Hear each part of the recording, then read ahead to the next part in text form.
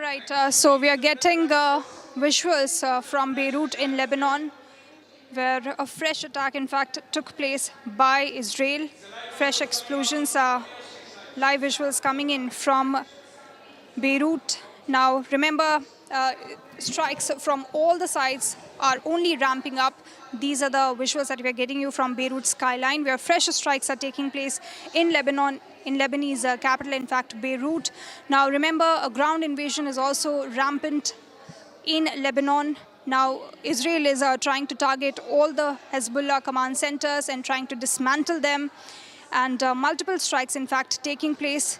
Now, remember, Iran has also, in fact, warned Israel to not attack proxies. One of the guarantees that, in fact, Iran asked the United States and Israel from, talked about 5 guarantees, and one of the guarantees was, in fact, not to attack the proxies located in various areas across the region, whether it's Hezbollah or Houthis in Yemen.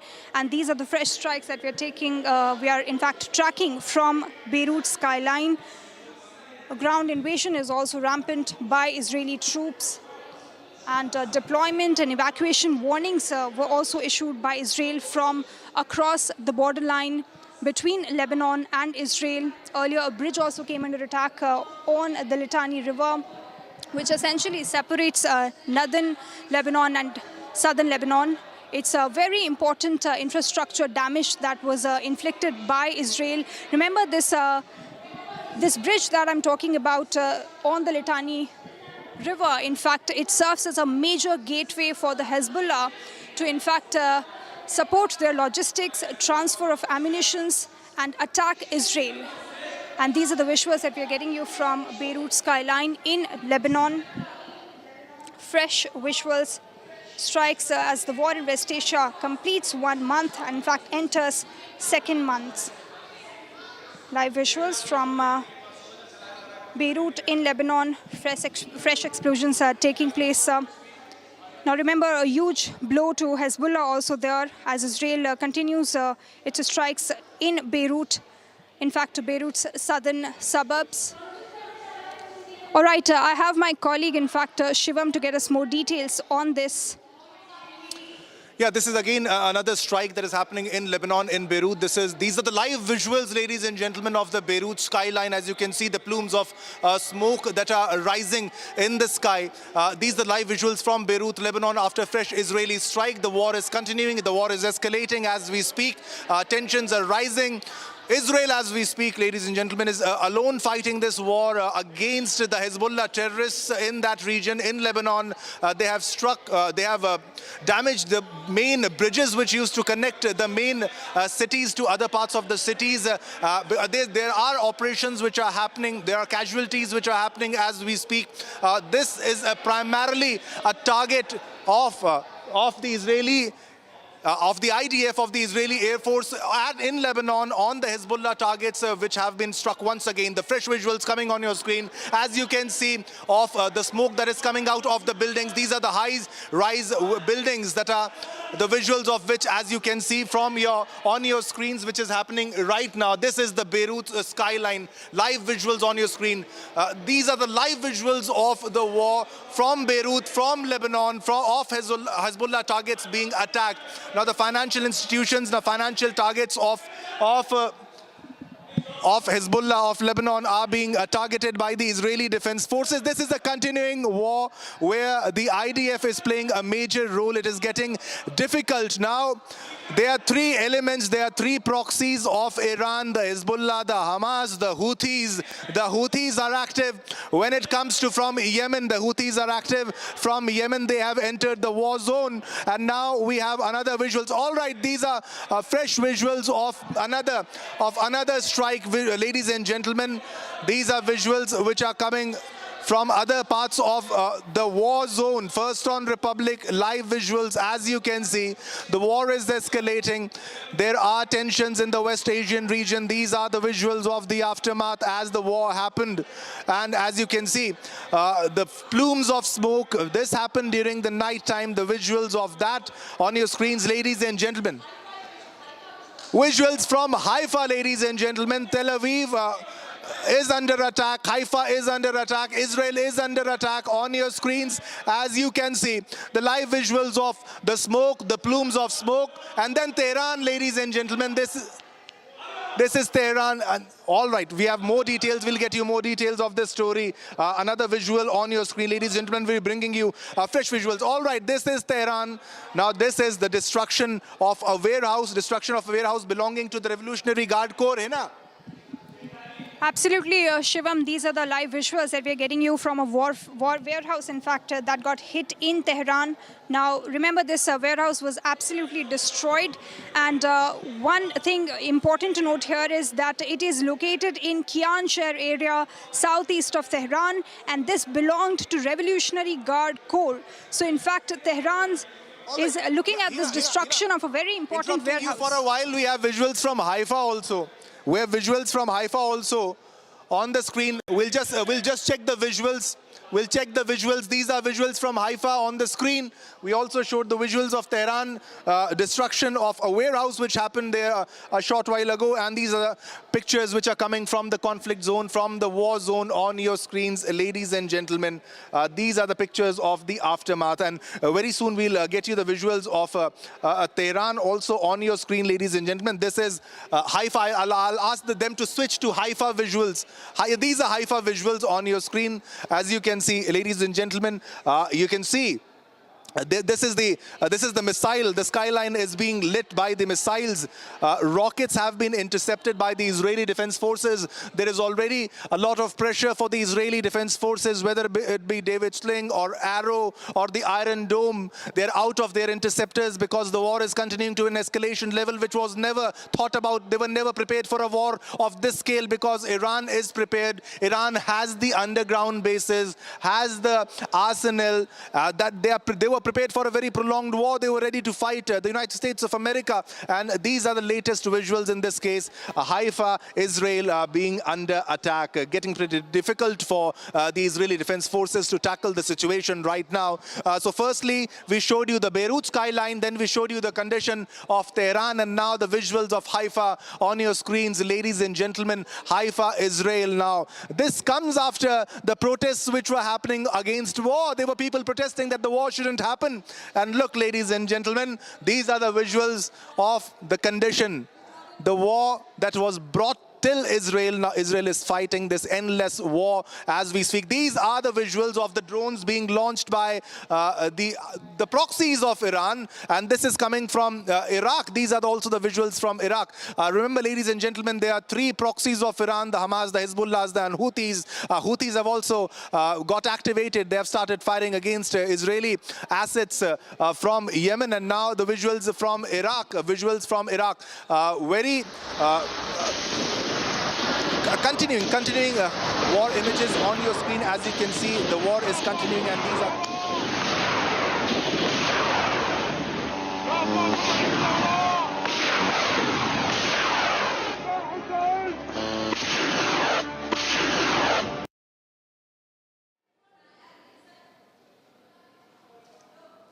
all right, viewers, we'll put the nats up of the visuals because these are scary images, and one can understand the kind of arsenal that the IRGC possesses, or the proxies of the IRGC possesses in this case. And first on Republic exclusive visuals, these are from the war zone, ladies and gentlemen, and they are wreaking havoc when it comes to on their enemies. Pictures of destruction, pictures of drones being fired by Iran and by their proxies from various parts of that region, because they are continuing their war against Israel. Now these are visuals of the aftermath visuals on your screen, ladies and gentlemen. As you can see, the building, the debris, as you can see on your screen. Now this is the footage which shows Iranian university reduced to rubble following Israeli strike. Now remember, the IRGC has given a clear-cut warning that they will be striking the US or Israeli affiliated universities, because the university had claimed in the past 30 days there were continuous strikes. there were continuous strikes on the universities were related to research and development. Now, the IDF also gave a statement that various research and development institutions were struck and which pertains to developing nuclear bombs. Now, these are visuals of the aftermath from the university. IRGC has given a clear-cut warning in this case. Hina, if you can describe the visuals of the debris on your screen. Absolutely, Shivam. These are the live visuals. In fact, earlier visuals that we're getting from Tehran, the destruction that took place at the university in Iran. Now remember, Iran is carrying out retaliatory strikes on US assets, in fact, on universities located across the Gulf region in retaliation to these strikes. And of course, we are also seeing US and Israel blaming Iran for using these science and technology universities to in fact make a nuclear bomb.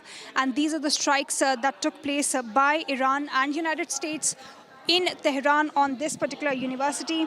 Now, this is in fact the visuals that we are getting you from Tehran, the Iranian capital, and the destruction that was in fact caused after the strike carried out by US and Israel. Now remember, we are also seeing commentary trickling in from multiple quarters and condemnation, in fact, pouring in on these strikes on the civilian infrastructure located in Iran. But these are the visuals that we are getting you from the university that got hit, in fact, in Iran. Now remember, a similar warning. All right, we are getting more visuals from Jordan, in fact. And these are the visuals of the skyline, in fact, that we're getting you from Jordan, and the missiles being launched at Jordan as well. Now remember, Jordan and all the other Gulf nations are coming under attack and in fact are at the crosshairs as this war continues. And yeah, these are live visuals, not live visuals, but of the visuals of the strikes and of the missiles and the drones, which you can see on your screens. The entire Middle East is a conflict zone because the IRGC, Hina, is attacking the assets which are related to the US military, the US bases, and also this is the missile strike on a facility affiliated with the Israeli army in Aqaba, Jordan. So basically, as the IRGC claims, they are legitimate targets, Hina, of the IRGC because they conduct strikes, they use these bases, and they fire missiles and they fire other drones from this location. These are the visuals from Aqaba, Jordan. So this is Iran firing missiles, firing drones at various locations, and these are the visuals of from the skyline. Hina. Absolutely. This is in fact an American base in Jordan, in fact, that also came under attack earlier. And in fact, the attack took place by unmanned aerial vehicles. So Shivam, essentially in this war, we are not only seeing missiles, in fact, being mounted on these Gulf nations, but also the unmanned aerial vehicles, UAVs, which are prominently used across parties in this war. Now remember, Iran is very well known for its massive drone arsenal, and these are the visuals, in fact, that we're getting you from Jordan. And earlier, Al-Azraq US base also in Jordan was attacked by UAVs from Iran. And in fact, we are getting you more visuals from Negev in Israel, in fact, which also came under attack earlier. Now remember, in Negev, multiple facilities came under attack, and one of the important point to note here is that Israel's Negev is essentially an industrial hub in Israel, which is now being targeted by Iran, of course giving a huge dent and damage to this industrial hub in Israel. And now we are going back to the visuals from Aqaba in Jordan, where we earlier saw how a US base in fact came under attack. You can see in fact, massive plumes of smoke billowing into the sky. These are the visuals. US base in Iraq hit, and we are also getting you simultaneously the visuals from Negev in Israel, an industrial hub, in fact, coming under attack in Israel by Iranian strikes. And these are the fresh barrage of missiles that, in fact, was mounted in Israel by Iran. Now, the impact, in fact, was on the industrial zone. All right, viewers, taking a short break, but coming up, 31 days of war on Iran. now entering into the second month with no end in sight.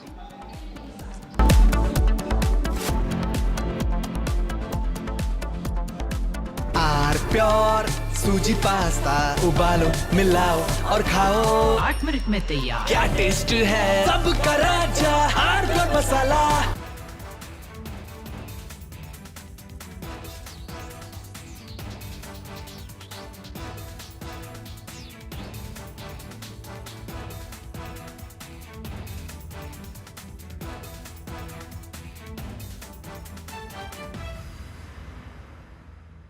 प्यास बुझाए ठंडक लाए सबको भाई जीरा से MDH का जलजीरा जीरा से। जीरा से असली रिफ्रेशिंग, असली स्वाद, असली मजा। MDH। हमें धीरज के साथ, संयम के साथ, शांत मन से हर चुनौती का मुकाबला करना है। इसलिए मैं देशवासियों से भी कहूंगा कि हमें हर चुनौती के लिए तैयार रहना ही होगा। जैसा कि हम देख रहे हैं कि इस युद्ध को लेकर पल पल में हालात बदल रहे हैं। आदरणीय सभापति जी, ये संकट अलग प्रकार का है और इसके समाधान भी अलग प्रकार से ही तय किए जा रहे हैं। हमें धीरज के साथ, संयम के साथ, शांत मन से हर चुनौती का मुकाबला करना है। आदरणीय सभापति जी, जैसा कि हम देख रहे हैं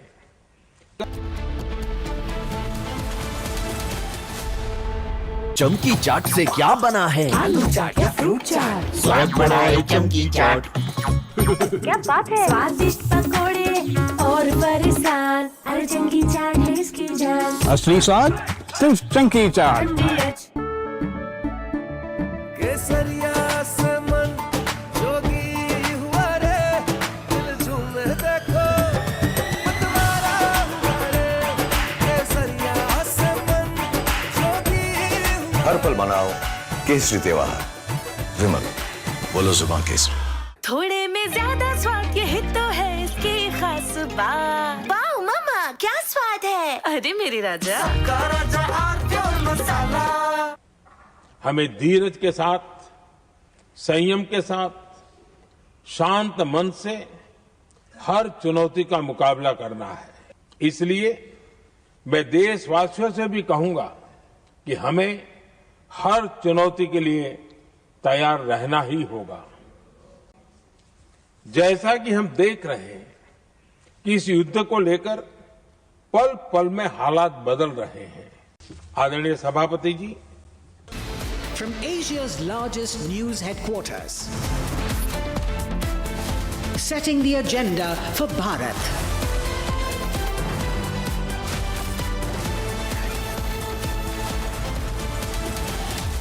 You're watching Republic.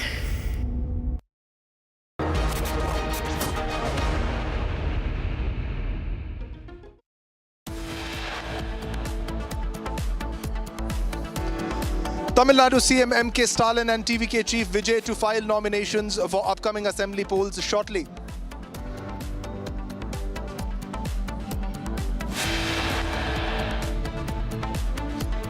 Top BJP delegation raised issue of violence occurred in Bengal during Ram Navami with Election Commission.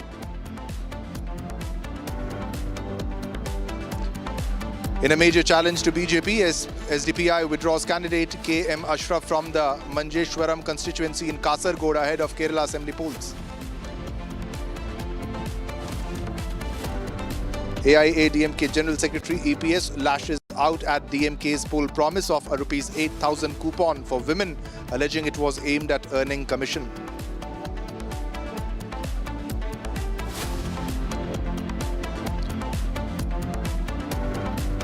Lok Sabha to take up a discussion on the government efforts to eliminate Maoism a day before the March 31 deadline set by Amit Shah to end Maoism in the country.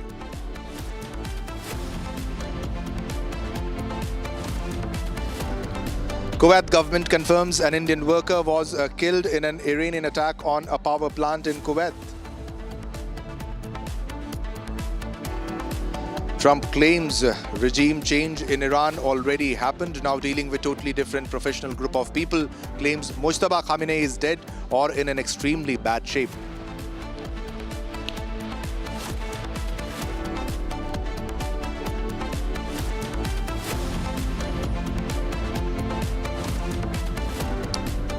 All right, viewers, let's begin this bulletin with all the big breaking news developments which are coming from the West Asian conflict, from the war zone. We'll get you minute-to-minute updates of what's unfolding in that region. While Donald Trump is claiming that peace is near, there is no end to the war, ladies and gentlemen.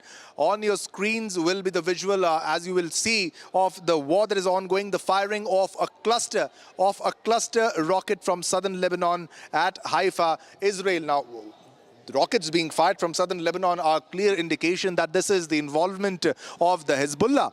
The Hezbollah, which is continuously a target of the IDF, of the Israeli Defense Forces, of the Israeli Air Force in this case. Now, these are the visuals of the scary visuals and the continuous firing of missiles, the barrage of missiles that we are getting. These are the visuals from Haifa, the skyline of Haifa on your screen. As you can see, this happened during the night time. And the visuals that you can see, the skyline is being lit by the missiles which have been fired. This is the firing of a cluster rocket from southern Lebanon at Haifa, Israel. Now, cluster munitions which are being used, though they shouldn't be used in case of any war because they are against the Geneva Convention also, while a war takes place. Now, the cluster bombs are very dangerous. Even after interception, they break into mini bombs and then they fall at various places. Now, they become a serious headache for the interceptors and those who are in the Israeli Defense Forces. Visuals from Haifa on your screen, ladies and gentlemen, continuously. It continues. Israel continues to be a conflict zone as we speak. These are the visuals on your screen, ladies and gentlemen, as you can see. Visuals of the cluster bombs, as we just said, and the missiles are being intercepted. But as I said, it is getting difficult for the interceptors. Israel is running out of interceptors. It's getting costly. The war is becoming very costly for Israel and for United States of America. The interceptions which are happening. And the visuals on your screen, as you can see, it's a very threatening situation for Israel. And now we will get you another visuals. Now this is Dhikar, Iraq. Iraq is also the Erbil, Iraq. Visuals from Erbil, Iraq. Loud explosion. Visual taken from a camera from very far location, but you can still understand the impact of the explosion that occurred, the plume of smokes and also the smoke and the blast which occurred. Probably a strike which had happened. Iranian missile spotted in that location. This is Iraq because, as I said, bases are being targeted and you can see the loud explosion.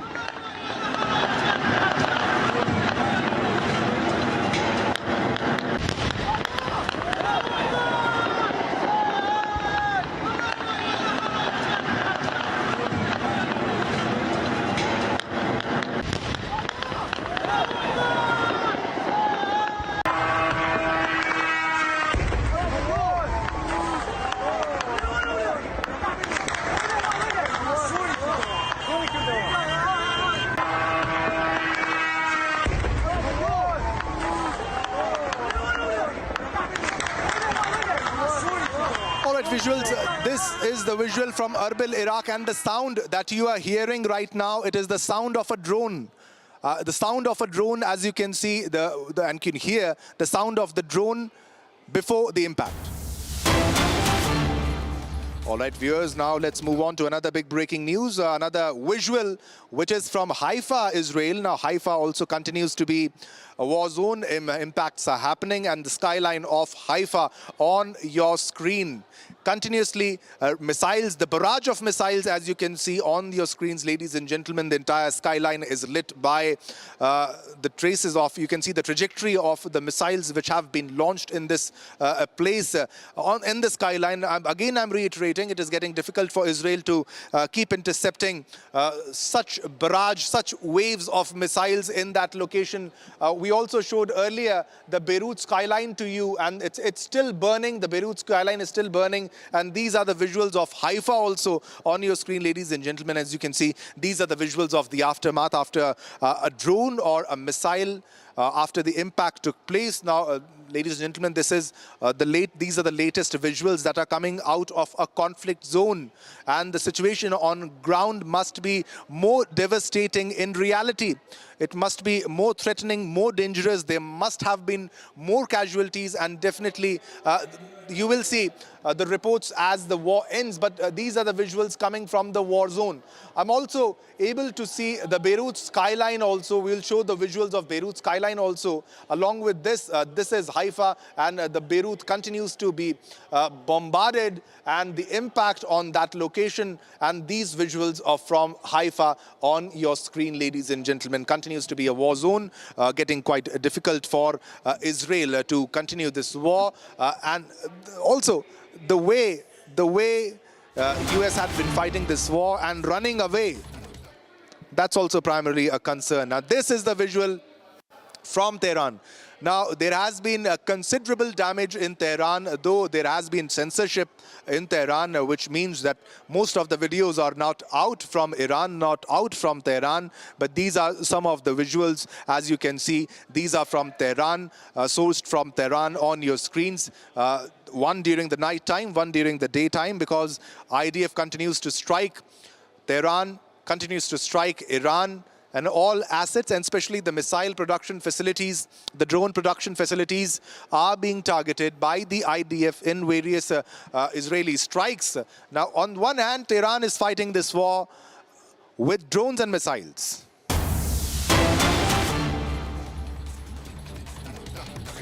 All right, visuals. All right, viewers. Now, these are the visuals of Beirut. Visuals of Beirut on your skyline, on your screens of the Beirut skyline, ladies and gentlemen. These are the visuals from Lebanon. We have been continuously showing you the visuals, live visuals, ladies and gentlemen, on your screen from Beirut. Now, possibly these are the Hezbollah facilities which have been targeted by the Israeli Defense Forces. The latest wave of strikes amidst the ongoing war on your screen, ladies and gentlemen. As you can see, this is the Beirut skyline. That is, continuously you can see the plumes of smoke coming out and the entire sky. This is during the daytime, ladies and gentlemen. Live visuals on your screen, and must be a densely populated area. The IDF continues to give warnings in these cases for the civilians to evacuate, but there is constant threat in Lebanon. It has become a headache for the Lebanese government also, because the Hezbollah is acting parallelly in this case, out of the control, not in control of the government there. Now, this is the Beirut skyline, ladies and gentlemen, on your screen. As you can see, there is no end to war. The peace is not near. I reiterate the fact that the war continues.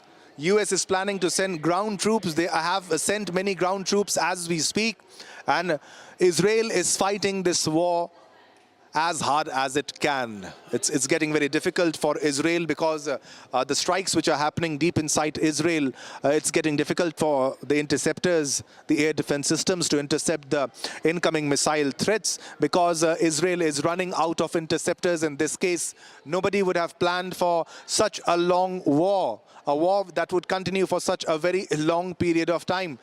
Visuals on your screen, ladies and gentlemen, as you can see, from the Beirut skyline, it's burned. The building is burning. Must have been a very big bomb that must have been used in this case, with the precision strikes which are conducted by the IDF.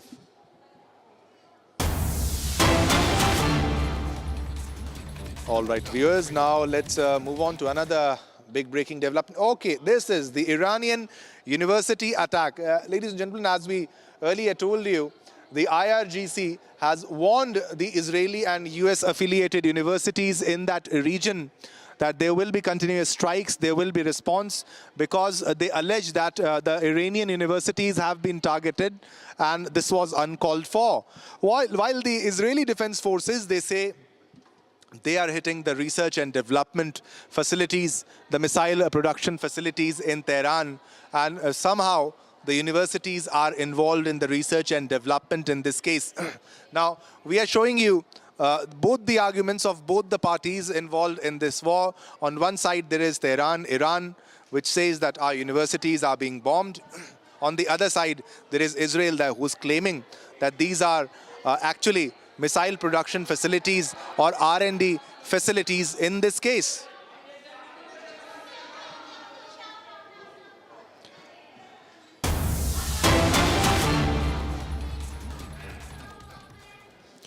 All right, viewers, now shifting focus back to elections. This is M.K. Stalin filing his nomination papers after his superstar budget is out, the hero-heroine budget as he calls it. It's out, the manifesto, it's out, and after that he's filing his nomination. Now live visuals coming in of Tamil Nadu Chief Minister Stalin filing his nomination papers. Now the candidate list has been announced, and this is after the manifesto which has been declared, the manifesto declaration. These are the live visuals coming in of the nomination being filed. Now, also, we will show you two visuals. Okay, once again, we'll show you two visuals. One is TVK Chief Vijay. Okay, on your screens, as you can see, TVK Chief, that is Vijay, who has filed the nomination papers on your screen, and this is M.K. Stalin.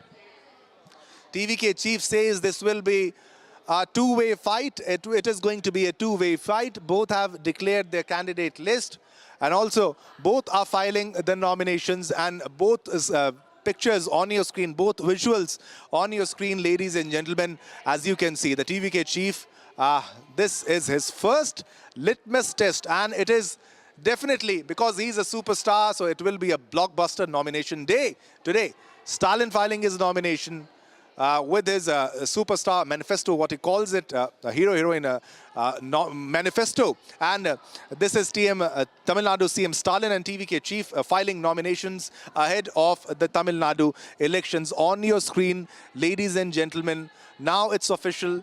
This is TVK Chief, who is contesting from Perambur and Trichy East, and it will be definitely a litmus test for the TVK Chief Vijay. TVK Chief Vijay in this case, and also very difficult this time for M.K. Stalin also, though he has announced a lot of promises. All right, to speak on this issue and for more details, we have our colleague Sharda with us. Sharda, live pictures on our screen. If you can speak on the visuals, Sharda, over to you.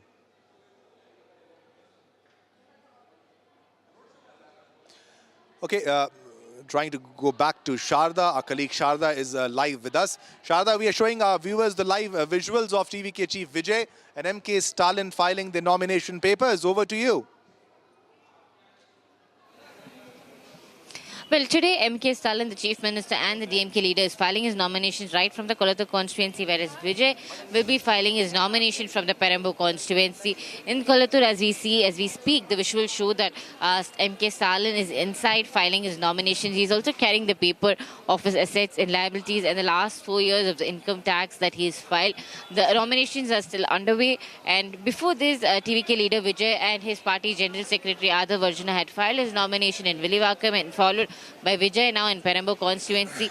As we speak, Stalin, after filing his nomination, would be going on a road show in Kolattur constituency, his home turf, where he is now contesting for the 4th time. He initially started his constituency in Thousand Lights 10 years back, and following that, for the 10th time, he is now contesting from Kolattur. Initially starting it in Thousand Lights, after 6 times, 4th times in Kolattur constituency is what M.K. Stalin is now contesting from.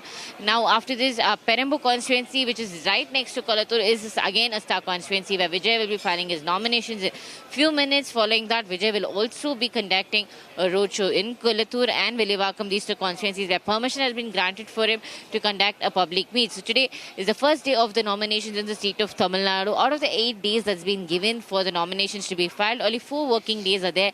And out of the 4 working days, today being the main important day, already 3 chief ministerial candidates are filing their nominations today. That is M.K. Stalin from DMK, and also TVK leader Vijay, and NTK leader Seeman from Karaikuri will be filing his nominations now. And today seems to be an important day, and very soon Edappadi Palaniswamy will also be filing his nomination from the Edappadi constituency.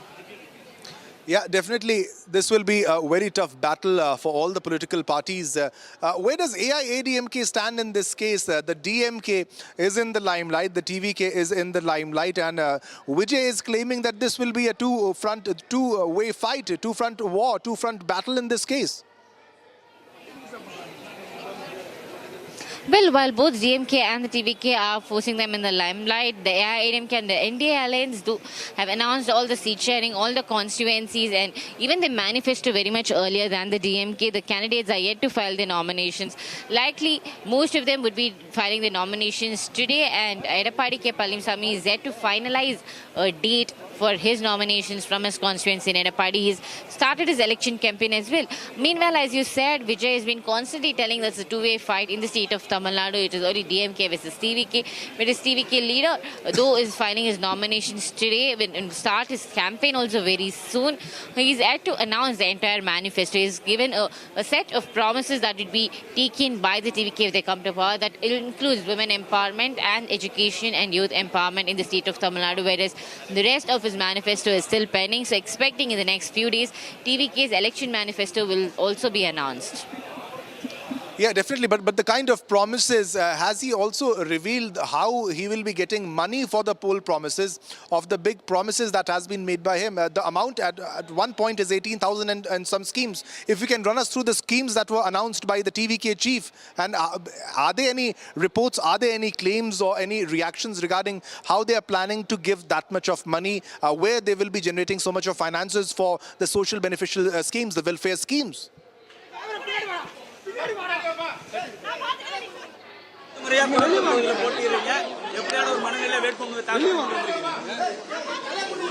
நான்காவது முறையும் கொளத்தூர் வாக்காளர் மக்கள் திராவிட முன்னேற்ற கழகத்தின் வேட்பாளராக மதச்சார்பற்ற கூட்டணி வேட்பாளராக நிறுத்தப்பட்டிருக்கின்ற என்னை அமோகமான வாக்கு வித்தியாசத்தில் நிச்சயமாக வெற்றி பெற வைப்பார்கள் என்று முழு நம்பிக்கையோடு. தமிழகம் முழுவதும் கூட்டணி நீங்க வலுவா அமைச்சிருக்கிறது ஒரு தாக்கு இருக்கு. எப்படியான ஒரு பிரச்சாரம் இருக்கும் எதிர்பார்க்கலாம்? எப்போதும் போல வலுவார், எப்போதும் போல வலுவார். நன்றி சார், நன்றி.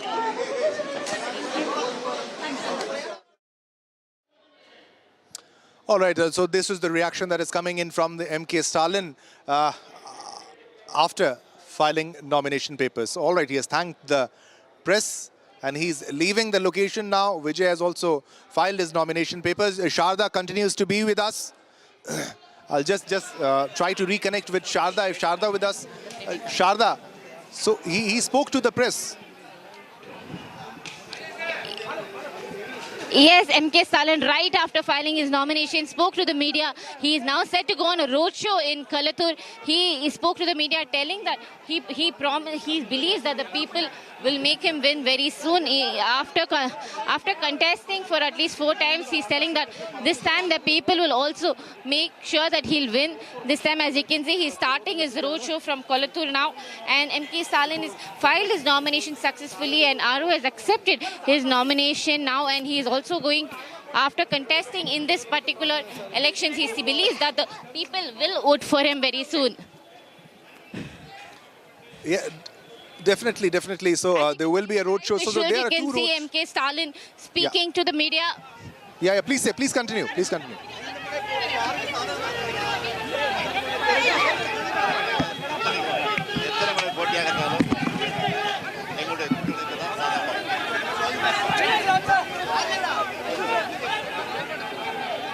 இதுதான் சாதகமா இருக்கு.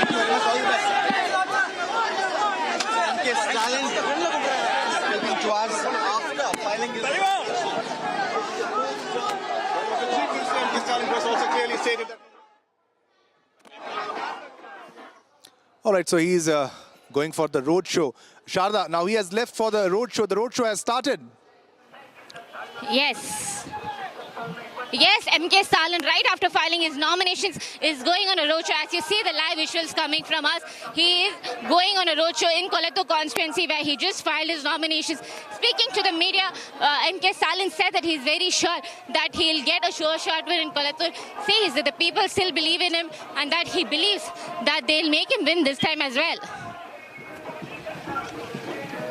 All right, viewers, we have the live visuals on the screen, and as you can see the visuals, he is on the top of a red Jeep in this case, an open SUV in this case, waving hands and saying thanks to the supporters of the party, the DMK party in this case, and moving on very slowly. All right, Well, Shada, as we see, the DMK has been constantly saying that. The DMK is constantly been telling that they'll win at least in 210 constituencies this time. Out of the 234, 210 is sure shot win is what the DMK believes in. And now as you see, Stalin says that he'll completely win in this elections. And the DMK leader MK Stalin is very sure that it's apart from his constituencies, the DMK with their promises to the people will win in the state of Tamil Nadu. Yeah, the DMK seems to be pretty much prepared all this time, because they definitely know the kind of battle will be quite tough, keeping in mind that there is an entry of another party, that is the TVK, and also the way he's been making the promises, poll promises, and also because he is a known superstar. Now this definitely impacts when it comes to politics in that region.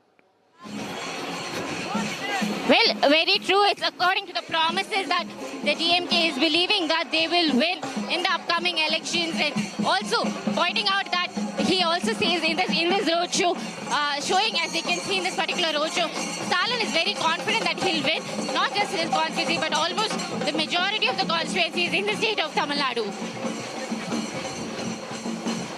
All right, if you can also run us through the promises which have been made by the DMK in this case, and the kind of poll promises, because every party seems to be doing better than the other party when it comes to promising about something, about a welfare scheme or a scheme for women, or for an educational scheme in this case, or for the development of industries. Now, what about the poll promises and manifesto of the DMK? The final manifesto of the DMK was launched yesterday evening, and in the final promises, the DMK party promised to get 8,000 rupee coupon for the people of Tamil Nadu, especially for the women, where the 8,000 coupon is to get the home appliances. It also has the availability to buy the induction stove in the wake of the LPG crisis. As we see, it's all about taking, instead of giving them cash directly this time, it's all about the appliances that they can opt for and buy. And apart from that, there's also multiple other welfare schemes that MK Stalin has promised, which will be an increase of amount that already in the existing schemes that they'd be giving out. Yeah, but this time, when it comes to poll promises, and also when it comes to the cash benefits, DMK avoided from direct cash benefits. The idea of coupon was also questioned by the media at that time, and they thought that it will be better for people to choose whatever they want to do. Now, how does one encash the coupon or buy something which will be disbursed by MK Stalin in this case if they win the election? Any idea on that too? Well, in the plan yesterday, it's been identified that this coupon can be encashed in any of the stores nearby, and that instead of giving cash, they would opt for this to make sure that people get the opportunity to buy whatever they want. And it's not just cash for money like how AIDMK has promised 10,000 rupees, whereas the DMK is now saying 8,000 plus 2,000 every month, whereas this 8,000 coupon is a one-time thing. Yes, definitely. And also, if you can speak over the visuals that you are seeing right now, how many people have gathered in that location as you speak? Like, is it a large gathering of crowds which are walking together with MK Stalin? In his Kolettur constituency, where people, as you can see the live visuals, showing MK Stalin finishing his roadshow and arriving at the stage to talk to the people. It's all about his roadshow campaign right after his nominations. Believable that Kolattur being a strong constituency, that it is expected that MK Stalin is going to be contesting from Kolattur. He's filed his nominations now, and following this, he'll also, as you can see, he's got down from the roadshow vehicle, and after this he's going to be addressing the crowd in Kolattur. Now the roadshow has begun and ended, and the speech is underway of MK Stalin, following which he'll be meeting the people of Kolattur constituency. Yeah, we can see that a stage is ready. There will be a speech, and he will be addressing people from that location, as we can see. Now, there are people of various faiths I can see on the stage right now. People of various faiths on the stage where MK Stalin is there. There is a Muslim cleric, as I can see. There is a Christian father. There is a Muslim woman there. There is a sister on the screen. If you can describe these visuals also. What is MK Stalin trying to prove? What is the message that he's trying to give here? That he is from a social democratic party, that the DMK is all for the people, especially for the minorities. He's showing through the stage that apart from there's Muslims and minorities, there's Christians on the stage that's welcoming him, showing that he being a social democratic party, that the DMK accepts even the minority. So you can see this as a minority appeasement as well. And this is the move done by MK Stalin right on the day of the nomination, the first day, where he's starting his election campaign right from his constituency, Kolattur. Yes, definitely. These are live visuals, and from that location, as you can see, people of various faiths. So it's a kind of message that MK Stalin wants to give here. In this case, with a Muslim man standing there, a Muslim lady standing there, and one Christian priest on the dais, on the stage, as you can see, and also Christian sister also on the screen.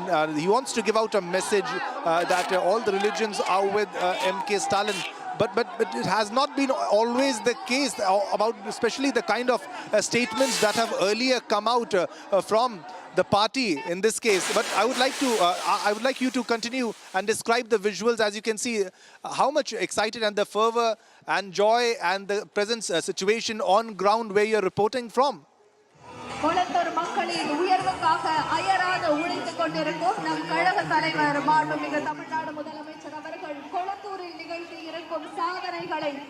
All right, we'll try to reconnect, but these are the visuals coming in live from Chennai on your screen. So this is the visuals from the road show, and every party has declared their manifesto, and this is happening after the nominations have been filed by the DMK chief, that is the MK Stalin in this case. Now, TVK chief Vijay has also filed his nomination, and he is also conducting a roadshow. He's also doing, these are the visuals of the roadshow that is being conducted by the TVK chief, that is being done by the TVK chief Vijay in this case. And these are the aerial shots, and people have gathered in a very large number.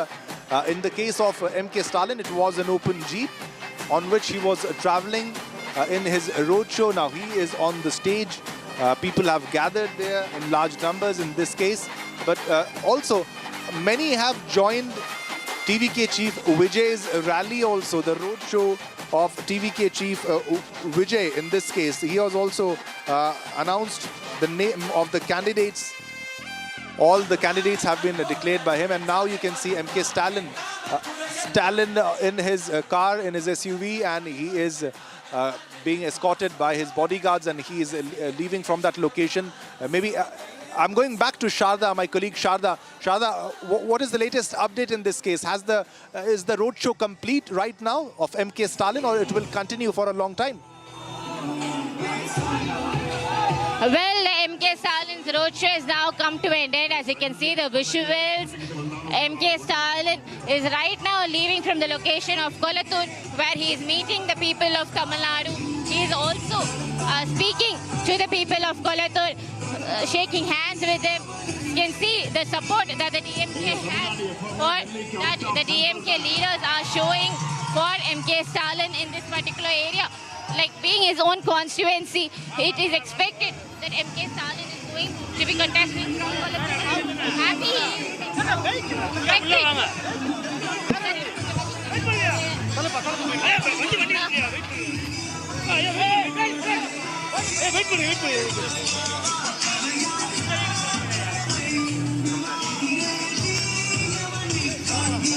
நான்காவது முறை அதிக அளவு ஆதரவை நான் கண்ணால் பார்க்கிறேன்.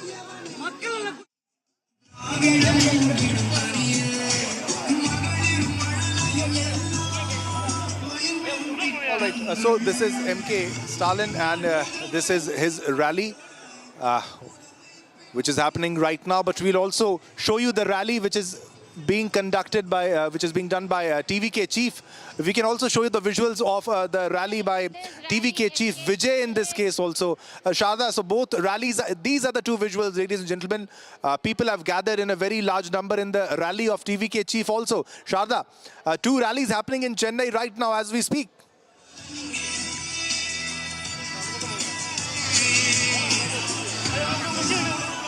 See, as you can see, the visuals of MK Stalin meeting the people of Tamil Nadu is also...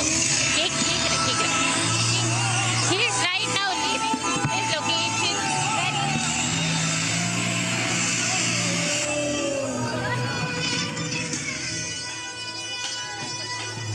Right now, MK Stalin is leaving from his location of Kolattur, where he is meeting the people, where he is also promised the media that he will... சொன்னோம், ஆனால் அதை விட அதிகமாக தான் ஜெயிக்க போகிறோம். அதை விட அதிகமாக ஜெயிக்க போகிறோம். நேற்று தானே தேர்தல் வெளியிட்டதுக்கு பிறகு எத்தனை மணி போட்டியாக இருந்தாலும் எங்களுடைய கூட்டணிக்கு தான் சாதகமாக இருக்கும்.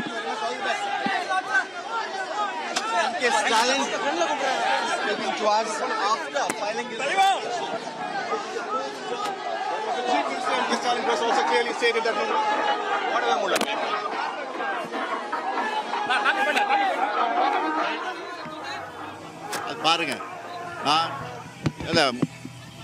முத்துவேல் கருணாநிதி ஸ்டாலின் என்னும் நான் அப்படின்னு கவர்னர் மாளிகையில் போய் பதவி ஏற்றுக்கிட்டு கோட்டைக்கு வந்து போட போகுது அப்போ சொல்றாங்க.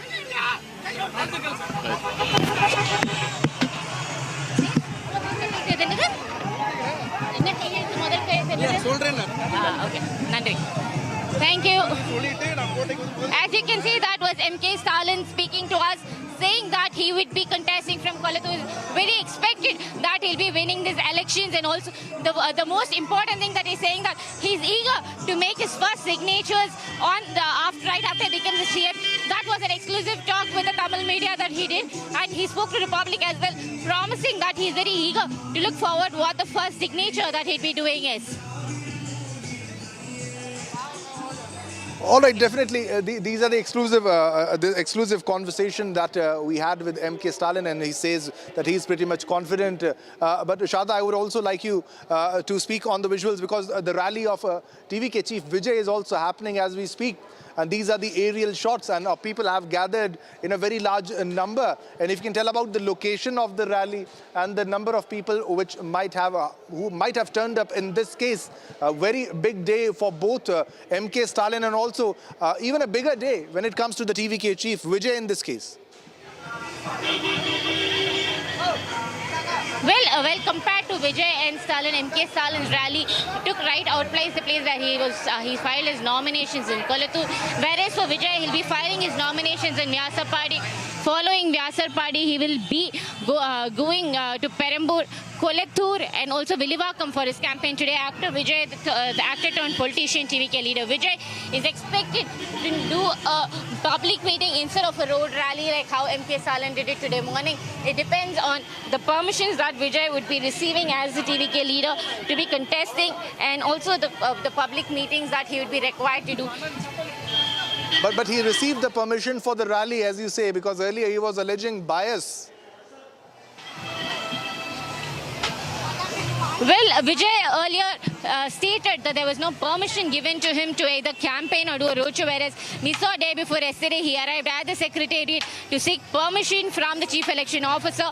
Following that, he is now given permission to do public meetings. However, for rallies, it's still a no for him. The nod has come only for public meetings, whereas Vijay cannot go on road doing a roadshow because the number of crowd expected for Vijay is more. And last time, after what happened in Karur, the tragedy of 41 people losing their lives in the stampede, the government and the chief election officer is very sure shot that if there is a road rally conducted with no proper safety measures, the accident might lead to another accident. To be very sure shot of what is, it's being very careful on the election retrospective. They are making sure that it is a public meet for actor and TVK leader Vijay.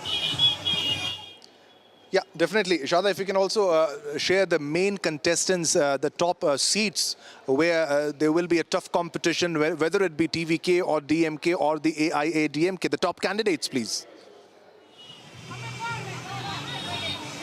Well, the AIADMK has Edappadi Palaniswamy contesting from Edappadi. The tough candidates go on to the former minister and the 18 sitting MLAs, which is the first list of the AIADMK candidate list shows.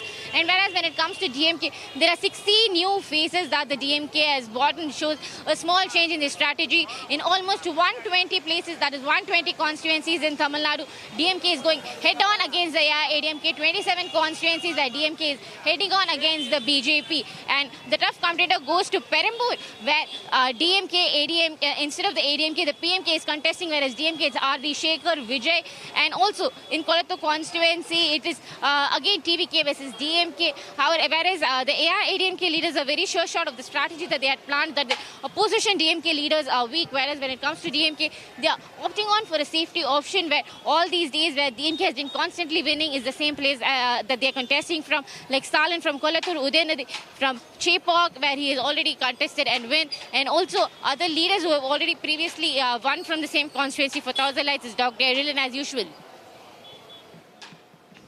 Yeah, and the type of campaigning that the BJP is also doing, however, it will be a difficult battle for them, but it will be a better battle for the AIADMK in this case. But what are the challenges that the DMK also might be facing this time? It's never supposed to be an easy election all the time. Well, it's always supposed to be an easy election. It's either the anti-incumbency of the current government, so the next government forms in. However, this time there's a small change, whereas the AIADMK formed an alliance with the NDA, having a multiple smaller parties, smaller infringements that are going to be contesting for them. And the first time, NDA is going to be campaigning, like for BJP is going to campaign for the AIADMK and vice versa.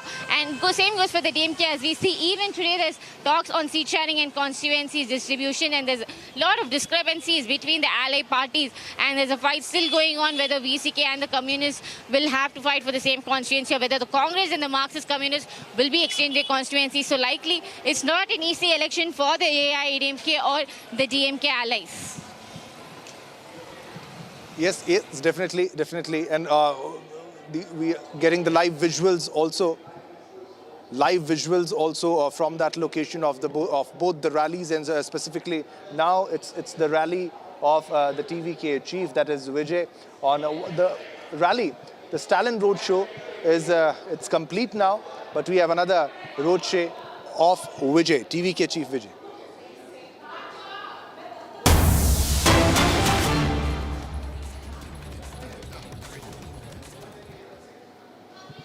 All right, viewers, we have live visuals coming in from Beirut. These are visuals from Beirut, as you can see. Live visuals coming in from Beirut. Beirut continues to be a war zone as we speak. Live visuals from Beirut of the plumes of smoke, as you can see, they're coming out. This is a city, a densely populated city with many buildings very close by, as you can see. These are visuals from a building from a heighted location, as you can see, and now the visuals of the smoke that is coming in, that is billowing out from that location after an Israeli airstrike which was conducted. Visuals of aftermath of the Israeli airstrike that happened amid the ongoing war. This is the Beirut skyline on your screen, ladies and gentlemen. Now we are showing you after top stories of politics now. We're shifting our focus to the war zone, and these are visuals of the Beirut skyline. Now you can see Israel is in a very difficult battle, but it's continuing to fight and destroy the Hezbollah bases of the Hezbollah terrorist organization, because the Hezbollah was playing an active role. There were the triple H of Iran, their proxies of Iran, whether it be Hamas or Houthi or Hezbollah. The Hamas was taken care of by Israel in the war after October 7, and now the war continues with Tehran, with the Iranian regime, and also with Hezbollah right now. These are visuals of attack on Hezbollah. This is Beirut skyline. And also the latest update is that Houthis have also started firing missiles, and they have become an active participant in the war. And now it is getting difficult for Israel also, because they're running out of their interceptors. If the war continues for a very long time, it will be very difficult for them, and hence the strikes are happening on missile facilities too.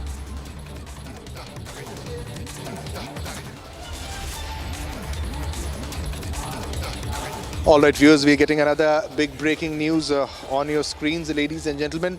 Missiles launched from Kuwait towards Iran. Now, this is the latest, ladies and gentlemen. This is missiles being launched from Kuwait to Iran. Now, explosions heard in Iraq's Basra province also.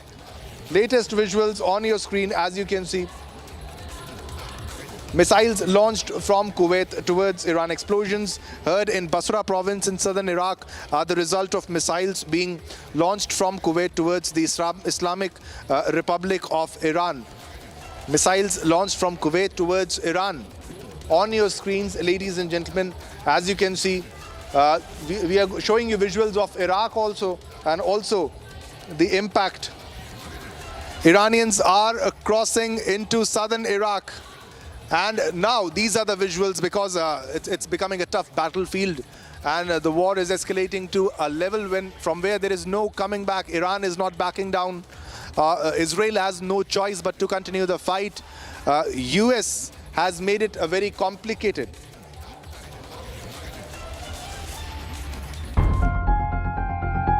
Iran is under constant bombardment by US and Israel, leading to power outages and a halt in trade. Iranians, since the war began on the 28th of February, have no access to internet. Goods are becoming expensive across the country. And so, in a bid to seek cheaper goods, internet access, and brief family visits, dozens of Iranians are entering Iraq. But they are not leaving the nation for good. They will return to nearby Iranian cities such as Abadan and Awaz. Some are crossing into Iraq via Shalamcha border. But one sentiment is common among all Iranians crossing into Iraq. Iranians say we will be victorious, and they also have a message for Americans. رسالة الأمريكان يشيلون ايديهم من الوطن الإسلامي والهاي هيمنة اللي هم ببالهم وفكرهم يكون يصغرون، لا ما يقدرون، والشعب بقفل الدولة الإسلامية والقيادة الإسلامية إن شاء الله منتصرين بحيل الله. موجودة هجمات وإحنا قاعد نقصفهم، ما نخليهم وين ما كانوا. هجماتنا أكثر من عندهم، يعني إحنا قاعد إسرائيل قصفة كل مناطقهم اللي عندهم فايقات قاعد نقصفهن، كل مكان العالم قاعد نقصفهم. هم يقصفونا نوبة، احنا نقصفهم 10 مرات. Iranians say they do not want Americans on their land. شنو رسالتك لهم؟ تقولون وقفوا؟ والله الافضل هم ينسحبون من كل المنطقة، لأن احنا ما نرغب بهم، ما نريدهم. The figure by the UNHCR suggests that up to 3.2 million Iranians are temporarily displaced as the conflict intensifies. With the war entering the second month, the human cost is only increasing with each passing day.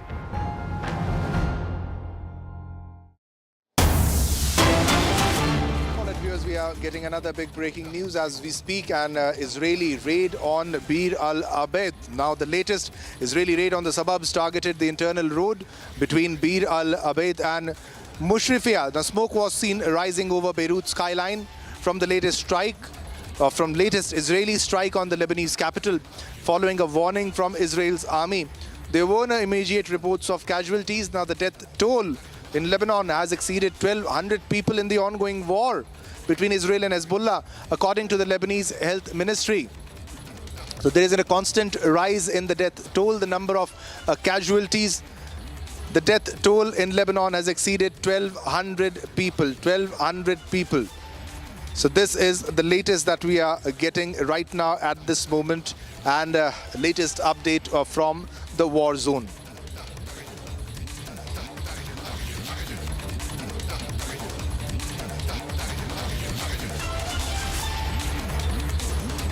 All right, viewers, now let's move on to another big top story that we are getting. Now, the IRGC has given another warning to the US and to Israel. Now, they have clearly mentioned that they are now going to strike the residential complexes and the residences of the senior military officers and the politicians. Now, this was conveyed by the IRGC in the latest warning to the United States of America and to Israel. Watch this report for more information.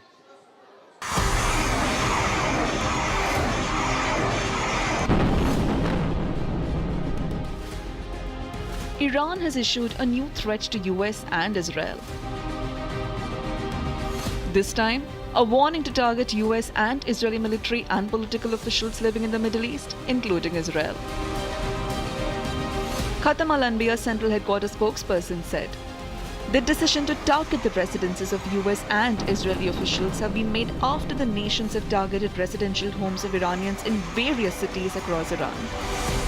با توجه به شرارت‌ها و اقدامات تروریستی دشمنان آمریکایی صهیونیستی و هدف قرار دادن منازل مسکونی مردم ایران در شهرهای مختلف، نیروهای مسلح جمهوری اسلامی ایران در اقدامی تلافی جویانه محل سکونت فرماندهان و مسئولان سیاسی آمریکا و رژیم صهیونیستی در منطقه و سرزمین‌های اشغالی را هدف قرار خواهند داد.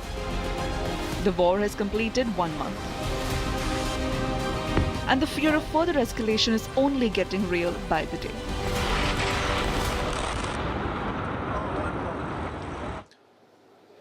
Now, the big question that arises here, and we'll show you a special report on that, is whether America prepared for a very long battle with Iran in this case.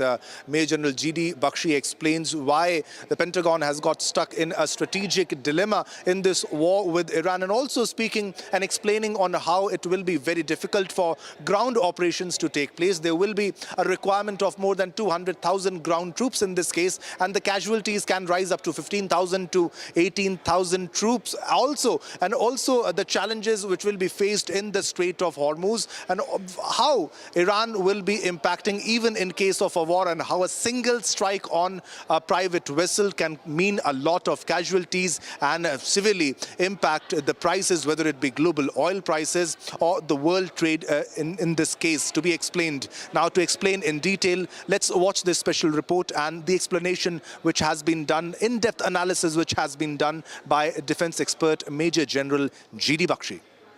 America is assembling an armada, an amphibious armada, to attack the islands in the Gulf of Hormuz, as also the northern coast of the Gulf of Hormuz, the Iranian territory from where he can fire ballistic missiles, anti-ship and cruise missiles and drones at the ships in the Gulf.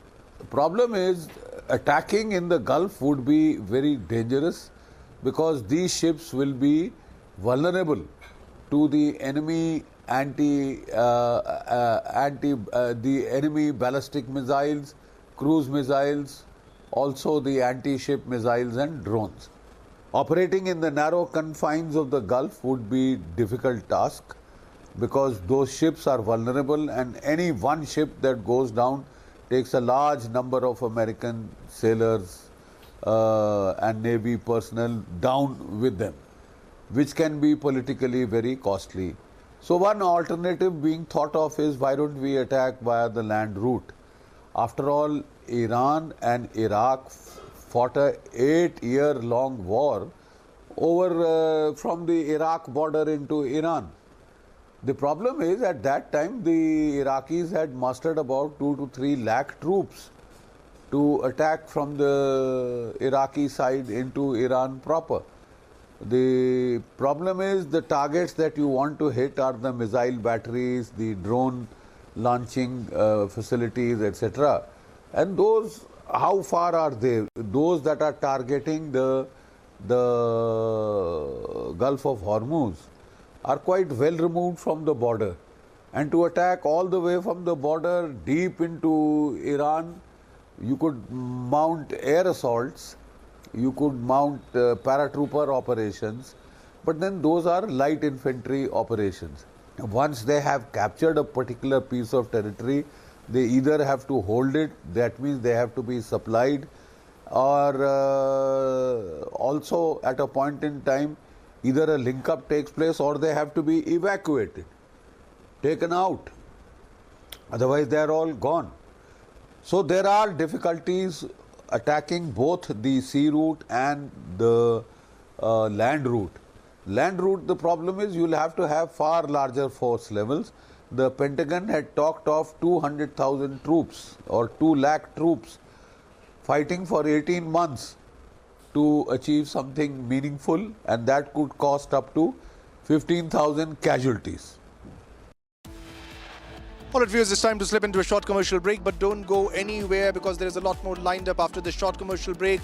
Coming up, massive fire erupts at Victoria US Air Base in Iraq after an Iranian strike in the region. Coming up next.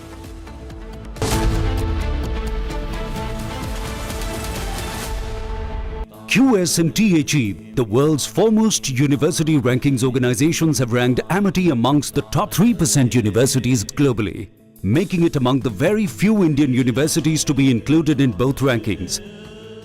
Yet another top ranking for Amity University. चमकी चाट से क्या बना है? आलू चाट या fruit चाट? स्वाद बढ़ाए चमकी चाट। क्या बात है? स्वादिष्ट पकोड़े और बरसान, अरे चमकी चाट है इसकी जान। असली स्वाद सिर्फ चमकी चाट।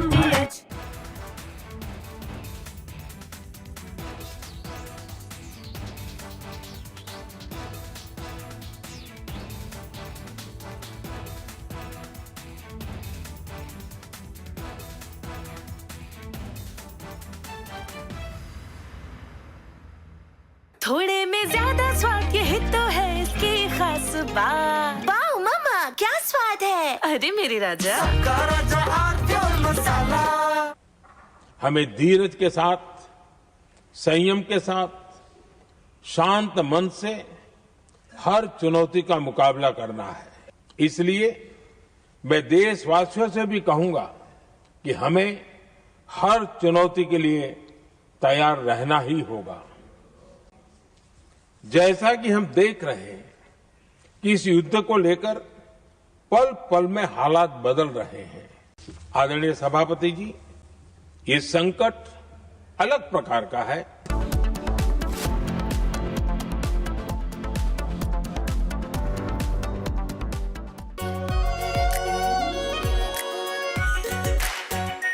R pure shahi paneer masala, delicious, healthy everyday.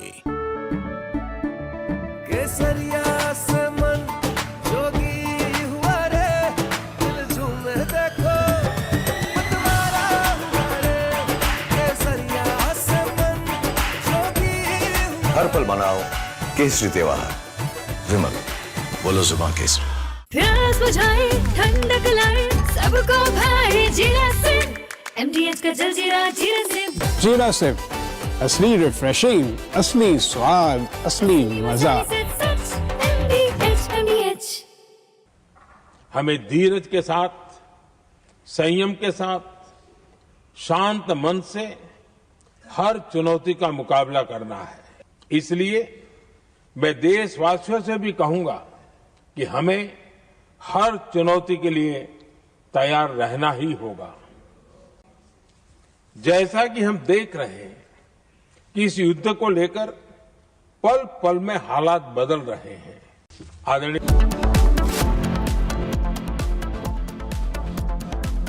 QS and THE, the world's foremost university rankings organizations, have ranked Amity amongst the top 3% universities globally, making it among the very few Indian universities to be included in both rankings. Yet another top ranking for Amity University. चमकी चाट से क्या बना है? Sandwich, लस्सी और छाछ और हर घूंट में चमकी चाट, ड्राई फ्रूट और दही बड़े। चमकी चाट से स्वाद बढ़े। असली स्वाद सिर्फ चमकी चाट।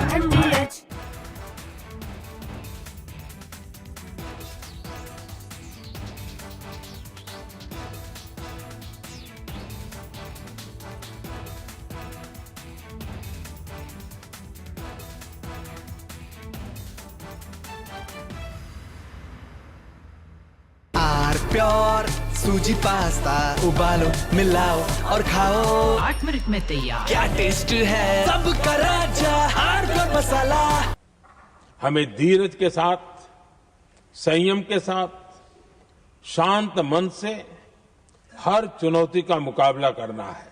इसलिए मैं देशवासियों से भी कहूंगा कि हमें हर चुनौती के लिए तैयार रहना ही होगा।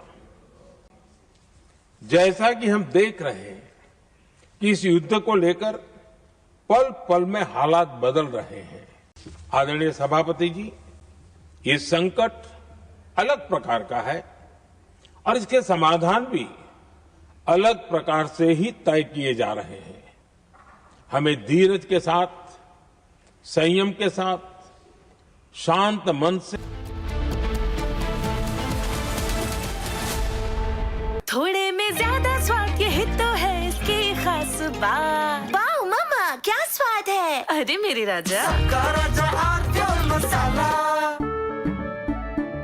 केसरिया से मन जोगी हुआ रे, दिल झूमे देखो मतवारा हुआ रे, केसरिया से मन जोगी हुआ। हर पल मनाओ केसरी त्योहार।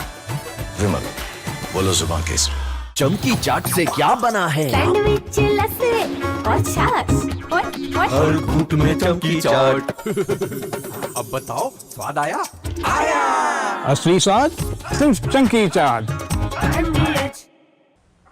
हमें धीरज के साथ, संयम के साथ। From Asia's largest news headquarters, setting the agenda for Bharat.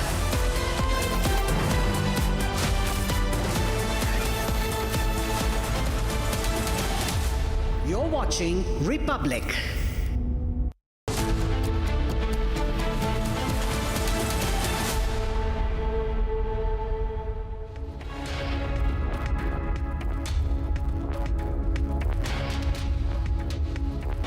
Hello viewers, a very good afternoon. We are live and we are breaking. I'm Shivangi Shukla getting you the latest, and here on Republic we're tracking the latest from the Iran war. Donald Trump, the president of US, says that he might be considering seizing Karg Island, and we're getting many updates coming in of the latest strikes. All this and much more coming right up, but the headlines first. Let's get started.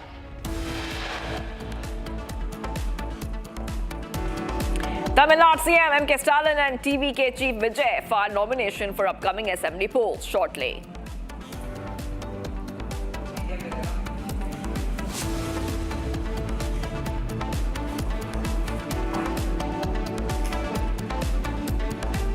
A top BJP delegation raises issue of violence occurred in Bengal during Ram Navami with the Election Commission.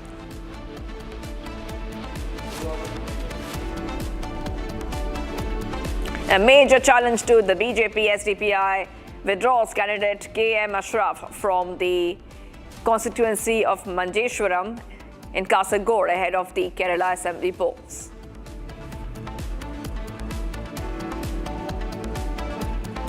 AIADMK General Secretary EPS lashes out at the DMK's poll promise of 8,000 coupon for women, alleging it was aimed at earning commission.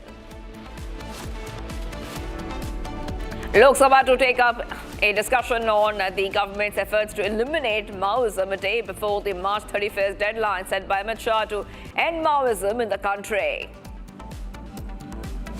Kuwait government confirms an Indian worker was killed in an Iranian attack on a power plant in Kuwait.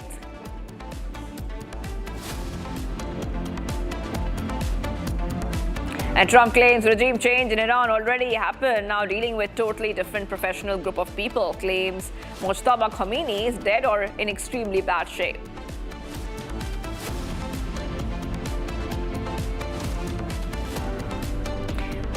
Let's start with the breaking news coming in. And the latest update on the war. Israeli Foreign Minister said 5,000 rocket shells and drones launched at Israel from Lebanese territory since March 2nd.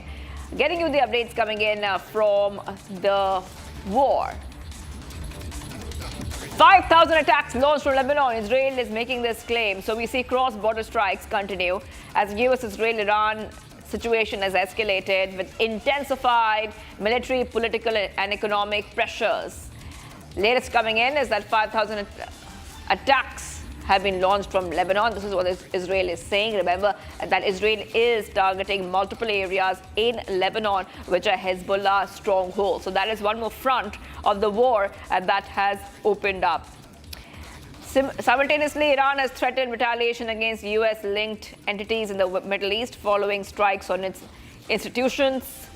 We have seen that many proxy conflicts have emerged, with Houthi forces attacking Israel and Israel ramping up military operations in Lebanon. So those are some of the top updates that we're tracking here on Republic. Nick is joining us. Nick Koliotin, reporter, joining us from Tel Aviv. Thank you for joining us here, Nick. Okay, so we see that the proxy conflicts of the Iran war, those are also continuing side by side. Israel has made some big statements about the attacks which have been launched from Lebanon's side. So what is Israel saying? Yeah, that's right. Israel says now that they will do anything in their power to stop the attacks from Lebanon, from the Hezbollah. This is a proxy terror organization of Iran that is bombarding the north of Israel, which it is bordering with Lebanon. And they are doing it with many missile attacks every day. And they are continuously bombarding and targeting civilian areas. They launch their attacks against buildings, against schools, kindergartens, and civilian facility. But this time, Israel strives not to tell to the people of the north of Israel to leave their homes, their houses, and go to the center or to the south of Israel. This time, Israel doesn't want to evacuate the people because they understand it will be a big win for the Hezbollah. Instead of that, Israeli army now conquering the south of Lebanon, and Israel telling to the Lebanon government, if you don't want your country to be destroyed by a war that you didn't launch and you don't want, this is the war of Iran and their friends in Lebanon, Hezbollah, but it has nothing to do to the country of Lebanon. So if you want to save your country, you need to stop Hezbollah from working and from launching those attacks from your land, and Israel can continue their conquer of the country and go to the capital of Lebanon, and they can continue their offensive operation as long as Hezbollah attacking the north of Israel. But yes, this is just part of a bigger war. And Nick, as Israel is targeting areas in Lebanon, especially which are Houthi strongholds, simultaneously, we see that Hezbollah is firing rockets into northern Israel. Israel is also responding with heavy airstrikes, particularly in the southern Lebanon region. So we see this cross-border strikes which are coming in. Just to take our viewers a little bit more about Israel's operation in Lebanon. Yes, Israel now targeting all the military infrastructure of Hezbollah in the southern of Lebanon, and they have a lot of infrastructure under the ground, like Hamas in Gaza.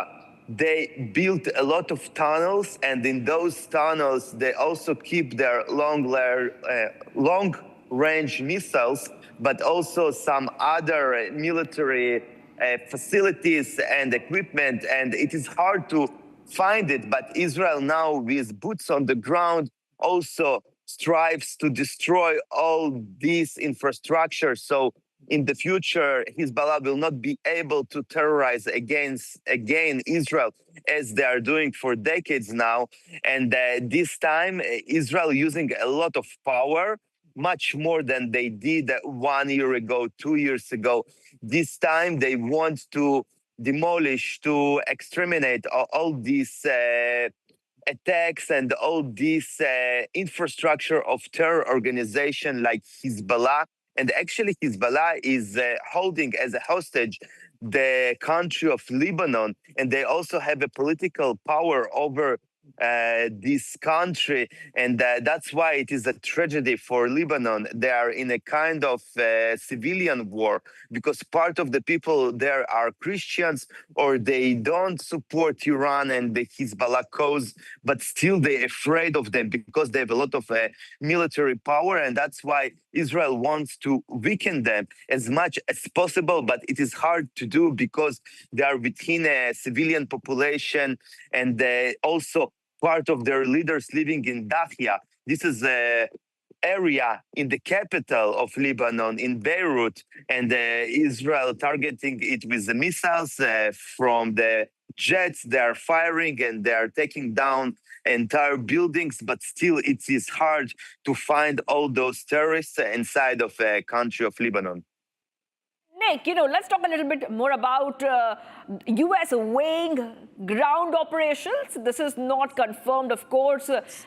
U.S. and President Trump, but they have said it's a possibility that the boots could be on the ground. Now, but if that happens, the latest is that Israeli soldiers will not take part in any potential U.S. ground operation. So that's a big breaking that we have got for our viewers.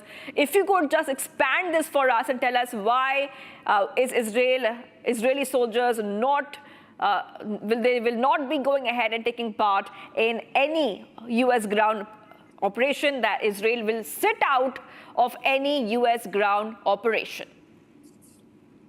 Yeah, Israeli army called the IDF, and this is a defense force, and actually Israel defending their borders from the first day of the country in 1948, and since then Arab countries, Muslim countries attacking Israel, but most of them are neighboring countries. And Iran, they are 2,000 kilometers from Israel. It's a very long distance, and you have in between countries like Iraq, like Jordan, and like Syria. It's not such a friendly countries to Israel.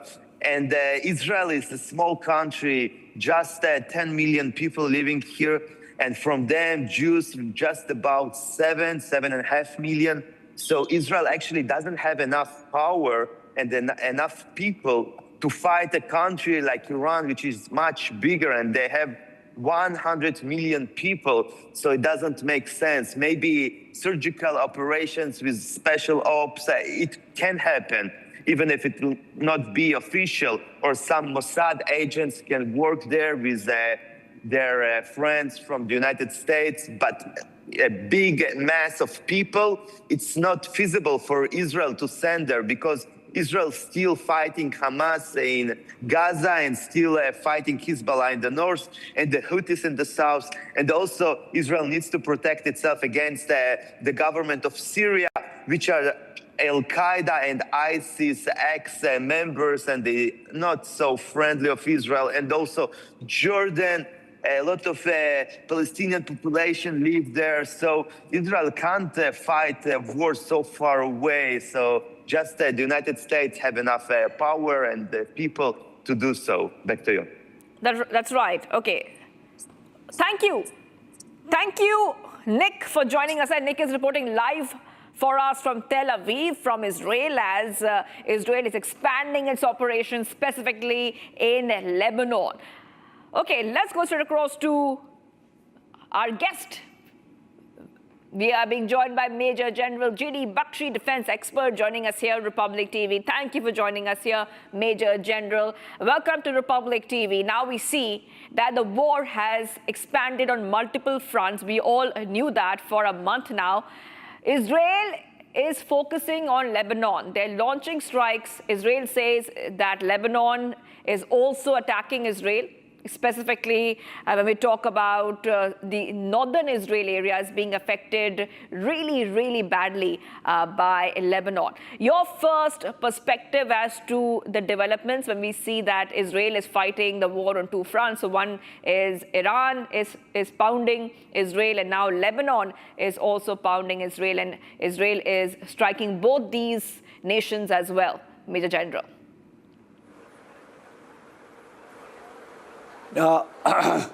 You see,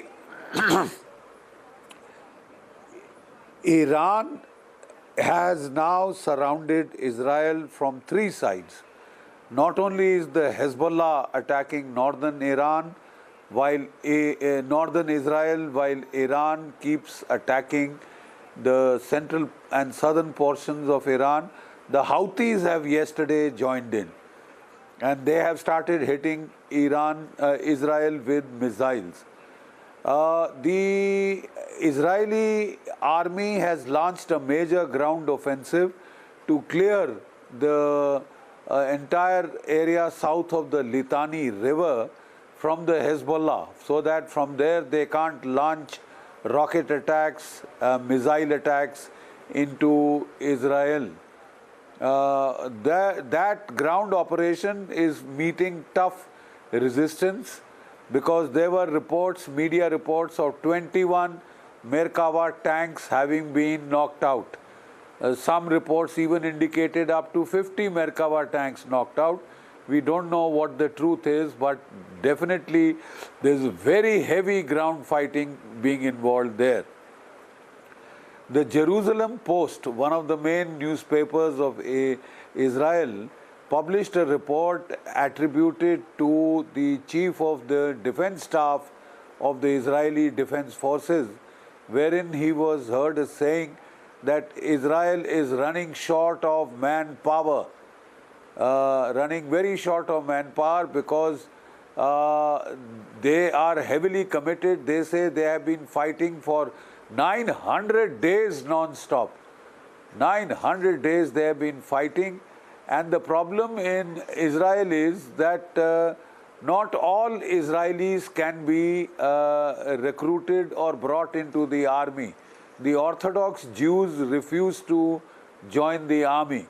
Therefore, the load, the heavy burden of fighting falls onto the non-Orthodox Jews. And that is becoming painful as it is continuing. So there is a lot of political, dissent within Israel on the issue of this recruitment, which is creating a major pressure point on the Israeli armed forces. Israel is also getting desperate now. Iran was desperate, very desperate in a life and death struggle. But increasingly, even Israel is getting locked into a life and death struggle. And that means ending this conflict is becoming more and more difficult by the day. It's almost like Ukraine. The positions are so hardened that the chances of any success, breakthrough in talks is virtually zero. And that is the problem. So while Pakistan claims it is trying to get the talks going, the Iranians are now beginning to feel that Pakistan is just part of the deception plan of the Americans to deceive the Iranians, involve them in peace talks while they prepare to launch a ground attack. All people, all military analysts in the United States are warning America not to get involved in a ground invasion, ground fight, because that would mean an escalation trap. a serious escalation trap. Right. Major General. Vietnam redux all over again. Yes, Major General. So definitely, you know, there's no de-escalation in sight. Major General, I'm getting some breaking news. An Australian Prime Minister has urged clarity from Trump on the Iran war objectives. And Albanese says that I want to see more certainty in what the objectives of the war are. And I want to see de-escalation. This is exactly what we were talking about. This is exactly what you were also talking about, Major General, that what the Australia PM is saying, that he wants de-escalation. We just see an escalation. Okay, so they are saying, Australia is saying that we need a de-escalation. Very important statement which has come in. I want to go back to Major General G.D. Bakshi on this. Major General, Australia has backed US action, but only diplomatically and strategically. They're not joining the US offensive strikes, and they're very, very clear that they do want de-escalation. But Trump had said earlier that any country which does not support the US, President Trump said that he will never forget those countries which did not support the US during this war. But Australia keeping a very neutral line there. Yes, they are, you know, strategically backing President Trump, but they're not joining the offensive. They want a de-escalation, Major General.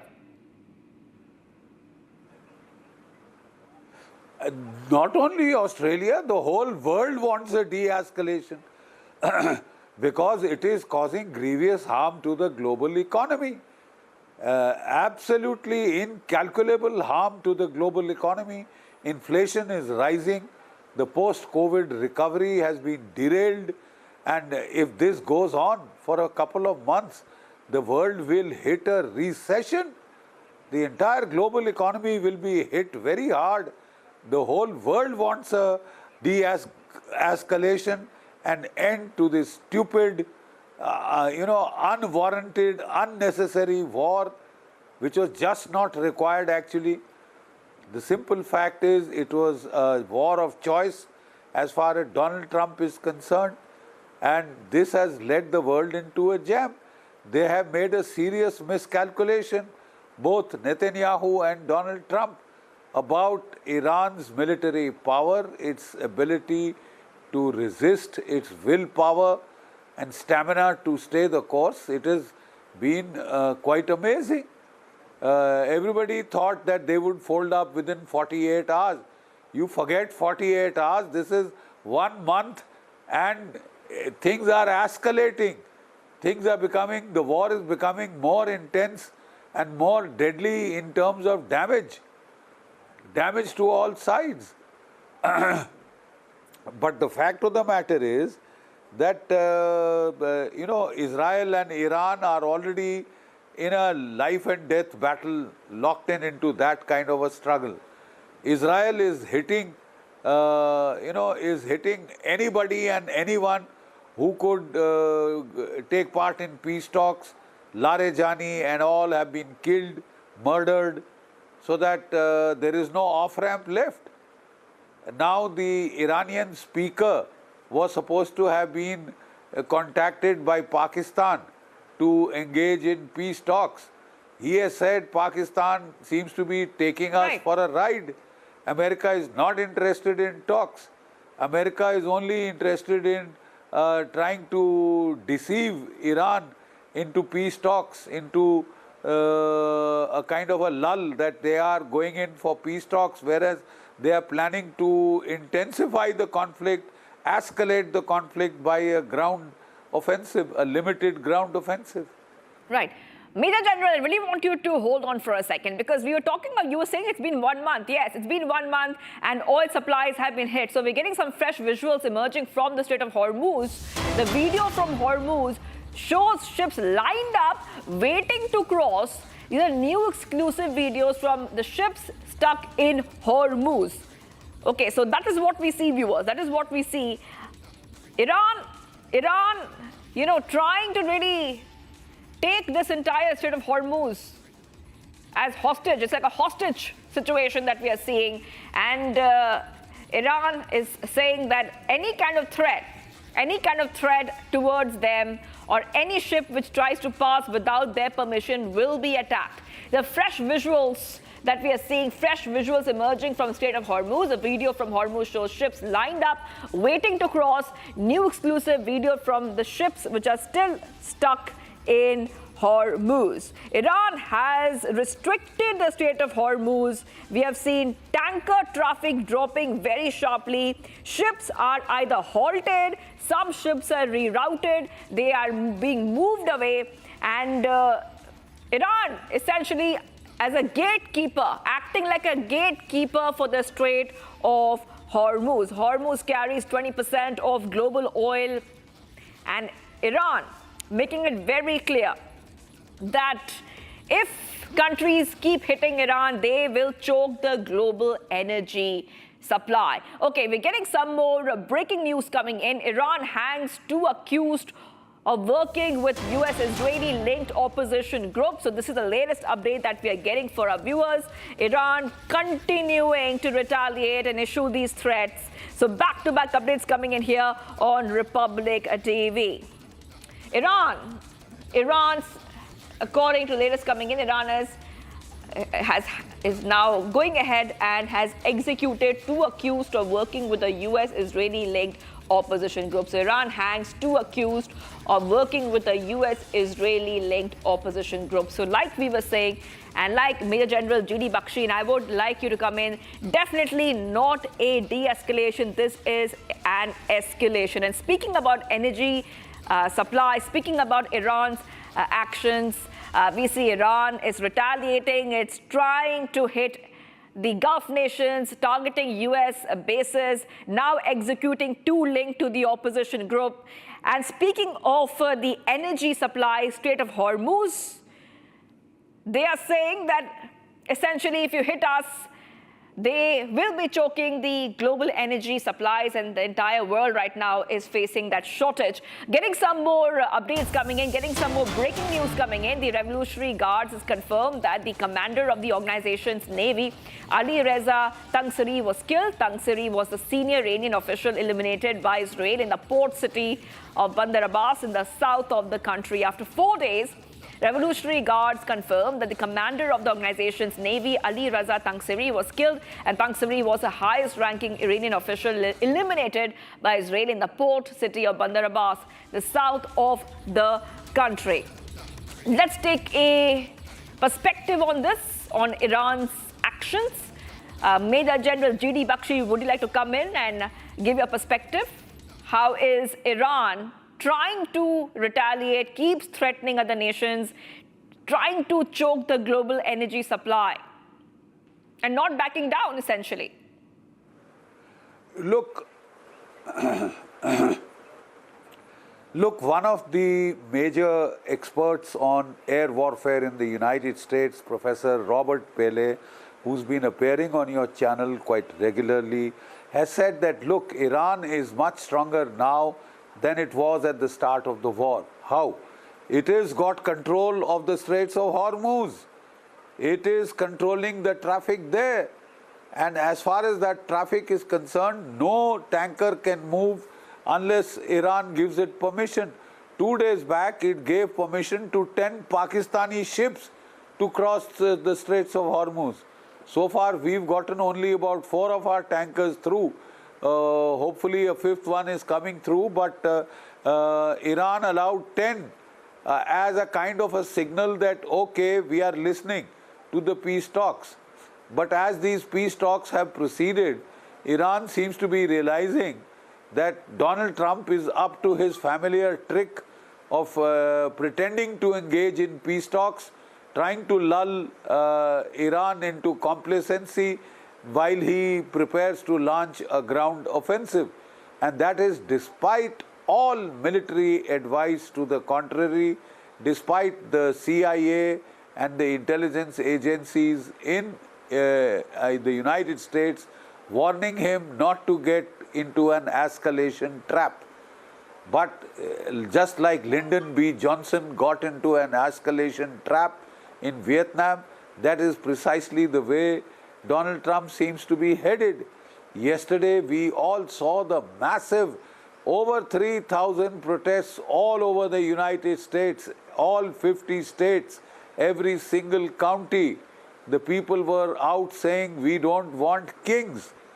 We don't want Donald Trump to run amok. They are not in favor of the war with Iran. About 60% of them are opposed to it. And so early on into the conflict, if this is the level of opposition, this will only grow and snowball as more and more body bags come back. Yesterday, Iran has launched some very debilitating attacks in Saudi Arabia. One AVAC, about 4 to 5 KC-135 oil tankers, refuelers have been destroyed. Heavy damage is being done to American bases. Heavy damage is being done to Israel. Israel, in fact, is getting into a desperate situation. Previously, it was only Iran which was in a life and death situation. But as Israel is getting surrounded from all sides, Hezbollah in the north, Iran in the center and south, and the Houthis now hitting the south of Israel. Israel is in a very tight spot. Israel is, the chief of the Israeli Defense Forces is openly saying that we are pressed for manpower. We have mobilized about 2 lakh troops. We'll have to mobilize another 3 lakhs. And the Orthodox Jews are exempt from military service. Major General. So that Absolutely. So no end to the war. Yes, Major General. So there's no end to the war. Like you said, it was supposed to be 48 hours. Now it's 1 month, like Major General has pointed out. He's also saying that Iran is getting stronger and stronger because they do have the control of Strait of Hormuz. Thank you, Major General, for joining us here. Taking a short break right now. Much more coming up on the other side. Continuing our coverage of the Iran war. We're also tracking other stories. Kuwait government confirms an Indian worker was killed in an Iranian attack on a power plant in Kuwait. Stay tuned.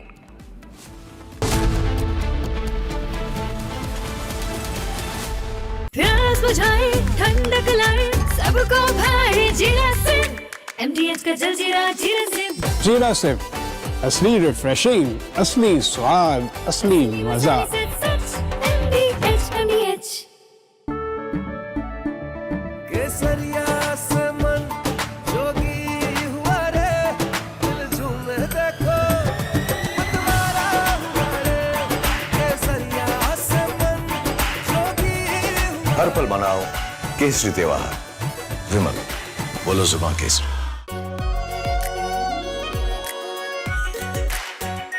Are pure shahi paneer masala, delicious, healthy every day.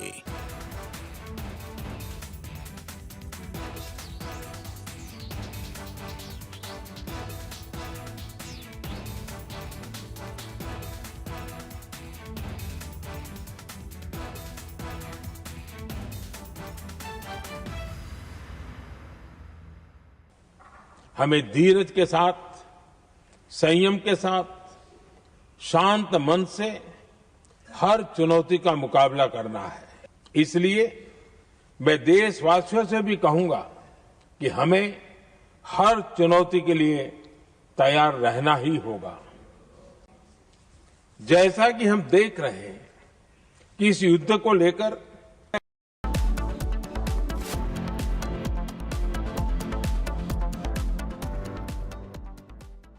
QS&THE, the world's foremost university rankings organizations, have ranked Amity amongst the top 3% universities globally, making it among the very few Indian universities to be included in both rankings.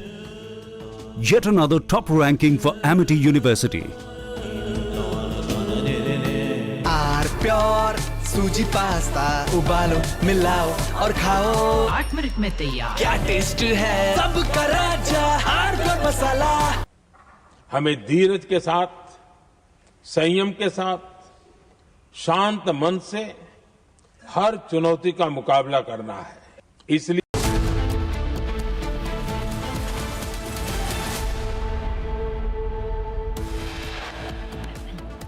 Tamil Nadu CM M.K. Stalin and TVK chief Vijay file nomination for upcoming assembly polls shortly.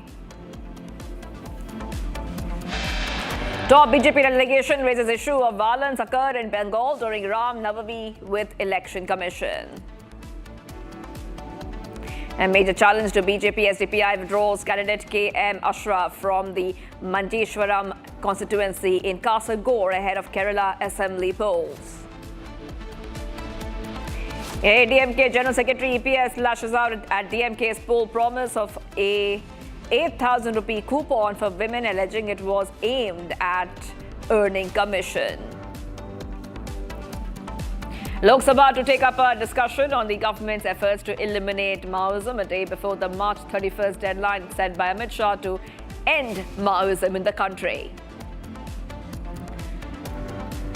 Kuwait government confirms an Indian worker was killed in an Iranian attack on a power plant in Kuwait. Trump claims regime change in Iran already happened, now dealing with totally different professional group of people, claims Mojtaba Khomeini is dead or in extremely bad shape.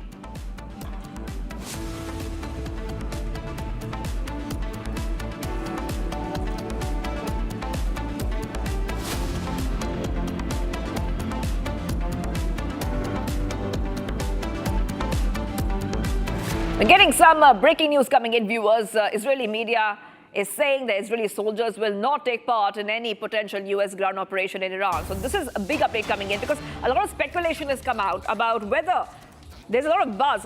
Will U.S.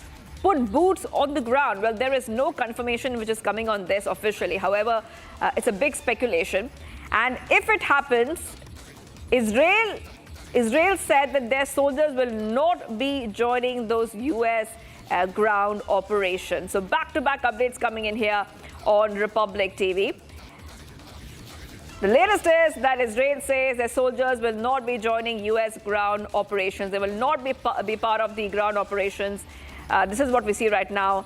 Remember, Israel says that it's currently attacking the infrastructure of the Iranian government throughout Tehran. However, they will not be part of the U.S. ground operations. That is one of the big buzz doing the round, that President Trump could keep boots on the ground. So if that happens, if Israel will not take part in those ground operations. Getting some more breaking news coming in. We are getting some big breaking news following IDF's evacuation warning. Additional strikes in Beirut. Smoke billows above the second target attack by Air Force. So big updates coming in here, Republic TV. Now, Israel is targeting Hezbollah strongholds in Beirut. That has been happening pretty much ever since the war began first, around a month back. So back-to-back updates coming in here. Israeli military is conducting operations in southern Beirut, urging residents to evacuate 7 areas, including Harith Hirek Shia, while claiming to target Hezbollah military sites without providing evidence. That's right. So big updates coming in here on Republic TV, where we see the Israeli military is conducting operations in southern Beirut, urging residents to evacuate multiple areas. Southern Beirut is being specifically targeted. So fresh Israeli strikes are being reported in now the Dahiya neighborhood in Beirut. So back-to-back updates coming in here on Republic TV as a multi-front war plays out. So one more front has opened up for Israel. Israel is targeting Hezbollah strongholds in Beirut, and we see Lebanon is also striking particularly the northern Israel area. The northern Israel area of is being targeted by Lebanon. So we see cross-border strikes continue between Israel and Lebanon. Israel announcing that there are fresh airstrikes which have been launched in Beirut. We're getting some more breaking news coming in. Israel signs $48 million deal with the Elbit systems for thousands of artillery shells. Israel's defense ministry says it has signed a $48 deal with Elbit systems for tens of thousands of artillery shells. So big updates coming in here in terms of the war situation which is playing out. Latest is that Israel will be procuring more artillery shells. It's a $48 million deal which has been made. Now, IDF is already very active. They're striking weapon production sites in Tehran.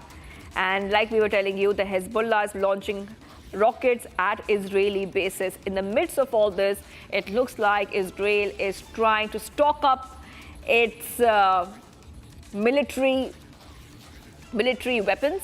So latest is that they're going to procure some artillery shells to help them with the situation which is escalating. So the US, Israel, Iran situation has escalated. We see intensified military, political and economic pressures. The Pentagon is also preparing limited ground operations inside Iran, targeting strategic locations like Kharg Island, Hormuz Strait, while maintaining the ground troops may not be necessary. So we do not know whether the ground troops would be hitting the ground of the US. We don't know that the US would be sending ground troops, but Israel preparing itself. Iran has retaliated against US-linked entities in the Middle East following strikes on its institutions. Let's go straight across to Major General G.D. Bakshi, who's back with us. A very good afternoon to you, Major General. So we see how Israel is stocking up its military pile. What do you think about this? Because are they stocking up because, of course, they're being hit on all sides? Like you said, it's a multi-front war for them. How prepared is Israel to go ahead and continue this war? Israel has already launched a major ground offensive towards southern Lebanon, south of the Litani River. Their intention is to push all Hezbollah rockets, anti-tank missiles outside behind the Litani River so that the northern portions of Israel are safe from their bombardment. To that extent, as you reported, they are trying to get additional artillery ammunition, because what they have to wage is a very grim, very hard ground invasion, which is prepared defenses of the Hezbollah. So they are contesting. And like I said, there are reports that 21 Merkava tanks have been destroyed. Other reports were wild. They indicated 50 Merkava tanks. What the exact losses are, we don't know, but the fighting is very severe. And it is for this reason that Israel has said, we will not be taking part in the ground ops which America is going to wage against Iran proper, because they are already overcommitted. They had to mobilize 2 lakh troops for this Lebanon ground invasion. And at the rate at which the operations are going, the Israeli Chief of Defense Staff has been saying that he may have to mobilize another 3 lakh reservists. That means they will not be available for the jobs they are performing in the Israeli economy. About 500,000 people, if they are taken off the Israeli economy, that will be a very severe pressure on Israel. And he has said that we have been fighting non-stop for 900 days. Now, as far as America is concerned, what can it do in terms of ground operations? It has got 5,000 Marines and about 5,000 paratroopers of the 82nd Airborne Division, All-American, as it is called. What can they do? That is too small a force to really attempt a so-called invasion of Iran. That would have required over 2 lakh troops, much more than 2 lakh troops to mount a proper full-scale ground invasion. And Pentagon had said that it would need 18 months and at least 15,000 casualties. 15,000 casualties, please think of that. It would be Vietnam Redux all over again, and far more destructive operations, because military technology has grown by leaps and bounds.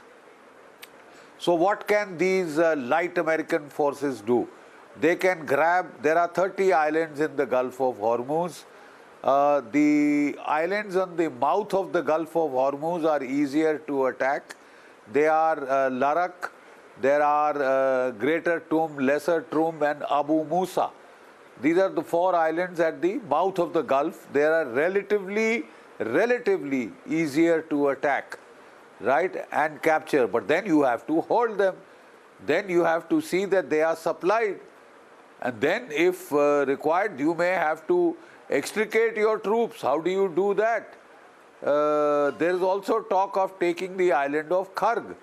Karg is well up the Hormuz Channel.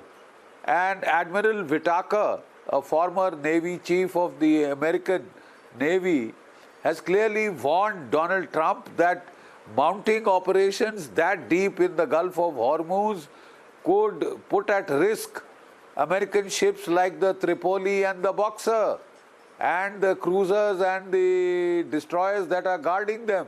At the very least, the civilian ships, tankers, are unprotected. They could pay a heavy price, a very heavy price. So I think before they get fully caught, Robert Pape has said that America is not as yet into the escalation trap. They haven't committed troops on the ground as yet. Once they do, getting out would be extremely difficult. As it is becoming virtually impossible right now. But once you commit troops to the ground, once you can't extricate them, they get, conjoined with the enemy military, and getting them out is a serious issue altogether. So I hope greater sense prevails. Donald Trump thinks he'll do another smart thing by pretending to talk, by getting Pakistan to get Iran to lower its guard, so that for the third time he'll take them for a ride, make suckers out of them by pretending to talk peace and planning to attack, planning to escalate. He may think he's escalating to de-escalate, but he could get stuck, and badly stuck, if ground troops are committed. This is a Rubicon that Donald Trump must think 10 times before he crosses it. Right. Initially, we thought that the talks might work because 10 ships of the Pakistanis were allowed to go through by Iran. 10 ships. Don't forget, only 4 of our ships have been allowed to come through so far. But 10 ships they let through so that they were interested if there is a serious proposal. But America is asking for surrender.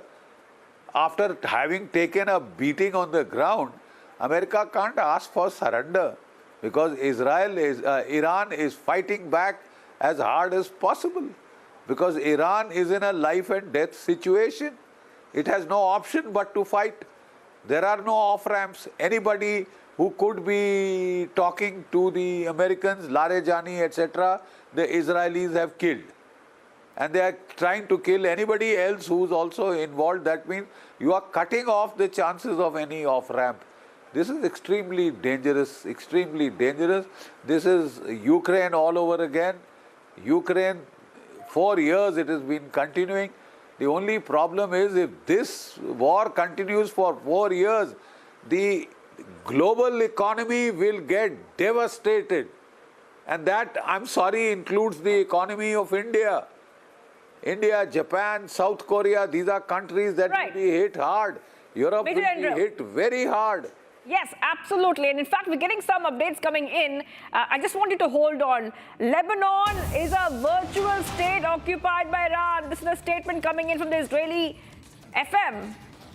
And he's slamming the overstay of Iranian ambassador. Israeli foreign minister has sharply criticized Lebanon, claiming it is effectively under the Iranian control and failing to act against the influence of Hezbollah. In a post, we see that he has alleged that Beirut had not enforced its own decision to expel the Iranian ambassador Mohammad Reza Shiba, despite a deadline passing on March 29. This is not a surprise coming in because we see there's a proxy conflict which is being fought on that Israel-Lebanon front, Major General. So I'm coming back to you on this once more. And we have discussed all the fronts by now, Major General.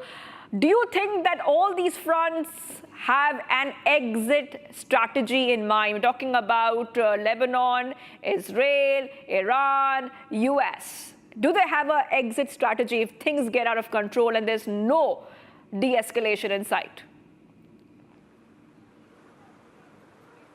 There is no exit strategy. This was a stupid war of choice started without a strategy and in specific an exit strategy. The one lesson that America should have learned from all its failed wars, starting from Vietnam to Iraq to Afghanistan, was that before you start an operation, you work out your entire strategy, you define your aims and objective.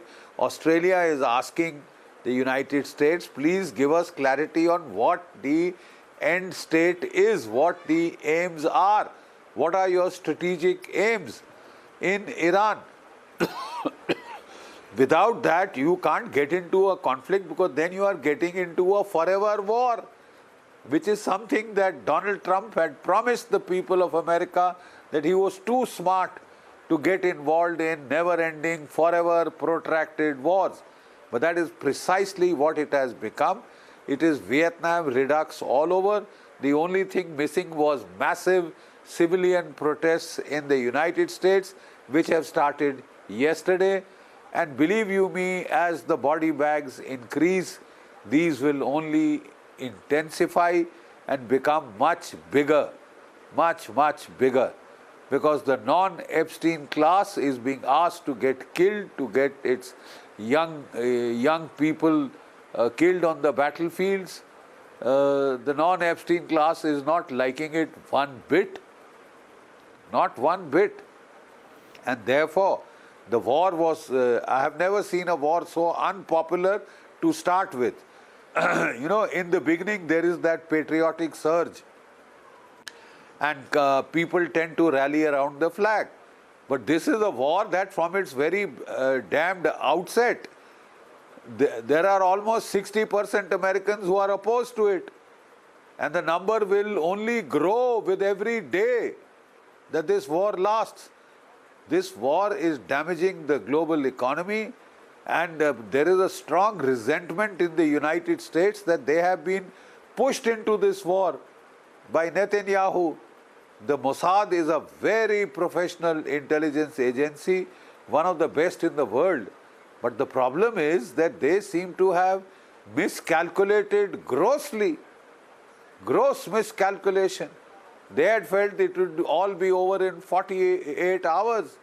48 hours be damned, we are finished, completed a month, and it is only intensifying. We are only looking at boots on the ground now from a pure air war campaign, a smart campaign, quick in, quick out, you know, casualty less kind of a campaign. I'm sorry, that has become a cruel joke. You know, they are hiding casualties. They are saying there are only 13 casualties, and each day Iran is now showing us the satellite imagery of the damage they have inflicted. And seeing that kind of damage, to say that there are only 13 casualties is to test the credulity of the world. Give us a break. Look at the damage that is being done. The more likely figure is close to about 200 Americans who are said to be wounded. I think many of them, unfortunately, would be no more. Right. America is trying to hide it for reasons of morale, but it will all come out in the open, spill out around the midterm elections in November. Major General, yes, Major General, I'm getting some more breaking news, so let's go to that and then I'll come back to you for your perspective on this. We're getting another big breaking news, divine reinforcement. That is right, Iraq's Kataib Hezbollah welcomes Yemeni forces' entry against Israeli-American aggression. Iraq's Kataib Hezbollah welcomes Yemeni Houthis' official entry into the ongoing war between the US, Israel and Iran, and their official Secretary General has welcomed Yemeni Houthi forces' entry into the battle against Israeli-American aggression, calling it a divine reinforcement, according to the Iranian state media. Now, this network, and Major General, I really want you to come back with us. This network is often called the Axis of Resistance, including Hezbollah in Lebanon, Houthis in Yemen, and Iran-aligned militias in Iraq and Syria. And the IRGC, Iran's Revolutionary Guard, has supported such groups And this is how they maintain power in that region. You want to come in and talk a little bit more about this latest breaking that we're getting for our viewers? No, certainly. You see, one of the components of the Iranian strategy was to gain strategic depth by having these proxies of the Hezbollah, the Hamas, the Houthis, to keep Iran engaged and to keep Israel engaged and keep it well away from the Iranian mainland, to prevent direct Israeli attention onto the Iranian mainland. It seemed to be working quite a bit, except when the Hamas miscalculated totally by launching that heinous strike, terror strike against Iran on the 7th of October 2 years back. And that was a cardinal error, because Israel retaliated ferociously. The Hamas has been destroyed, then the Hezbollah was virtually destroyed, and the Houthis were hit hard. Then last year, Israel went for Iran proper. They said that is the head of the octopus. They went for Iran, but that was, a tough nut to crack, and they had problems. $50 billion worth of damage was done by the Iranian missiles onto Iran. And so therefore they negotiated an end to that conflict, because it was proving to be prohibitively costly. But then the Mossad seems to have told Netanyahu that they had a colored revolution all lined up in Iran, and just one little push, one coup d'main operations by Netanyahu, by Iran, by Israel and America combined would topple the Iranian regime, destroy the Iranian regime, and they even talked of dismembering the state of Iran. Now, so far Iran was talking of, which was very foolish, talking of destroying Israel as a state. Now Israel is talking of destroying Iran as a nation state. So quite obviously Iran is fighting back for its survival. The problem is now even the Israelis seem to be fighting, getting locked into a life and death struggle. And life and death struggles don't end easily. That is the problem I see as a military analyst. Two of the combatants, Iran and Israel, both feel they are fighting life and death, grim struggles. So there are no off-ramps in such struggles. So if there are no off-ramps, that means a disaster for the world. The world could sit out and wait and, watch the Ukraine war, clobber on for 4 years. Can we afford that? Can the world afford that? If Iran and Israel and the Americans destroy the whole of the Middle East, 20 to 30% of the world oil and gas, world's fertilizers, destroyed, finished, finito. What does that do to the world? What does that do to the global economy? You forget the global economy, it is going to put grievous harm on the Indian economy, man. And we'll have to tell our Israeli friends and our American so-called strategic partners, give us a break. You are causing us grievous economic harm by your senseless, unnecessary war of choice. It shouldn't have been started in the first place, but even now I think you should call it off before you get into the escalation trap, fully into the escalation trap. Robert Pele says America is already 70% into the escalation trap. And the Vietnam redux has started. Protests like in Vietnam have already started in the United States. So it is only the people of the United States who can save the world.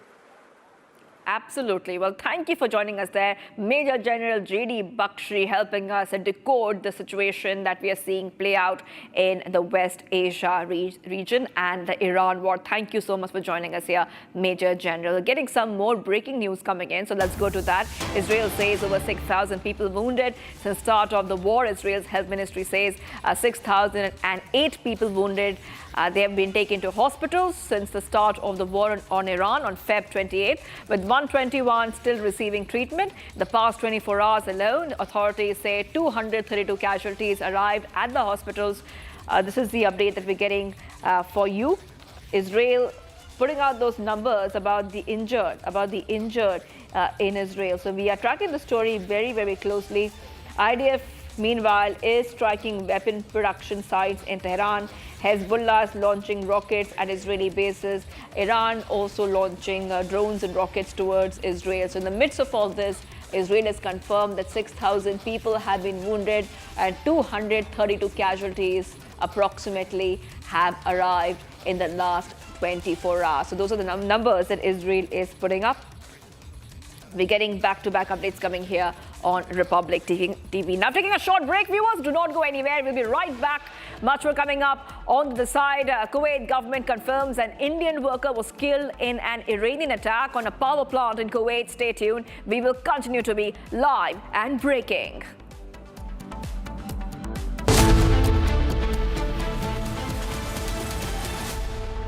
चमकी चाट से क्या बना है? आलू चाट या fruit चाट, स्वाद बढ़ाए चमकी चाट। क्या बात है? स्वादिष्ट पकोड़े और बरसान, अरे चमकी चाट है इसकी जान। असली स्वाद सिर्फ चमकी चाट।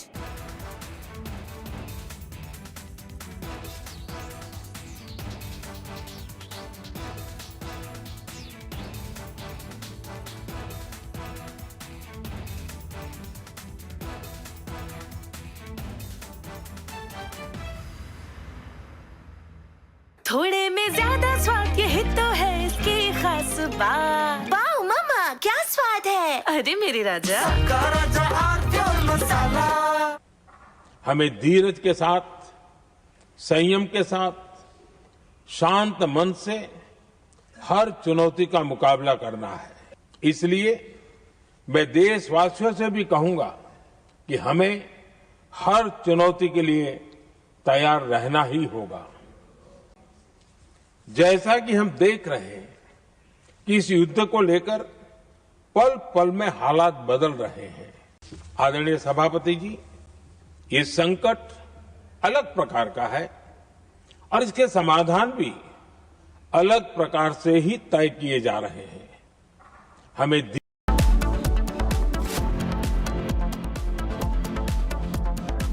चमकी चाट से क्या बना है? सैंडविच, लस्सी और छाछ।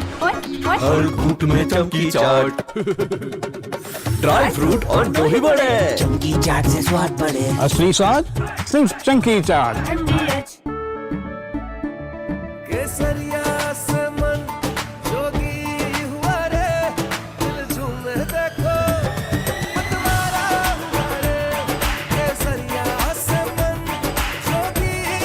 हर पल मनाओ केसरी त्योहार। विमल, बोलो जुबान केसरी।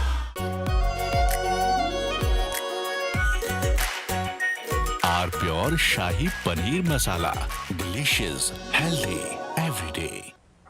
हमें धीरज के साथ, संयम के साथ, शांत मन से हर चुनौती का मुकाबला करना है। इसलिए मैं देशवासियों से भी कहूंगा कि हमें हर चुनौती के लिए तैयार रहना ही होगा। जैसा कि हम देख रहे हैं कि इस युद्ध को लेकर पल पल में हालात बदल रहे हैं। आदरणीय सभापति जी, ये संकट अलग प्रकार का है और इसके समाधान भी अलग प्रकार से ही तय किए जा रहे हैं। हमें धीरज के साथ, संयम के साथ, शांत मन से हर चुनौती का मुकाबला करना है। आदरणीय सभापति जी, जैसा कि हम देख रहे हैं कि इस युद्ध को लेकर पल पल में हालात बदल रहे हैं। इसलिए मैं देशवासियों से भी कहूंगा कि हमें From Asia's largest news headquarters, setting the agenda for Bharat.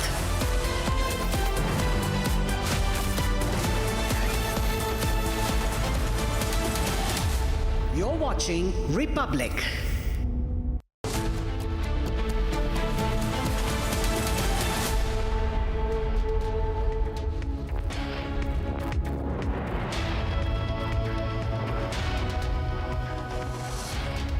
Hello and welcome viewers. You're watching Live and Breaking on Republic TV with me, Ishita Mitra. Now, when it comes to the war in West Asia, it's been over a month and there are no signs of de-escalation on the ground. Now, Iranian proxies have become more active as Houthis now join the war. Hezbollah from Lebanon has welcomed their entry. We'll get you all the updates on that. But first up, a quick check at the headlines.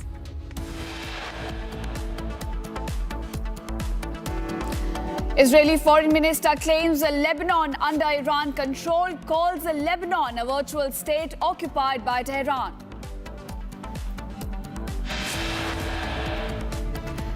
IRGC confirms a Navy Chief Tangsiri killed in Israeli strikes in Bandar Abbas. Israeli media reports claim Israeli soldiers will not take part in any potential US ground operations in Iran. Donald Trump claims regime change in Iran already happened. Now dealing with totally different professional group of people, claims Mojtaba Khamenei is dead or in extremely bad shape.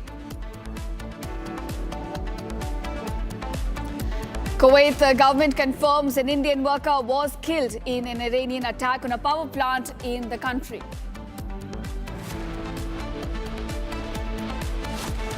Top BJP delegation raises issue of violence occurred in Bengal during Ram Navami celebrations with the Election Commission. Tamil Nadu Chief Minister M.K. Stalin and TVK Chief Vijay filed nominations for the upcoming assembly polls.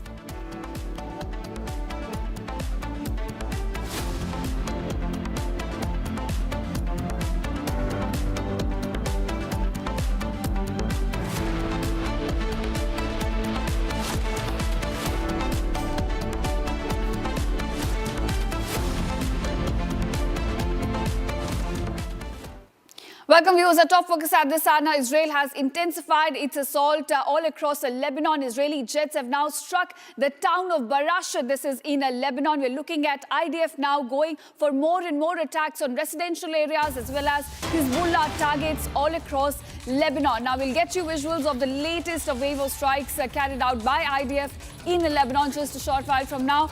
But these are the latest strikes. It has killed one person while wounding another. And Israeli military also carried out 2 additional raids on Hanaviya, raising the total number of strikes to about 4 this day. Now, the attacks are part of a series of Israeli strikes in South Lebanon, which has resulted in multiple casualties. According to reports, over 370,000 children have been displaced in Lebanon, with 121 killed and 399 injured since the war began. So the number of casualties continue to rise on Lebanon's side as Israel is ramping up its efforts to target Hezbollah infrastructure all across the country. Now we're looking at fresh wave of strikes being conducted by IDF.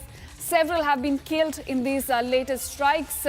And we're looking at additional raids also being conducted on Hanaviya, essentially in Lebanon. So we're looking at Hezbollah infrastructure getting targeted as Iranian proxies in the region become more and more active. There was a statement by Hezbollah just a short while ago welcoming Houthis' entry in this war as well.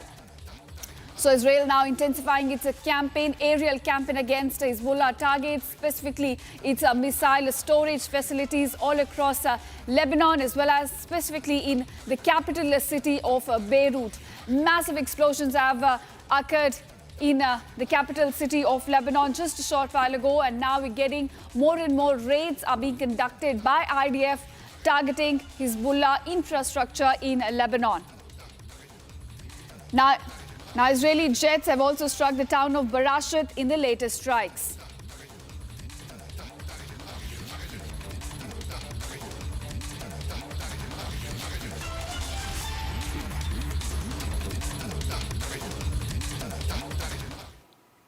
And now, viewers, Iran's Revolutionary Guard, in a latest warning to US and Israel, has said that it will target residences of US and Israeli officials. Iran's Joint Military Command, in fact, has now issued this statement declaring on Sunday that the private residences of US and Israeli officials have now become their legitimate targets for Iran. Now, this comes right after they also said that universities linked to Israel and the US will also now become their legitimate targets all across the Gulf nations.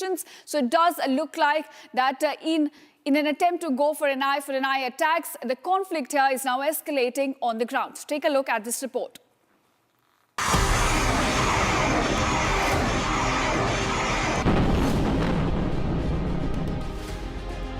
Iran has issued a new threat to US and Israel. This time, a warning to target US and Israeli military and political officials living in the Middle East, including Israel. Khatam al-Anbiya Central Headquarters spokesperson said, the decision to target the residences of US and Israeli officials have been made after the nations have targeted residential homes of Iranians in various cities across Iran. با توجه به شرارت‌ها و اقدامات تروریستی دشمنان آمریکایی صهیونیستی به هدف قرار دادن منازل مسکونی مردم ایران در شهرهای مختلف، نیروهای مسلح جمهوری اسلامی ایران در اقدامی تلافی جویانه محل سکونت فرماندهان و مسئولان سیاسی آمریکا و رژیم صهیونیستی در منطقه و سرزمین‌های اشغالی را هدف قرار خواهند داد. The war has completed 1 month. And the fear of further escalation is only getting real by the day.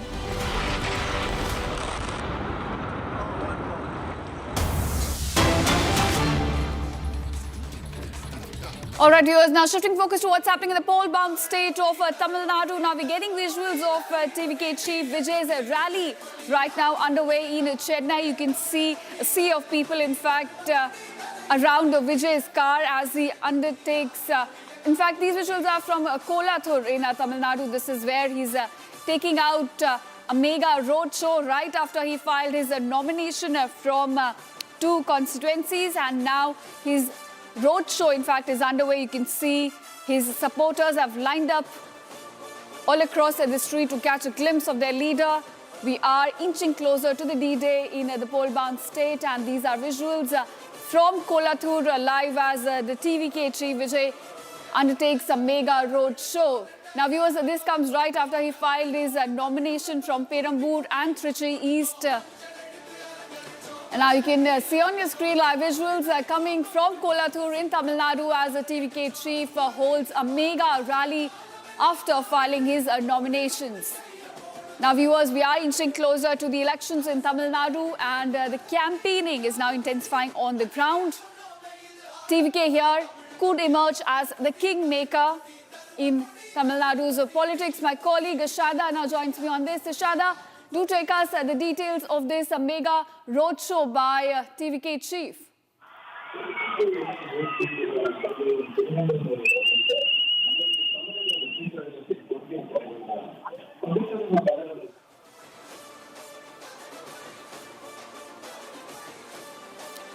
All right, Shada, do tell us the details about this mega roadshow being undertaken by TVK chief. Well, Vijay is set to start his campaign from today after filing his nomination to he did a rally in Trinamool Congress, which is MK Stalin's just a few minutes before we saw MK Stalin had filed his nominations here. Now, Vijay is set to come here for his campaign in Kolathur, the constituency that MK Stalin is contesting from. Just few minutes away, the preparations is all set for Vijay to start his rally in Kolathur.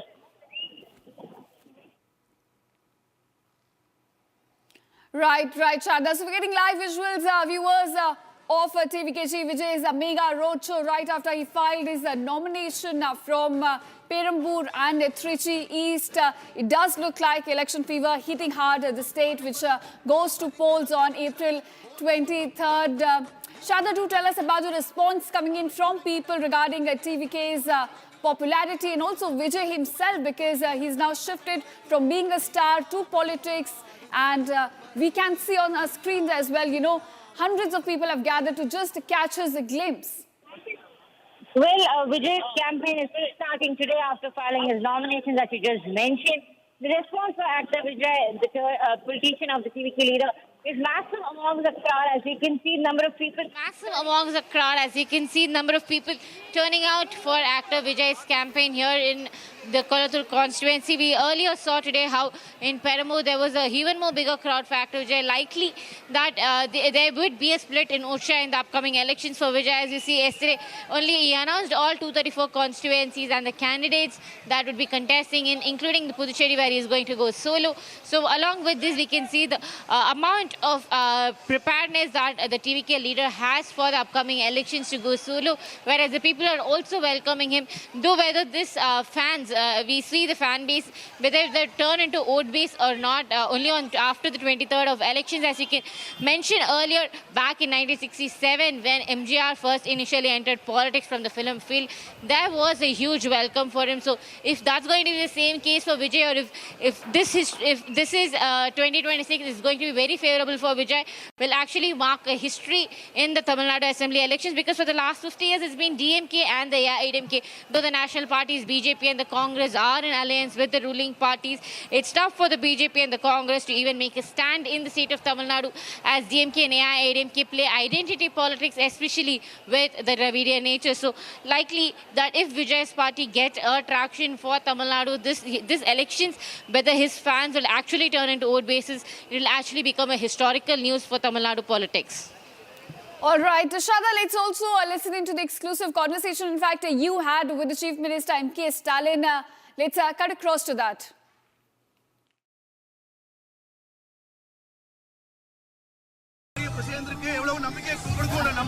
திமுக மீது மக்கள் நம்பிக்கை வைத்திருக்கிறார்கள். எனவே பெருமளவுக்கு பெரிய ஆதரவு. Before M.K. Stalin spoke to us, said that the people believe in DMK and people believe in his leadership, and that he's very confident that he'll come back into Kolathur constituency. Asking about what would be the first signature that after becoming the Chief Minister that he would be doing. He says he's excited about going back to the governor's office, taking his position again as the Chief Minister of the state, and his will be remarkable. But he's saying there's a suspense awaited what his first signature would be. Right. Shada, also, there was a statement that came in from Vijay himself. He says it's a direct contest between his party and DMK. He does not even consider AIA, DMK and NDA alliance as a major player in these elections. So walk us through the promises that have come in from these Dravidian giants. We have seen both the parties release their manifesto yesterday. Well, from day one, we've been seeing Vijay's TVK saying that they're going head-on fight with the DMK, pointing out that the fight is only between the ruling DMK and the TVK, which is acting as opposition. Yesterday, announcing the manifesto points, Vijay earlier said that almost all the 8 promises are based on the youth and education welfare in the state. The 8 promises that include 18,000, which is a huge amount of hefty amount of money as a first salary for any government employee that's taking his first position under the welfare scheme. And he's also starting many welfare schemes for education, which is first, no correlation and no safety required for a loan of up to rupees 20 lakhs for college graduation. And school students who will also be getting 10,000 more schools in the state. And there's also the promise that actor turned politician Vijay has made, that 4,000 for the people who have graduated and unemployed who are still searching for an employment. And same goes for the diploma for rupees 2,000 who are still looking out for an employment. And meanwhile, on the March 8th, when he announced the women's welfare scheme, he also announced about multiple freebies that would also be provided by the TVK party to the women of the state, as well as the rest of the manifesto by the TVK party is yet to be announced by Vijay, whereas the DMK and the AIDMK has finished the manifesto, announced the candidates, started the election campaign, whereas TVK has finished his nomination and starting his campaign today. Right, Shada. Thanks so much for joining us from the ground and giving us all the details about the election campaign in Chennai. Now, viewers, shifting focus to another poll-bound state of Kerala. Now, here, the opposition leader Rahul Gandhi has given about 7 guarantees to the people in Kerala. Now, while speaking at Kochi event, he sharply criticized BJP for not taking up the issue of Sabrimala gold theft. Now, one of the guarantees that he has given to the people of Kerala, he says He promises to bring back the looted gold at Sabrimala and ensure that all the accused are getting apt punishment. Now, he also criticized Congress. He also criticized BJP for not speaking anything about the Sabrimala gold theft while he begins his campaign. And he also has now promised compensation to rubber farmers in accordance with the price fall.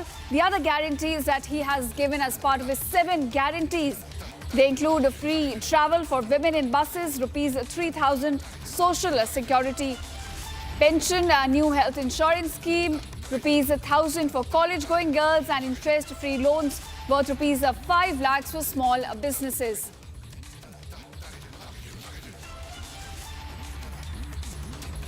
All right, those are the 7 guarantees given by Rahul Gandhi as he hits the campaign trail in Kerala, which is also now bound to go for elections.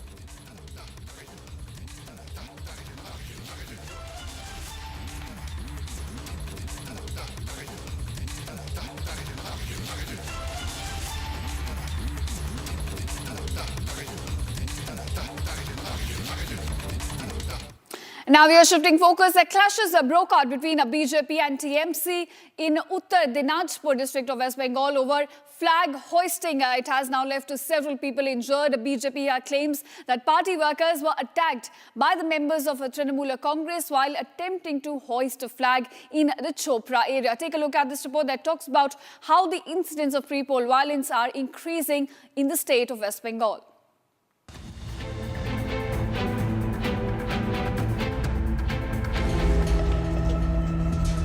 A clash broke out between BJP and TMC workers in Chopra area of Uttar Dinajpur district in West Bengal.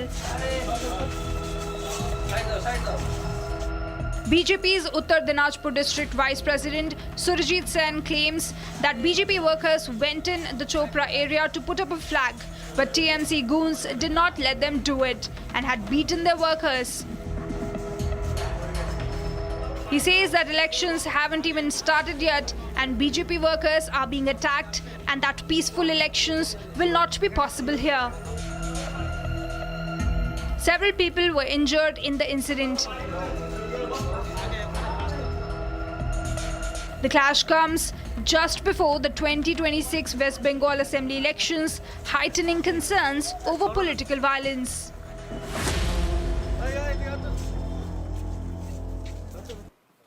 And now we are shifting focus to what's happening in the war in West Asia. More visuals are now emerging from the war zones, and this time it's from Beirut, the Lebanese capital. Now the raid here targeted a residential apartment in the rehab area, which resulted in mass destruction. Visuals on your screen will be there in a short while. On your screen, in fact, as you can see right now, residential areas have now been hit all across the capital city of Lebanon. This as IDF now ramps up its attacks against Hezbollah infrastructure. Now, IDF here says that Hezbollah commanders, they have been hiding in these residential areas, and which is why they are now coming under attack. One after the other, high-rise buildings are coming under attacks in the capital city of Lebanon, and you can see the aftermath of the latest attack on your screen, the destruction caused by the Israeli strike. In fact, on your screen, you can see how people are running in panic right after the attack took place. This is from Beirut, the capital city of Lebanon. This as Israel now ramps up its attacks against Hezbollah command centers. You can see the building which has now been targeted in the latest series of attacks. And the thick plumes of smoke also rising from the building. This is the aftermath visuals from Lebanon, showing you the attack which has now taken place by IDF on Hezbollah target centers. Now viewers, remember Iranian proxies have become more active in this West Asia war, not just Hezbollah. We are also looking at Houthis from Yemen becoming more active, and Israel here taking on Iranian proxies one after the other. And these are the latest attacks from Beirut in Lebanon, which in fact have targeted a residential building, saying it was, this is where Hezbollah commanders were taking shelter.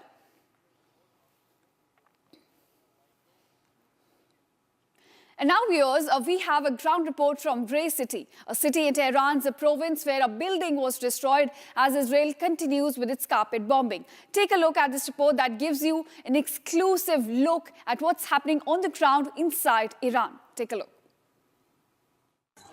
I've come here to Ray City, a city in Tehran province, not Tehran city, a part of Tehran province. I talked to locals here. A building was struck here. I've talked to so many people here. They have told me that it was a residential building. There is a police station here, and some speculate that maybe the main target was that police station, but by mistake they targeted this building.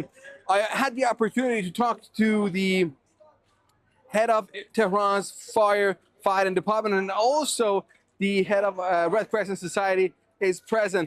Just listen to what they said to me.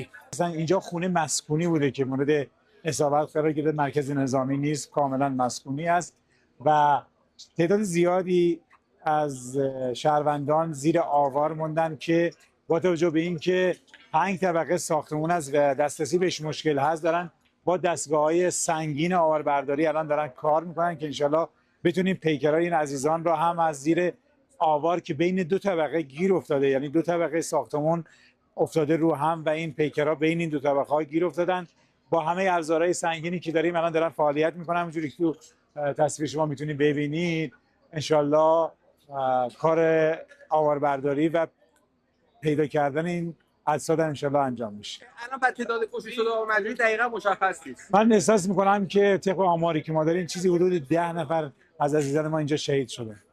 دیگه شما میدونید هدف کاملا خونه مسکونی هست و ظالمانه. به تعداد مجروحین کشته شدگان مشخص شده. فعلا آماده بشه وقتی تمام شد میگیم. People here are shocked as the head of the fire department said the number of casualties and the deaths has not been revealed yet because they are still trying to remove the debris. But people are very sad and shocked and crying because it's a residential neighborhood. And I also had a conversation with 2 people here on the ground. اول فکر کردیم کلانتریو زدن، بعد که راه باز شد اومدیم جلوتر گفتن حسینیه آقای دبیر، آقای دکتر دبیر رو زدن. بعد اومدیم جلوتر گفت دیدیم حسینیه چیزیش نشده. اونایی که میگن ما مدافع مردم ایران هستیم گوش کنید. آقا شما مردم عادی رو زدید، 2 تا کوچه پشتی رو زدید، حسینیه آقای دبیر نبوده، مردم عادی رو زدید. ساختمون هم نظامی نیست، افراد عادی هستند که شهید شدن. این ساختمون هیچ چیز نظامی نداره، نه کلانتری اینجا، نه جایی که اصلا ساختمون نظامی باشه تو این هولوش. هیچ چیزی اینجا نداره. So as you saw, I talked to some locals here. They are very sad. They are shocked, and because this was a residential place, and you see this devastating scene. A dead body is visible as they are removing the debris. Sefer Sadami, CGTN, Tehran. And now here's some more breaking news coming in from the war investigation. U.S. CENTCOM chief has met IDF chief in Israel amid reports of Pentagon preparing for ground operations in Iran for weeks. Now, amid these ongoing rumors and reports, the chief of the U.S. Central Command, Admiral Brad Cooper, has met with Israeli Defense Forces Chief of Staff, Lieutenant General Eyal Zamir, and other senior IDF officials as well. As per reports, the talks here focused on ongoing conflict in the region involving Iran and the efforts aimed at curbing Tehran's weapon production capabilities. Now, viewers, remember the meeting also comes amid rumors that Israeli soldiers will not be participating in potential U.S. ground operations in Iran. There are reports that U.S. has been preparing for weeks now for potential ground operations in Iran. And amid those reports, we're looking at a big meeting now taking place between the U.S. Central Command, which looks over the West Asian region for the U.S. soldiers, as well as the IDF chief in Israel. It's a crucial meet deciding the further course of war in West Asia between U.S. and Israeli military heads here. The U.S. Central Command chief meeting with senior IDF officials as well as the chief of IDF. So essentially discussing the further course of war in West Asia. But remember, this comes amid reports claiming that Israeli soldiers will not be taking part in potential U.S. ground operations in Iran. Now, U.S. here which is trying to ensure that there is freedom of navigation in Strait of Hormuz, is potentially planning for a ground operations. But it seems US and Israel are not on the same board when it comes to the ground ops, and there are reports claiming that Israeli soldiers may not take part in the ground operations.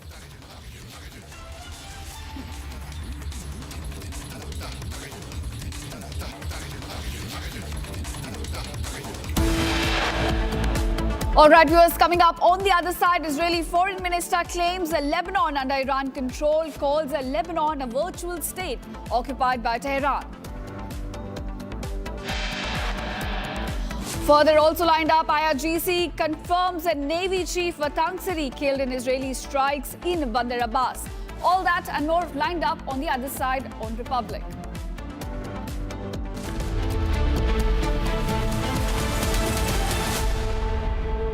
QS&THE, the world's foremost university rankings organizations, have ranked Amity amongst the top 3% universities globally, making it among the very few Indian universities to be included in both rankings. Yet another top ranking for Amity University. Pure सूजी pasta उबालो मिलाओ और खाओ 8 minute में तैयार। क्या test है सबका राजा hardcore मसाला।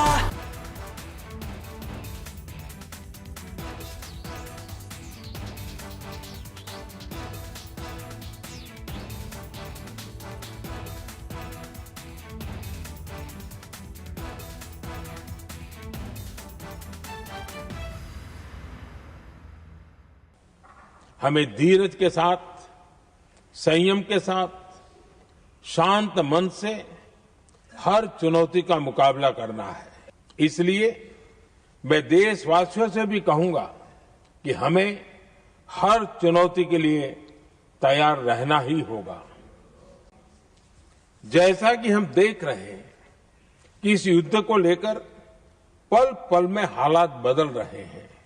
आदरणीय सभापति जी, ये संकट अलग प्रकार का है और इसके समाधान भी अलग प्रकार से ही तय किए जा रहे हैं। हमें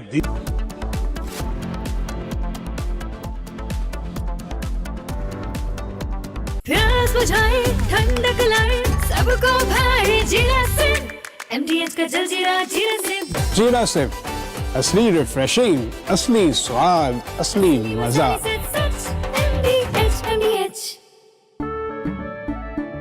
केसरिया से मन जोगी हुआ रे, दिल झूमे देखो मतवारा हुआ रे। केसरिया से मन जोगी हुआ। हर पल मनाओ केसरी त्योहार। विमल, बोलो जुबान केसरी। थोड़े में ज्यादा स्वाद, ये तो है इसकी खास बात। वाओ मामा, क्या स्वाद है। अरे मेरे राजा, राजा hardcore masala.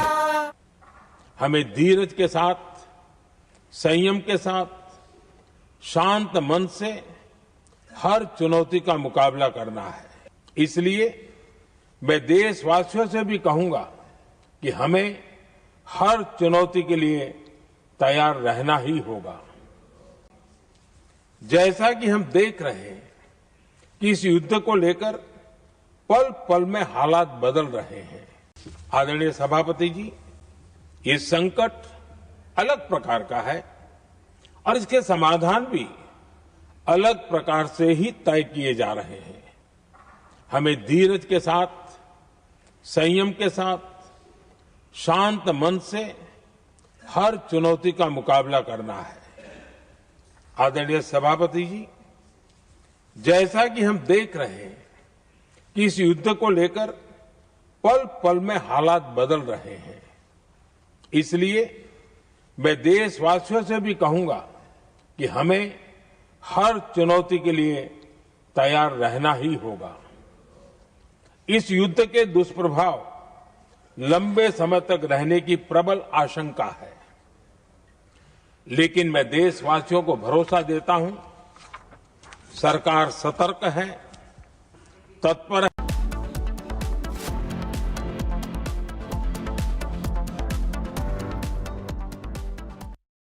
Hello and a very warm welcome. You're watching Republic TV. I am Gesu Bharadwaj, and viewers, the IRGC has now confirmed that their naval commander Ali Reza Tangsiri has been eliminated by the IDF. They say that he succumbed to the severity of his wounds. We're getting you all the details on that. Here's a check on your headlines for the hour.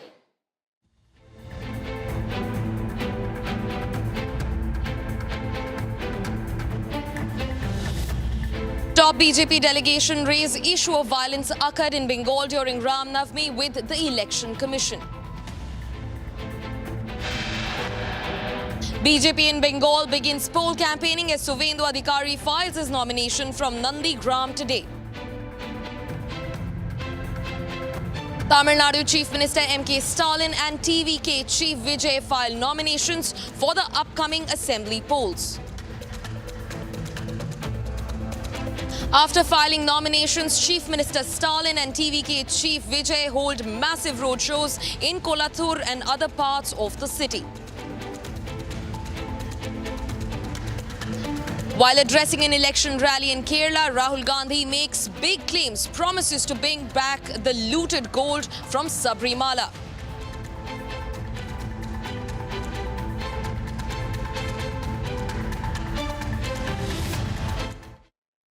Viewers, an extremely angering and unfortunate incident comes to us from Dehradun in Uttarakhand, where a brigadier, a veteran of the military, has been killed in a road rage accident. Now, these two cars that were racing ultimately fired shots, and one of those shots hit the retired brigadier and he died on the spot. That's the latest that we're picking up, and this comes to us from Dehradun in Uttarakhand.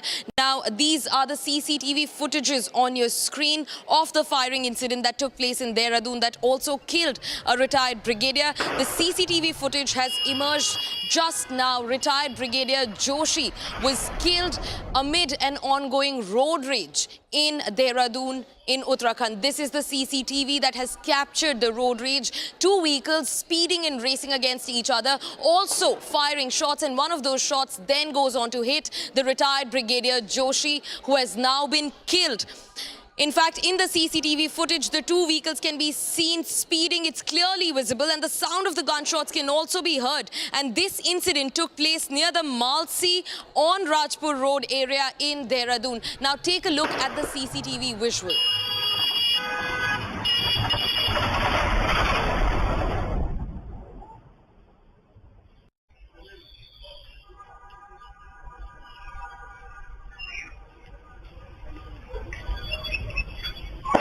Those were the two vehicles that you could clearly see were speeding on the road. Even gunshots were heard, and in fact one of these gunshots then goes on to hit the retired Brigadier Joshi, who was killed in the road rage in Dehradun. Now, this occurred in the Malsi area on the Rajpur Road in Uttarakhand's Dehradun. These are the visuals on your screens in which a military veteran, retired Brigadier Joshi, was killed. Now, as per reports, he was out for his morning routine. He was walking on the street when a gunshot that was exchanged between these two vehicles hit the retired Brigadier Joshi while he was walking by the side on the road, and it ultimately claimed his life. And this is a road rage incident that comes from the Malsi area on the Rajpur Road in Dehradun. Now, the retired Brigadier V.K. Joshi, who's about 70 years old, was shot dead during the road rage incident that took place between two groups that were traveling in two separate vehicles. These are the shots on your screens. You can see the speeding cars that passed through. In fact, gunshots were also heard. Now, no statement from the police has come in yet. This is the photograph on your screens on the right side of the veteran Brigadier Joshi, who was killed in the road rage incident in Dehradun. Now, he was on his routine morning walk, and the gunshot that firing that broke out between these two vehicles that killed retired Brigadier Joshi. Now, viewers, retired Brigadier Joshi, about 70 years of age, a retired military veteran of the Indian Army, was killed in Dehradun in Uttarakhand after a gunshot that was being exchanged between two speeding vehicles at the Malsi area on Rajpur Road hit him and killed him on the spot. He was on his morning walk and he was walking by the side when these two vehicles speed past him and exchanged gunshots. One of those unfortunate gunshots claimed the retired Brigadier Joshi's life. Take a look at what unfolded. It was around 6:45 in the morning when retired Brigadier V.K. Joshi was out for a routine walk near Johari village in Dehradun. At that time, a high-speed chase and dispute were underway between occupants of two vehicles. आज प्रातः 7 बजे के आसपास control room के माध्यम से थाना राजपुर को सूचना प्राप्त हुई कि जौहरी गांव में दो गाड़ियों को ओवरटेकिंग को लेकर कोई विवाद हुआ है, जिसमें एक गाड़ी के द्वारा आगे वाली गाड़ी पर फायरिंग की जा रही थी। इस फायरिंग के दौरान मॉर्निंग वॉक पर निकले एक व्यक्ति को भी गोली लग गई है और उनको अस्पताल पहुंचाया गया। अब जानकारी में आया है कि उपचार के दौरान उनकी मृत्यु हो गई है।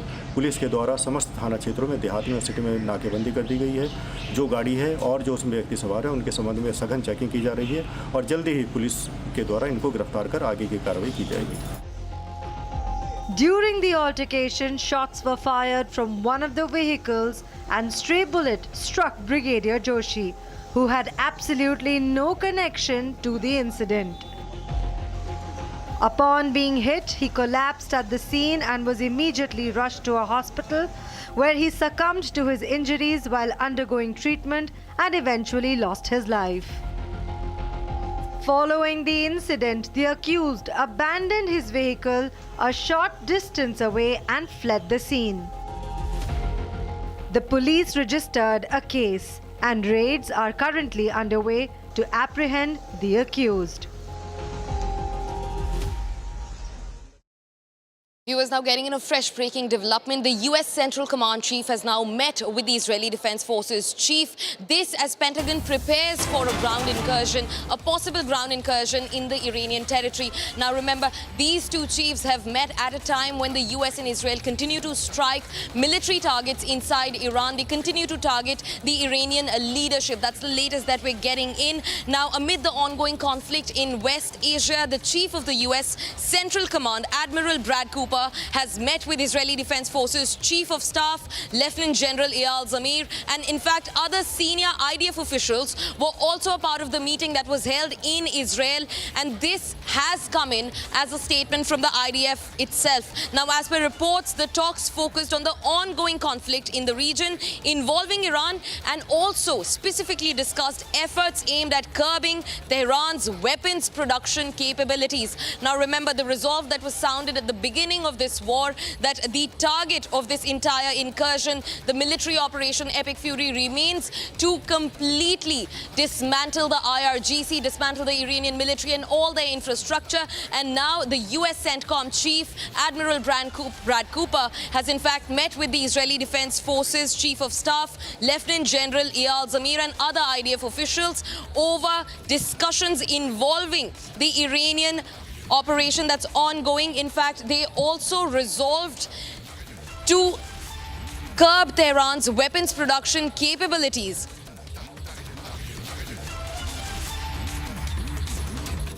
Viewers, in fact, back-to-back breaking developments coming in from the war zone. Now, another area inside Haifa has been struck. This comes as strikes and counterstrikes continue. These are the visuals on your screens, the satellite imagery that shows explosions in Haifa following the Epic Fury operation that's taking place. It's gaining ground. Now, Iran on one hand continues to strike the Iranian military assets, but also energy assets remain at the center of the war. The Haifa oil refinery has now been hit. It continues burning following Iranian retaliatory strikes. These are the visuals on your screens. A barrage of missiles, drone strikes rained down on the Haifa oil refinery inside Israel. And the Haifa oil refinery, in fact, continues to burn after Iran's retaliatory strikes hit the energy infrastructure. Viewers, in fact, this comes as Donald Trump announced that there will be a pause. In fact, he also extended that pause for the IRGC to be able to, as per the US, reconsider the truce talks, give them a buffer to reconsider the truce talks. But the war now has crossed a 1-month mark and nothing seems to have changed on the ground. These are the visuals of the Iranian retaliatory strikes that rained down on the Haifa oil refinery in Israel. And in fact, the oil refinery, as per reports, continues to burn even right now because the magnitude of the strikes, the barrage of missiles, you can see it on your screens. Haifa came under a huge attack. These are the visuals, plummeting smoke, huge plumes of smoke coming out of the Haifa oil refinery as energy infrastructure across the Gulf continues to remain at the center of the ongoing escalations in West Asia. Now, the Haifa oil refinery, one of the most prominent ones in Israel, has been struck by the Iranian military. In fact, we just showed you the images of the incoming missiles from the Iranian military that struck the Haifa oil refinery, which, as per reports, continues to burn even now. Raises pertinent questions on where the truce really is happening. Is it only in talks? Is it being implemented? And clearly so these visuals are a testament that there is anything but a truce that's happening in the ongoing escalation that's only getting more and more severe in the West Asian region. Now, energy infrastructure across the Gulf has been struck. Remember, Bushehr nuclear power plant inside Iran was struck a few days back. That was the third attack. And in retaliation, as strikes and counterstrikes continue, Iran has also struck the Haifa oil refinery inside Israel. These are the visuals on your screens. Different set of visuals showing the magnitude of what this strike was like and how far could it damage the Haifa oil refinery's infrastructure. Now, as per reports, the Haifa oil refinery continues to burn even now as a barrage of missiles and drone strikes from the Iranian military targeted the key oil refinery inside Israel. That's the latest that we're learning in. Now, viewers, we're yet to get a statement from the Israeli Defense Forces or even the Israeli authorities, the political leaders over this strike. But remember, the Haifa oil refinery remains one of the pivotal oil refineries in Israel and has now been struck, continues to burn even now. The strikes happened somewhere in midnight, somewhere in the thick of the night. And even now, the next morning, the Haifa refinery continues to burn. These are the visuals on your screens. Huge plumes of smoke going up in the air as the oil refinery, one of the key energy infrastructures of Israel, has been struck by multiple missile launches that were launched by the Iranian military. In fact, we also showed you, these are two videos that show the magnitude, one from afar and one a close-up visual.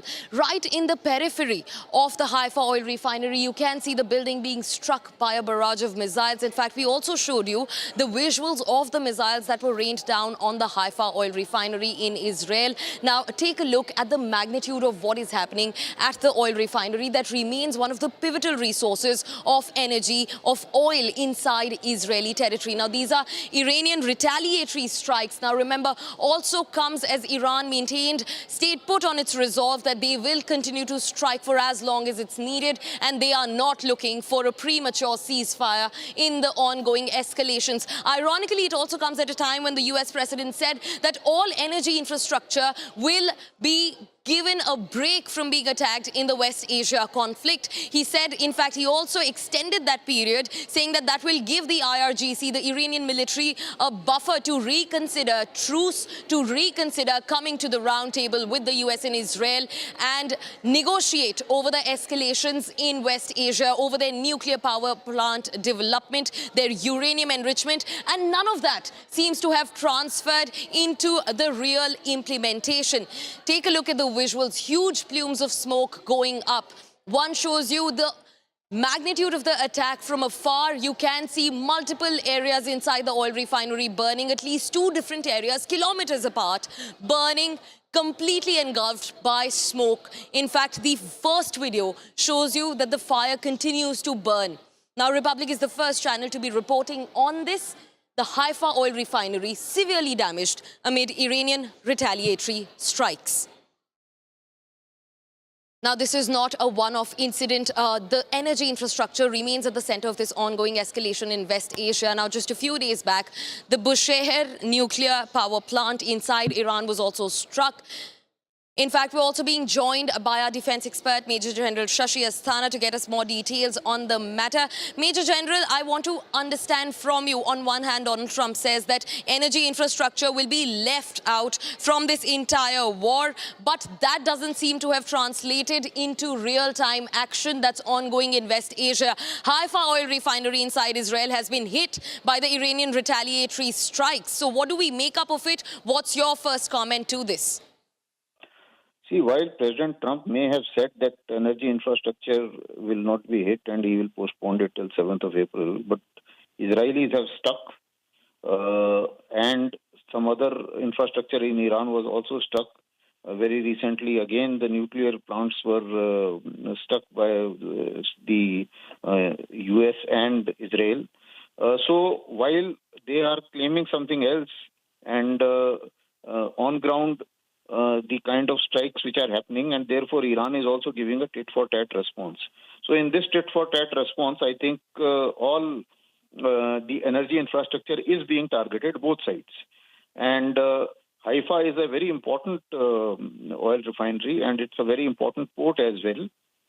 And it's a very small port town where the refinery and port are not very far from each other.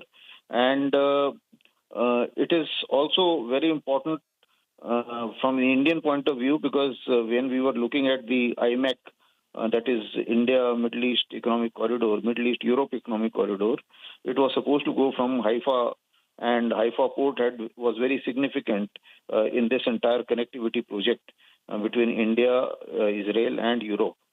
So it is now an attack on infrastructure both sides.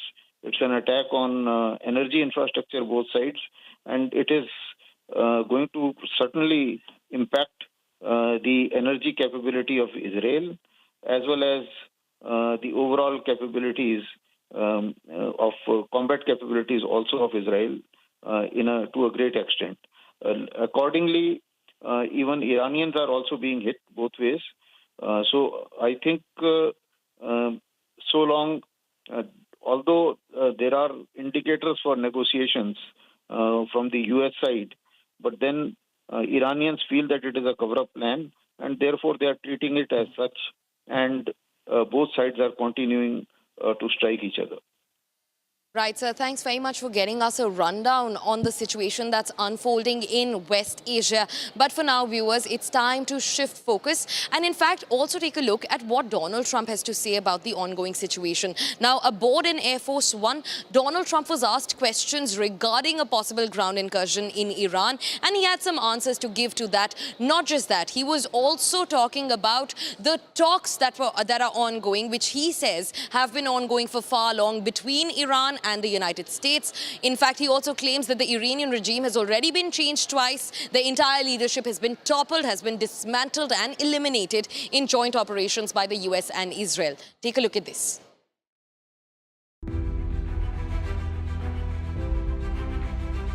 US President Donald Trump claimed that there have already been 2 regime changes in Iran, and the leaders of both the first and the second regimes are all dead. Probably, I think we'll make a deal with them, pretty sure. Whether it's possible, we won't. But we've had regime change, if you look already, because the one regime was decimated, destroyed, they're all dead. The next regime is mostly dead. He went on ahead to assert that a third regime is in place and are very reasonable, hinting at talks having taken place. The third regime, we're dealing with different people than anybody's dealt with before. It's a whole different group of people. So I would consider that regime change. And frankly, they've been very reasonable. Trump also claimed that Iran had given the US a tribute of 20 oil tankers set to begin transiting the Strait of Hormuz on Monday.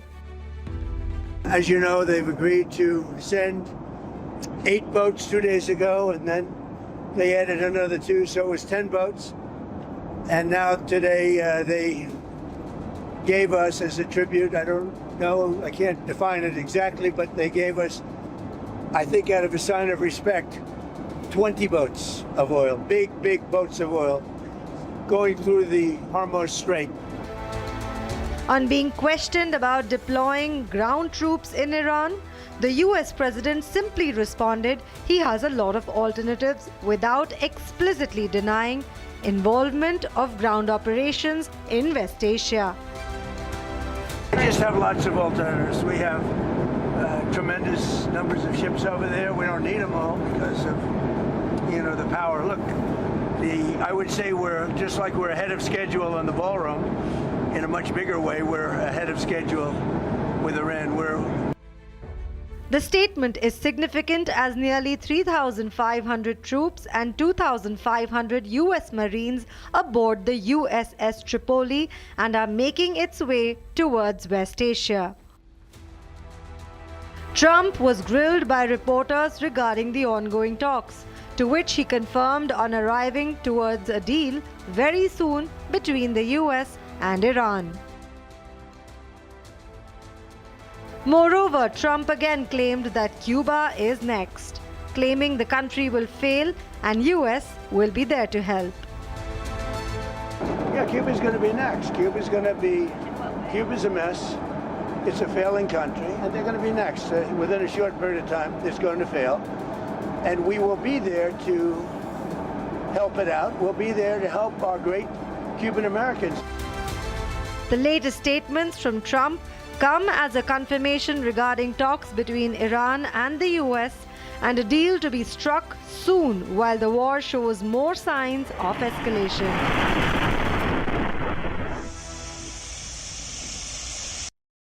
Viewers, getting in a fresh breaking development that comes in from Iran. Now, Iran has struck multiple radar sites and also US military establishments across the UAE. That's the latest that we're getting in. And now remember, this comes just a few days after the Iranian military also struck the Prince Sultan Air Base in Saudi Arabia that also houses the US military, severely wounding at least a dozen US soldiers. And now Iran has launched another retaliatory strike, a barrage of drones that target the radar stations and US forces deployment sites across the UAE.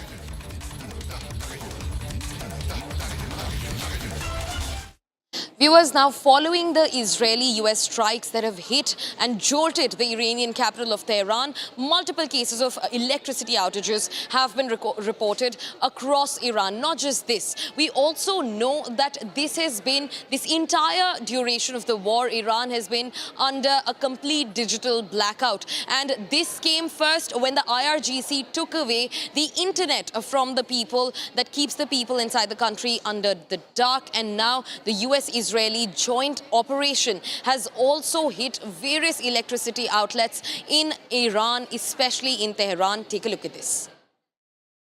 Whoa.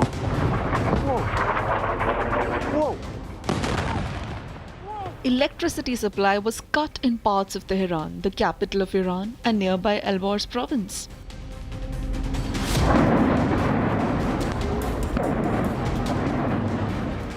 Shrapnel hit a part of electricity grid in Alborz province, causing power to be cut in several areas of Tehran and the city of Karaj. Authorities were working on reinstating it, as it was largely restored within an hour. Deputy Minister of Energy said the Tehran power grid will gradually return and customers will be relieved of the power outage. Iran's nationwide internet blackout was on its 30th consecutive day on Sunday, leaving millions cut off from information and communication since the war with the United States and Israel erupted. While the domestic intranet remains operational, supporting local messaging apps, banking platforms and other services, access to the global internet has been severely restricted. Viewers, now the Iranian Revolutionary Guard Corps has confirmed that their naval commander Ali Reza Tangsiri was killed in joint strikes by the US and Israeli Defense Forces. Now they say that the commander succumbed to the severity of his wounds. This is the first statement coming out from the IRGC in regards to the death of their naval commander Ali Reza Tangsiri. Now remember, this comes after the Israeli Prime Minister Benjamin Netanyahu also gave a confirmation saying that the IDF eliminated the naval naval commander in what he called precise and targeted lethal operations. Take a look at this. Iran has confirmed the death of Revolutionary Guard Corps Navy Commander Ali Reza Tangsiri. The IRGC released a statement saying Tangsiri died due to the severity of his wounds. This comes after Israeli Prime Minister Benjamin Netanyahu also confirmed that the Israeli Defense Forces killed Ali Reza in a precise and lethal operation. אנחנו ממשיכים לתקוף בעוצמה את המטרות של משטר הטרור האיראני. אמש חיסלנו את מפקד חיל הים של משמרות המהפכה. לאיש הזה יש הרבה דם על הידיים, ובנוסף הוא זה שהוביל את סגירת מצרי הורמוז. זוהי עוד אחת מהדוגמאות של שיתוף הפעולה בינינו לבין ידידינו ארצות הברית במטרה משותפת להשיג את מטרות המלחמה. The strikes and counter-strikes have continued even after the US President Donald Trump asserted an extension of the peace deal to give Iran a buffer to reconsider truce. Viewers, that's all that we could wrap in this edition of the News Bulletin, but don't go anywhere. News and updates continue on the other side, where we bring you how the BJP has now begun its poll campaigning in full swing in Bengal, with Suvendu Adhikari filing his nomination from Nandigram. The battle for Bengal getting sharper, getting you all the details on Republic. Stay tuned.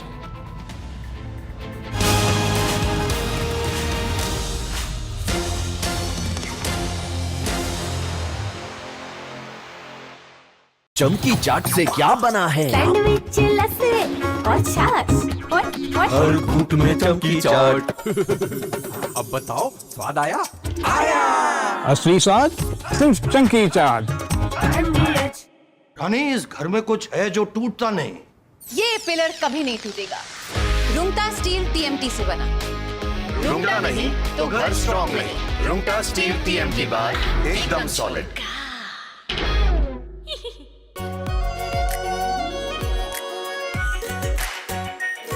Pure shahi paneer masala, delicious, healthy everyday.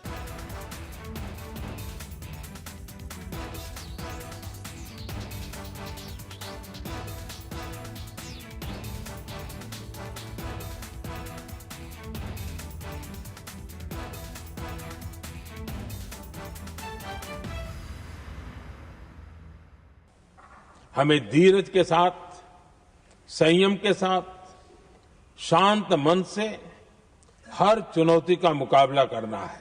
इसलिए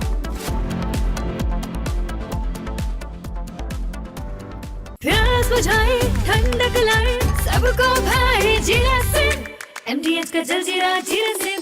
जीरा SIM, असली refreshing, असली स्वाद, असली मजा। MDH। केसरिया से मन जोगी हुआ रे, दिल झूमे देखो मतवारा हुआ रे। केसरिया से मन जोगी हुआ। हर पल मनाओ केसरी त्योहार। विमल, बोलो जुबान केसरी। आर प्योर सूजी पास्ता, उबालो, मिलाओ और खाओ। 8 मिनट में तैयार। क्या टेस्ट है, सबका राजा आर प्योर मसाला।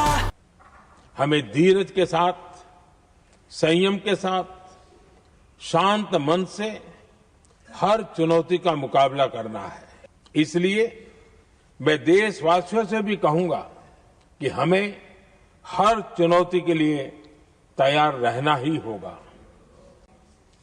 जैसा कि हम देख रहे हैं कि इस युद्ध को लेकर पल पल में हालात बदल रहे हैं। आदरणीय सभापति जी, ये संकट अलग प्रकार का है और इसके समाधान भी अलग प्रकार से ही तय किए जा रहे हैं। हमें धीरज के साथ, संयम के साथ, शांत मन से हर चुनौती का मुकाबला करना है। आदरणीय सभापति जी, जैसा कि हम देख रहे हैं कि इस युद्ध को लेकर पल पल में हालात बदल रहे हैं। इसलिए मैं देशवासियों से भी कहूंगा कि हमें हर चुनौती के लिए तैयार रहना ही होगा। इस युद्ध के दुष्प्रभाव लंबे समय तक रहने की प्रबल आशंका है। लेकिन मैं देशवासियों को भरोसा देता हूं, सरकार सतर्क है, तत्पर है और पूरी गंभीरता से रणनीति बना रही है। From Asia's largest news headquarters, setting the agenda for Bharat.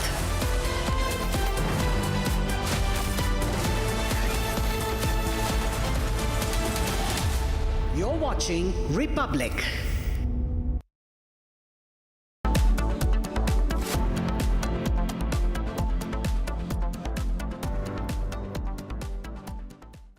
Very good afternoon, viewers. You're watching Live and Breaking, and I am Rakshita Mishra with you. The situation in West Asia is escalating. Donald Trump talks about taking the Kharg Islands, taking the oil in Iran. In the same breath, he talks about negotiations. He talks about being near a deal. But what is Iran saying? We have the latest statement coming in from the Foreign Ministry of Iran. We'll tell you that, but first, the headlines.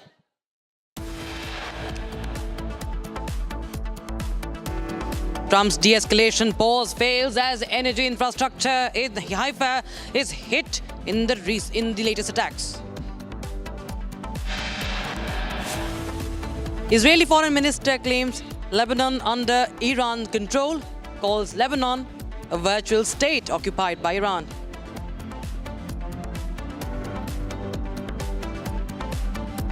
IRGC confirms Navy Chief Tangsiri killed in Israeli strike in Bandar Abbas. Israeli media report claims Israeli soldiers will not take part in any potential US ground operation in Iran.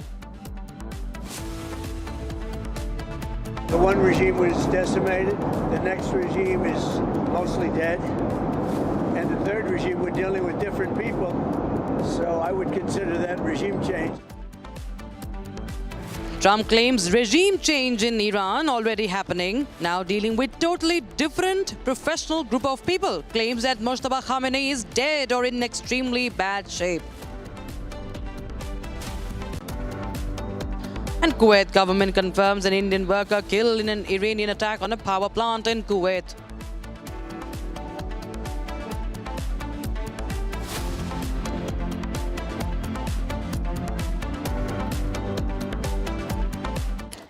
We start with breaking the statement coming in from the Foreign Ministry of Iran. Now, the statement says that the United States is not Iran is not engaging in any direct talks with United States. There are no direct talks, but only there are proposals that are being made via intermediaries. And Iran says that the proposals so far are unrealistic and they are unreasonable. Iran, in fact, goes on to say that these are excessive demands that are being put forth by the United States. And that's the breaking news we have right now. It's a big confirmation coming in from Iran as far as the dialogue is concerned. And in fact, it also has mentioned about those trying to mediate, wanting to mediate. And that's, of course, talking about countries like, for the umpteenth time, a very wrong approach has been taken, says Iran. Instead of condemning the aggressors, phrases are used in interviews that complicate the problems. In fact, the Iranian spokesperson or the Ministry of Foreign Affairs says that when the US talks about diplomacy, all the antennas should be alert. I don't know how many in the US take the claim of US diplomacy seriously. Our position is clear, unlike the other side, which constantly changes its stance, says Iranian Foreign Ministry spokesperson. In fact, it also mentions Pakistan, that meetings that Pakistan holds are a framework they themselves established, and we have not participated. It is good that regional countries are concerned about ending the war, but they should be aware of which side started the war.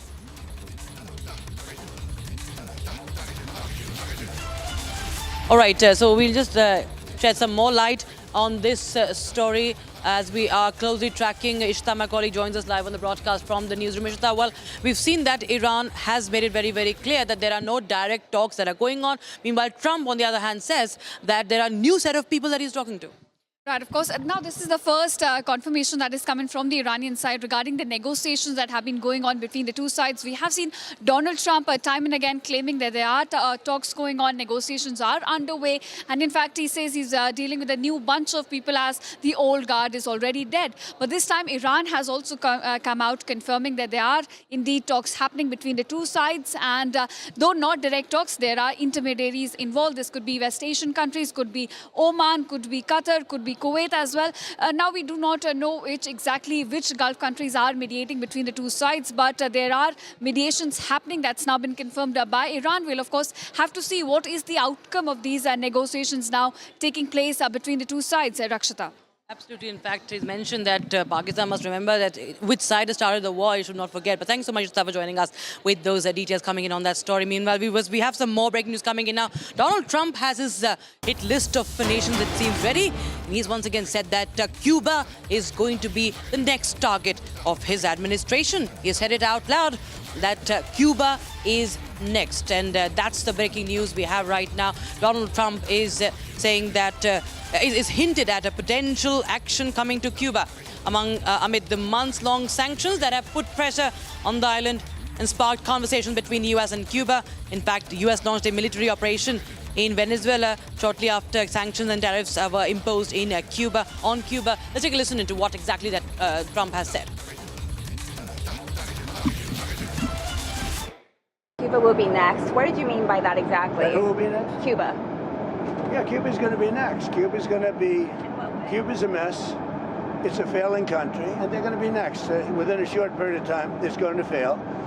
And we will be there to help it out. We'll be there to help our great Cuban Americans out who were thrown out of Cuba. In many cases, their family members were mutilated and killed by Castro. Well, Cuba's going to be next, yeah.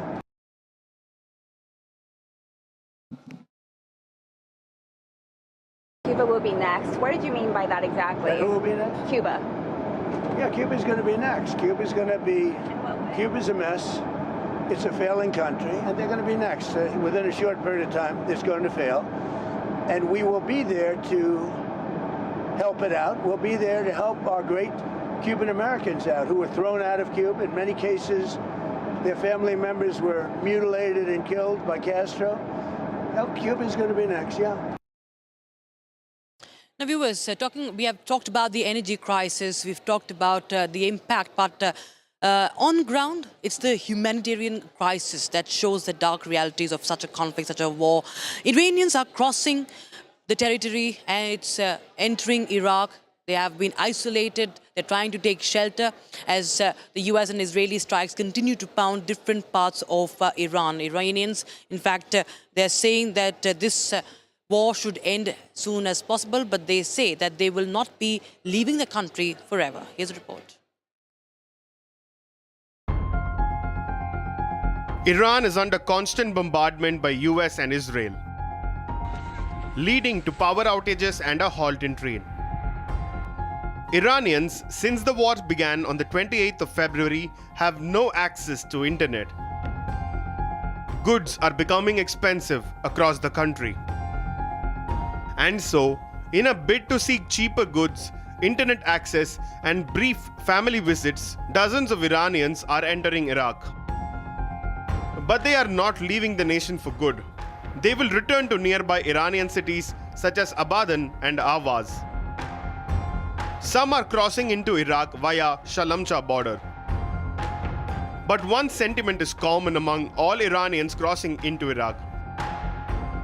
Iranians say we will be victorious, and they also have a message for Americans. رسالة الأمريكان يشيلون ايديهم من الوطن الإسلامي وهاي هيمنة اللي هم ببالهم وفكرهم يكون يصغرون لا ما يقدرون والشعب بقفل الدولة الإسلامية والقيادة الإسلامية إن شاء الله منتصرين بحول الله. موجودة هجمات وإحنا قاعد نقصفهم ما نخليهم وين ما كانوا. هجماتنا أكثر من عندهم. يعني إحنا قاعد إسرائيل قصفة كل مناطقهم اللي عندهم فايقات قاعد نقصفهن كل مكان العالم قاعد نقصفهم. هم يقصفونا نوبة إحنا نقصفهم 10 مرات. Iranians say they do not want Americans on their land. شنو رسالتك لهم تقولون موقفوا لوش؟ والله الافضل هم ينسحبون من كل المنطقه لان احنا ما نرغب بهم ما نريدهم. The figure by the UNHCR suggests that up to 3.2 million Iranians are temporarily displaced as the conflict intensifies. With the war entering the second month, the human cost is only increasing with each passing day.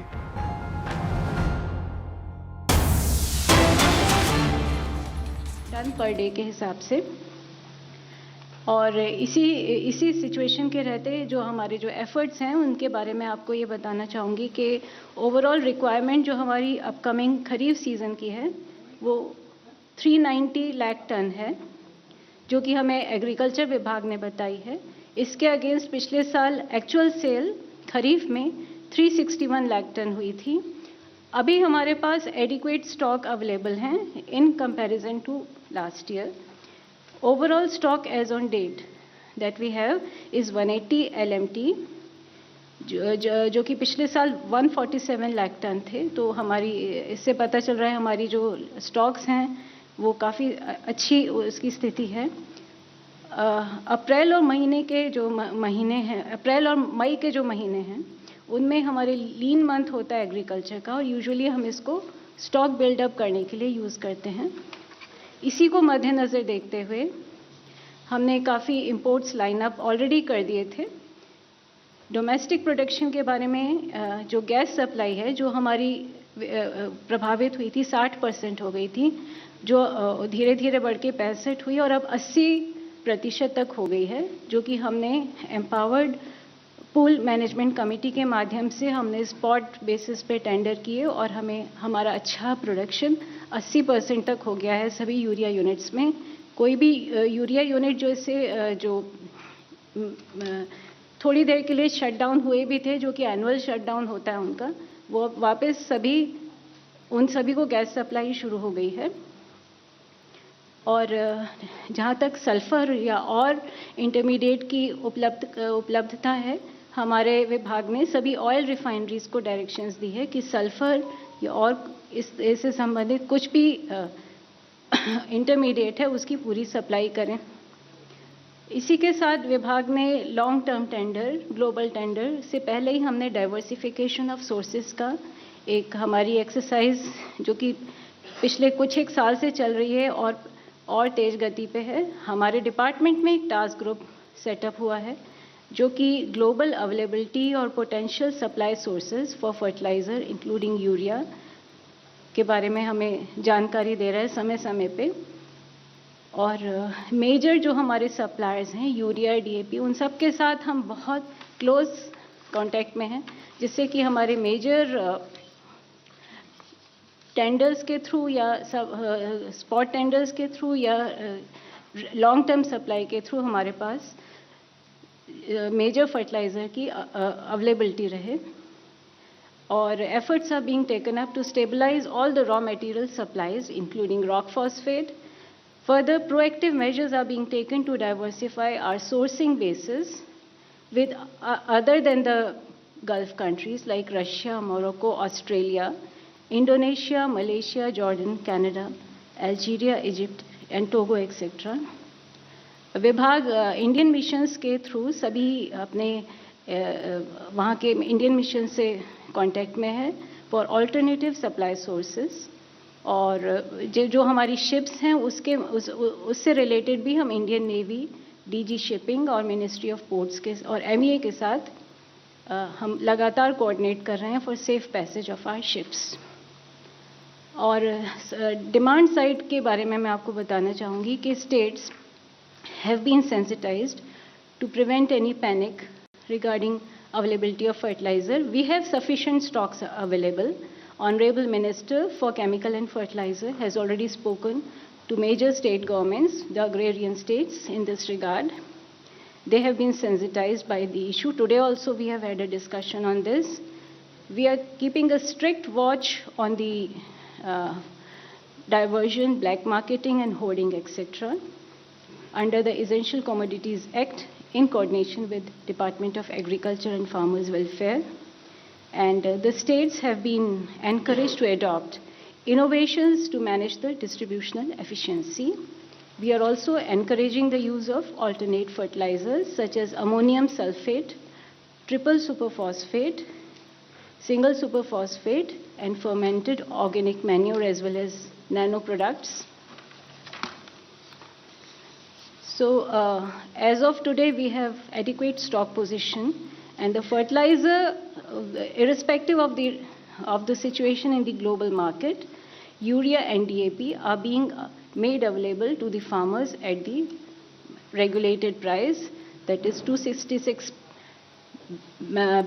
rupees 266 for 45 kg bag of urea, and DAP at 1350 per bag for 50 kg bag. And I would further like to inform you that a contingency control room has been set up in the department to ensure continuous monitoring of the fertilizer availability, production, imports, and movement in the wake of prevailing situation. Thank you. Over to you. Thank you ma'am. अब मैं ministry of petroleum और natural gas की में joint secretary Sujata Sharma ji से अनुरोध करूंगी कि वे एनर्जी सिक्योरिटी और गैस सप्लाई पे जानकारी दें। Over to you ma'am. नमस्कार। देश में पेट्रोल, डीजल, एलपीजी, पीएनजी की पर्याप्त उपलब्धता है और इसे इंश्योर करने के लिए भारत सरकार ने कई स्तर पर कदम लिए हैं और कदम उठा भी रही है। हमारी रिफाइनरीज नॉर्मल ऑपरेशन पर हैं और क्रूड इन्वेंट्रीज एडिक्वेट हैं। कुछ रिटेल आउटलेट्स पर नॉर्मल ऑपरेशन है, परंतु कुछ रिटेल आउटलेट्स पर पैनिक बाइंग भी ऑब्जर्व की जा रही है। इस संबंध में मैं ये बताना चाहूँगी देशवासियों को कि पेट्रोल और डीजल हमारे पास पर्याप्त मात्रा में उपलब्ध है। डोमेस्टिक मार्केट में पेट्रोल और डीजल पर्याप्त मात्रा में उपलब्ध हो और प्राइस भी इंक्रीज ना हो, इसी के लिए भारत सरकार ने एक्साइज ड्यूटी पेट्रोल और डीजल पर 10 रुपये रिड्यूस किया है, ये जैसा कि आपको पता है। इसके अलावा डोमेस्टिक मार्केट में डीजल की उपलब्धता को बनाए रखने के लिए, एटीएफ की उपलब्धता को बनाए रखने के लिए एक्सपोर्ट लेवी भी लगाई गई है। इसीलिए मेरा आप सभी से विनम्र निवेदन है कि कृपया अफवाहों पर विश्वास न करें, आवश्यकता अनुसार ही पेट्रोल और डीजल क्रय करें। नेचुरल गैस के संबंध में डोमेस्टिक कंज्यूमर्स को सीएनजी ट्रांसपोर्ट को 100% सप्लाई इंश्योर की जा रही है। ग्रिड पर जो भी इंडस्ट्रीज़ हैं उनको भी 80% सप्लाईज इंश्योर की जा रही हैं। भारत सरकार ने पिछले कुछ दिनों में कई इम्पॉर्टेंट स्टेप्स लिए हैं। इन स्टेप्स के अंतर्गत राज्य सरकारों को पीएनजी नेटवर्क के एक्सपेंशन के लिए लिखा गया है। इसके अलावा सेंट्रल मिनिस्ट्रीज़ को भी लिखा गया है। इसी क्रम में मैं आपको बताना चाहूँगी कि कई मंत्रालयों ने भी पीएनजी नेटवर्क को एक्सपेंशन को सपोर्ट करने के लिए कई ऑर्डर जारी किए हैं। जैसे कि डीपीआईटी पैसों ने सारी एप्लीकेशंस को डिस्पोजल को एक्सपेडाइट करने के लिए ऑर्डर जारी किया है। मॉर्थ ने भी इसी तरह का एक ऑर्डर जारी किया है। इसके अलावा डिफेंस ने भी अपने रेजिडेंशियल एरियाज़ और यूनिट लाइंस में पीएनजी नेटवर्क के एक्सपेंशन के लिए एक ऑर्डर जारी किया है। भारत सरकार ने भी 24 मार्च को एक गजट नोटिफिकेशन के द्वारा लास्ट माइल कनेक्टिविटी को एक्सपेडाइट करने के लिए कुछ आदेश जारी किए हैं। एलपीजी के संबंध में किसी डिस्ट्रीब्यूटर पर कोई ड्राई आउट नहीं है, सफिशिएंट सप्लाईज हैं और इंश्योर की जा रही हैं।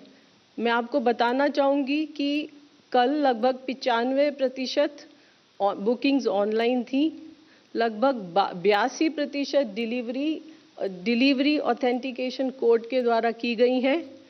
पिछले 2 दिनों में लगभग 1 करोड़ 4 लाख बुकिंग हुई, जिसके अगेंस्ट 92 लाख सिलेंडर भी डिलीवर हुए। कमर्शियल एलपीजी, आपको जैसे पता है भारत सरकार ने कमर्शियल एलपीजी को की उपलब्धता लगभग 70% तक बढ़ा दी है और इसमें ढाबा, रेस्टोरेंट, इंडस्ट्रियल कैंटीन्स, इसके अलावा माइग्रेंट लेबर, को प्रायोरिटाइज करने की बात की है। मैं आपको बताना चाहूँगी कि लगभग पिछले एक हफ्ते में इस ऑर्डर के इशू होने के बाद से लगभग 2,60,000 5 किलो के FTL सिलेंडर बेचे गए हैं और ये जो माइग्रेंट लेबर उज्ज्वला स्कीम के अंतर्गत कवर है उसके अतिरिक्त है।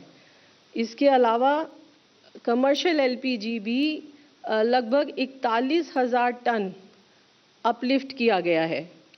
केरोसिन के संबंध में जैसा आप जानते हैं कि क्वार्टरली एलोकेशन के ऊपर लगभग 48,000 KL एडिशनल केरोसिन स्टेट्स को और यूनियन टेरिटरीज को एलोकेट किया गया है।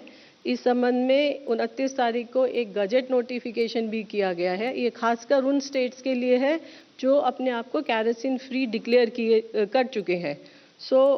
वहाँ पर अगर केरोसिन की ज़रूरत हो तो कैसे वो दिया जाएगा, ये गजट नोटिफिकेशन इसी के संबंध में है। अब भी कुछ कंप्लेंट्स आ रही हैं जैसे कि दाम जैसे ब्लैक मार्केटिंग की या होर्डिंग की, तो उस संबंध में मैं ये दोबारा से रिट्रेट करना चाहूँगी कि स्टेट गवर्नमेंट्स और यूनियन टेरिटरीज़ की एक बहुत अहम भूमिका है इन सारी माल प्रैक्टिसेस को कंट्रोल करने के लिए। और इनफैक्ट हमने स्टेट से रिक्वेस्ट भी किया है कि आप कंट्रोल रूम सेटअप करें, डेली ब्रीफिंग करें। लगभग सभी स्टेट्स ने कंट्रोल रूम सेटअप कर लिए हैं और लगभग 16 स्टेट्स हैं जो प्रेस ब्रीफ भी रिलीज़ कर रहे हैं, जैसे आंध्र प्रदेश, बिहार, गुजरात, हिमाचल प्रदेश, जम्मू कश्मीर, मध्य प्रदेश, महाराष्ट्र, मेघालय, नागालैंड, उड़ीसा, राजस्थान, तेलंगाना, उत्तर प्रदेश, उत्तराखंड, तमिलनाडु और अरुणाचल प्रदेश। एनफोर्समेंट एक्शन के अंतर्गत लगभग कल 2,500 रेड डाली गई जिसमें 2,000 सिलेंडर सीज किए गए। कुछ स्टेट्स हैं जहां पर एनफोर्समेंट को अभी भी कुछ स्ट्रेंथन करने की ज़रूरत है। इसके अलावा हमारी ऑयल मार्केटिंग कंपनी के ऑफिसर्स ने भी सरप्राइज इंस्पेक्शन किए हैं और लगभग अभी तक 500 शो कॉज नोटिस भी दिए जा चुके हैं। अंत में आप सभी के माध्यम से मैं ये कहना चाहूँगी कि हमारे पास पर्याप्त ईंधन मौजूद है और इसकी सप्लाई को इंश्योर करने के लिए भारत सरकार के द्वारा हर स्तर पर प्रयत्न किया जा रहा है। इसलिए मेरी सभी देशवासियों से प्रार्थना है कि कृपया अफवाहों पर विश्वास न करें और अपनी ज़रूरत के अनुसार ही ईंधन को खरीदें। धन्यवाद। Thank you. अब मैं ministry of ports, shipping and waterways के स्पेशल सेक्रेटरी श्री राजेश कुमार सिन्हा जी से रिक्वेस्ट करूंगी कि वे शिपिंग ऑपरेशंस के संबंध में जानकारी दें। Over to you sir. धन्यवाद महोदय। आप सभी को नमस्कार। पर्शियन गल्फ में 18 भारतीय जहाज हैं इस वक्त और उसमें 485 इंडियन सीफेयर्स नाविक हैं। ये सभी सुरक्षित हैं और पिछले 24 घंटे में कोई भी सामुद्रिक घटना की सूचना नहीं है।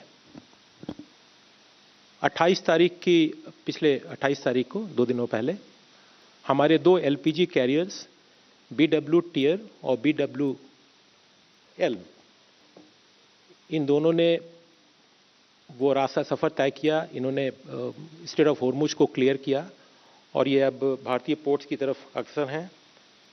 पहला BW टियर कल एक estimated type of arrival actually tomorrow's date 31 को ये मुंबई पोर्ट पर रिपोर्ट करना चाहिए और BW टियर न्यू मैंगलोर में 1 अप्रैल को रिपोर्ट करना चाहिए। इन दोनों LPG कैरियर्स में करीब 94,000 मीट्रिक टन LPG है, दोनों मिला करके।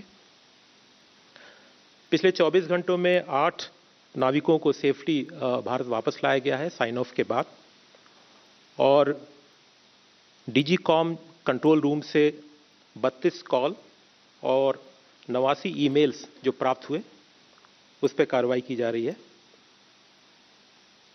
किसी भी पोर्ट से, मेजर या नॉन मेजर पोर्ट से कोई कंजेशन या किसी प्रकार की बाधा रिपोर्टेड नहीं है। स्टेट मैरीटाइम बोर्ड्स ने भी कंफर्म किया है, गुजरात, महाराष्ट्र, गोवा, केरला, आंध्र प्रदेश और पुदुचेरी ने कंफर्म किया है कि उनके सारे पोर्ट्स स्मूथली फंक्शन कर रहे हैं और मिनिस्ट्री इस प्रकार मिनिस्ट्री ऑफ एक्सटर्नल अफेयर्स के साथ, इंडियन मिशंस के साथ और मैरीटाइम स्टेक होल्डर्स के साथ कोऑर्डिनेट कर रही है, जिससे कि भारतीय नाविकों का वेलफेयर और मैरीटाइम ऑपरेशंस अनइंटरप्टेड चले। धन्यवाद। Thank you sir. अब मैं मिनिस्ट्री ऑफ एक्सटर्नल अफेयर्स के additional secretary XP Shri Randhir Jaiswal ji से अनुरोध करूंगी कि वे एक्सटर्नल अफेयर्स के पर्सपेक्टिव से आपको जानकारी दें। Over to you. नमस्कार। जैसा कि आप जानते हैं, प्रधानमंत्री की अलग अलग दुनिया के राष्ट्रनेताओं से बातचीत हो रही है। इसी क्रम में 28 मार्च को प्रधानमंत्री की बातचीत सऊदी अरब के युवराज और वहाँ के प्रधानमंत्री his royal highness prince Mohammed bin Salman से हुई। इस बातचीत के दौरान उन्होंने पश्चिम एशिया में जो संघर्ष चल रहा है उस पर बातें रखी अपनी। प्रधानमंत्री ने उस क्षेत्र में ऊर्जा व्यवस्था, इंफ्रास्ट्रक्चर पर हुए हमले पर की निंदा की। दोनों नेताओं ने आज़ाद नौ परिवहन और जहाज़ के रास्ते को खुला और सुरक्षित रखने पर भी बातचीत की। साथ ही साथ प्रधानमंत्री ने सऊदी अरब के युवराज को, वहाँ चूँकि हमारे बहुत बड़े भारतीय समुदाय रहता है, उसके देखभाल के लिए उनको धन्यवाद दिया। विशेष जानकारी हमारे कॉलीग देंगे। Thank you. अब मैं मिनिस्ट्री ऑफ एक्सटर्नल अफेयर्स के एडिशनल सेक्रेटरी गल्फ श्री असीम महाजन जी से अनुरोध करूंगी कि वे गल्फ रीजन से जुड़े लेटेस्ट डेवलपमेंट पे आपको जानकारी दें। Good afternoon. The Ministry of External Affairs continues to closely monitor the evolving situation in the Gulf and West Asia region. The safety, security and welfare of the large Indian community in the region remains our utmost priority. Our dedicated special control room remains operational to assist Indian nationals and their families, and we continue to coordinate closely with state governments and union territories to share information and align our response efforts. Our missions and posts across the region are functioning round the clock, operating 24/7 helplines, issuing regular updated advisories and remaining actively engaged with the Indian community associations, organizations and Indian companies spread across the region. They remain in close contact with local governments. Our missions are proactively addressing issues and concerns being raised by Indian nationals, including facilitation for visas, consular services, facilitating transit through neighboring countries where there are airspace restrictions, and providing logistical support where required. Welfare of Indian students in the Gulf countries is being accorded high priority. Government is making every effort to see that students' academic year is not impacted. Our missions are in regular touch and are actively coordinating with the local authorities, Indian schools in the region, concerned boards, and National Testing Agency. All right, viewers, we have breaking news coming in right now. Rupees has crossed the 95 per dollar mark for the first time since the break of the war. And that is the breaking news we are getting in right now, despite we've seen that RBI has been intervening to control the situation. But this is another, you can say, a low that has been hit. Indian rupee slips past 95 mark for the first time amid the escalating war.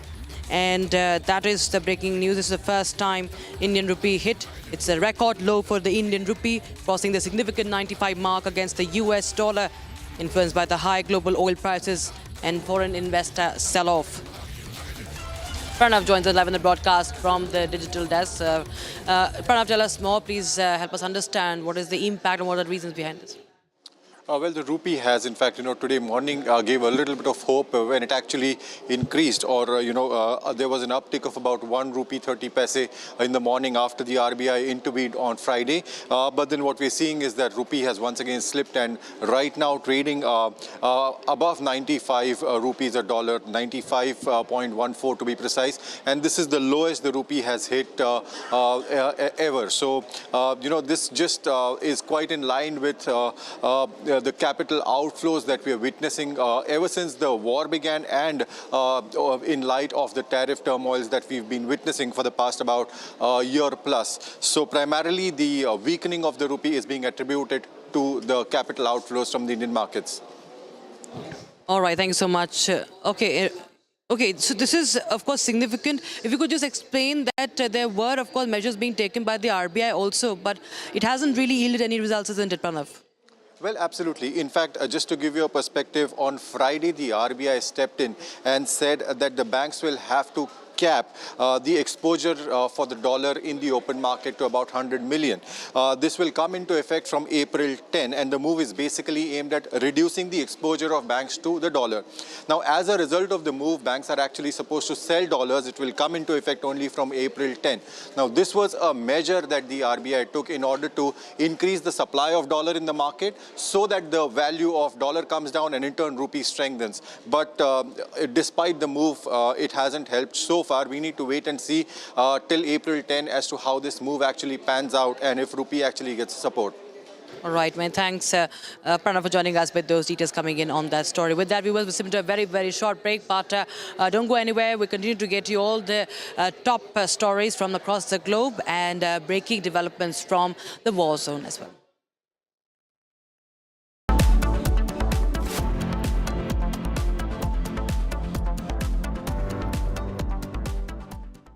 थोड़े में ज्यादा स्वाद यही तो है इसकी खास बात। वाओ मम्मा क्या स्वाद है। अरे मेरे राजा राजा और pure masala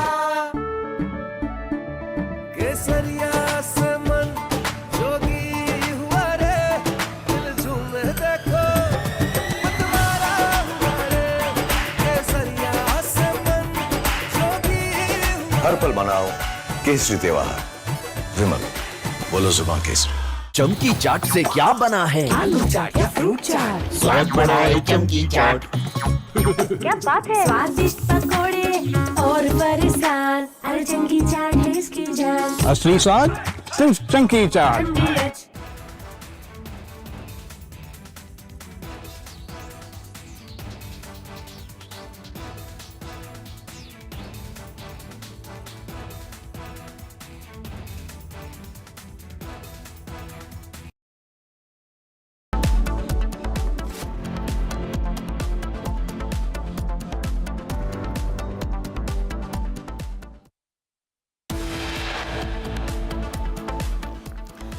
Iran says there were no direct talks with the US, but via intermediaries currently underway.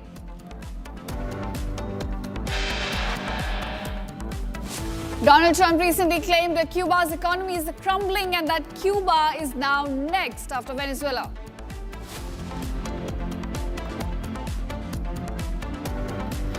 Donald Trump claims regime change in Iran already happened, now dealing with totally different professional group of people. Also claims Mojtaba Khamenei is dead or in extremely bad shape. In latest retaliatory strikes from Iran, Haifa's oil refinery has now been struck in Israel.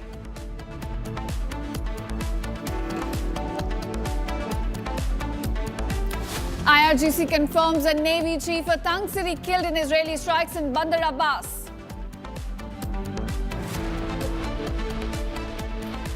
Kuwait, the government confirms an Indian worker was killed in Iranian attack on a power plant in the country.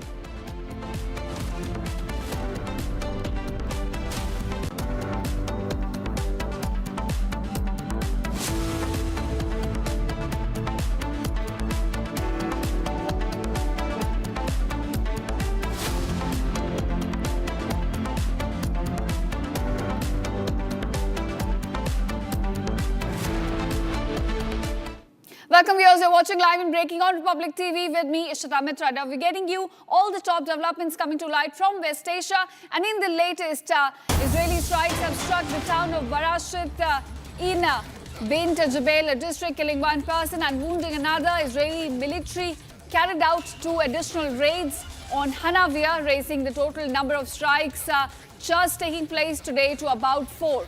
Now viewers, these attacks are part of a series of Israeli strikes on southern Lebanon, which have resulted in multiple casualties. According to reports, about 370,000 children have been displaced so far in Lebanon, while about 121 have been killed and another 399 injured since the war began. So we are looking up at the casualty number now going up as Israel continues to carry out more attacks against Hezbollah targets in Lebanon. In the latest, it has carried out 2 additional raids in southern Lebanon.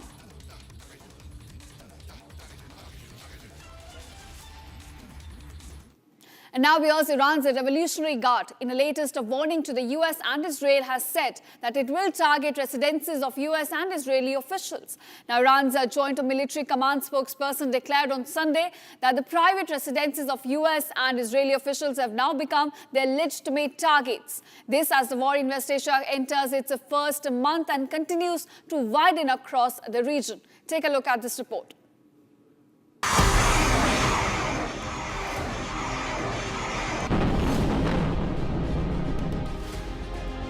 Iran has issued a new threat to US and Israel. This time, a warning to target US and Israeli military and political officials living in the Middle East, including Israel. Khatam al-Anbiya Central Headquarters spokesperson said, "The decision to target the residences of US and Israeli officials have been made after the nations have targeted residential homes of Iranians in various cities across Iran." با توجه به شرارت‌ها و اقدامات تروریستی دشمنان آمریکایی صهیونیستی و هدف قرار دادن منازل مسکونی مردم ایران در شهرهای مختلف، نیروهای مسلح جمهوری اسلامی ایران در اقدامی تلافی جویانه محل سکونت فرماندهان و مسئولان سیاسی آمریکا و رژیم صهیونیستی در منطقه و سرزمین‌های اشغالی را هدف قرار خواهند داد. The war has completed 1 month. And the fear of further escalation is only getting real by the day.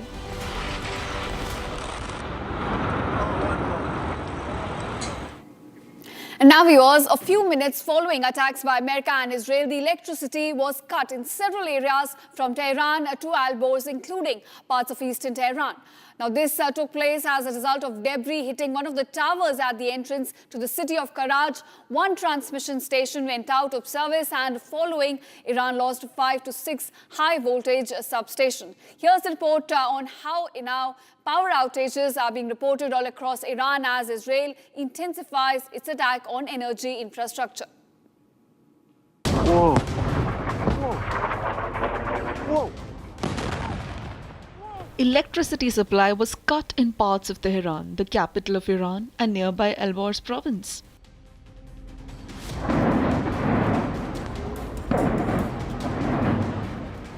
Shrapnel hit a part of electricity grid in Alborz province, causing power to be cut in several areas of Tehran and the city of Karaj. Authorities were working on reinstating it, as it was largely restored within an hour. Deputy Minister of Energy said the Tehran power grid will gradually return and customers will be relieved of the power outage. Iran's nationwide internet blackout was on its 30th consecutive day on Sunday, leaving millions cut off from information and communication since the war with the United States and Israel erupted. While the domestic intranet remains operational, supporting local messaging apps, banking platforms and other services, access to the global internet has been severely restricted. All right, viewers, now moving on to more breaking news we're getting at this hour. This is one coming from West Asia. Now, Spanish media, in fact, has made a big claim saying that Spain has closed its airspace due to US military flights being used for war on Iran, and also barred the use of its Rota and Moron air bases for combat or refueling operations. Now, that's a big statement coming in from Iran as it's shuts down its airspace for the US operations. Now, we had seen earlier statements from Spanish Prime Minister who in fact refused to join Trump's war against Iran, and now Spain essentially also shutting down its airspace for US flights. And not just that, it also barred the use of its Rota and Moron air bases for combat or refueling operations. So Spain in no way aiding US's operations against Iran. Not just its airspace has been shut down, but also its air bases are not being allowed to use by US aircraft for refueling operations. Now, these are two air bases, in fact, Rota and Moron air base, which cannot be used for combat or refueling operations, as Spain has now clarified as regard to US aircraft. In fact, it also says it has closed its airspace to US military flights.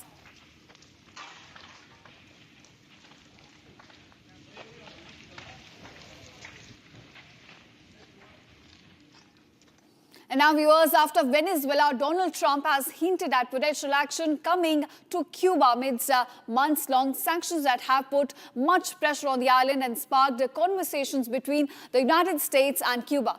Now, the USAR launched a military operation in January that captured former Venezuelan President Nicolas Maduro and shortly after imposed sanctions and tariffs on Cuba as well. And now we're looking at some action that could come in on the island. Take a look at this report. Cuba will be next. What did you mean by that exactly? Who will be next? Cuba.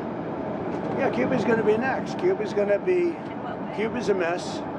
It's a failing country, and they're going to be next. Within a short period of time, it's going to fail. And we will be there to help it out. We'll be there to help our great Cuban Americans out who were thrown out of Cuba. In many cases, their family members were mutilated and killed by Castro. Well, Cuba's going to be next, yeah. Cuba will be next. What did you mean by that exactly? Who will be next? Cuba. Yeah, Cuba's going to be next. Cuba's a mess. It's a failing country, and they're going to be next. Within a short period of time, it's going to fail. And we will be there to help it out. We'll be there to help our great Cuban Americans out who were thrown out of Cuba. In many cases, their family members were mutilated and killed by Castro. Well, Cuba's going to be next, yeah. And now, viewers, Republic brings you an exclusive ground report from Ray City, a city in Tehran's province where a building has been struck and repeated IDF attacks are now being witnessed. Take a look at this ground report that tells you how the war is unfolding inside Tehran. I've come here to Ray City, a city in Tehran province, not Tehran City, a part of Tehran province. I talked to locals here. A building was struck here. I've talked to so many people here. They have told me that it was a residential building. There is a police station here, and some speculate that maybe the main target was that police station, but by mistake they targeted this building. I had the opportunity to talk to the head of Tehran's firefighting department, and also the head of Red Crescent Society is present. Just listen to what they said to me. اینجا خونه مسکونی بوده که مورد اصابت قرار گرفته، مرکز نظامی نیست، کاملا مسکونی است و تعداد زیادی از شهروندان زیر آوار موندن که با توجه به اینکه 5 طبقه ساختمان است و دسترسی بهش مشکل هست، دارن با دستگاه‌های سنگین آواربرداری الان دارن کار میکنن که انشالله بتونیم پیکرهای این عزیزان را هم از زیر آوار که بین 2 طبقه گیر افتاده، یعنی 2 طبقه ساختمان افتاده رو هم و این پیکرها بین این 2 طبقه ها گیر افتادن، با همه ابزارهای سنگینی که داریم الان دارن فعالیت میکنن. همونجوری که تو تصویر شما میتونید ببینید انشالله کار آواربرداری و پیدا کردن این اجساد انشالله انجام میشه. الان بعد تعداد کشته شده و مجروح دقیقاً مشخص نیست. من احساس میکنم که طبق آماری که ما داریم چیزی حدود 10 نفر از عزیزان ما اینجا شهید شده. دیگه شما میدونید هدف کاملا خونه مسکونی هست و ظالمانه. به تعداد مجروحین کشته شدگان مشخص شده. فعلا آماده بشه وقتی تمام شد میگیم. People here are shocked as the head of the fire department said the number of casualties, and the deaths has not been revealed yet because they are still trying to remove the debris. But people are very sad and shocked and crying because it's a residential neighborhood. And I also had a conversation with 2 people here on the ground. اول فکر کردیم کلانتریو زدن. بعد که راه باز شد اومدیم جلوتر گفتن حسینیه آقای دبیر آقای دکتر دبیر رو زدن. بعد اومدیم جلوتر دیدیم حسینیه چیزیش نشده. اونایی که میگن ما مدافع مردم ایران هستیم گوش کنید. آقا شما مردم عادی رو زدید. 2 تا کوچه پشتی رو زدید. حسینیه آقای دبیر نبوده. مردم عادی رو زدید. ساختمون هم نظامی نیست، افراد عادی هستند که شهید شدن. این ساختمون هیچ چیز نظامی نداره، نه کلانتری اینجا، نه جایی که اصلا ساختمون نظامی باشه تو این هولوش. هیچ چیزی اینجا نداره. So as you saw, I talked to some locals here. They are very sad, they are shocked, and because this was a residential place, and you see this devastating scene, a dead body is visible as they are removing the debris. Sefer Sarami, CGTN, Tehran. And now, viewers, US President Donald Trump has claimed that Iranian regime has already changed twice, claiming all of its leaders are dead, while reaffirming once again that he is after Iranian oil. Now, aboard the Air Force One, Trump responded to a reporter's questions on deploying US ground troops on Iran and details on talks between the two nations. More in this report. Take a look.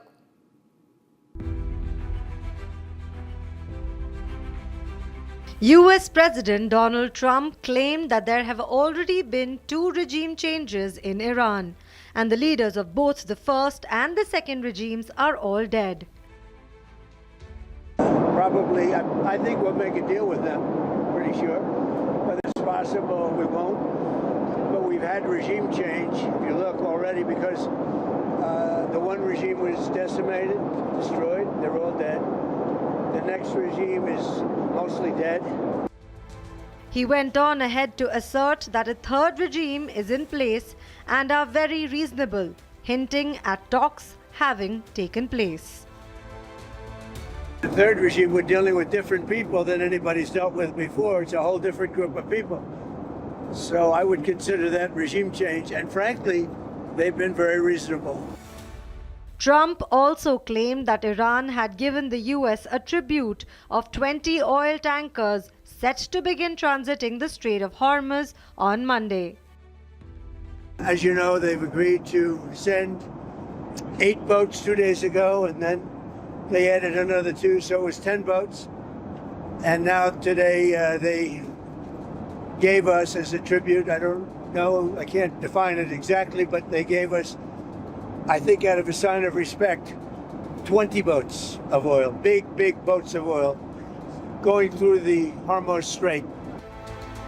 On being questioned about deploying ground troops in Iran, the US president simply responded he has a lot of alternatives without explicitly denying involvement of ground operations in West Asia. We just have lots of alternatives. We have tremendous numbers of ships over there. We don't need them all because of, the power. Look, I would say we're just like we're ahead of schedule on the ballroom. In a much bigger way, we're ahead of schedule with Iran. The statement is significant as nearly 3,500 troops and 2,500 US Marines aboard the USS Tripoli and are making its way towards West Asia. Trump was grilled by reporters regarding the ongoing talks, to which he confirmed on arriving towards a deal very soon between the US and Iran. Moreover, Trump again claimed that Cuba is next, claiming the country will fail and US will be there to help. Yeah, Cuba's going to be next. Cuba's a mess. It's a failing country, and they're going to be next. Within a short period of time, it's going to fail. And we will be there to help it out. We'll be there to help our great Cuban Americans. The latest statements from Trump come as a confirmation regarding talks between Iran and the US and a deal to be struck soon while the war shows more signs of escalation.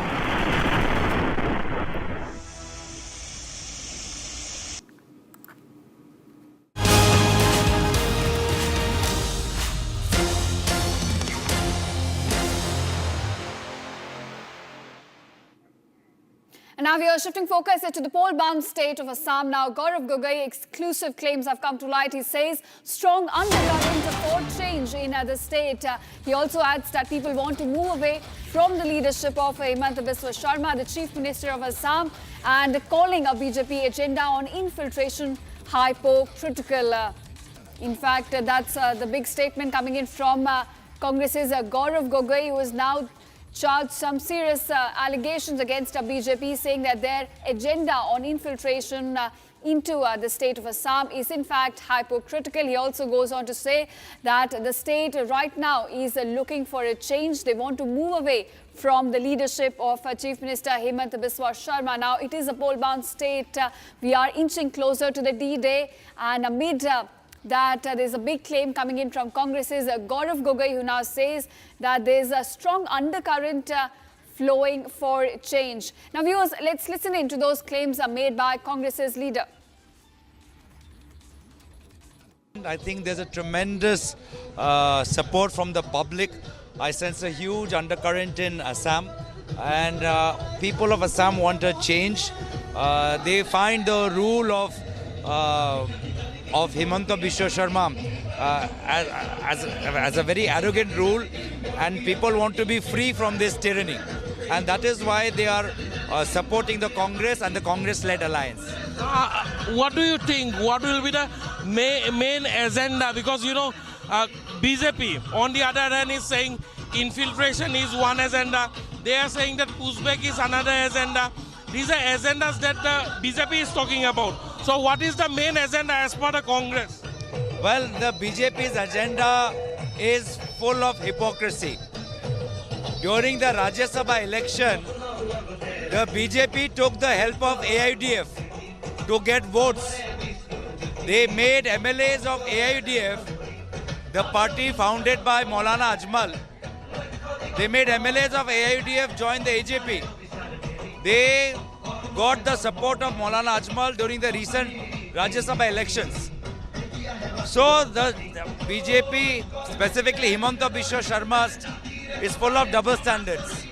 Secondly, there is no BJP also. All old veteran BJP leaders have been brushed to the side by Himanta Biswa Sharma. The entire BJP headquarters in Guwahati is full of old Congress leaders. This election is a fight between old Congress under Himanta Biswa Sharma and a new Congress which is inspired by the values of late Tarun Gogoi. And for us, all the parties in the opposition alliance, we want a new Assam which is harmonious, which is strong, which is prosperous, in which the people who are living in the grassroots, the small and local businesses, they thrive, and women are free from the intimidation of the government, and the problems of alcoholism and drug addiction is addressed. You have also said that it is a fight between the old Congress and the new Congress. Will it impact the Congress? Because, you know, Bhupen Bora, Pradut Bora, they abandoning the Congress. Will it have a positive impact in your party or a negative impact in the Congress? Since the last 7-8 months, every month, people who are fed up with the leadership of Himanta Biswa Sharma and BJP have been joining the Congress party. Even now, a former sports minister, a tribal lady, joined the Congress party. Former MLAs from BJP have joined the Congress party. So many people continuously are leaving the BJP ever after Himanta Biswa Sharma has taken charge, because they don't want their party to be run by old Congress people. So as a result, the Congress party is managing to put forward a lot of fresh candidates in this election. Many people are contesting elections for the first time. Close to 13 women are contesting. And on the other hand, on the BJP, if you see the list, all their veteran BJP leaders, those who were running the party when Himanta Biswa Sharma joined the BJP, all of them have been cast aside and their tickets have been denied. All right, viewers, and moving from one poll-bound state to another, we're getting visuals from Tamil Nadu as TVK chief Vijay takes a road show. Right now, you can see how a sea of people, in fact, supporters have gathered to catch a glimpse of the leader. These are live visuals from Chennai. In fact, Vijay claims that complete police not deployed for security. Vijay also claims that serious lapses in poll-related security arrangements.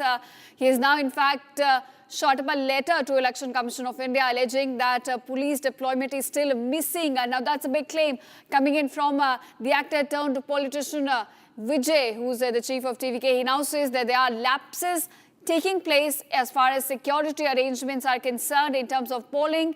And to address that, he has also written a letter to the Election Commission of India. Now, on your screen also, you can see that there isn't enough deployment of security officials, as his fans almost all the time gather around his vehicle as he undertakes campaign on the streets. And now, in this regard, he's written a letter to the Election Commission flagging that there are serious lapses taking place as far as security deployment is concerned.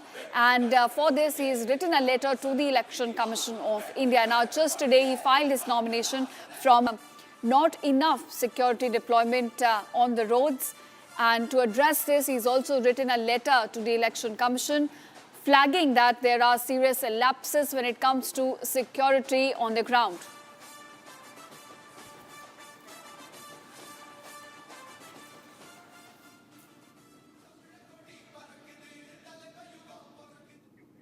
And now, viewers, BJP in Bengal begins a poll campaigning as Suvendu Adhikari files his nomination from Nandigram today. We're getting some breaking developments about West Bengal election. Suvendu Adhikari filing his nomination. In fact, Bengal is set to go to polls in 2 phases.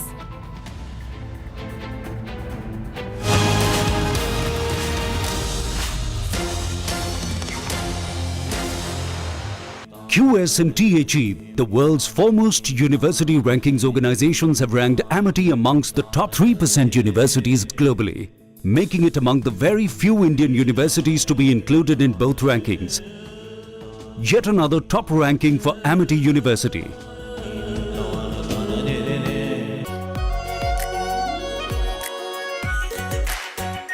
Our pure Shahi Paneer Masala. Delicious, healthy, every day. हमें धीरज के साथ, संयम के साथ, शांत मन से हर चुनौती का मुकाबला करना है। इसलिए मैं देशवासियों से भी कहूंगा कि हमें हर चुनौती के लिए तैयार रहना ही होगा। जैसा कि हम देख रहे हैं कि इस युद्ध को लेकर पल पल में हालात बदल रहे हैं। आदरणीय सभापति जी, ये संकट अलग प्रकार का है और इसके समाधान भी अलग प्रकार से ही तय किए जा रहे हैं। हमें धीरज के साथ, संयम के साथ, शांत मन से हर चुनौती का मुकाबला करना है। आदरणीय सभापति जी, जैसा कि हम देख रहे हैं कि इस युद्ध को लेकर पल पल में हालात बदल रहे हैं। इसलिए मैं देशवासियों से भी कहूंगा कि हमें हर चुनौती के लिए तैयार रहना ही होगा।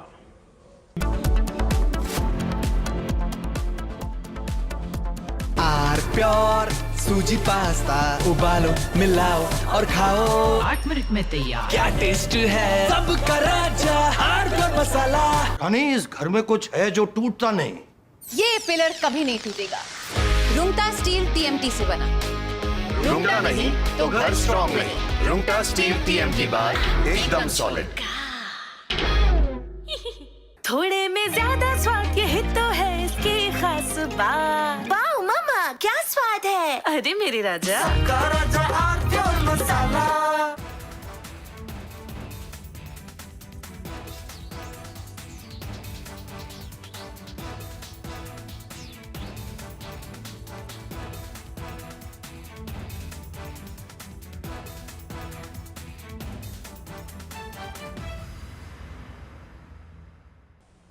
हमें धीरज के साथ, संयम के साथ, शांत मन से हर चुनौती का मुकाबला करना है। इसलिए मैं देशवासियों से भी कहूंगा कि हमें हर चुनौती के लिए तैयार रहना ही होगा। जैसा कि हम देख रहे हैं कि इस युद्ध को लेकर पल पल में हालात बदल रहे हैं। आदरणीय सभापति जी, ये संकट अलग प्रकार का है और इसके समाधान भी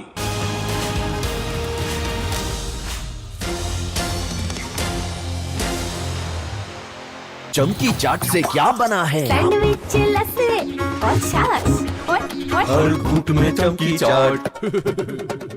ड्राई फ्रूट और दही बड़े। चंकी चाट से स्वाद बढ़े। असली स्वाद सिर्फ चंकी चाट। केसरिया से मन जोगी हुआ रे, दिल झूमे देखो मतवारा हुआ रे। केसरिया से मन जोगी हुआ। हर पल मनाओ केसरी त्योहार। विमल, बोलो जुबान केसरी।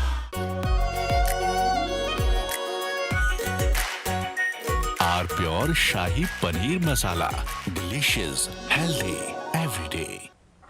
हमें धीरज के साथ, संयम के साथ, शांत मन से हर चुनौती का मुकाबला करना है। इसलिए मैं देशवासियों से भी कहूंगा कि हमें हर चुनौती के लिए तैयार रहना ही होगा। जैसा कि हम देख रहे हैं कि इस युद्ध को लेकर पल पल में हालात बदल रहे हैं। आदरणीय सभापति जी, ये संकट अलग प्रकार का है और इसके समाधान भी अलग प्रकार से ही तय किए जा रहे हैं। हमें धीरज के साथ, संयम के साथ, शांत मन से हर चुनौती का मुकाबला करना है। आदरणीय सभापति जी, जैसा कि हम देख रहे हैं कि From Asia's largest news headquarters, setting the agenda for Bharat.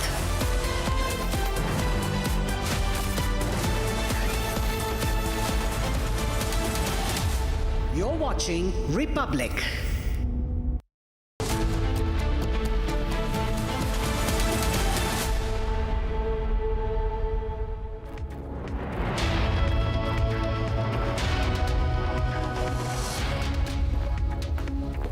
Hello and welcome. You're watching live and breaking on Republic TV with me, Ishita Mitra. Now, viewers, after US, Iran also confirms that there are talks happening between the two sides, although not direct. The big question now, who is Trump talking to as he claims that Mojtaba is dead or in extremely bad shape? We'll get you all the details on that. But first up, a quick check at the headlines.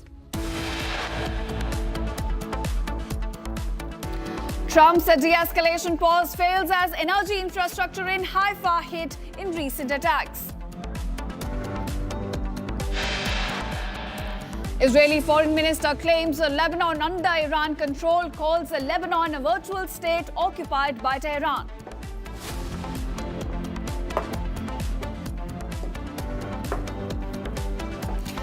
IRGC confirms a Navy Chief Tangsiri killed in Israeli strikes in Bandar Abbas.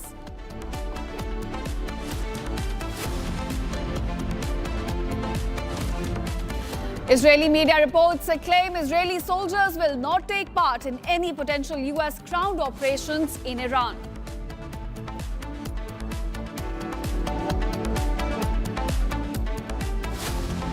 The one regime was decimated, the next regime is mostly dead, and the third regime, we're dealing with different people, so I would consider that regime change. Trump claims regime change in Iran already happened, now dealing with totally different set of people. Claims Mojtaba Khamenei is dead or in extremely bad shape.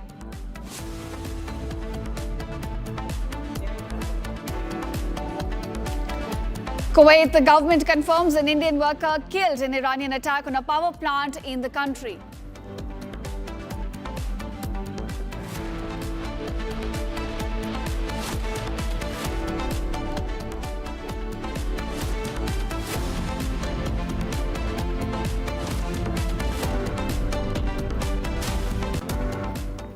All right, viewers, our top focus at this hour. Now, IDF has escalated its attacks against Hezbollah in Lebanon. In the recent statement, it says that the 401st Division located and dismantled advanced anti-tank missiles in a southern part of the country. Now, during a targeted operation, these attacks took place. And in addition, the troops also located weapon storage facilities inside underground compounds. The weapons were dismantled immediately after their discovery by the troops. The IDF also says it will continue to operate decisively against the Hezbollah terror organization, which to join the attacks against Israel and operate under the patronage of Iranian regime. So that's a warning coming in from the IDF side towards Hezbollah, while also the detailed operations that have now been carried out by Israel against Hezbollah's target centers. Now, in this case, IDF says that inside Hezbollah's positions, the 401st Division, it located and then dismantled their advanced anti-tank missiles in southern Lebanon. It also says that during a targeted operation against Hezbollah infrastructure, the troops located a weapon storage facility and destroyed about 5 advanced anti-tank missiles. Now, these were intended to launch toward Israeli territory. So we are looking at attacks on Hezbollah equipment along with their top leadership. And this time, the latest attacks took place inside southern Lebanon.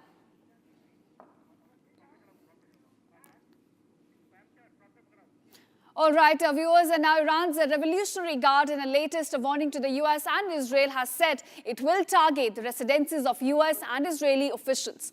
Now, Iran's joint military spokesperson released this statement saying they will be targeting the official residences belonging to Israeli and US officials. And this comes after they said that their top Iranian leadership is being targeted by US and Israeli assaults. Now, we're looking at tit-for-tat attacks arising in West Asia as Iran now issues another warning saying that US and Israeli officials are becoming their legitimate targets. Take a look at this report.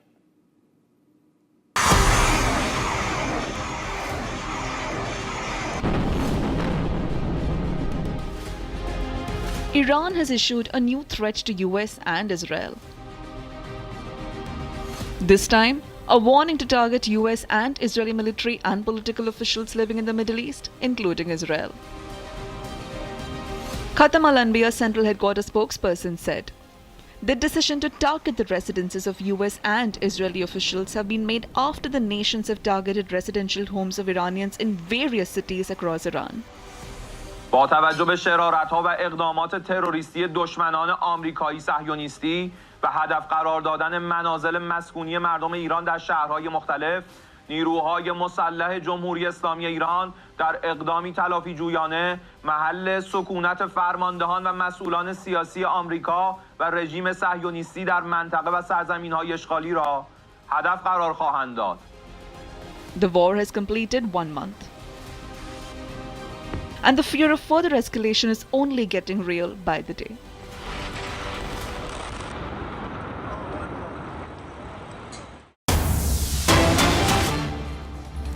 Now, viewers, moving on to the poll-bound state of Tamil Nadu, TVK chief. All right, more developments coming to light from West Asia. Iran's parliament is now, in fact, considering putting a toll on the Strait of Hormuz. That's the latest breaking we're getting at the Sabah.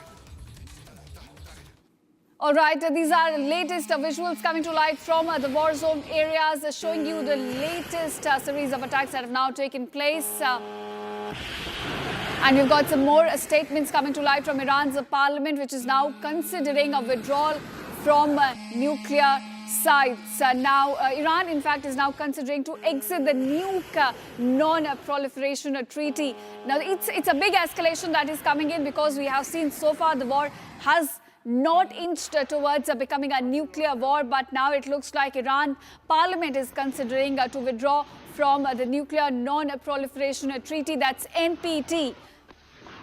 Now, Iran here could exit the nuke non-proliferation treaty, which means they could go towards the nuclear enrichment that they have confined as of now to about 60% level. They could now exceed that. It seems that the parliament of the country is now considering to withdraw from the nuclear non-proliferation treaty.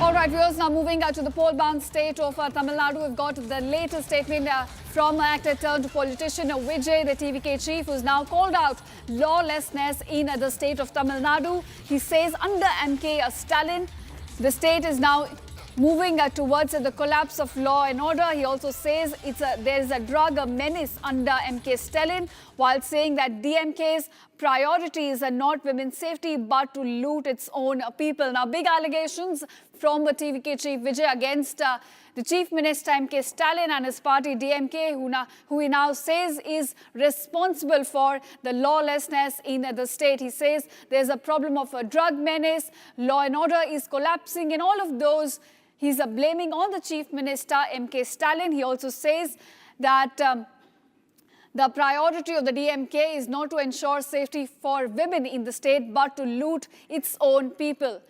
All right, my colleague Sharda now joins me with more details on this. Sharda, these are big allegations from TVK chief Vijay, who now says that there is a collapse of law and order, there is a drug problem, and DMK continues to loot its own people.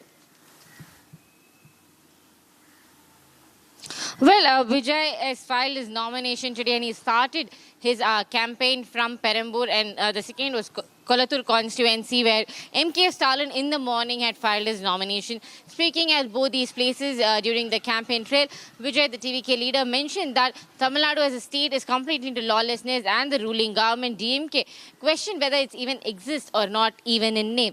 He also pointed out that under the DMK regime, there's been multiple unlawful actions in the state that let it be sexual assault, there's corruption, and he pointed out more crime and drug abuse increasing in the state of Tamil Nadu, and questioned if the DMK is even giving a heed to any of these, and that only under the DMK that something like this can happen. He also pointed out that the DMK does not care for the people but focuses on looting and corrupting money, especially from the people. All right, Tushada, to continue to stay with us on the broadcast, I'll come back to you. We're getting some more developments regarding AIA-DMK-led NDA member PMK, which has now announced the distribution of its seats. In this case, now only 3 names were declared earlier by Anbumani Ramadas-led faction of the party, which is largely backed by Vanyar community in the state. In the new list, now viewers, it has been confirmed that Thelaga Abama will be contesting for the opposition alliance against superstar Vijay for the Perambur seat, while Soumya Anbumani, who's the wife of Anbumani Ramadas, will be fighting for Dharmapuri seat. In the first candidate list, it was declared that PMK General Secretary S. Vadivel Ravanan will be contesting from Kiza Velur along with State Deputy President N. Sekar. So it seems that they have completed their seat distribution. All right, Tushada, coming back to you now. PMK here has completed its seat distribution. So give us more details about the new list that has come in from the AIA-DMK alliance member.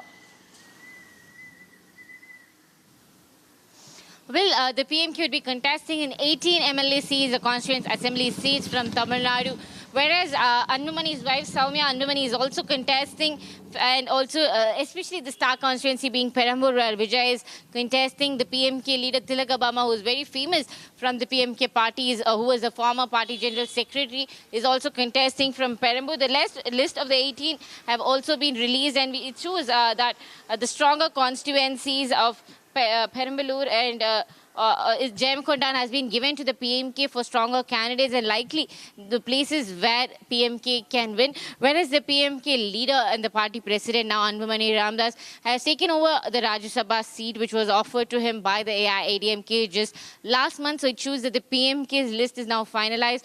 Almost all of the parties under the NDA alliance have now finalize the list of the candidates that will be contesting from, except for the BJP, who are yet to announce the final list of the candidates that will be contesting. Apart from that, the NDA has also given the manifestos promises that under the AIA-DMK that will be given to the people. So all that's left for is the main political game to begin. As the nominations have begin today, the PMK today morning released the final list of the candidates that will be contesting from 18 constituencies. All right, so PMK has completed its seat distribution, and those are the big takeaways. Thank you, Sharda, for joining us, and I'll keep coming back to you for more developments we're getting from the state of Tamil Nadu. And now, viewers, shifting focus to war developments. Now, Israel Fire Service says that industrial centers have been hit in Haifa in the latest attacks carried out, although they say no casualties have been reported in these recent strikes on Haifa, but a fuel tanker at oil refineries in Haifa was hit by the debris from intercepted missiles. So there were several missiles launched from the Iranian side, and as the Israeli air defense systems. All right, viewers, now moving on to Home Minister Amit Shah's live press conference. Let's take a look.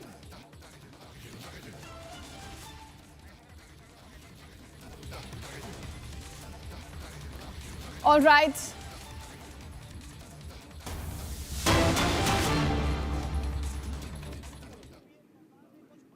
बना के उनको अधिकार जरूर दिया, लेकिन वर्तमान सरकार ने 2003 के अंदर जो वन कानून बनाया, वन संरक्षण संशोधन अधिनियम 2023, और संशोधन को बनाने के बाद सभापति जी जो अधिकार मिले थे आदिवासियों को, जंगल वासियों को, उसको पूरी तरह से इन्होंने खत्म करने का काम किया। 2013 का जो हमारा भूमि All right, viewers, moving on to more breaking news coming in from the West Asia. This time, Israeli fire service says industrial building and fuel tanker have been hit at oil refineries in Haifa. They were hit by the debris which fell on them due to the interception of several Iranian missiles by the air defense system. So we're getting you visuals of Haifa oil refineries. In this case, an oil tanker has been struck. It is due to the debris which fell from the interception of Iranian missiles. And along with that, industrial building has also taken a hit. But as of now, Israel says no casualties have been reported in these latest attacks. But we are looking at Israel's energy infra also coming under attack. These are live visuals from Haifa oil refinery. This is where a building as well as an oil tanker have taken a hit.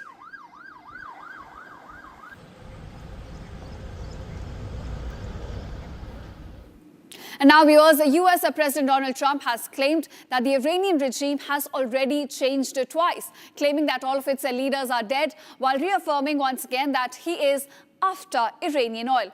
Now, aboard the Air Force One, Trump responded to a reporter's questions on deploying US ground troops on Iran and details on the talks that are taking place between the two nations. More in this report. Take a look.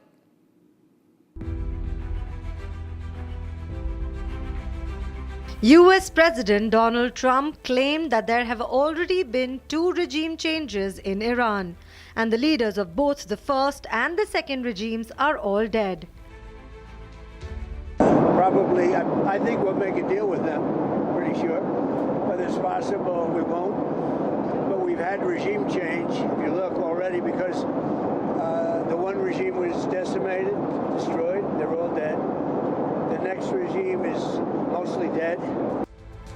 He went on ahead to assert that a third regime is in place and are very reasonable, hinting at talks having taken place.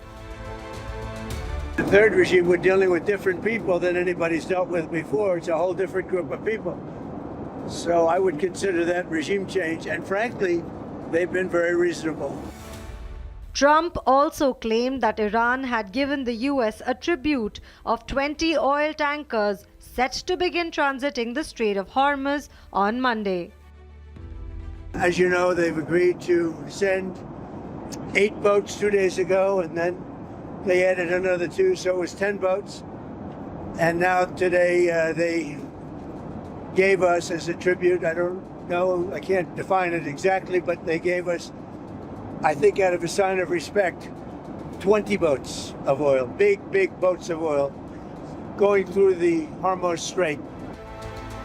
On being questioned about deploying ground troops in Iran, the US president simply responded he has a lot of alternatives without explicitly denying involvement of ground operations in West Asia. We just have lots of alternatives. We have tremendous numbers of ships over there. We don't need them all because of, the power. Look, I would say we're just like we're ahead of schedule on the ballroom. In a much bigger way, we're ahead of schedule with Iran. The statement is significant as nearly 3,500 troops and 2,500 US Marines aboard the USS Tripoli and are making its way towards West Asia. Trump was grilled by reporters regarding the ongoing talks, to which he confirmed on arriving towards a deal very soon between the US and Iran. Moreover, Trump again claimed that Cuba is next, claiming the country will fail and US will be there to help. Cuba's going to be next. Cuba's a mess. It's a failing country, and they're going to be next. Within a short period of time, it's going to fail. And we will be there to help it out. We'll be there to help our great Cuban Americans. The latest statements from Trump come as a confirmation regarding talks between Iran and the US and a deal to be struck soon while the war shows more signs of escalation.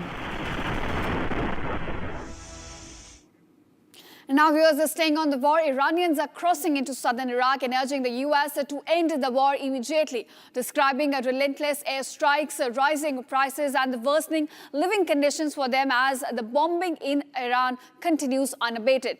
Now they're insisting they will not leave the country, and this report talks about their crisis that they are facing on the ground.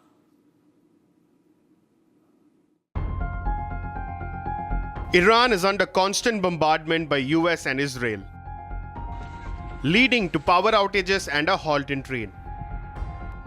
Iranians, since the war began on the 28th of February, have no access to internet. Goods are becoming expensive across the country. And so, in a bid to seek cheaper goods, internet access, and brief family visits, dozens of Iranians are entering Iraq. But they are not leaving the nation for good. They will return to nearby Iranian cities such as Abadan and Ahvaz. Some are crossing into Iraq via Shalamcha border. But one sentiment is common among all Iranians crossing into Iraq. Iranians say we will be victorious, and they also have a message for Americans. رسالة الأمريكان يشيلون ايديهم من الوطن الإسلامي وهاي هيمنة اللي هم ببالهم وفكرهم يكون يصغرون لا ما يقدرون والشعب بقفل الدولة الإسلامية والقيادة الإسلامية إن شاء الله منتصرين بحيل الله. موجودة هجمات وإحنا قاعد نقصفهم ما نخليهم وين ما كانوا. هجماتنا أكثر من عندهم. يعني إحنا قاعد إسرائيل قصفة كل مناطقهم اللي عندهم فايقات قاعد نقصفهن كل مكان العالم قاعد نقصفهم. هم يقصفونا نوبة إحنا نقصفهم 10 مرات. Iranians say they do not want Americans on their land. شنو رسالتك لهم تقولون موقفوا ولا؟ والله الأفضل هم ينسحبون من كل المنطقة لأن إحنا ما نرغب بهم. Now, viewers, amid reports of a U.S. preparing for a ground operation in Iran, there's a big crucial meet that's taking place between the U.S. CENTCOM chief and the IDF chief in Israel. This comes amid reports that Israel may not take part in the ground operations that U.S. could undertake in Iran.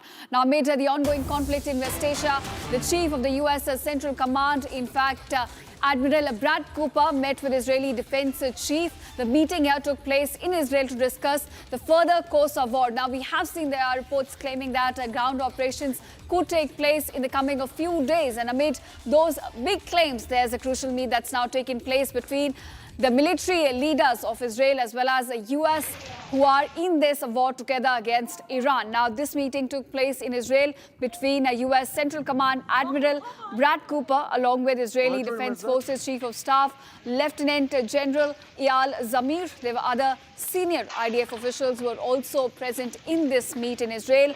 And the big focus was on the ongoing conflict and discussing what will be the way ahead for both the countries. Now remember, it started with preemptive strikes on February 28th and it's almost been a month. But there are no signs of de-escalations on the ground, and at this juncture we are looking at a big meeting taking place between the US Central Command Chief along with IDF Chief, senior IDF officials in Israel. And the big focus is of course the further course of the war.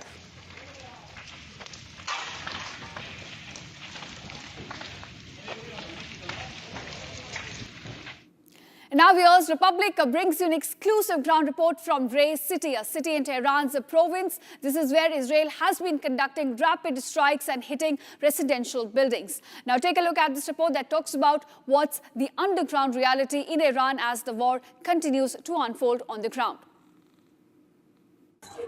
I've come here to Ray City, a city in Tehran province, not Tehran city, a part of Tehran province. I talked to locals here. A building was struck here. I've talked to so many people here. They have told me that it was a residential building. There is a police station here, and some speculate that maybe the main target was that police station, but by mistake they targeted this building. I had the opportunity to talk to the head of Tehran's firefighting department, and also the head of Red Crescent Society is present. Just listen to what they said to me. اینجا خونه مسکونی بوده که مورد اصابت قرار گرفته، مرکز نظامی نیست، کاملا مسکونی است و تعداد زیادی از شهروندان زیر آوار موندن که با توجه به اینکه 5 طبقه ساختمون است و دسترسی بهش مشکل هست، دارن با دستگاه‌های سنگین آواربرداری الان دارن کار میکنن که انشالله بتونیم پیکرهای این عزیزان را هم از زیر آوار که بین 2 طبقه گیر افتاده، یعنی 2 طبقه ساختمون افتاده رو هم و این پیکرها بین این 2 طبقه ها گیر افتادن، با همه ابزارهای سنگینی که داریم الان دارن فعالیت میکنن. همونجوری که تو تصویر شما میتونید ببینید انشالله کار آواربرداری و پیدا کردن این اجساد انشالله انجام میشه. الان بعد تعداد کشته شده و مجروح دقیقاً مشخص نیست. من احساس میکنم که طبق آماری که ما داریم چیزی حدود 10 نفر از عزیزان ما اینجا شهید شده. دیگه شما میدونید هدف کاملا خونه مسکونی هست و ظالمانه. به تعداد مجروحین کشته شدگان مشخص شده. فعلا آماده بشه وقتی تمام شد میگیم. People here are shocked as the head of the fire department said the number of casualties, and the deaths has not been revealed yet because they are still trying to remove the debris. But people are very sad and shocked and crying because it's a residential neighborhood.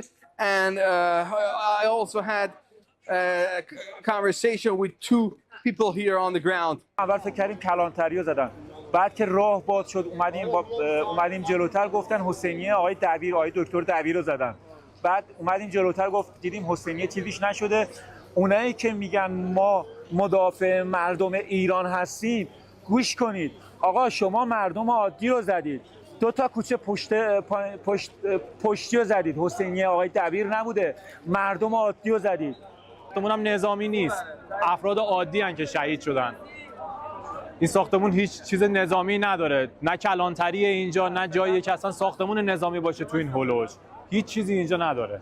So as you saw, I talked to some locals here. They are very sad. They are shocked, and because this was a residential place, and you see this devastating scene. A dead body is visible as they are removing the debris. Sefer Sadami, CGTN, Tehran. All right, viewers, the Supreme Leader of Iran, Mujtaba Khamenei, has now issued a strong message following the killing of IRGC Navy Commander Admiral Ali Reza Tangsiri. Now, Mujtaba here described him as a courageous son of Tangistan, a soldier of Iran and a guardian of Islam. He also said that after years of struggle, this valiant commander attained martyrdom, and his martyrdom in the epic of the third war imposed on Iran is a great honor for the people of Bushehr, for the youth of the South, for the armed forces and for the nation of Iran itself. And that's the message coming in from the Supreme Leader of Iran, Mujtaba Khamenei, on the killing of the IRGC Navy Commander Ali Reza Tangsiri. He's now described him as a courageous son of Tangistan, a soldier of Iran and a guardian of Islam. He's also condoled his death, saying that his martyrdom is a great honor for the people of Bushehr, for the armed forces and for the nation of Iran itself.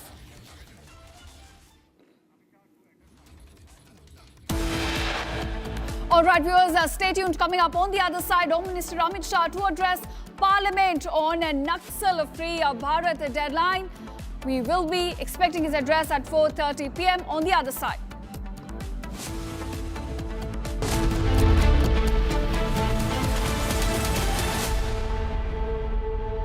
Pure सूजी pasta उबालो मिलाओ और खाओ 8 minute में तैयार। क्या test है सबका राजा hardcore मसाला।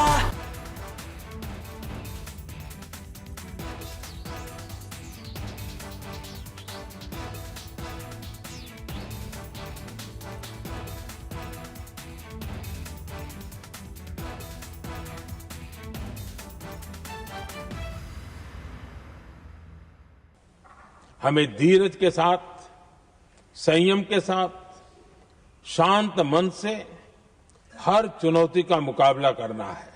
इसलिए मैं देशवासियों से भी कहूंगा कि हमें हर चुनौती के लिए तैयार रहना ही होगा।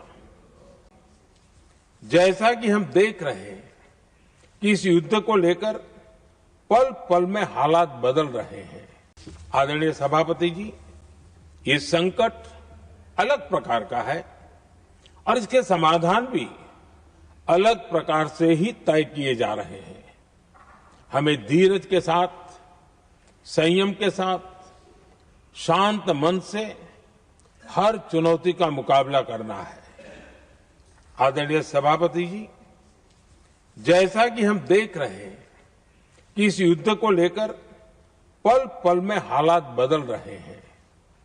इसलिए मैं देशवासियों से भी कहूंगा कि हमें हर चुनौती के लिए तैयार रहना ही होगा।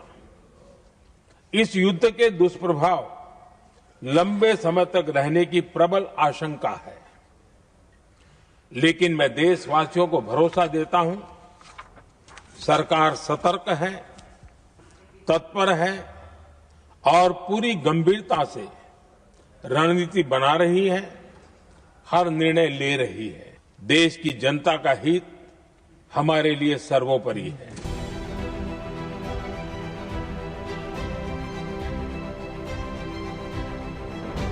These talks go well and you reach a ceasefire agreement with Iran. Do you believe Israel would abide by that agreement? I think Israel will be very happy with what we have. We just spoke to Israel a little while ago. I think they'll be very happy. This will be peace for Israel, long-term peace, guaranteed peace. If this happens, and I can't guarantee it, but I think it's going to. My life is a deal. That's all I do is deals my whole life. I think this is something that's going to happen.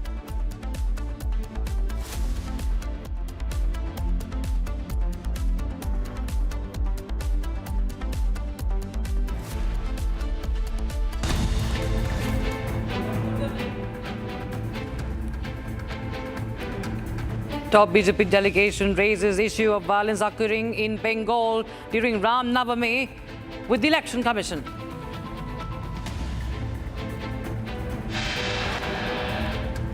BJP in Bengal begins the poll campaign as Suvendu Adhikari files his nomination from Nandigram today.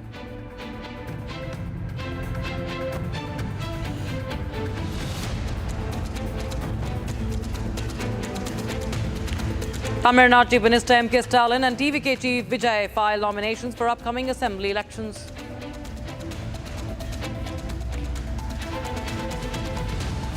After filing nominations, Chief Minister Stalin and TVK Chief Vijay hold massive roadshows in Kolattur and other parts of the city in Chennai.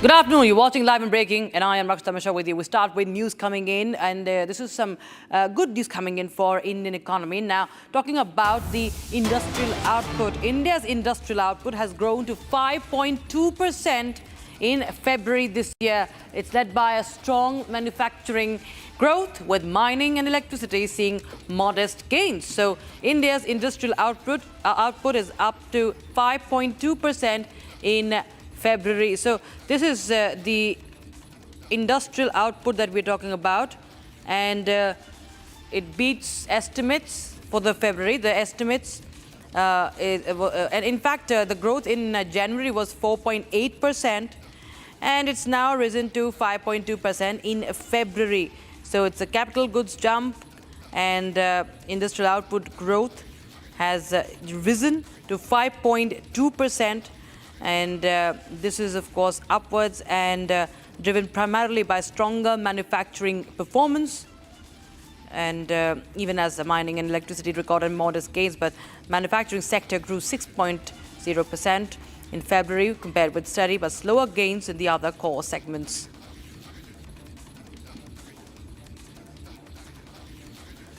All right, viewers. Meanwhile, we are shifting a focus from the Indian economy right now. We go back to the war zone, and we have a CCTV footage that captures the exact moment of Iranian retaliatory strike on oil refineries in Israel's Haifa. This is the moment when the Iranian strikes took place. It's the moment that shows the magnitude, how it is an impactful strike on the oil refineries as Iran continues to target the oil infrastructure. Explosions in Haifa follow retaliatory strikes from Iran, and Haifa oil refinery is severely damaged in these strikes. What we understand is that the footage captures moment of strike on Haifa oil refinery. Explosions in Haifa, you can see the plumes of smoke. The black plume of smoke obviously shows that it is it's an oil refinery that's on fire, oil facility that's on fire, and Iran continues with its strikes in Israel and beyond. Meanwhile, Iran's Revolutionary Guard, in a latest warning to US and Israel, has said that it will target the residences of US and Israeli officials. Now, Iran's Joint Military Command spokesperson declared that the private residences of the United States and the Israeli officials have now become legitimate targets for Iran as the war in West Asia enters its first month and continues to widen across the region.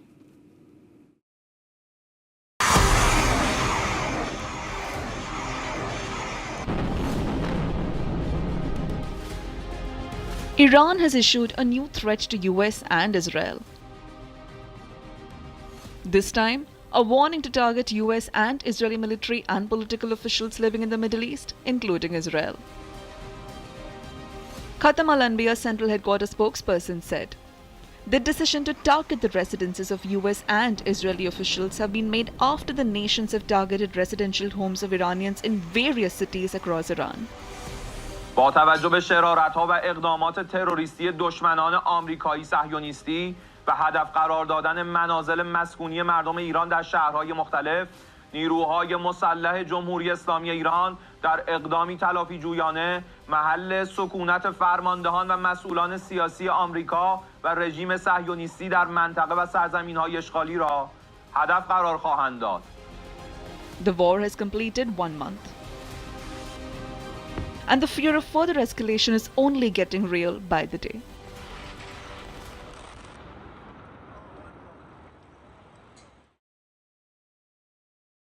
So it's the latest warning that has come in. Iran has revealed its next target. Meanwhile, we have a ground report coming in from the Ray city. That's a city in Tehran province that has been destroyed.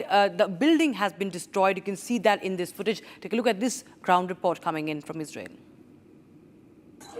I've come here to Ray City, a city in Tehran province, not Tehran City, a part of Tehran province. I talked to locals here. A building was struck here. I've talked to so many people here. They have told me that it was a residential building.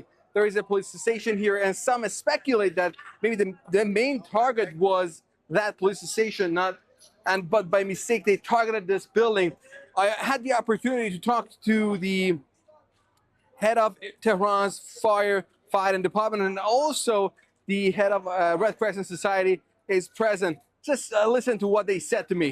مثلا اینجا خونه مسکونی بوده که مورد اصابت قرار گرفته، مرکز نظامی نیست، کاملا مسکونی است و تعداد زیادی از شهروندان زیر آوار موندن که با توجه به اینکه 5 طبقه ساختمون است و دسترسی بهش مشکل هست، دارن با دستگاه‌های سنگین آواربرداری الان دارن کار میکنن که انشالله بتونیم پیکرهای این عزیزان را هم از زیر آوار که بین 2 طبقه گیر افتاده، یعنی 2 طبقه ساختمون افتاده رو هم و این پیکرها بین این 2 طبقه ها گیر افتادن، با همه ابزارهای سنگینی که داریم الان دارن فعالیت میکنن. همونجوری که تو تصویر شما میتونید ببینید انشالله کار آواربرداری و پیدا کردن این اجساد انشالله انجام میشه. الان بعد تعداد کشته شده و مجروح دقیقاً مشخص نیست. من احساس میکنم که طبق آماری که ما داریم چیزی حدود 10 نفر از عزیزان ما اینجا شهید شده.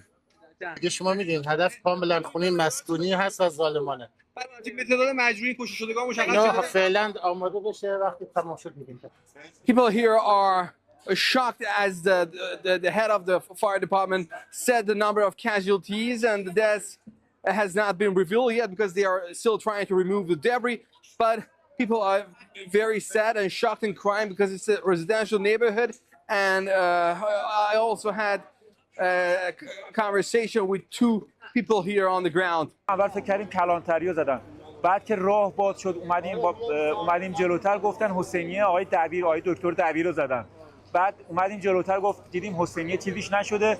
اونایی که میگن ما مدافع مردم ایران هستیم گوش کنید. آقا شما مردم عادی رو زدید. 2 تا کوچه پشتی رو زدید. حسینیه آقای دبیر نبوده. مردم عادی رو زدید. ساختمون هم نظامی نیست. افراد عادی هستند که شهید شدن. این ساختمون هیچ چیز نظامی نداره. نه کلانتری اینجا نه جایی که اصلا ساختمون نظامی باشه تو این هولوش. هیچ چیزی اینجا نداره. So as you saw, I talked to some locals here. They are very sad. They are shocked, and because this was a residential place, and you see this devastating scene. A dead body is visible as they are removing the debris. Sefer Sarami, CGTN, Tehran. So you can see that the cost, the humanitarian cost also continues to rise for people.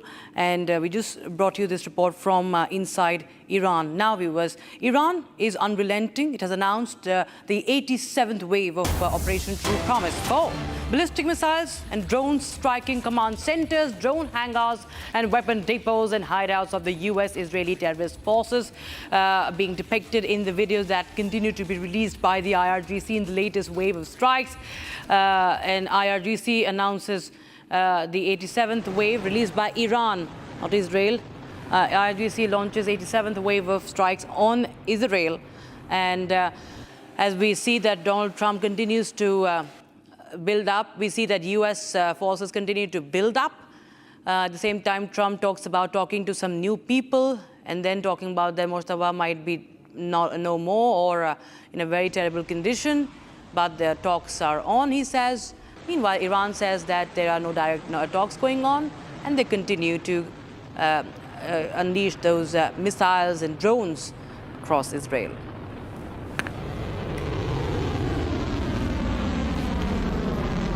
All right, viewers.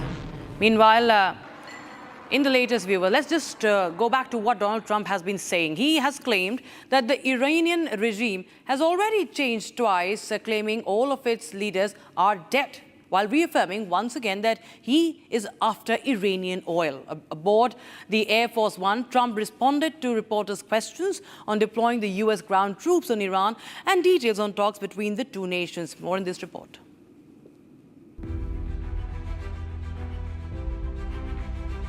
US President Donald Trump claimed that there have already been 2 regime changes in Iran, and the leaders of both the first and the second regimes are all dead. Probably, I think we'll make a deal with them, pretty sure. Whether it's possible, we won't. But we've had regime change, if you look already, because the one regime was decimated, destroyed, they're all dead. The next regime is mostly dead.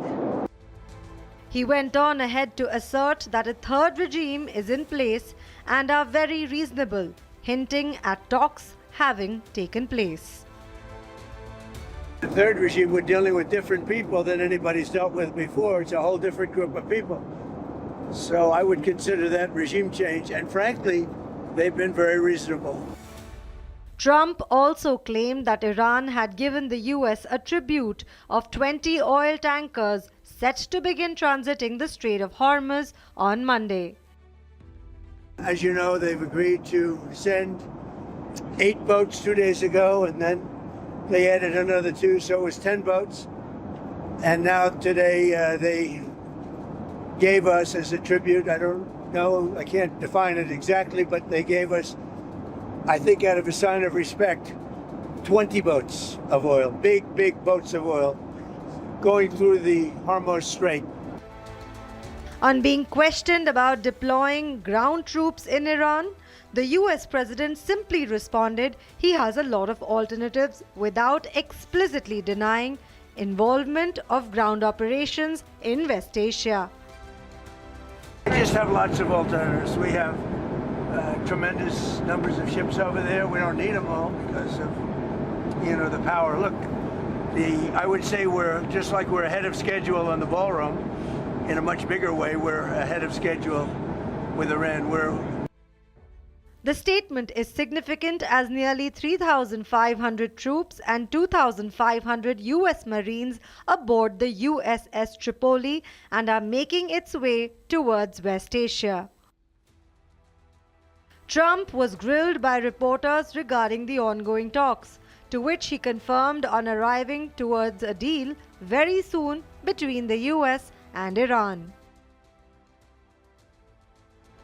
Moreover, Trump again claimed that Cuba is next, claiming the country will fail and US will be there to help. Yeah, Cuba's going to be next. Cuba's a mess. It's a failing country, and they're going to be next. Within a short period of time, it's going to fail. And we will be there to help it out. We'll be there to help our great Cuban Americans. The latest statements from Trump come as a confirmation regarding talks between Iran and the US and a deal to be struck soon while the war shows more signs of escalation. And for a short break, viewers, but on the other side, we'll bring you the latest coming in from the Parliament. Home Minister Amit Shah is all set to address the Parliament today on the wiping out of red terror as the deadline ends tomorrow.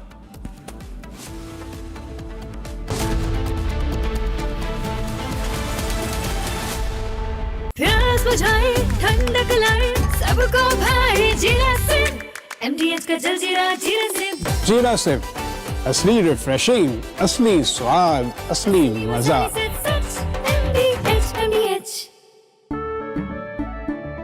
केसरिया से मन जोगी हुआ रे दिल झूमे देखो मतवारा हुआ रे केसरिया से मन जोगी हर पल मनाओ केसरी त्योहार विमल बोलो जुबान केसरी थोड़े में ज्यादा स्वाद यही तो है इसकी खास बात वाओ मामा क्या स्वाद है अरे मेरी राजा मसाला हमें धीरज के साथ संयम के साथ शांत मन से हर चुनौती का मुकाबला करना है।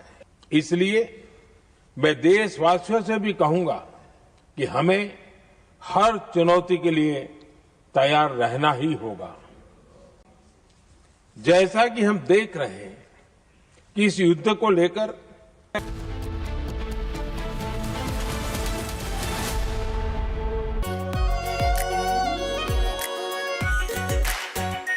R pure shahi paneer masala delicious healthy everyday.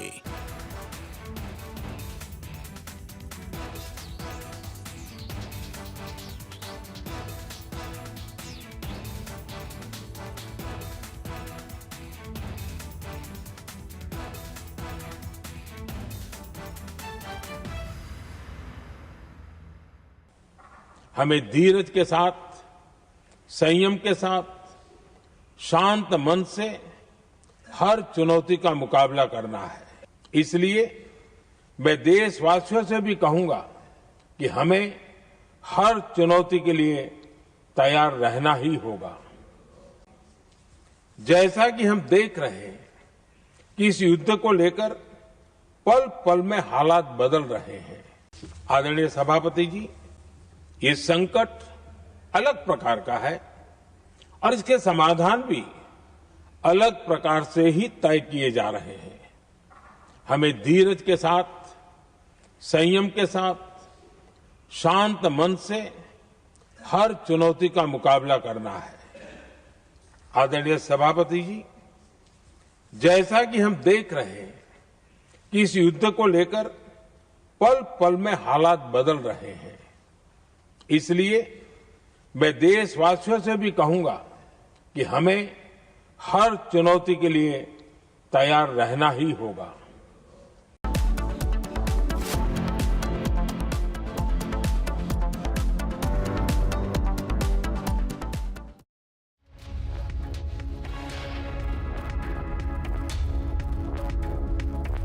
The Australian government halved its fuel excise for 3 months to ease the cost of petrol and diesel in the country, reducing the cost of fuel by 26.3 cents per litre. Now, Prime Minister of Australia, Anthony Albanese, made the announcement after a meeting of the National Cabinet and state and territory leaders, which agreed to a 4-point action plan for a coordinated approach to fuel supply. We have more in this report. The Australian Prime Minister has announced to halve its fuel excise duty to absorb the fuel shock given the US-Israel war. Under the new tax regime, the prices on gasoline and diesel will be halved to 26.3 Australian cents per litre and remove taxes on heavy vehicles. Today, we're announcing the Commonwealth Government will halve the fuel excise on petrol and diesel for 3 months. The halving of the fuel excise will reduce the cost of fuel by 26.3 cents per litre. Importantly, in addition, states and territories have agreed and are finalising a proposal to ensure they won't benefit from the elevated prices that are occurring because of the GST. Australian Prime Minister has come up with a 4-level action plan to curb inflation and safeguard the interests and welfare of the people of Australia. Our approach is determined by 4 levels of action. 1, plan and prepare. 2, keeping Australia moving, which is where we are at the moment. 3, taking targeted action. And 4, protecting critical services for all Australians. We do this in order to be completely transparent about not just where we are, but where this might go in the future. Because one of the things we want to do is ensure that Australians can be confident that governments at all levels have a plan to deal with whatever comes at us. We know this is uncertain because it's not clear when this conflict will end or what the circumstances of it ending will be. He further added that the government is ready to deal with whatever comes their way. Albanese warned that while Australia's fuel supply outlook remains secure in the near term, but could be impacted if the war goes on. While Australia's fuel supply outlook remains secure in the near term, we need to be very clear as well with Australians that the longer this war goes on, the worse the impacts will be. And I and the government understand that people are really worried, but we have a plan to get through this.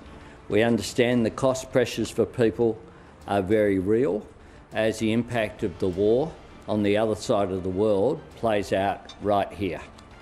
We're acting now to be over-prepared, to prepare and to shield Australians from the worst of the impacts. Australian states of Tasmania and Victoria is set to introduce measures like free public transport and lower transport fees in the country. The war has threatened global supplies of oil as nations scramble to stockpile on reserves while announcing conservation measures.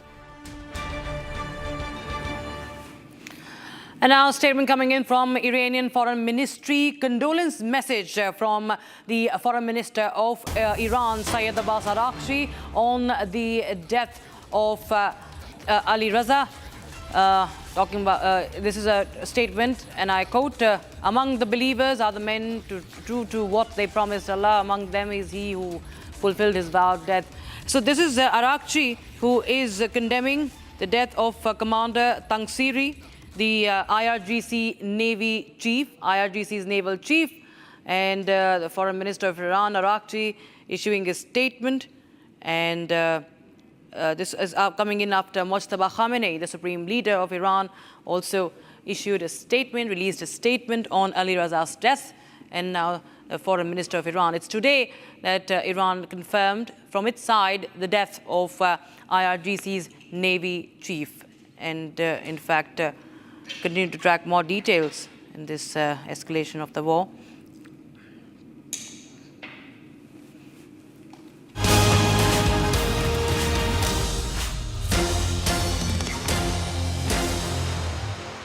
Now on to news from the election battle. Tamil Nadu election battle is intensifying with major parties filing nominations and hitting the campaign trail. Chief Minister M.K. Stalin and TVK Chief Vijay both held massive roadshows today in Chennai as manifestos roll out and the campaigning picks up pace. The state now gears up to vote on the 23rd of April, results due on the 4th of May.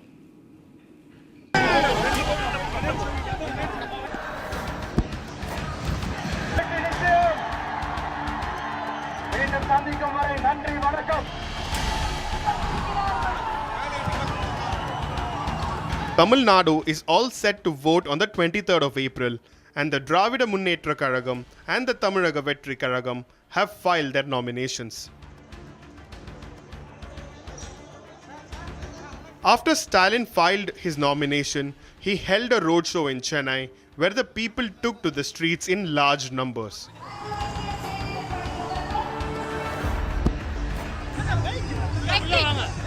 Republic reports from Chennai where Stalin conducted the roadshow.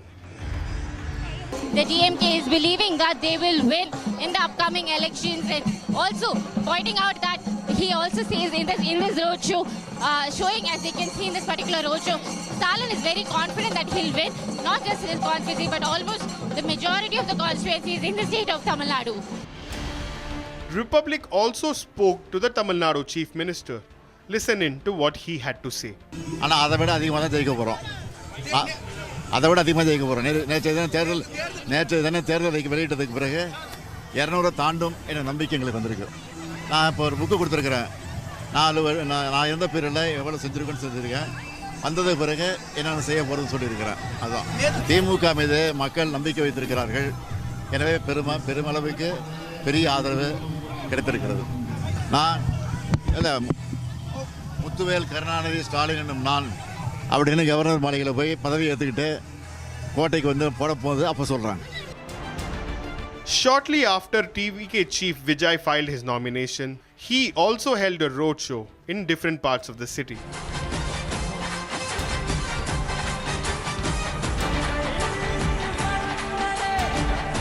Earlier on Sunday, DMK released a 50-point manifesto which promised free electricity to over 20 lakh farmers.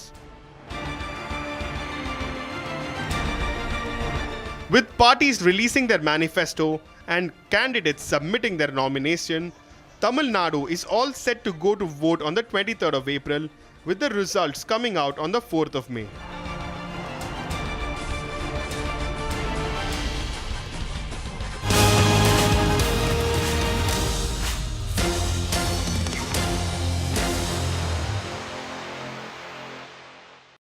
चमकी चाट से क्या बना है? Sandwich लस्सी और छाछ और हर घूंट में चमकी चाट। अब बताओ स्वाद आया? आया। असली स्वाद सिर्फ चमकी चाट।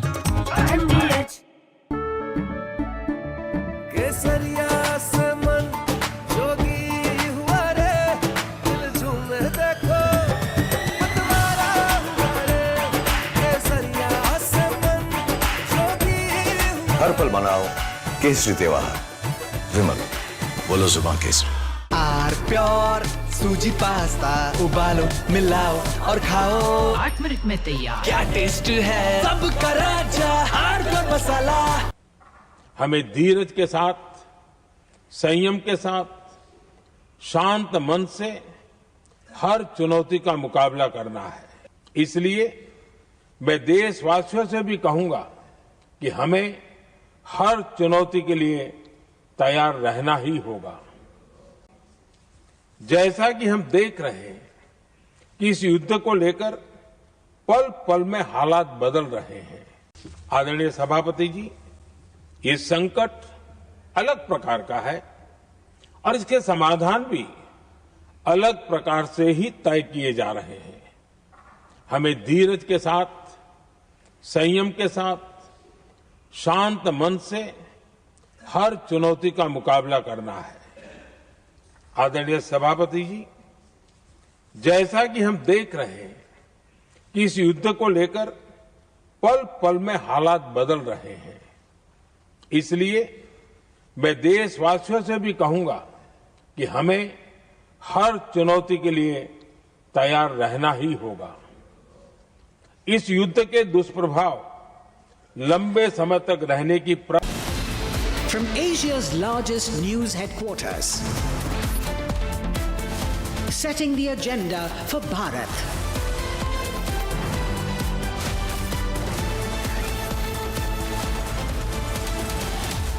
You're watching Republic.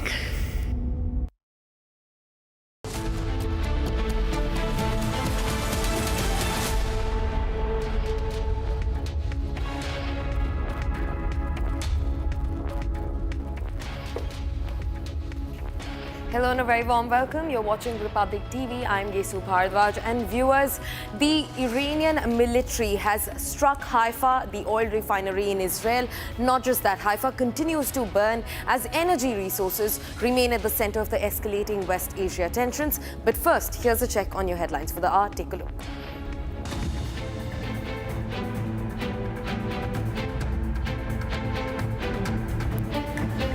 Top BJP delegation raises issue of violence occurred in Bengal during Ram Navami with the Election Commission. BJP in Bengal begins poll campaigning as Suvendu Adhikari files his nomination from Nandigram today.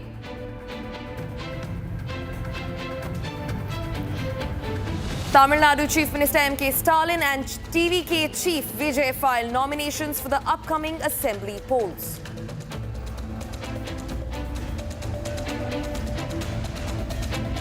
After filing nominations, Chief Minister Stalin and TVK Chief Vijay hold massive roadshows in Kolathur and other parts of the city.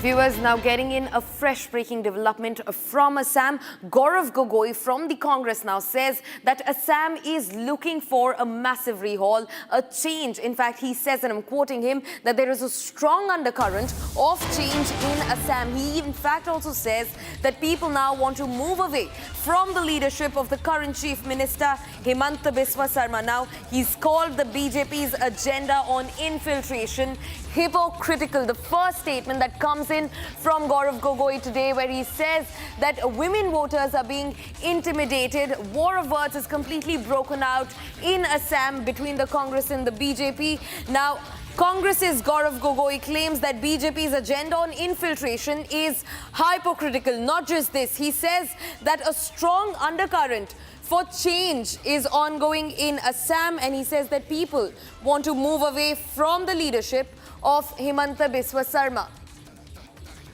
In fact, my colleague Aniruddha also spoke with Gaurav Gogoi. Take a listen.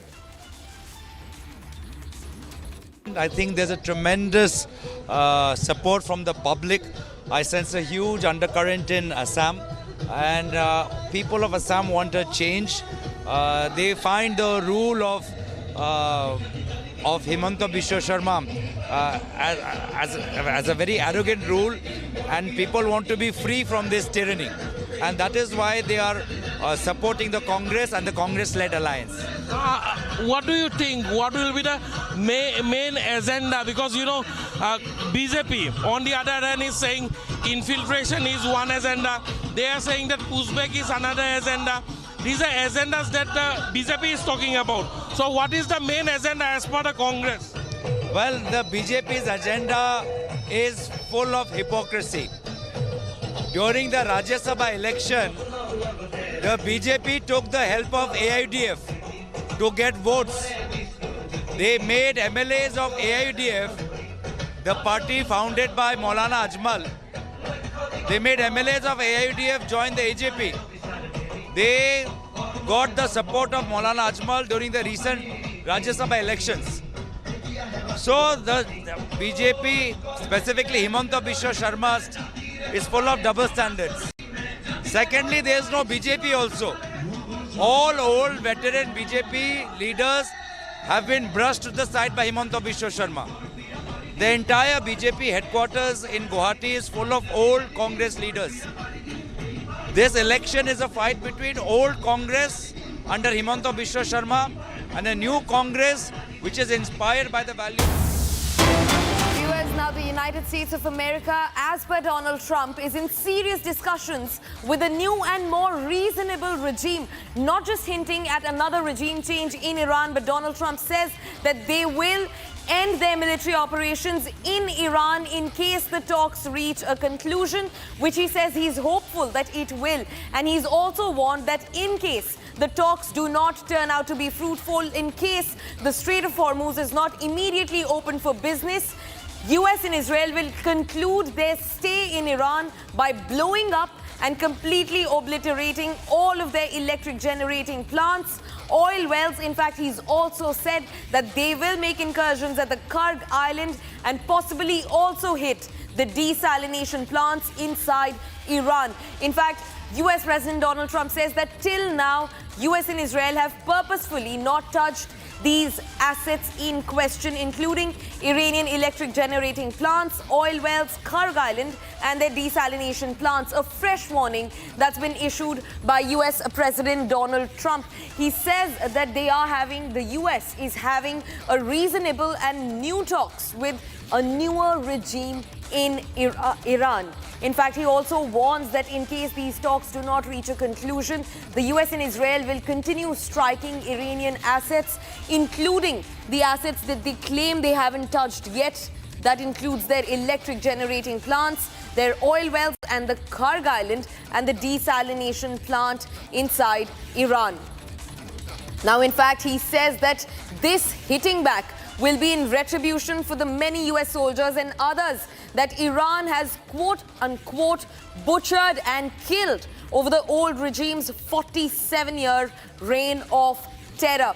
A fresh warning which also hints that talks are ongoing. In fact, interestingly, Trump says that he is talking to a new and more reasonable Iranian regime, possibly hinting another regime change inside Iran. In fact, he goes on to warn Iran against future strikes in case the talks do not reach a conclusion, in case the Strait of Hormuz is not immediately opened up for business. He says that they will come after their assets, including electric generating plants, oil wells, their Karg Island, and their desalination plants will also be struck. In fact, he also claims that till now, US and Israel have not touched any of these assets at all, and that has been a purposeful move. Now, viewers, US President Donald Trump's electrifying warning to Iran as the war rages on, and this comes closely after he himself extended the truce period to give the IRGC, to give the Iranian regime a buffer to reconsider truce.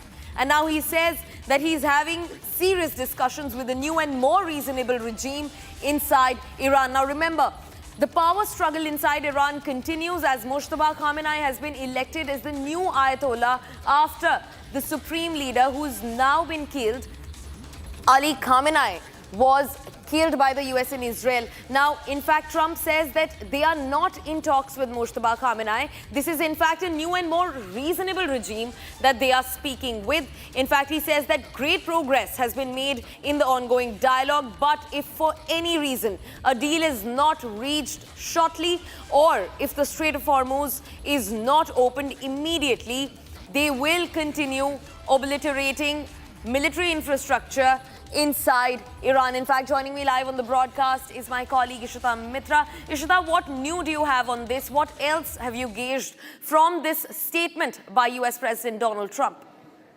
Right, of course, Kesu, now a new statement has come in from the US President Donald Trump. It's sending a lot of mixed signals. In fact, he says that there are serious discussions taking place now with the new regime in Iran. He says the first and the second regime leaders are already dead. And the third regime that's now in place, there are reasonable leaders in that, and there are serious negotiations taking place. But he also points to the bone of contention, which is, of course, the Strait of Hormuz, and it's a near blockade. Now, he says if that blockade continues, we will go for major targets. Now, he lists down the targets. In fact, I'll read it up for our viewers. He says all of the electric generating plants, oil wells, and Karg Island, possibly all their desalination plants, which will be hit. Now, he says, for now, we have not touched all of these targets, and But if the talks do not continue on the line the US wants, and if the blockade of the Hormuz still continues, US will now be going for these energy targets. Now, this includes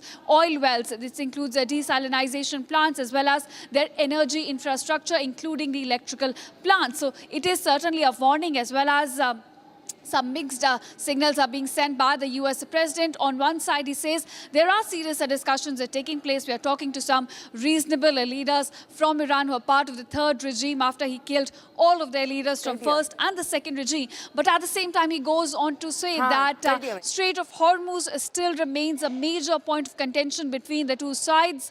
And now remember, this comes after Iran also claimed just a short while ago that there are indirect talks taking place between the two sides. Of course, we'll have to see whether or not these discussions lead to a deal between the two sides, or whether or not Strait of Hormuz will be reopened to ensure there's freedom of navigation in the strait, or whether we will be looking at more escalation with, in fact, the US going ahead and targeting these lists of targets that Trump has now just listed out. He says there are oil wells which could be targeted. And remember, he also mentions the Karg Island. It is the major oil export hub of Tehran. About 90% of crude exports are handled by this island alone.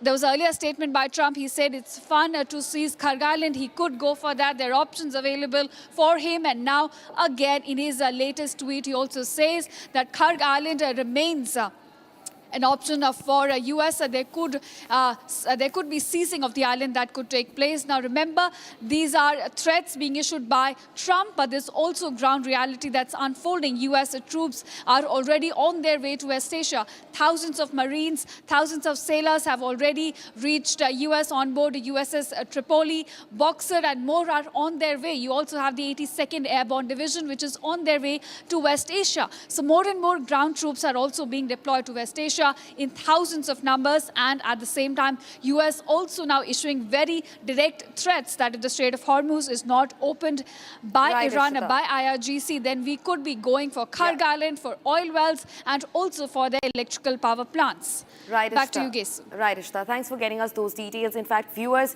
keeping on to what's been ongoing in the West Asia war, US President Donald Trump has now issued a significant warning, a staggering one against Iran, saying that in case the talks that are ongoing between the United States and the new regime, the new and more reasonable regime is what he calls the regime inside Iran, he says that in case those talks do not reach a deal, do not hit a conclusion, then probably the US and Israel will have to continue their stay inside Iran, hinting at a mounting and escalating military incursion. Now remember, he also says that in case the Strait of Hormuz is not opened immediately for business, they will continue to completely obliterate all of their electric generating plants, their oil wells. He's in fact also mentioned the Karg Island, the crown jewel of the Iranian territory.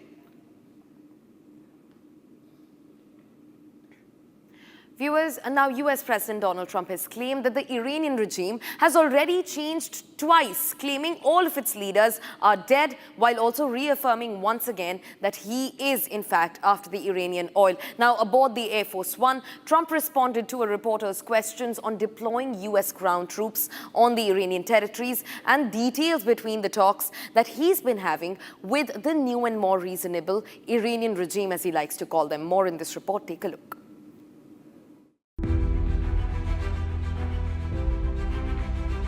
US President Donald Trump claimed that there have already been 2 regime changes in Iran, and the leaders of both the first and the second regimes are all dead. Probably, I think we'll make a deal with them, pretty sure. But it's possible we won't. But we've had regime change, if you look already, because the one regime was decimated, destroyed, they're all dead. The next regime is mostly dead. He went on ahead to assert that a third regime is in place and are very reasonable, hinting at talks having taken place. The third regime, we're dealing with different people than anybody's dealt with before. It's a whole different group of people. So I would consider that regime change, and frankly, they've been very reasonable. Trump also claimed that Iran had given the US a tribute of 20 oil tankers set to begin transiting the Strait of Hormuz on Monday. As you know, they've agreed to send 8 boats 2 days ago, and then they added another 2, so it was 10 boats. And now today they gave us as a tribute, I don't know, I can't define it exactly, but they gave us, I think out of a sign of respect, 20 boats of oil, big boats of oil, going through the Hormuz Strait. On being questioned about deploying ground troops in Iran, the US president simply responded he has a lot of alternatives without explicitly denying involvement of ground operations in West Asia.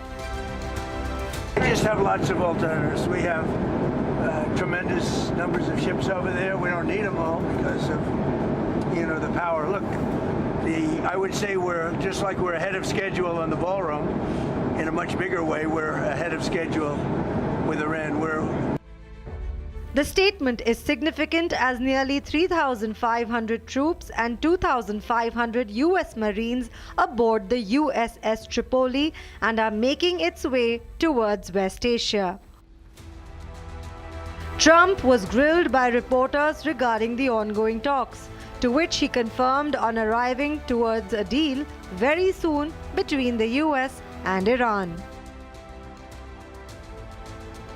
Moreover, Trump again claimed that Cuba is next, claiming the country will fail and US will be there to help. Yeah, Cuba's going to be next. Cuba's a mess. It's a failing country, and they're going to be next. Within a short period of time, it's going to fail. And we will be there to help it out. We'll be there to help our great Cuban Americans. The latest statements from Trump come as a confirmation regarding talks between Iran and the US and a deal to be struck soon while the war shows more signs of escalation. Viewers, a 70-year-old military veteran, retired Brigadier V.K. Joshi, was shot and murdered in Dehradun just this morning. Now, this comes amid a road rage incident involving 2 speeding vehicles that surpassed him while he was on his morning walk. These 2 vehicles then exchange fire, and one of the unfortunate bullets goes on to hit the retired Brigadier V.K. Joshi, who was then rushed to the hospital, and there he succumbed to his injuries. In fact, take a look at this murder and how it unfolded. It was around 6:45 in the morning when retired Brigadier V.K. Joshi was out for a routine walk near Johari village in Dehradun.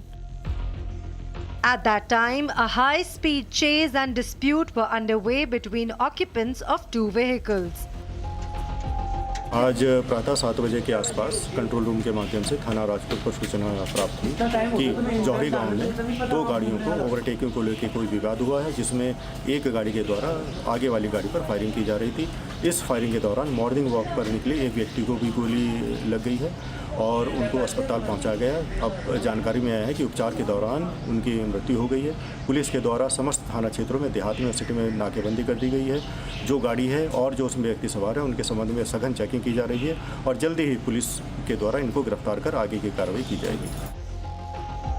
During the altercation, shots were fired from one of the vehicles and stray bullet struck Brigadier Joshi, who had absolutely no connection to the incident.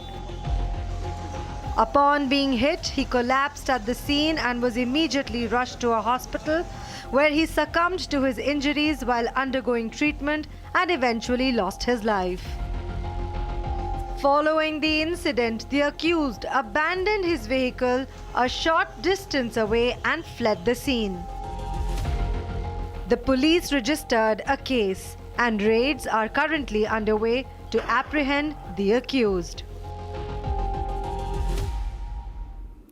Viewers, another breaking development that comes straight from West Asia as the war rages on. Now, the Israeli Defense Forces have claimed that they have been able to strike a main military academic center that belongs to the Iranian Revolutionary Guard Corps. That's the latest that we're learning in. A strike that hit straight at the heart of Tehran and the IRGC. Now, they have said that this IRGC military infrastructure was located within the compound of Imam Hussein University, which is the IRGC's primary military academic institution. In fact, it's also used as an emergency asset for the regime's military bodies. Now, IDF says that under civilian cover, research and development for advanced weaponry was being conducted within this university, and it has direct affiliation with the IRGC, and it's involved in advancing terror activities, and several countries have in fact imposed sanctions on this university and its senior officials who have a direct link with the Iranian Revolutionary Guard Corps. Now, the university, as per the IDF, is commanded by Mohammad Reza Hazani Shanigari, a senior IRGC officer holding a rank equivalent to that of a brigadier general. That's the latest that we're learning in. IDF has now struck an academic military infrastructure belonging to the Iranian Revolutionary Guard Corps inside Tehran. They said that a university disguised under the civilian wraps was being used by the IRGC to conduct research on weaponry and armament.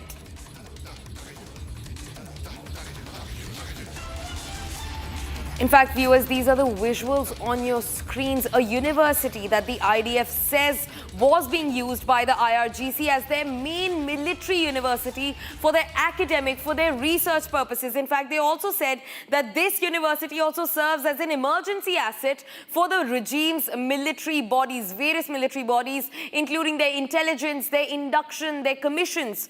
Now, due to its direct affiliation with the IRGC, the Israeli Defense Forces have said that they have struck the university.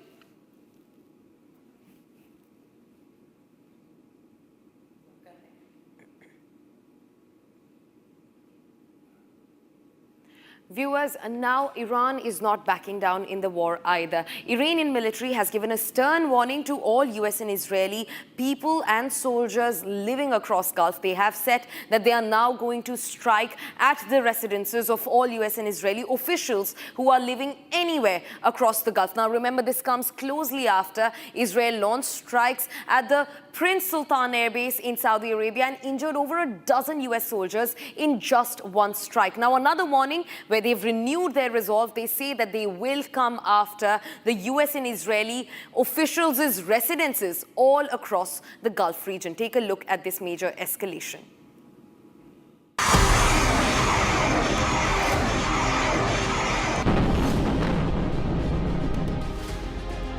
Iran has issued a new threat to US and Israel. This time, a warning to target US and Israeli military and political officials living in the Middle East, including Israel. Khatam al-Anbiya Central Headquarters spokesperson said, the decision to target the residences of US and Israeli officials have been made after the nations have targeted residential homes of Iranians in various cities across Iran. با توجه به شرارت‌ها و اقدامات تروریستی دشمنان آمریکایی صهیونیستی و هدف قرار دادن منازل مسکونی مردم ایران در شهرهای مختلف، نیروهای مسلح جمهوری اسلامی ایران در اقدامی تلافی جویانه محل سکونت فرماندهان و مسئولان سیاسی آمریکا و رژیم صهیونیستی در منطقه و سرزمین‌های اشغالی را هدف قرار خواهند داد. The war has completed 1 month. And the fear of further escalation is only getting real by the day.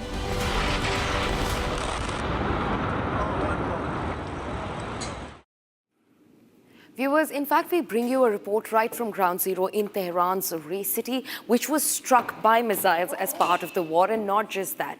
In this war, civilians also came under attack where residential buildings were struck. Take a look at this report. I've come here to Ray City, a city in Tehran province, not Tehran city, a part of Tehran province. I talked to locals here. A building was struck here. I've talked to so many people here. They have told me that it was a residential building. There is a police station here, and some speculate that maybe the main target was that police station, but by mistake they targeted this building. I had the opportunity to talk to the head of Tehran's firefighting department, and also the head of Red Crescent Society is present. Just listen to what they said to me. اینجا خونه مسکونی بوده که مورد اصابت قرار گرفت، مرکز نظامی نیست، کاملا مسکونی است و تعداد زیادی از شهروندان زیر آوار موندن که با توجه به اینکه 5 طبقه ساختمان است و دسترسی بهش مشکل هست، دارن با دستگاه‌های سنگین آواربرداری الان دارن کار میکنن که انشالله بتونیم پیکرهای این عزیزان را هم از زیر آوار که بین 2 طبقه گیر افتاده، یعنی 2 طبقه ساختمان افتاده رو هم و این پیکرها بین این 2 طبقه ها گیر افتادن، با همه ابزارهای سنگینی که داریم الان دارن فعالیت میکنن. همونجوری که تو تصویر شما میتونید ببینید انشالله کار آواربرداری و پیدا کردن این اجساد انشالله انجام میشه. الان بعد تعداد کشته شده و مجروح دقیقاً مشخص نیست. من احساس میکنم که طبق آماری که ما داریم چیزی حدود 10 نفر از عزیزان ما اینجا شهید شده. دیگه شما میدونید هدف کاملا خونه مسکونی هست و ظالمانه. به تعداد مجروحین کشته شدگان مشخص شده. فعلا آماده بشه وقتی تمام شد میگیم. People here are shocked as the head of the fire department said the number of casualties and the deaths has not been revealed yet because they are still trying to remove the debris. But people are very sad and shocked and crying because it's a residential neighborhood. And I also had a conversation with 2 people here on the ground. اول فکر کردیم کلانتریو زدن، بعد که راه باز شد اومدیم جلوتر گفتن حسینیه آقای دبیر، آقای دکتر دبیر رو زدن. بعد اومدیم جلوتر گفت دیدیم حسینیه چیزیش نشده. اونایی که میگن ما مدافع مردم ایران هستیم گوش کنید، آقا شما مردم عادی رو زدید، 2 تا کوچه پشتی رو زدید، حسینیه آقای دبیر نبوده، مردم عادی رو زدید. ساختمون هم نظامی نیست، افراد عادی هستند که شهید شدن. این ساختمون هیچ چیز نظامی نداره، نه کلانتری اینجا، نه جایی که اصلا ساختمون نظامی باشه تو این هولوش، هیچ چیزی اینجا نداره. So as you saw, I talked to some locals here. They are very sad. They are shocked, and because this was a residential place, and you see this devastating scene. A dead body is visible as they are removing the debris. Sefer Sadami, CGTN, Tehran. Viewers, that's all that we could wrap in this edition of the News Bulletin, but don't go anywhere. In a short while from now, Home Minister Amit Shah is all set to address the Lok Sabha over the wiping out of red terror from India. Comes as the deadline for the entire wipeout. Inches close with the 31st of March. Now getting you all the details on that after this short break. Stay tuned to Republic TV.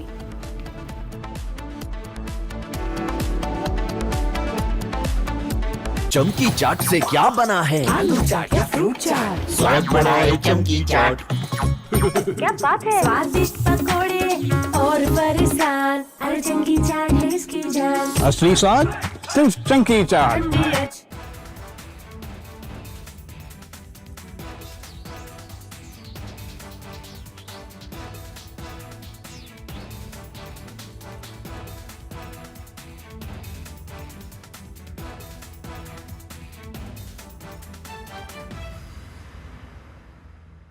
थोड़े में ज्यादा स्वाद, यही तो है इसकी खास बात। वाओ मामा क्या स्वाद है, अरे मेरे राजा।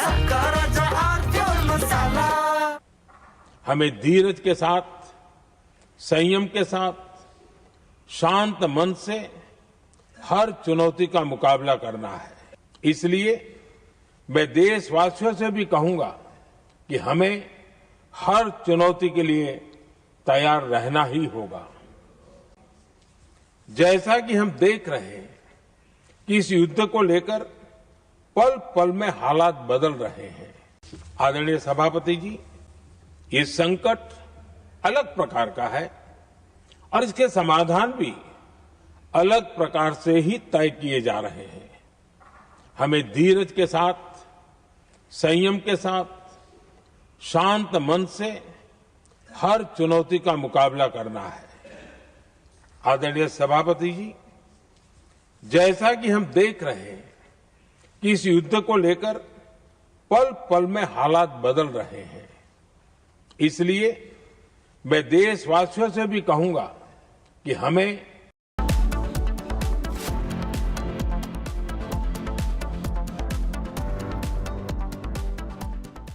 प्यास बुझाए ठंडक लाए सबको भाई जीरा सिर्फ MDH का जलजीरा जीरा सिर्फ जीरा सिर्फ असली रिफ्रेशिंग, असली स्वाद, असली मजा। MDH केसरिया से मन जोगी हुआ रे, दिल झूमे देखो मतवारा हुआ रे। केसरिया से मन जोगी हुआ। हर पल मनाओ केसरी त्योहार। विमल, बोलो जुबान Kesari.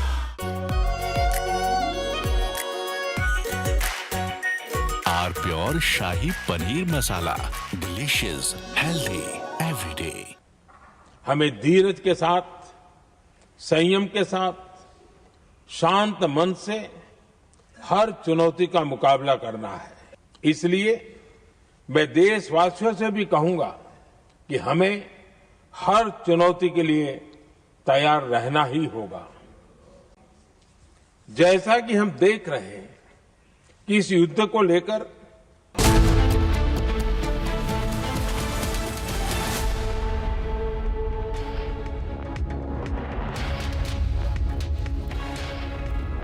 Very good evening, viewers. You're watching Live and Breaking, and I'm Raksha Mishra with you. Republic TV gets you all the latest updates coming in from a war zone. But first, a quick check of the headlines now.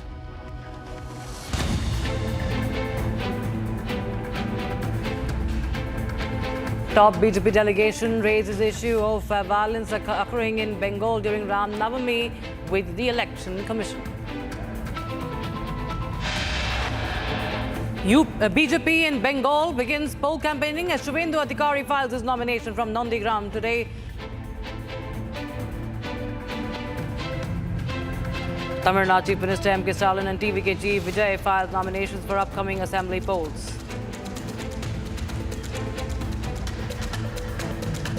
After filing nominations, Chief Minister Stalin and TVK Chief Vijay holds massive roadshows in Kolathur and other parts of the city.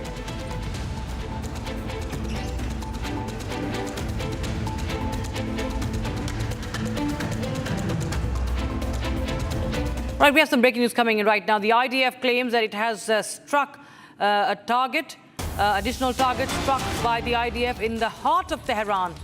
Now, that is the IRGC's main military university has been hit in Israeli strikes. This is a claim made by the Israeli Defense Forces. In recent days, one of the IRGC's central military infrastructure sites was recently struck, says the IDF. It is located within the compound of Imam Hussein University, the IRGC's primary military academic institution, which also serves as an emergency asset for the regime's military bodies. And under civilian cover, research and development for advanced weaponry were conducted within the university. And due to its direct affiliation with the IRGC and its involvement in advancing terrorist activity, this is what IDF is saying. Several countries have imposed sanctions on the university and its senior officials. University is commanded by Muhammad Raza Hassani Shahnagari, a senior IRGC officer holding a rank equivalent to a brigadier general. And Nick is joining us live on the broadcast from Tel Aviv. It's a big claim made by IDF. Nick, right now, they say now they've hit the IRGC's military university, or that is affiliated to IRGC. How significant is this strike? Yes, from the Israeli perspective, they want now to target not just infrastructure and not just all those compounds of the military, but also places where this regime of Iran is producing and striving to make a nuclear bomb and maybe even some biological and chemical weapons. And they understand that those places with the knowledge, know-how, how to make those bombs, also very significant places that should be destroyed if Israel wants to feel safe again in the future without this risk of mass destruction weapons being developed by those regimes, those countries that want to destroy the Jewish land. And this is not the first time that the Israeli army targeting places where Iranians developing this knowledge. And sometimes it is even can be inside of universities. Back to you. Right, universities are being targeted, and we continue to see that strikes are also being carried out by Iran in Haifa as well, in different parts of Israel. What is the latest from Ground Zero? That's right. Iran continues to bombard Israel with many ballistic missiles, and it is really important to understand to people around the world that they are using a cluster munition, which is not legal, because this is a crime against humanity to use those ballistic missiles that are spreading to many small bombs. Sometimes they can be even big, with 100 kilos of diminution, if some material that explodes really hard. And those bombs, they're very, very not safe for the civilians, because you can't know where they will land. And all the places that I'm going to cover, this is civilian places like buildings and neighborhoods. And yes, sometimes it is landing on places like the universities, like Nion University in Haifa. But actually the damage was just to the parking lot. And I don't think that those ballistic missiles are accurate. They're spreading a lot of bombs in a very large distance area. They're covering sometimes even tens of kilometers. So it is not a precise weapon like Israel and the United States using against a specific targets. Instead of that, they are just terrorizing people all around. And this is a crime against humanity, as I told you. Back to you. Right. We, in fact, will be just playing out a visual, viewers. We're just going to play out that visual. Just stay on with us, Nick. That is going to show us this internal, area as far as this Hussein University is concerned. All right. So this is I think a picture. These are images that are being released now. When Ali Khamenei and senior officials of the Iran were at the Imam Hussein University, and then there is a graphic representing IRGC's infrastructure before and after the strike as well. So it's an illustration that we're going to play out. I think we've played that video also out already. As far as this illustrative video of this compound is concerned, we were just playing that out. And now you have Ali Khamenei when he was at the IRGC's ceremony held at the Imam Hussein Military University. And this will show that who all were eliminated. So from Hossein Salami, Ali Khamenei, Mohammad Bagheri, Mohammad Shirazi, and Abdul Rahim Musawi, they've all been eliminated. And this is being depicted in this picture. I don't know if it's a real picture, but yes, this is being played out. This is released by Israel. So Israel Defense Forces releasing this photograph. And he's trying to show that Ali Khamenei was at the IRGC. So basically they're trying to, Nick, if I could just bring you in here, Israel is trying to show that this, military university is a very, very important part of the IRGC. This comes after even IRGC's Navy chief, who was responsible for the blockade of the Strait of Hormuz, is eliminated, and now the Iranian leadership has also today admitted to that. And talking about this military university, we're getting in a graphic also of how it has been struck, and how inside there's a chemistry center, there's a technology center, engineering center, the main compound. It has a physics center and has wind tunnels as well, used to conduct the ballistic, it is used for missiles also.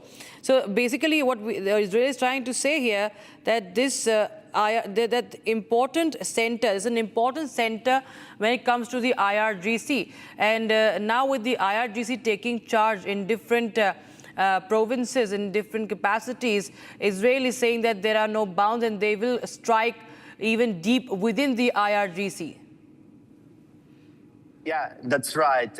Israel claiming that Iran, like its proxies as Hezbollah, Houthis, Shia militias, etc., and the Hamas also, they are using civilian facilities like universities, and sometimes they are building inside of them their centers, and they are keeping there all the sensitive materials. All right, I have to interrupt you there. We have the Prime Minister addressing the BJP cadres in Puducherry. Just take a listen in, viewers. बहुत बढ़िया तरीके से बात को रखा ये week और best का कंपैरिजन अब जरूर लोग करेंगे। कृष्णा जी, आपने कांग्रेस और डीएमके के कारनामों से लोगों की नाराजगी के बारे में काफी विस्तार से बताया है। कांग्रेस और डीएमके अभी भी सुधरे नहीं है। आप देख रहे होंगे कि आजकल भी ये आपस में खूब लड़ रहे हैं। कांग्रेस और डीएमके वाले जानते हैं कि पुडुचेरी की जनता मौका नहीं देगी, ये जानते हैं, फिर भी हर सीट के पीछे लड़ रहे हैं। ये इसलिए लड़ रहे हैं ताकि अगर गलती से भी मौका मिला तो लूट से ज्यादा हिस्सेदारी मिल सके। கிருஷ்ணராஜ், ரொம்ப அழகா சொன்னீங்க. மக்கள் நீங்க சொன்ன இந்த ஒப்பீடு வந்து வீக்கும் பெஸ்டும் பத்தி பேசுவாங்க. உங்களுடைய இது ரொம்ப அழகா இருந்தது. ஆனா ஒண்ணு, இந்த திமுகவும் காங்கிரஸும் இன்னும் திருந்தவே இல்லை. அவங்க ரெண்டு பேரும் அவங்களுக்குள்ளேயும் சண்டை போட்டுக்கிறாங்க, பதவிக்காகவும் சண்டை போட்டுக்கிறாங்க, மக்களை இன்னும் ஏமாற்றிட்டு இருக்காங்க.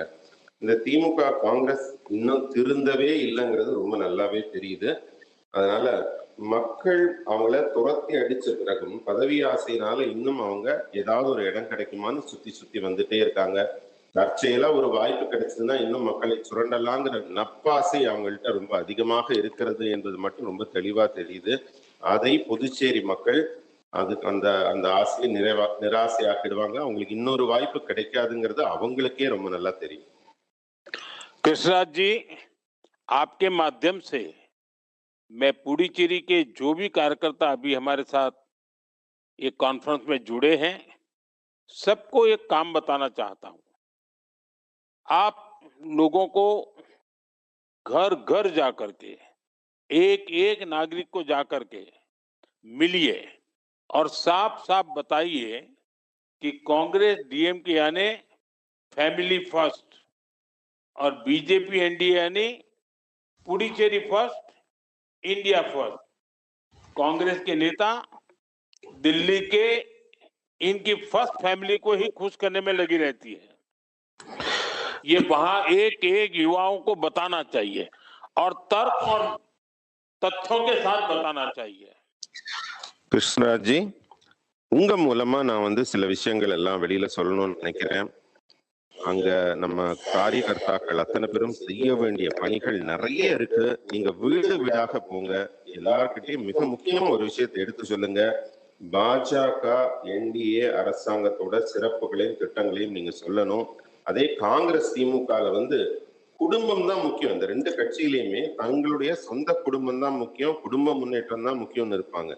ஆனா பிஜேபி என்டிஏவோட சித்தாந்தமே என்னன்னு கேட்டா, முதல்ல புதுச்சேரி தான் நமக்கு முக்கியம், நம்ம நாடுதான் நமக்கு முக்கியம். அதனால அவங்க டெல்லியில இருக்க காங்கிரஸ் கட்சி என்ன பண்ணுதுன்னா, அவங்க குடும்பத்தை எப்படி வசதியா மகிழ்ச்சியா வச்சுக்கலாங்கிறதுலே தான் இருக்காங்க. இந்த செய்தியை நீங்க ஒவ்வொரு மக்கள்கிட்டையும் கொண்டு போய் வீடு வீடாக சேருங்க. All right, there's a fresh turmoil in Nepal, it seems now. We have breaking developments. The supporters of former Prime Minister who's now been arrested, KP Sharma Oli, now his supporters are holding protest over the arrest of him and over his arrest. And this is the breaking news we have right now. We'll just bring you those shots coming in from Nepal. The former Prime Minister Oli's arrest has triggered protest from his supporters. He has been arrested over the human and material losses incurred during Gen Z protest crackdown. Supporters of former Prime Minister of Nepal, KP Sharma Oli, holding protest against his arrest. Oli has been arrested in connection with a case linked to the alleged suppression of the September Gen Z protests. So we have visuals coming in from Kathmandu of Nepal. KP Sharma Oli, the former Home Minister, has been arrested right after Balendra Shah took over as the new Prime Minister of Nepal. And there were several deaths that were recorded during the Gen Z protests after the action against the protesters as well. But it did lead to the toppling of KP Sharma Oli. And let's take a listen into this.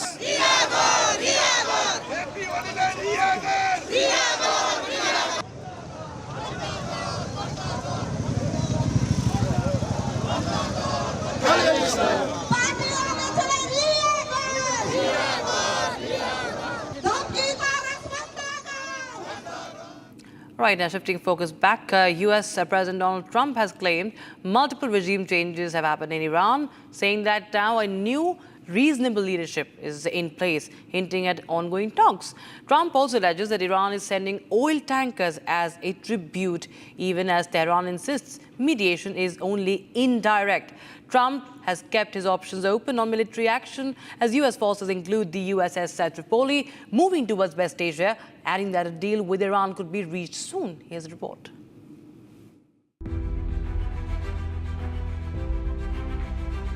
US President Donald Trump claimed that there have already been 2 regime changes in Iran, and the leaders of both the first and the second regimes are all dead.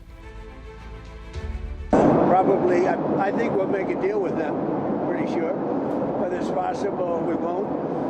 But we've had regime change, if you look already, because the one regime was decimated, destroyed, they're all dead. The next regime is mostly dead. He went on ahead to assert that a third regime is in place and are very reasonable, hinting at talks having taken place. The third regime, we're dealing with different people than anybody's dealt with before. It's a whole different group of people. So I would consider that regime change, and frankly, they've been very reasonable. Trump also claimed that Iran had given the US a tribute of 20 oil tankers set to begin transiting the Strait of Hormuz on Monday. As you know, they've agreed to send 8 boats 2 days ago, and then they added another 2, so it was 10 boats. And now today they gave us as a tribute, I don't know, I can't define it exactly, but they gave us, I think out of a sign of respect, 20 boats of oil, big boats of oil, going through the Hormuz Strait. On being questioned about deploying ground troops in Iran, the US president simply responded he has a lot of alternatives without explicitly denying involvement of ground operations in West Asia. We just have lots of alternatives. We have tremendous numbers of ships over there. We don't need them all because of, the power. Look, I would say we're just like we're ahead of schedule on the ballroom. In a much bigger way, we're ahead of schedule with Iran. The statement is significant as nearly 3,500 troops and 2,500 US Marines aboard the USS Tripoli and are making its way towards West Asia. Trump was grilled by reporters regarding the ongoing talks, to which he confirmed on arriving towards a deal very soon between the US and Iran. Moreover, Trump again claimed that Cuba is next, claiming the country will fail and US will be there to help. Yeah, Cuba's going to be next. Cuba's a mess. It's a failing country, and they're going to be next. Within a short period of time, it's going to fail. And we will be there to help it out. We'll be there to help our great Cuban Americans.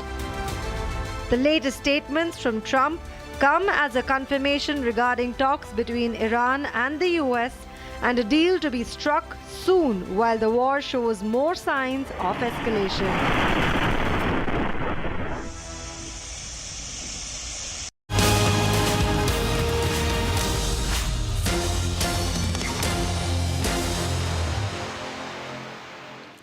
Right, shifting focus to elections now. Tamil Nadu's poll battle is intensifying. Major parties filing nominations and hitting the campaign trail. Chief Minister of Tamil Nadu, M.K. Stalin, and actor turned politician TVK Chief Vijay both held massive roadshows in Chennai today. And as the manifestos roll out and campaigning picks up pace, the state now gears up to vote on the 23rd of April. Results due on the 4th of May. Here's more.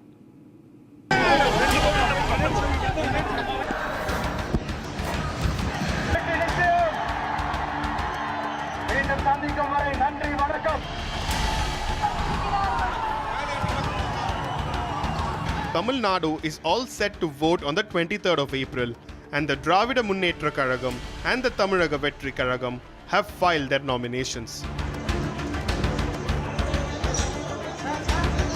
After Stalin filed his nomination, he held a roadshow in Chennai where the people took to the streets in large numbers.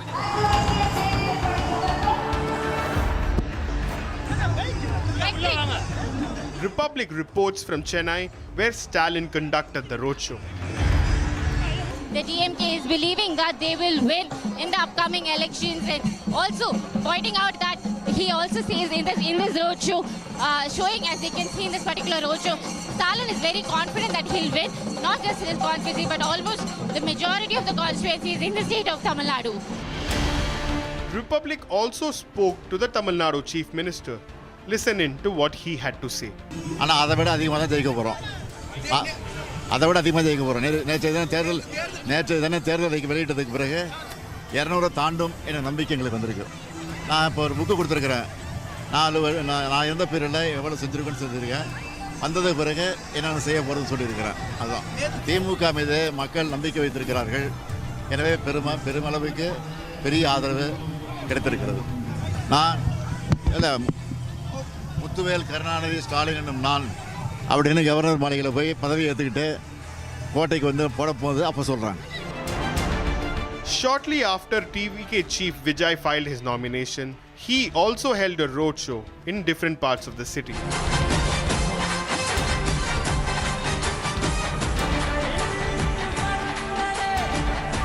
Earlier on Sunday, DMK released a 50-point manifesto which promised free electricity to over 20 lakh farmers. With parties releasing their manifesto and candidates submitting their nomination, Tamil Nadu is all set to go to vote on the 23rd of April, with the results coming out on the 4th of May.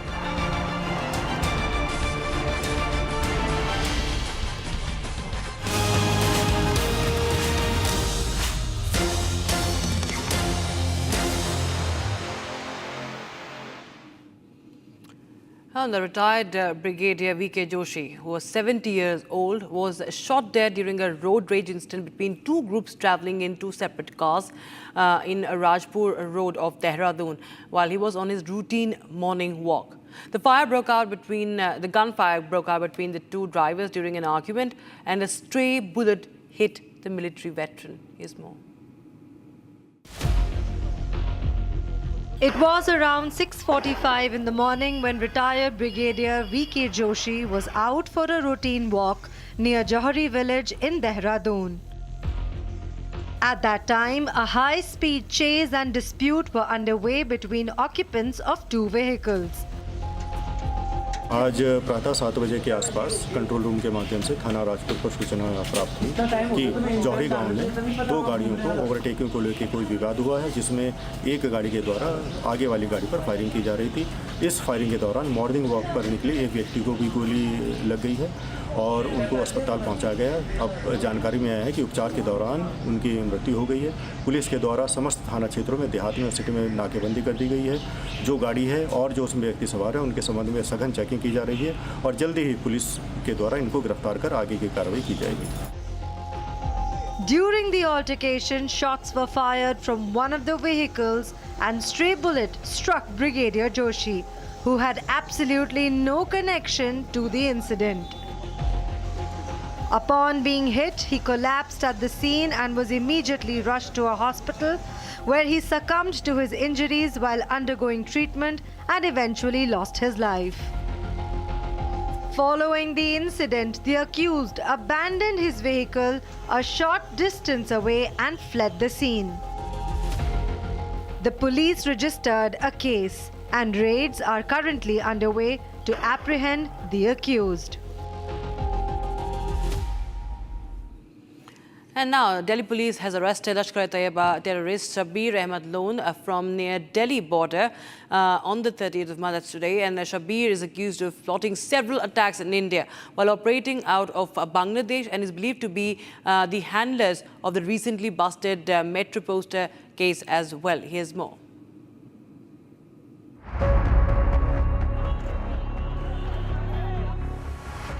A major terror conspiracy busted by the authorities. A Lashkar terrorist, Shabir Ahmed Lone, has been arrested near Delhi border on March 30. Shabir was allegedly planning out terror operations across India. He visited Bangladesh on several occasions and was operating out of the country. Shabir was on the radar for several alleged terror operations. He is also believed to be behind the recently busted Metro poster case. The Metro poster case involved Lashkar-e-Taiba terrorists pasting anti-national and pro-Kashmir propaganda posters on Delhi metropolis, primarily near Kashmiri Gate. LET commander was arrested by Special Cell of Delhi Police in coordination with central agencies. After LET terrorist Shabir Ahmed Lone's arrest, Special Cell of the Delhi Police held a presser and providing details on the LET commander. A team led by DCP Praveen Tripathi, who is our new DCP Special Cell, NDR, arrested Shabir Ahmed Lone from the area of Ghazipur. From the possession of Shabir Ahmed Lone, 2,300 takas, which is Bangladeshi currency, some 5,000 Pakistani rupees, along with a Nepal SIM, has been recovered. Other than that, Shabir Ahmed Lone is a hardcore terrorist. In 2007, he was arrested by Special Cell. In that case, he was convicted for 6 years.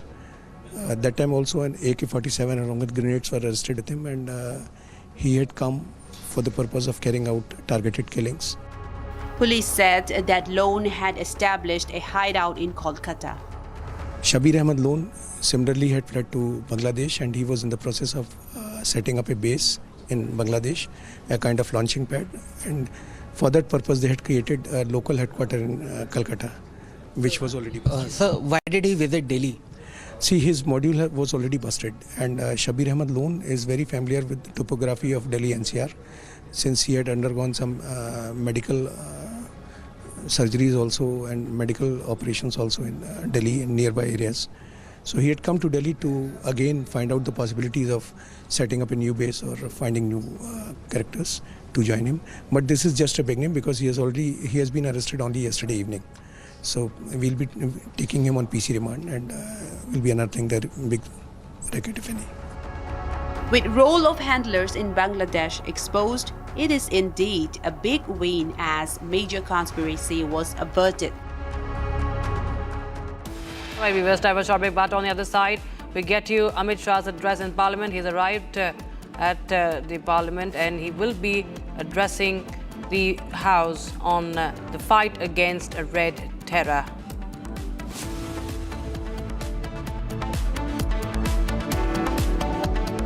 चमकी चाट से क्या बना है? Sandwich, लस्सी और छाछ और हर घूंट में चमकी चाट, ड्राई फ्रूट और दही बड़े। चमकी चाट से स्वाद बढ़े। असली स्वाद सिर्फ चमकी चाट।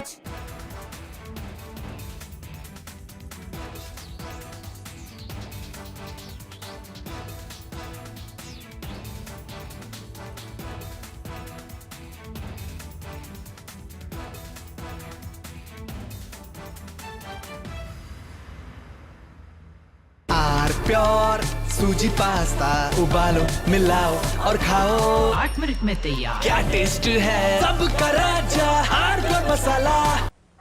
हमें धीरज के साथ, संयम के साथ, शांत मन से हर चुनौती का मुकाबला करना है। इसलिए मैं देशवासियों से भी कहूंगा कि हमें हर चुनौती के लिए तैयार रहना ही होगा। जैसा कि हम देख रहे हैं कि इस युद्ध को लेकर पल पल में हालात बदल रहे हैं। आदरणीय सभापति जी, ये संकट अलग प्रकार का है और इसके समाधान भी अलग प्रकार से ही तय किए जा रहे हैं। हमें धीरज के साथ, संयम के साथ, शांत मन से हर चुनौती का मुकाबला करना है। आदरणीय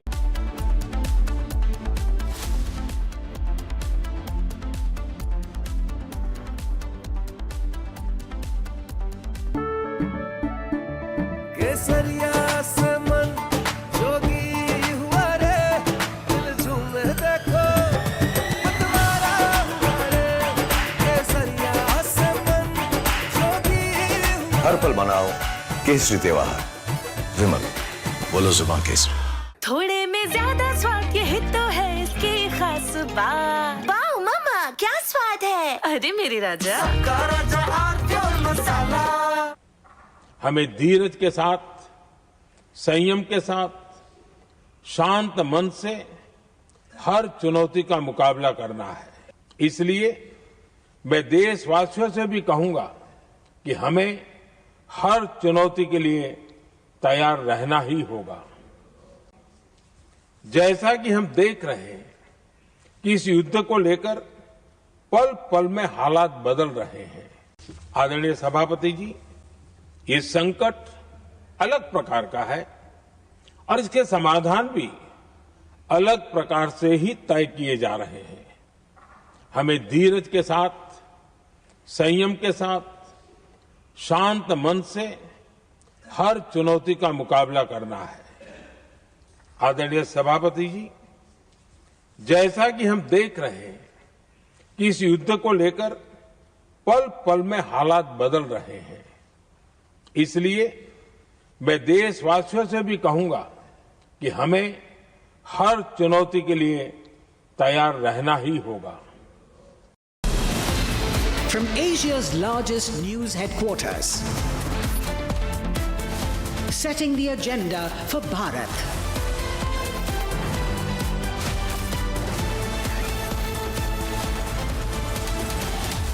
You're watching Republic.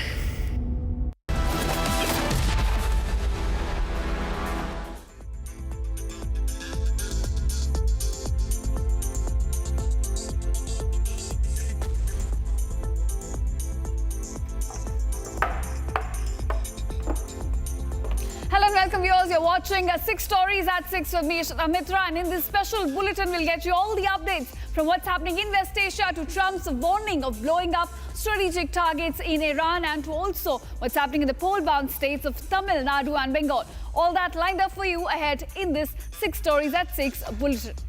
Now viewers, starting with Tehran and Washington. Now both here are sending contradictory signals. Trump says talks are on, progress are being made, but at the same time wants to blow up oil wells, Karg Island and power plants inside Tehran. While at the same time Iran says there are no direct talks happening with the United States. Now take a look at this report that talks about both the sides sending contradictory signals at this point of time.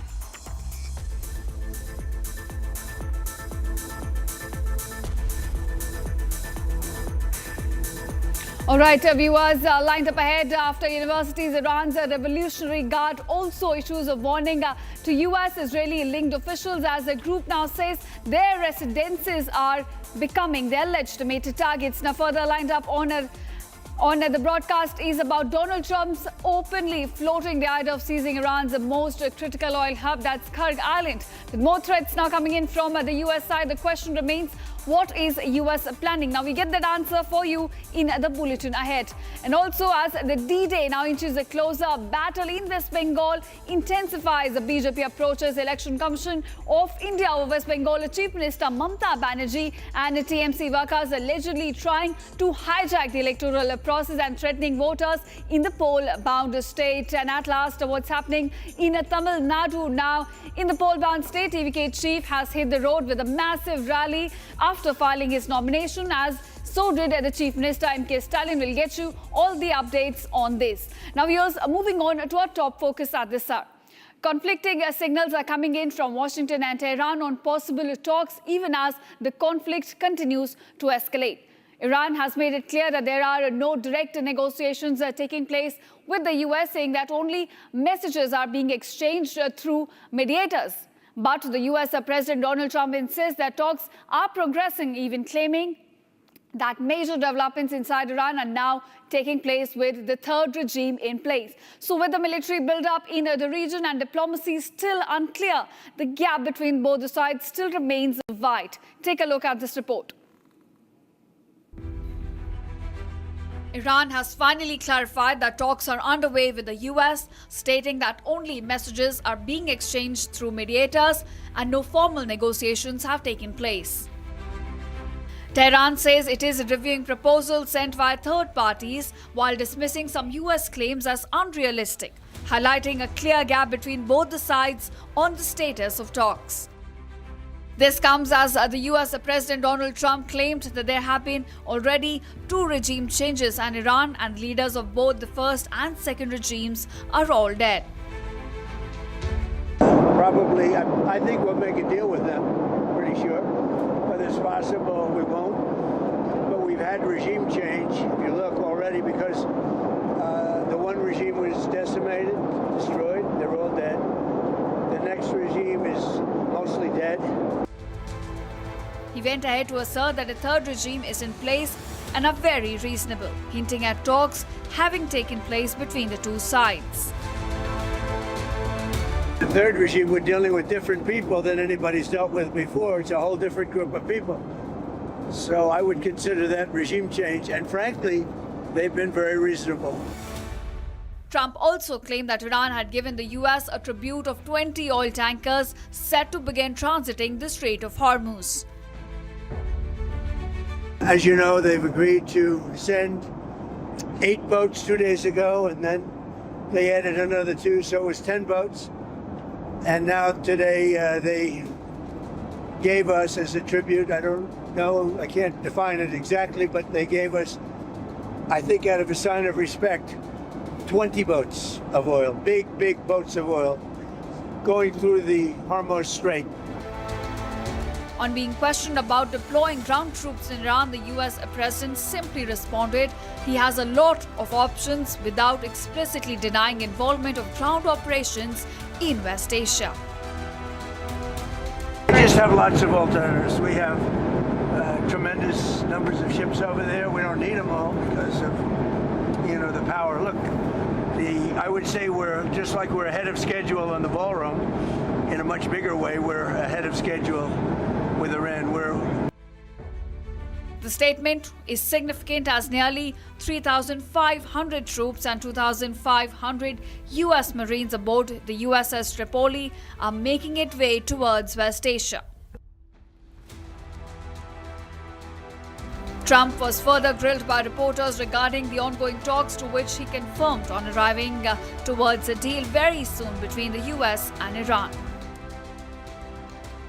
I just have lots of alternatives. We have tremendous numbers of ships over there. We don't need them all because of, the power. Look, I would say we're just like we're ahead of schedule on the ballroom. In a much bigger way, we're ahead of schedule. Moreover, Trump again claimed that Cuba is next, claiming that the country will fail and the US will be there to help. Yeah, Cuba's going to be next. Cuba's a mess. It's a failing country, and they're going to be next. Within a short period of time, it's going to fail. And we will be there to help it out. We'll be there to help our great Cuban Americans.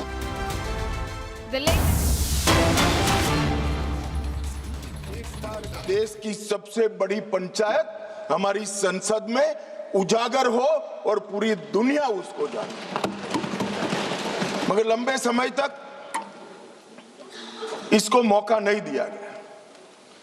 और मुझे इस बात का भी बहुत खुशी है कि देश और हम सब के लिए बहुत महत्वपूर्ण एक घटनाक्रम जो 1970 से लेकर 2026 तक चला,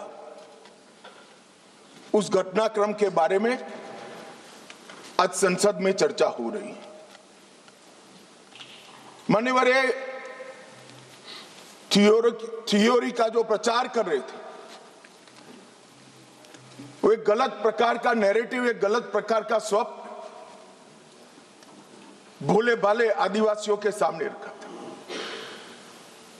कि हम आपके अधिकार के लिए लड़ रहे हैं, हम आपको न्याय दिलाने के लिए लड़ रहे हैं, हम आप विकास से महरूम रह गए हो इसलिए लड़ रहे हैं।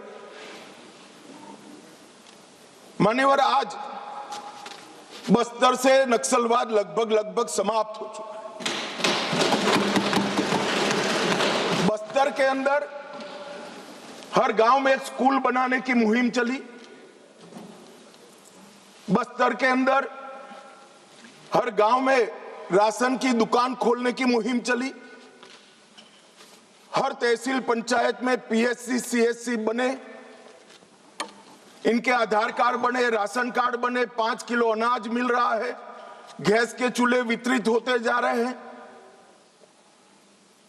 मैं इतना ही पूछना चाहता हूं, नक्सलवाद की जो लोग यहां पर वकीलात कर रहे थे उनको, कि ये 70 से अब तक क्यों नहीं मिला। पूरे देश को तो 2014 में नरेंद्र मोदी जी की सरकार आने के बाद देश के हर गरीब को घर मिला, गैस मिला, शुद्ध पीने का पानी मिला, 5 लाख तक का बीमा मिला, प्रति व्यक्ति प्रति माह 5 किलो अनाज मुफ्त मिला। ये बस्तर वाले क्यों छूट गए थे? मैं इसलिए कहना चाहता हूं मान्यवर कि सत्य को झुठलाया जा रहा है। ये बस्तर वाले इसलिए छूट गए थे कि वहां लाल आतंक का परछाया था, इसलिए वहां विकास नहीं पहुंचा था। लाल आतंक का परछाया विकास नहीं है इसलिए नहीं गया था। लाल आतंक का परछाई वहां पड़ा था इसलिए विकास नहीं पहुंचा था। आज परछाई हट गई है और बस्तर विकसित हो रहा है मान्यवर, बस्तर में विकास। ये जो वकील बन रहे हैं एक हथियारी मूवमेंट के, कहते हैं हम अन्याय के खिलाफ लड़ेंगे। संविधान को मानोगे या नहीं मानोगे? किसी को भी अन्याय होता है, इसका उपाय हमारे संविधान के अंदर निहित है। अदालतें बनी है, विधानसभाएं बनी है, जिला पंचायतें बनी है, तहसील पंचायतें बनी है। ये पूरी व्यवस्था को नकार कर हाथ में हथियार उठा लोगे, ऐसा कैसे चलेगा? और जस्टिफाई जो करे उनको मैं कहना चाहता हूं, वो समय चला गया। ये नरेंद्र मोदी की सरकार है, जो हथियार उठाएगा उसको हिसाब चुकाएगा। इस तरह से नहीं चलेगा।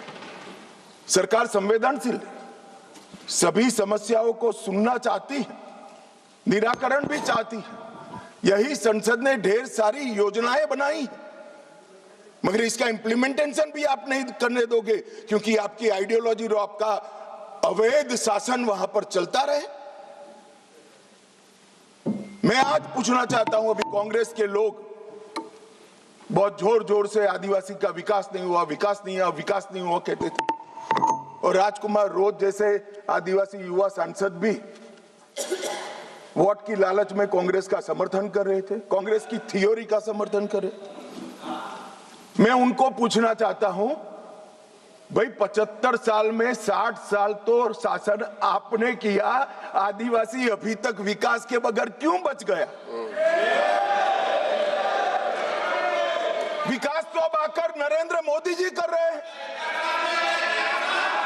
60 साल तक उसको घर नहीं दिया, उसको पानी नहीं दिया, इसके लिए स्कूल नहीं बनी, मोबाइल टावर नहीं पहुंचने दिए, बैंक की फैसिलिटी नहीं पहुंचने दी, और अब आप हिसाब मांग रहे हो। अरे भाई, जग थोड़ा तो अपने गिरेबान में झांक कर देखो कि दोषी कौन है। मान्यवर, मैं पूरा बताऊंगा। मान्यवर, 12 राज्य, छत्तीसगढ़, तेलंगाना, आंध्र प्रदेश, ओडिशा, महाराष्ट्र, मध्य प्रदेश, झारखंड, बिहार, बंगाल, केरल, कर्नाटक का कुछ हिस्सा और उत्तर प्रदेश के 3 जिले, ये पूरा रेड कॉरिडोर बनाकर रखा और वहां कानून का शासन समाप्त कर दिया। 12 करोड़ लोग गरीबी के अंदर सालों तक जीते रहे, किसी ने चिंता नहीं की। हजारों युवाओं की मृत्यु हुई। एक एनजीओ की अगर मान ले तो इधर और साइड से 20,000 युवा मारे गए। कई पूरा जीवन दिव्यांग बन गए, अपाहिज बन गए, नर्क का जीवन जी रहे हैं और उनके तक विकास भी नहीं पहुंचा। मान्यवर, कौन जिम्मेदार है इसके लिए? क्या इस देश की सबसे बड़ी लोकतंत्र की पंचायत ने क्षीर नीर कर इस पर चिंतन नहीं करना चाहिए या अपने गढ़े गढ़ाई थ्योरी लेकर घूमते रहना चाहिए? मैं बाद में बताता हूं कि नक्सलवाद का मूल कारण विकास की डिमांड नहीं है, एक आइडियोलॉजी है, जिस आइडियोलॉजी को अपने राष्ट्रपति पद का चुनाव जीतने के लिए 1970 से इंदिरा जी ने स्वीकार कर लिया। ये वामपंथी विचारधारा के कारण नक्सलवाद फैला है। मान्यवर प्रधानमंत्री मनमोहन सिंह जी ने पूरे देश के सामने स्वीकारा था कि कश्मीर और नॉर्थ ईस्ट की तुलना में भी देश की आंतरिक सुरक्षा की सबसे बड़ी समस्या हथियारी माओवादी, मगर कुछ नहीं हुआ।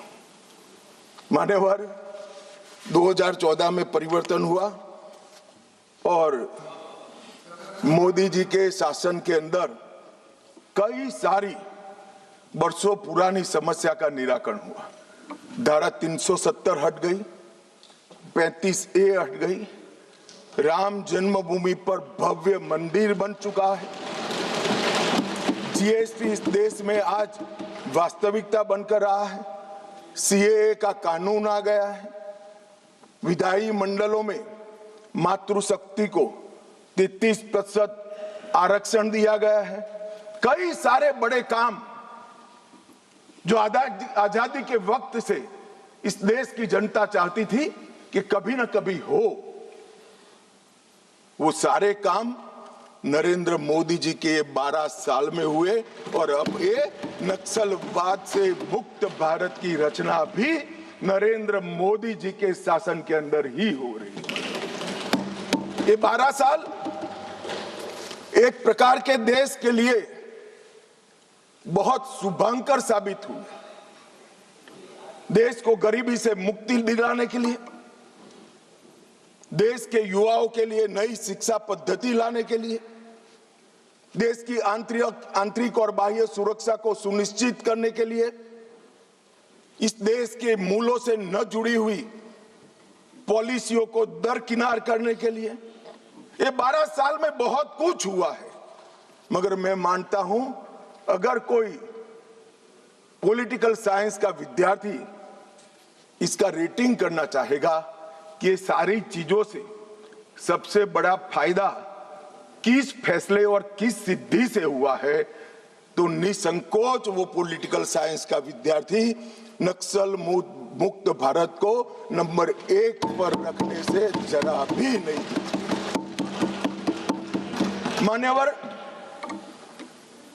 ये जो बड़ी घटना देश में आकार लेने जा रही है, उसका पूरा श्रेय, उसका पूरा यश हमारे सीएपीएफ के जवान, विशेषकर कोबरा और सीआरपीएफ के जवान, राज्य सरकारों की पुलिस, विशेषकर छत्तीसगढ़ राज्य पुलिस और डीआरजी के हमारे जवान और वहां के स्थानीय आदिवासी बासिंदों को जाता है। अगर उनका सहयोग ना होता तो दुनिया में कई रिकॉर्ड है, बड़े बड़े तानाशाह जब जनता साथ नहीं देती है तो डूम हिलाकर भागे हैं। मगर यहां पर आज वामपंथी उग्रवाद समाप्त होने जा रहा है, इसमें जनता का भी बड़ा साथ है। और आज मैं फिर से एक बार इस चर्चा की शुरुआत में जो हजारों युवा मारे गए, जो सिक्योरिटी फोर्सेस के जवान शहीद हो गए, जिन्होंने अपना सर्वस्व इस देश की आंतरिक सुरक्षा के लिए बलिदान कर दिया, वो सभी को मन पूर्वक पूरे सदन की ओर से विनम्र श्रद्धांजलि देकर उसको एक्नॉलेज करना चाहता हूं।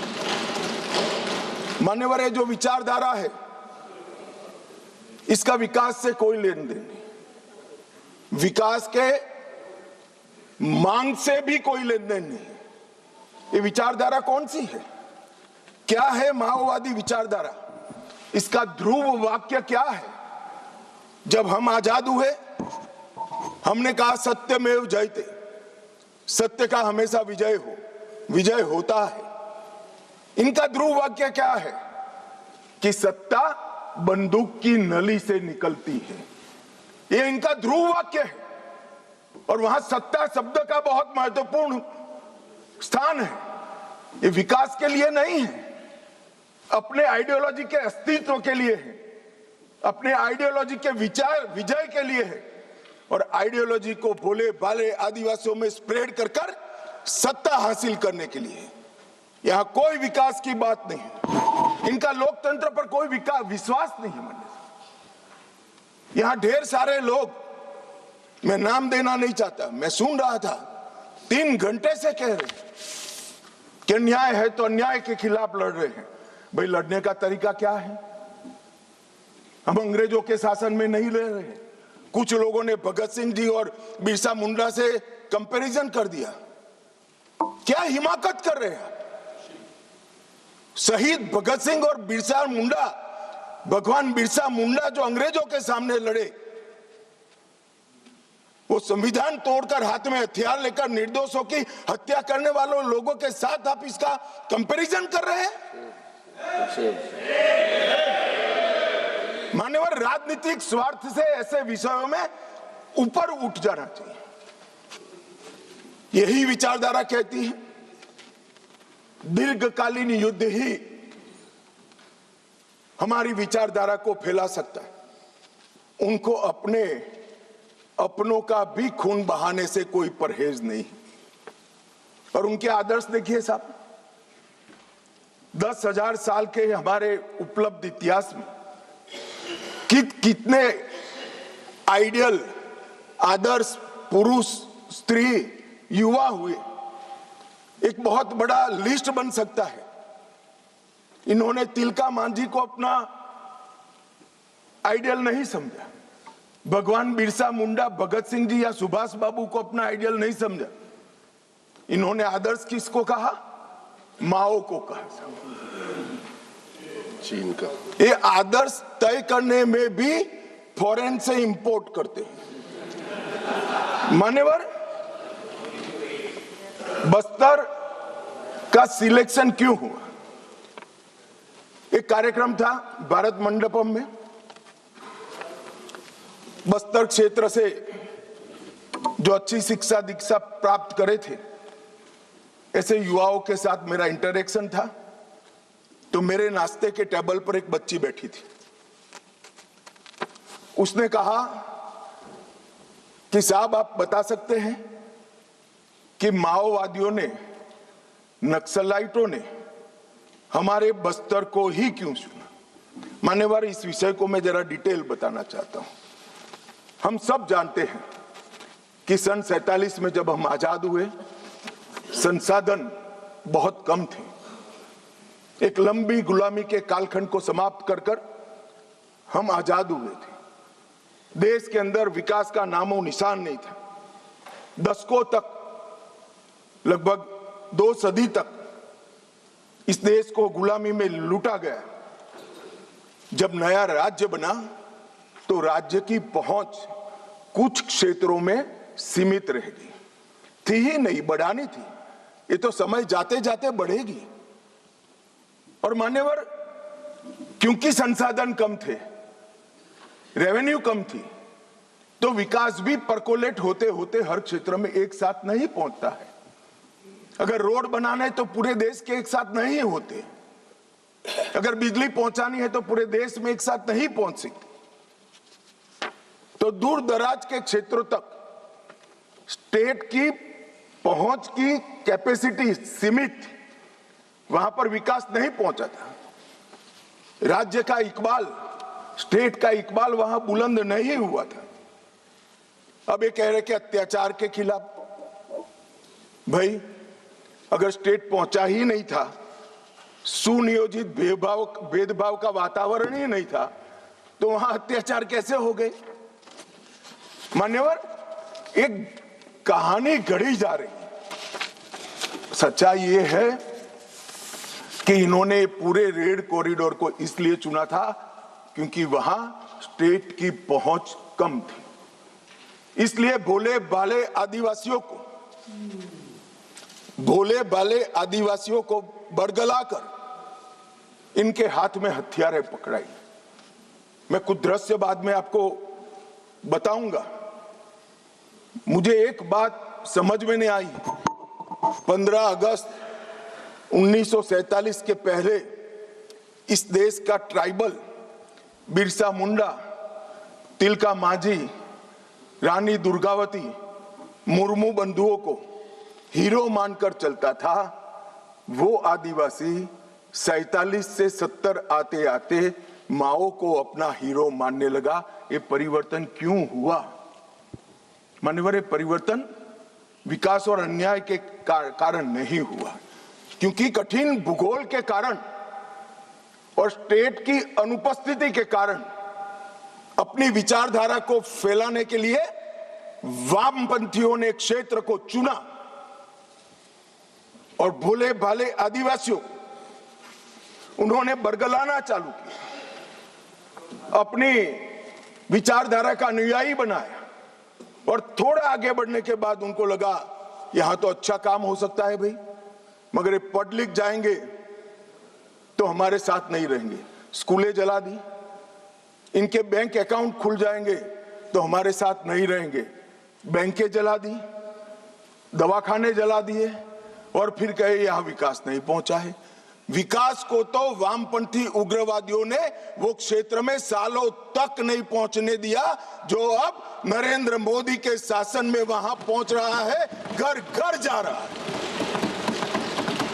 गरीबी के कारण नक्सलवाद नहीं फैला, बल्कि नक्सलवाद के कारण इस पूरे क्षेत्र में सालों तक गरीबी रही। मान्यवर, मैं इसको और अच्छे तरीके से सदन के सामने रखना चाहता हूं। नक्सलवाद की जड़ें गरीबी और विकास से जुड़ी हुई नहीं है मान्यवर, वो वैचारिक है। मैं आज 60s के 4 क्षेत्र पढ़ना चाहता हूं। एक, नक्सलबाड़ी साक्षरता का दर 35% था। बस्तर साक्षरता का दर 23% था। सहरसा बिहार, जो नक्सलवाद से कभी प्रभावित नहीं हुआ, साक्षरता का दर 33% था। और बलिया यूपी का नक्सलवाद से सटा हुआ, सोनभद्र से सटा हुआ जिला, वहां पर भी साक्षरता का दर 31% है। तो चारों स्थानों पर साक्षरता का दर कमोबेश समान था।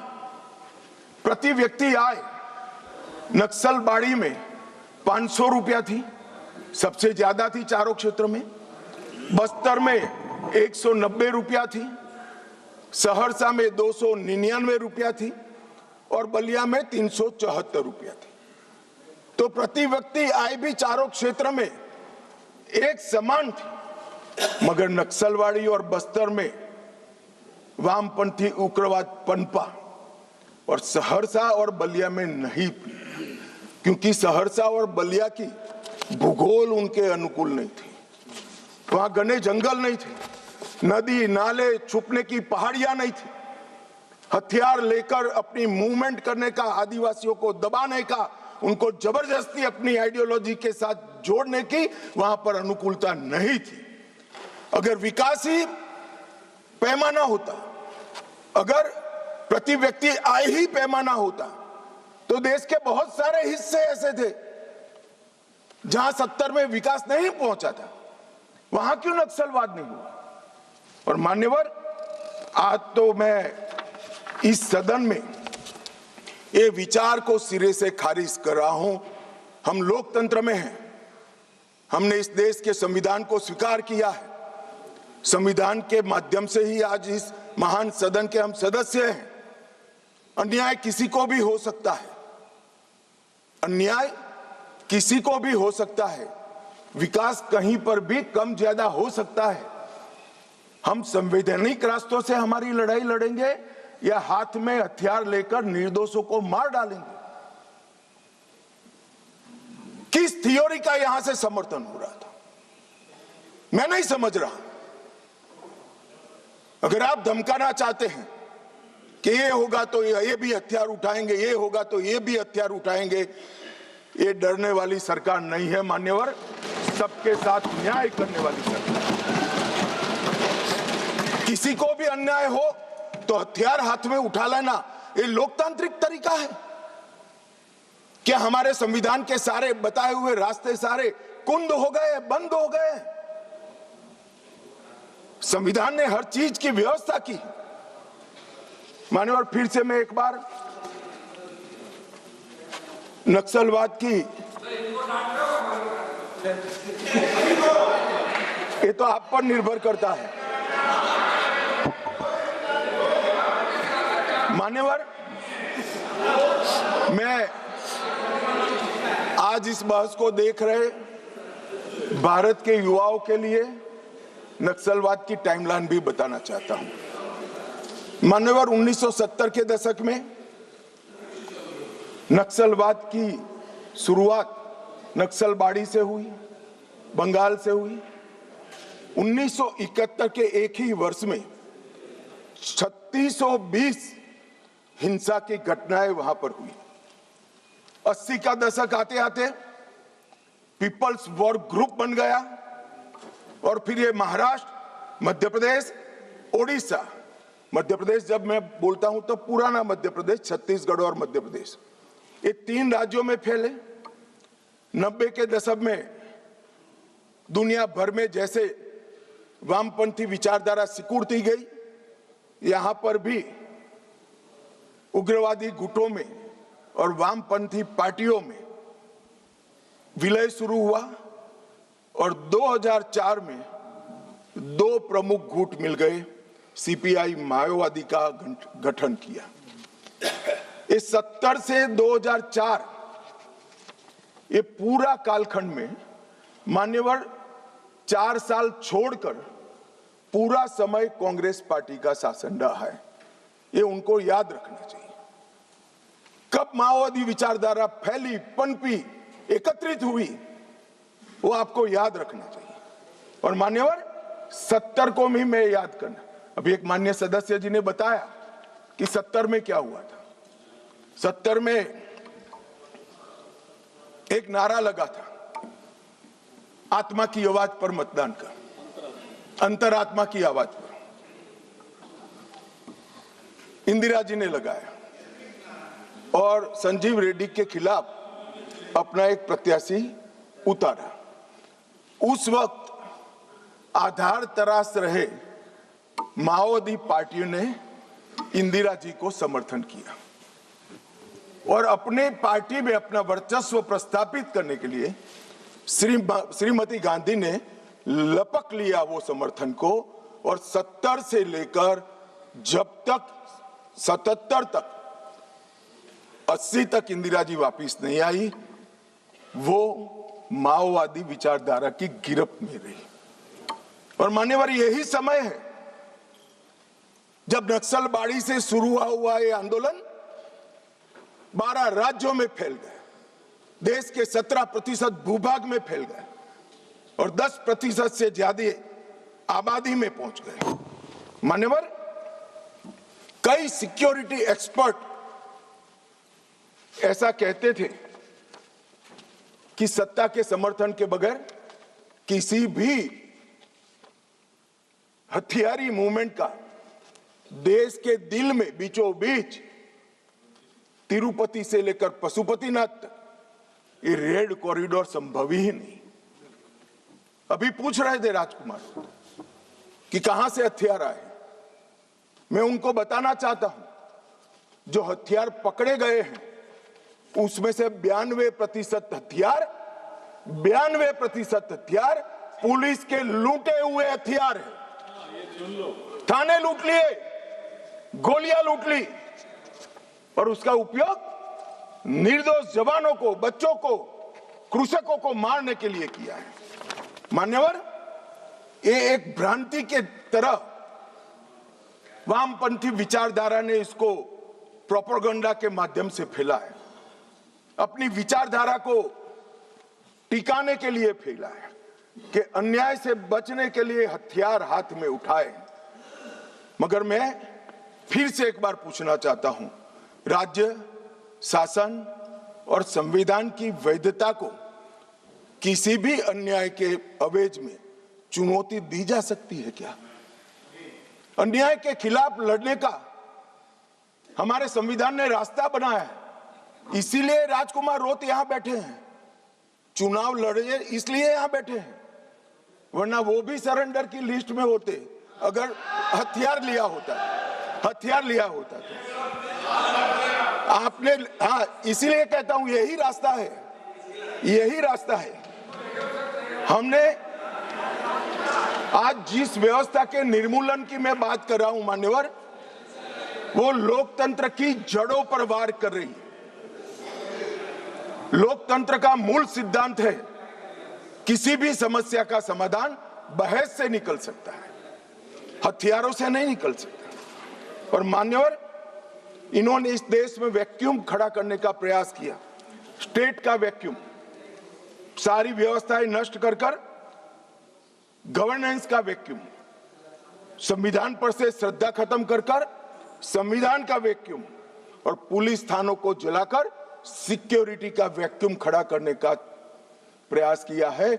मैं आज इस मंच से देश की जनता को ये बताने आया हूं कि माओवादी हिंसा करने वालों के, नक्सलिज्म की हिंसा करने वालों का दिन लद गया है। अब सरकार के लंबा समय नहीं चलेगा। और कई देशों में हुआ है, कंबोडिया, पेरू, कोलंबिया, कई देशों के इतिहास इससे भरे पड़े हैं, भयानक रक्तपात हुआ है। हमारे यहां भी 20,000 लोग मारे गए। मान्यवर, ये एक वैचारिक लड़ाई, देश की जनता ने माओवादी उग्रवादियों को, वैचारिक लड़ाई है, माओवादी उग्रवादियों को अन्याय के खिलाफ हथियारों की लड़ाई मानने की गलती नहीं करनी चाहिए, क्योंकि वामपंथी विचारधारा अपना आधार खो बैठी। इसलिए सारे वामपंथी ऐसे येन प्रकारेण अलग अलग थियरी रचित कर अपने अस्तित्व को टिकाने में पड़ी। इनका एकमात्र एजेंडा है देश में वैक्यूम खड़ा करना, देश के असंतोष को, स्वाभाविक असंतोष को हथियारों के माध्यम से दिशा देना। स्टेट का वैक्यूम, गवर्नेंस का वैक्यूम, संविधान का वैक्यूम, सिक्योरिटी का वैक्यूम और रक्तपात, यही उनका उद्देश्य है जो अब सफल नहीं होगा। मानिए, और कई सारे भोले भाले ग्रामीणों को एनिमी इन्फॉर्मर बताकर फांसी पर चढ़ा दिया। कौन सी अदालत ने फांसी पर चढ़ाया? इन्होंने जनता अदालत के नाम से एक फारस खड़ा किया, जहां ना कोई वकील है, ना कोई जज है, वो स्वयं बैठे हैं, वो स्वयं फैसले करते हैं और फांसी दे देते हैं। इसका जस्टिफिकेशन करते हुए मैंने तो सुना है, मैं आज नाम देना नहीं चाहता वरना यहां से खड़े हो जाएंगे। मान्यवर, इसका जस्टिफिकेशन नहीं हो सकता। इस देश में संविधान का राज है, फैसला संविधान द्वारा, सरकारों द्वारा रचित अदालतों में ही हो सकता है। और अगर किसी को अन्याय होगा है तो उसके ऊपर त्रिस्तरीय न्यायिक प्रणाली है। उन्होंने पैरेलल गवर्नमेंट चलाई। गवर्नेंस का वैक्यूम कैसे चला? पैरेलल गवर्नमेंट चलाई। छत्तीसगढ़ के बस्तर में उनका होम मिनिस्टर होता था, उनका न्याय मंत्री होता था, उनका लूटे हुए अनाज को बांटने वाला खाद्य और आपूर्ति मंत्री होता था। एक जनता ने सरकार के नाम से एक भ्रांति खड़ी करी और मान्यवर विकास की योजनाओं को इन्होंने रोकने का काम किया। इन्होंने संविधान और न्याय व्यवस्था को निशाना बनाकर संविधान का वैक्यूम खड़ा करने का। कोई चुनाव न लड़े, मतदान नहीं होने देंगे, सरपंच कोई नहीं होगा, तहसील पंचायत, जिला पंचायत का सदस्य नहीं होगा, विधायक वो चाहते हैं वो ही जीत कर आएंगे। किस प्रकार की व्यवस्था खड़ी करना चाहते हैं और इसका समर्थन कैसे हो सकता है? अब कह रहे बातचीत करो, जो कह रहे उनको मैं बताना चाहता हूं, मैं 50 बार कह चुका हूं सार्वजनिक मंचों पर बस्तर में जाकर बस्तर के हर तहसील में जाकर कह चुका हूं, हथियार डाल दीजिए, सरकार आपके पूरे पुनर्वसन की व्यवस्था करेगी, मगर हथियार नहीं डालेंगे। मान्यवर, हमारी सरकार का पॉलिसी है, चर्चा उसी से होती है जो हथियार डालता है, जो गोली चलाता है उसको जवाब गोली से ही दिया जाता है। ये हमारी सरकार का पॉलिसी, हथियार डाल दो। मैं आगे बताता हूं कितने लोगों ने डाल दिए और अब पुनर्वसन कर रहे हैं। और मान्यवर, इसका नतीजा यह है कि 70 से 26 तक यहां ये चलता रहा। कई ऐसे हमले हुए, जहानाबाद का हमला, 1000 आर्म्स नक्सलियों ने सीआरपीएफ के कैंप को और जेल को कब्जे कर अजय कानू समेत 389 कैदियों को मुक्त करा कर ले गए। आंध्र ओडिशा सीमा पर दर्जनों स्कूलों और इंफ्रास्ट्रक्चर की सुनियोजित विनाश किया। हर ठेके में 20% का जनता ना टैक्स डालते रहे। मान्यवर, 70 ट्रकों में झारखंड में एक साथ आग लगा दी, 11 बोगियों में मालगाड़ी में एक साथ आग लगा दी और वार्षिक वसूली उनकी जनता ना टैक्स की, इनके ही सेक्रेटरी का जो कंप्यूटर मिला है इसके हवाले से कह रहा हूं, 240 करोड़ रुपया थी। मान्यवर, 240 करोड़ रुपया। और इसको कैसे जस्टिफाई कर सकते, किस तरह से जस्टिफाई करते? मान्यवर, मैं आज ये नक्सलवाद मूल कहां से आया, परंतु हमारे देश के लिए वो किसी भी प्रकार से ऐसी स्थिति ही नहीं थी कि जहां इस प्रकार के साम्यवादी विचारधारा, लेफ्टिस्ट विचारधारा का पनपना हो पाए। मान्यवर, मैं 1905 से 1924 रूस में साम्यवादियों ने क्रांति करी। 1914 के युद्ध में रूस की आर्थिक हालत बहुत बिगड़ गई और वहां पर भूख, महंगाई, अव्यवस्था, और 1905 में खूनी रविवार की घटना ने जनता का विश्वास शासन के प्रति तोड़ दिया और उसने 17 की क्रांति की नींव तैयार की। और मान्यवर, मजबूर होकर निकोलस द्वितीय ने गादी छोड़ दी। वहां पर एक वैक्यूम खड़ा हुआ और वैक्यूम को भरने के लिए वहां पर लेनिन की अध्यक्षता में साम्यवादी सरकार आई। इसी तरह से चीन में एक अव्यवस्था खड़ी हुई। करोड़ों किसानों गरीबी और भूखमरी से जीवन जी रहे थे और 1921 में कम्युनिस्ट चीनी पार्टी की स्थापना हुई। माओ उनके नेता बने।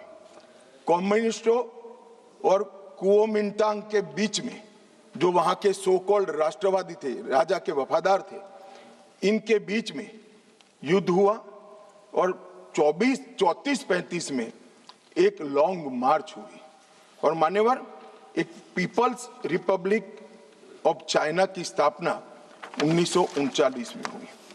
अब ये 1939 और 1925 वो दो महत्वपूर्ण घटनाएं हैं। इसका हमारे देश में क्या असर हुआ है समझिए साहब। जैसे ही रसिया में साम्यवादियों की सरकार का गठन हुआ, यहां पर 1925 में सीपीआई की स्थापना हुई, कम्युनिस्ट पार्टी ऑफ इंडिया। अब ये जो समर्थक है उनको मैं पूछना चाहता हूं, रसिया में कम्युनिस्टों की सरकार बनी, उसी वक्त यहां सीपीआई बना, सीपीआई की स्थापना हुई, इसके बीच में कोई रिलेशनशिप है क्या? ये सोचने की बात है। रसिया की सरकार ने स्पॉन्सर कर दुनिया भर में कम्युनिस्ट पार्टी की रचना की, इसका एक हिस्सा हमारे यहां बना हुआ। अब जिस पार्टी की नींव ही किसी दूसरे देश की प्रेरणा से गई है, वो हमारे देश का भला कैसे सोचेंगे? इन्होंने तो अंग्रेजों का भी समर्थन किया था। 1964 में कम्युनिस्ट पार्टी मार्क्सिस्ट बनी। ये भी समझने जैसा है कि सीपीआईएम क्यों बना। मान्यवर, 64 में 69 में 1969 में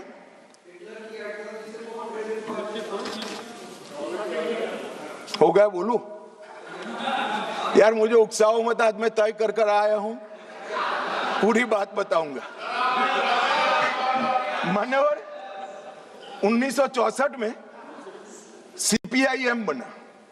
यह भी समझना पड़ेगा कि सीपीआई थी ही, फिर सीपीआईएम क्यों बनी। मान्यवर 1964 में सोवियत रशिया और चीन के बीच में झगड़ा हुआ, तो दोनों साम्यवादी राष्ट्र के अंदर अलग अलग विचारधारा की साम्यवादी सरकारें आई। जैसे अलग अलग विचारधारा की आई, तो यहां पर चीन की भी एक समर्थित पार्टी सीपीआई मार्क्सिस्ट खोल दी, जो अभी बोल रहे थे, अपने अमराराम जी बोल रहे थे। मान्यवर ये दोनों पार्टियां कम्युनिस्टों की, एक रशिया में जब क्रांति हुई तब हुई, और एक रशिया के चीन के बीच मतभेद हुआ तब हुई। इसके बाद 69 में संसदीय राजनीति का विरोध करने के लिए, मेरी बात ध्यान से सभी लोग सुने, आपके माध्यम से मैं देश को भी कहना चाहता हूं, 1969 में सीपीआई एमएल मार्क्सिस्ट की स्थापना हुई। इसका उद्देश्य कोई विकास का वैक्यूम बनना नहीं था, कोई अधिकारों की रक्षा नहीं था। उसके संविधान में उद्देश्य था संसदीय राजनीति का विरोध कर सशस्त्र क्रांति करना, जो रशिया और चीन में कर चुके थे। मगर यहां राजाशाही नहीं बची थी, अंग्रेज यहां था नहीं, यहां संविधान से चलने वाली एक लोकतांत्रिक सरकार बन गई थी। फिर क्यों संसद का विरोध? चुनाव लड़ते, जीत कर आते, अपनी बातों को लोगों को मनवाते, मगर वैसे तो कोई बात सुनेगा नहीं। इसलिए सशस्त्र क्रांति, क्रांति कई प्रकार की होती है। वैचारिक क्रांति होती है, कुछ लोगों ने गीतों लिखकर क्रांति की है, महात्मा जैसे लोगों ने अहिंसक क्रांति करी थी। इन्होंने सशस्त्र क्रांति और दूसरा संसदीय राजनीति का विरोध करना, ये दो उद्देश्यों के साथ सीपीआई मार्क्सिस्ट बना, और मान्यवर यही आज के माओविस्ट है। ये मूल समझे बगैर अन्याय अन्याय अन्याय अन्याय रटे जा रहे। भाई अन्याय के लिए नहीं बनी है, हमारी संसदीय राजनीति का विरोध करने के लिए, संसद का जिसका आप सदस्य हो, इसका विरोध करने के लिए बने। उसके बाद में 75 में जैसे ही कांग्रेस का समर्थन मिला, एमसीसी माओइस्ट बनी, और बिहार झारखंड केंद्रित पार्टी बनी। फिर पीडब्ल्यूजी में बना, वो आंध्र केंद्रित बना। 82 में दलित किसान केंद्रित सशस्त्र संघर्ष CPI ML party unity Bihar में बनी। दलित किसान केंद्रित संघर्ष इनका उद्देश्य था। 98 में पीपल्स वॉर ग्रुप बना, और उसमें माओवादियों का एकत्रीकरण हुआ। इतना सब करने के बाद भी वो सफल नहीं हुए, और 2000 में पीएलजेए बना, जीए बना, जो सैन्य विंग बनी, गुरुल्ला फोर्स बनाई मान्यवर। और 2004 में ये पीडब्ल्यूजी एमसीसी दोनों का विलय हो गया। तो थ्योरी वाले और हथियार उठाने वाले दोनों 2004 में विलीनीकरण हुआ। 14 में मोदी जी आए, और 26 में सबकी समाप्ति हो गई। ये टोटल 1925 से लेकर 2026 तक 101 साल का उनका इतिहास है। मानिए, इसीलिए मैं कहता हूं मेरे साथी सदस्यों को जो सामने बैठे हैं, आप इसको अन्याय का स्वरूप, अन्याय के खिलाफ संघर्ष का स्वरूप मानकर महिमा मंडित मत करो। हम जिस सदन में बैठे इसका विरोध करने के लिए वो जन्मे हैं। वोट की जगह बुलेट से शासन प्राप्त करना चाहते हैं। और मान्यवर, अगर यही बात है कि चर्चा करिए चर्चा करिए चर्चा करिए, चर्चा से कोई परहेज नहीं, हर कोई चर्चा का स्वागत करता है, पर फिर तो पुलिस क्यों रखी है? पुलिस की जरूरत ही नहीं है। सेना क्यों रखी है? पैरामिलिट्री फोर्स क्यों रखे हैं? कुछ लोग ऐसे होते हैं जो चर्चा से मानते ही नहीं है, वहां बल प्रयोग कर कर उनके अत्याचार से निर्दोष नागरिकों को बचाना पड़ता है। जब इन नक्सलवादियों ने सैकड़ों निर्दोष किसानों को बम लगा लगा कर पैर बगैर का कर दिया, कई स्कूलों में रेड कर कर 8 साल के, 9 साल के, 10 साल के बच्चों को उठाकर ले गए और नक्सलवाद की सेना में भर्ती कर दिया, और क्या हम मूक दर्शक बनकर खड़े रहे? ये भारतीय जनता पार्टी की सरकार है। हर नागरिक की सुरक्षा नरेंद्र मोदी ने सुनिश्चित करी है। जो भी अन्याय करेगा नागरिकों के साथ, समझा तो ठीक है मान्यवर, वरना फोर्स इसी के लिए बनाई गई है। इसका उपयोग भी होगा, परिणाम भी आएगा, और आज आ भी गया है। मान्यवर, मैं जो इनके समर्थन में, जिनको पॉपुलर लैंग्वेज में अर्बन नक्सल कहते हैं, वो बुद्धिजीवी भाइयों को सवाल करना चाहता हूं। मैंने 6 दिन से लगभग 2000 आर्टिकल निकाले, सारे बुद्धिजीवी भाइयों ने लिखे हुए। मेरे पास इसका पूरा जिस्ट भी है। ये सभी आर्टिकलों में सभी आर्टिकल हथियार उठाकर घूमने वाले माओवादियों के साथ चर्चा करो, वो न्याय के लिए लड़ रहे हैं, उनको मारना नहीं चाहिए, इनके प्रति सिंपैथी होनी चाहिए, सरकार विकास जल्दी करे, इस प्रकार के। एक भी आर्टिकल जो 8 साल का अबूझ बच्चे को उठा ले जाकर हाथ में हथियार पकड़ा दिए, इसकी मां के लिए नहीं है। मान्यवर, एक भी आर्टिकल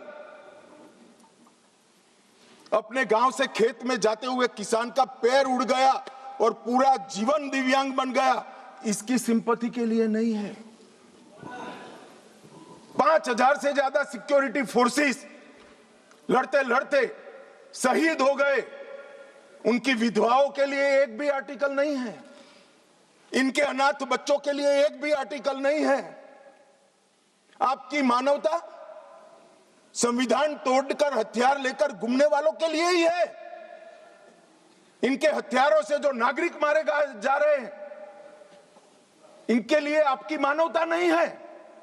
मानवता के दोहरे चरित्र को मैं स्वीकार नहीं करता मान्यवर। ये मानवतावादी नहीं है, नक्सलियों के समर्थक है। अगर मानवतावादी होते तो वो किसान का पैर उड़ गया, इसकी भी चिंता होगी। वो अबूझ बच्चे से इसका बचपन छीन लिया, इसकी भी चिंता होती। मान्यवर, वो हाथ में हथियार लेना नहीं चाहते, गरीबों के हाथ में हथियार दिलाकर अपनी विचारधारा को, अपनी आइडियोलॉजी को पनपाना चाहते हैं, मगर उनके भी दिन लग गए हैं। स्पष्टता से सुन लीजिए, ये पूरे देश में अब जागरूकता आई है। और क्या हुआ है? पूरा देश आज सुन रहा है, पूरा देश आज समझ रहा है। मान्यवर, मैं आज एक और बात बताता हूं। किसी सदस्य ने जिक्र किया सलवा जुड़म का, और कांग्रेस के नेता और सारे लोग, मैं नाम देना नहीं चाहता वरना फिर से खड़े हो जाएंगे। मान्यवर, सलवा जुड़म का जजमेंट जो है, इसका पक्ष लेते हैं। मान्यवर, सलवा जुड़म की शुरुआत 2005 में राज्य समर्थित, मतलब सरकार समर्थित जन आंदोलन के रूप में हुई। आदिवासी युवाओं को एसपीओ बना गया, जिसको कोया कमांडो कहते थे, और उनको ये जो आतंक फैलाते थे, इनके सामने लड़ने के लिए ट्रेनिंग दी गई।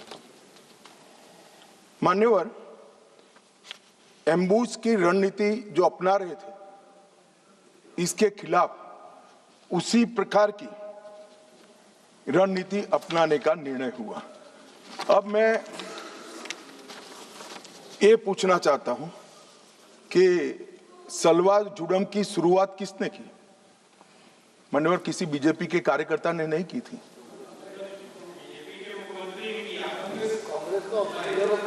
श्रीमान कर्मा ने किया था, जिनको नक्सलियों ने मौत के घाट उतार दिया। और वो कांग्रेस के नेता थे। मान्यवर,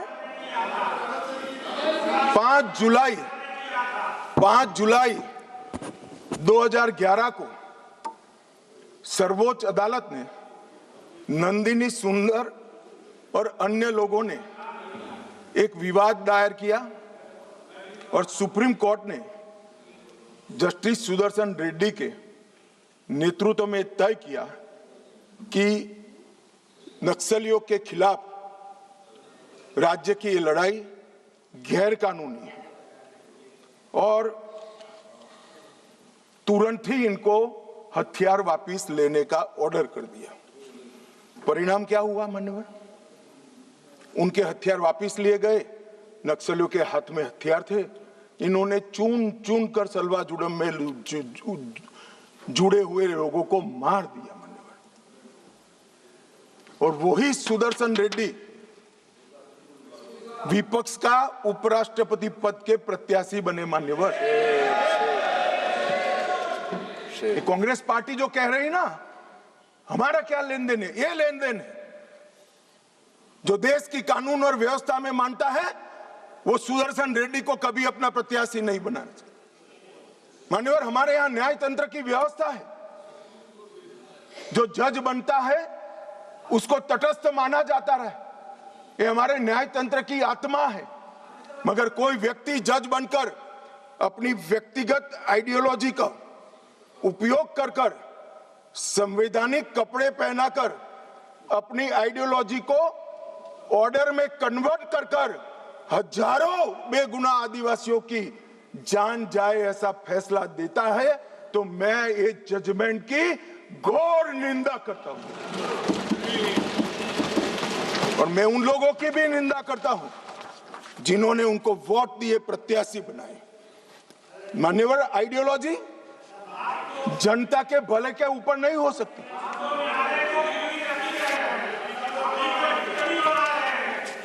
मान्यवर, आइडियोलॉजी कभी अबूझ आदिवासियों की सुरक्षा के ऊपर नहीं हो सकती।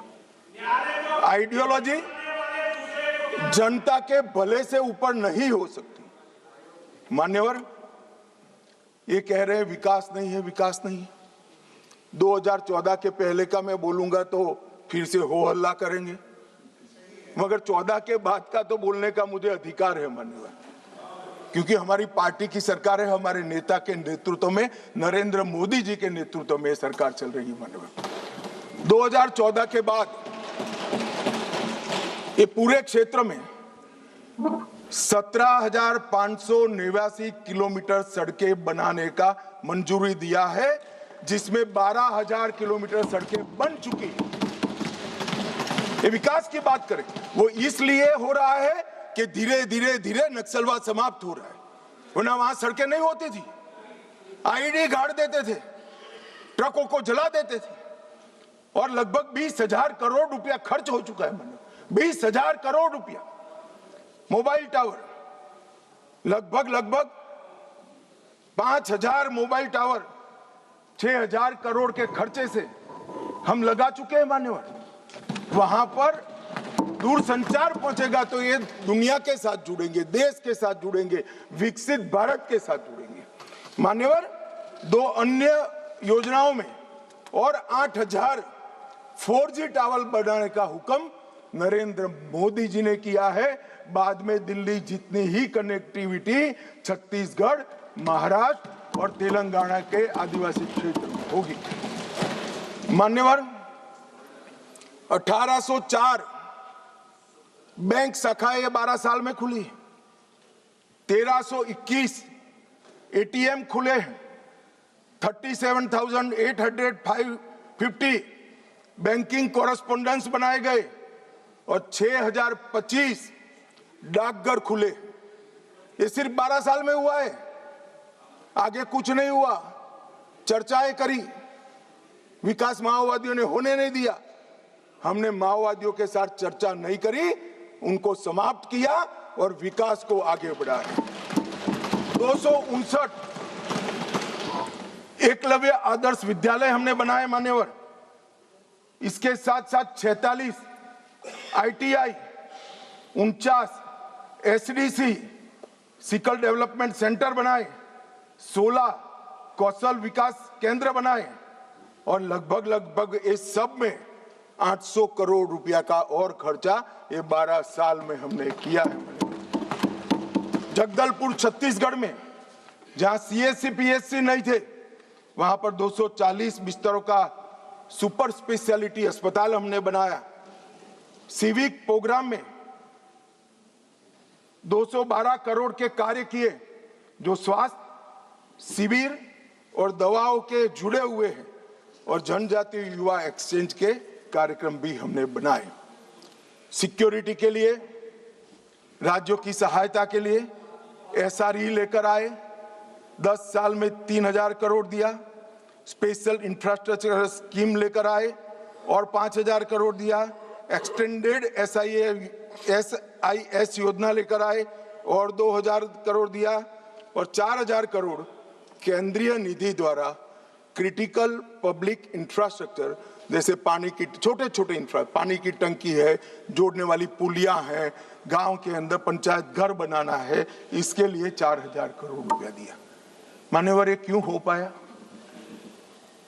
और 70 से अब तक क्यों नहीं हुआ था? कांग्रेस पार्टी करना नहीं चाहती थी, ऐसा नहीं है। करने जाते थे वो धमाके कर मार देते थे। हमने धमाके करने वालों को समाप्त किया, तो ये विकास अब हो रहा है और विकसित बस्तर की रचना मान्यवर हो रही है।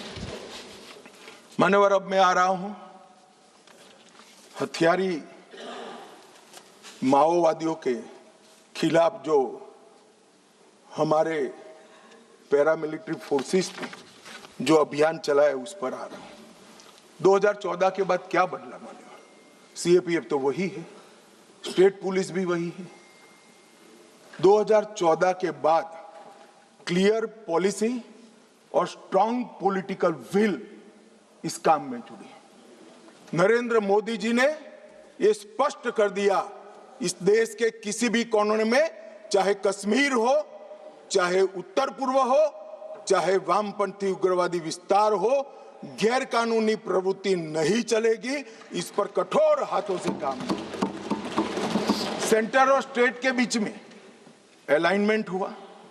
स्टेट की कैपेसिटी में गवर्नमेंट, गवर्नेंस और पुलिसिंग तीनों में हमने सुधार किया। सीएपीएफ और स्टेट पुलिस का समन्वय बढ़ाया।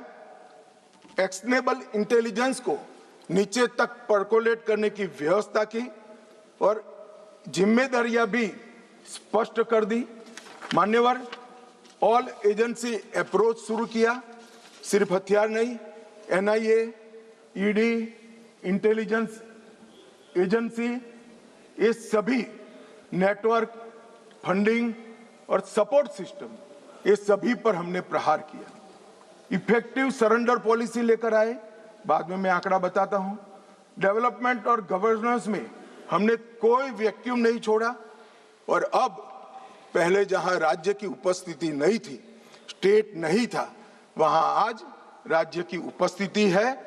और नक्सलवाद के हार का सबसे बड़ा कारण ये है कि राज्य अब हर गांव में पहुंच चुका है, वहां पंचायत बन चुकी है।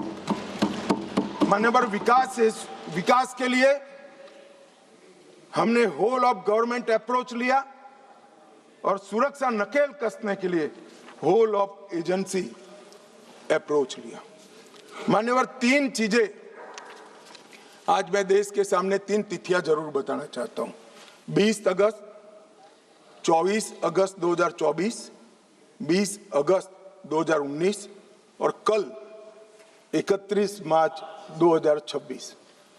20 अगस्त को गृह मंत्रालय में एक मीटिंग हुई और ये जो पूरा मोदी जी ने विकास का काम तो पहले से ही चालू कर दिया। ये पूरा पुलिस कोऑर्डिनेशन का काम, मॉडर्नाइजेशन का काम, रिटायर्ड नक्सलियों को पुलिस फोर्स में लेने का काम, इनके कोऑर्डिनेशन का काम, खुफिया एजेंसी के साथ, ये सब 20 अगस्त को डिजाइन करेगा। तो फिर इतनी देर क्यों लगी? बैठ जाओ। मैं बताता हूं पैसा का भी। मान्यवर, देर क्यों लगी? क्योंकि बीच में छत्तीसगढ़ में कांग्रेस की सरकार थी। मैं आज रिकॉर्ड पर ये कहना चाहता हूं, बिहार 24 के पहले नक्सल मुक्त हो चुका था। महाराष्ट्र एक तहसील छोड़कर 24 के पहले नक्सल मुक्त हो। ओडिशा 24 के पहले नक्सल मुक्त हो चुका था। झारखंड एक जिला छोड़कर 24 के पहले नक्सल मुक्त हो चुका था। सिर्फ छत्तीसगढ़ नहीं हुआ था, क्योंकि वहां कांग्रेस की सरकार थी। मुझे कहने में कोई संकोच नहीं है, क्योंकि सत्य बोलते हुए कहीं पर कोई भी स्थान का विचार नहीं करना चाहिए। सत्य बोलने के लिए ही होता है। छत्तीसगढ़ कांग्रेस की सरकार ने नक्सलवादियों को बचा कर रखा था।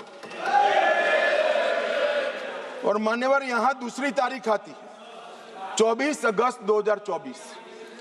2024 की शुरुआत में हाँ एलिगेशन ही है, एलिगेशन है, हाँ एलिगेशन समर्थन करना है। एक मान्यवर, मैं किसी व्यक्ति के सामने नहीं कर रहा हूं, मुझे रूल्स न समझाएं। और व्यक्ति के सामने करना है तो भूपेश बागल को पूछो, प्रूफ रजू करूं क्या यहां पर? हाँ बोले तो बोलो, वरना फंस जाओगे। मान्यवर, जनवरी 2024 में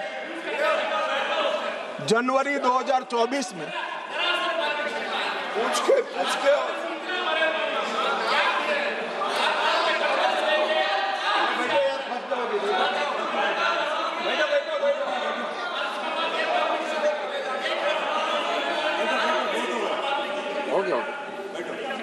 मान्यवर 2024 में छत्तीसगढ़ में सरकार बदली।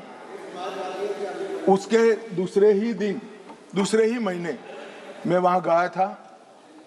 भाजपा की सरकार ने पूरा समर्थन का भरोसा दिया, साझा रणनीति बनी और 24 अगस्त 2024 को मैंने घोषित किया था कि 21 मार्च 2026 को ये नक्सलवाद पूरे देश से हम समाप्त करें।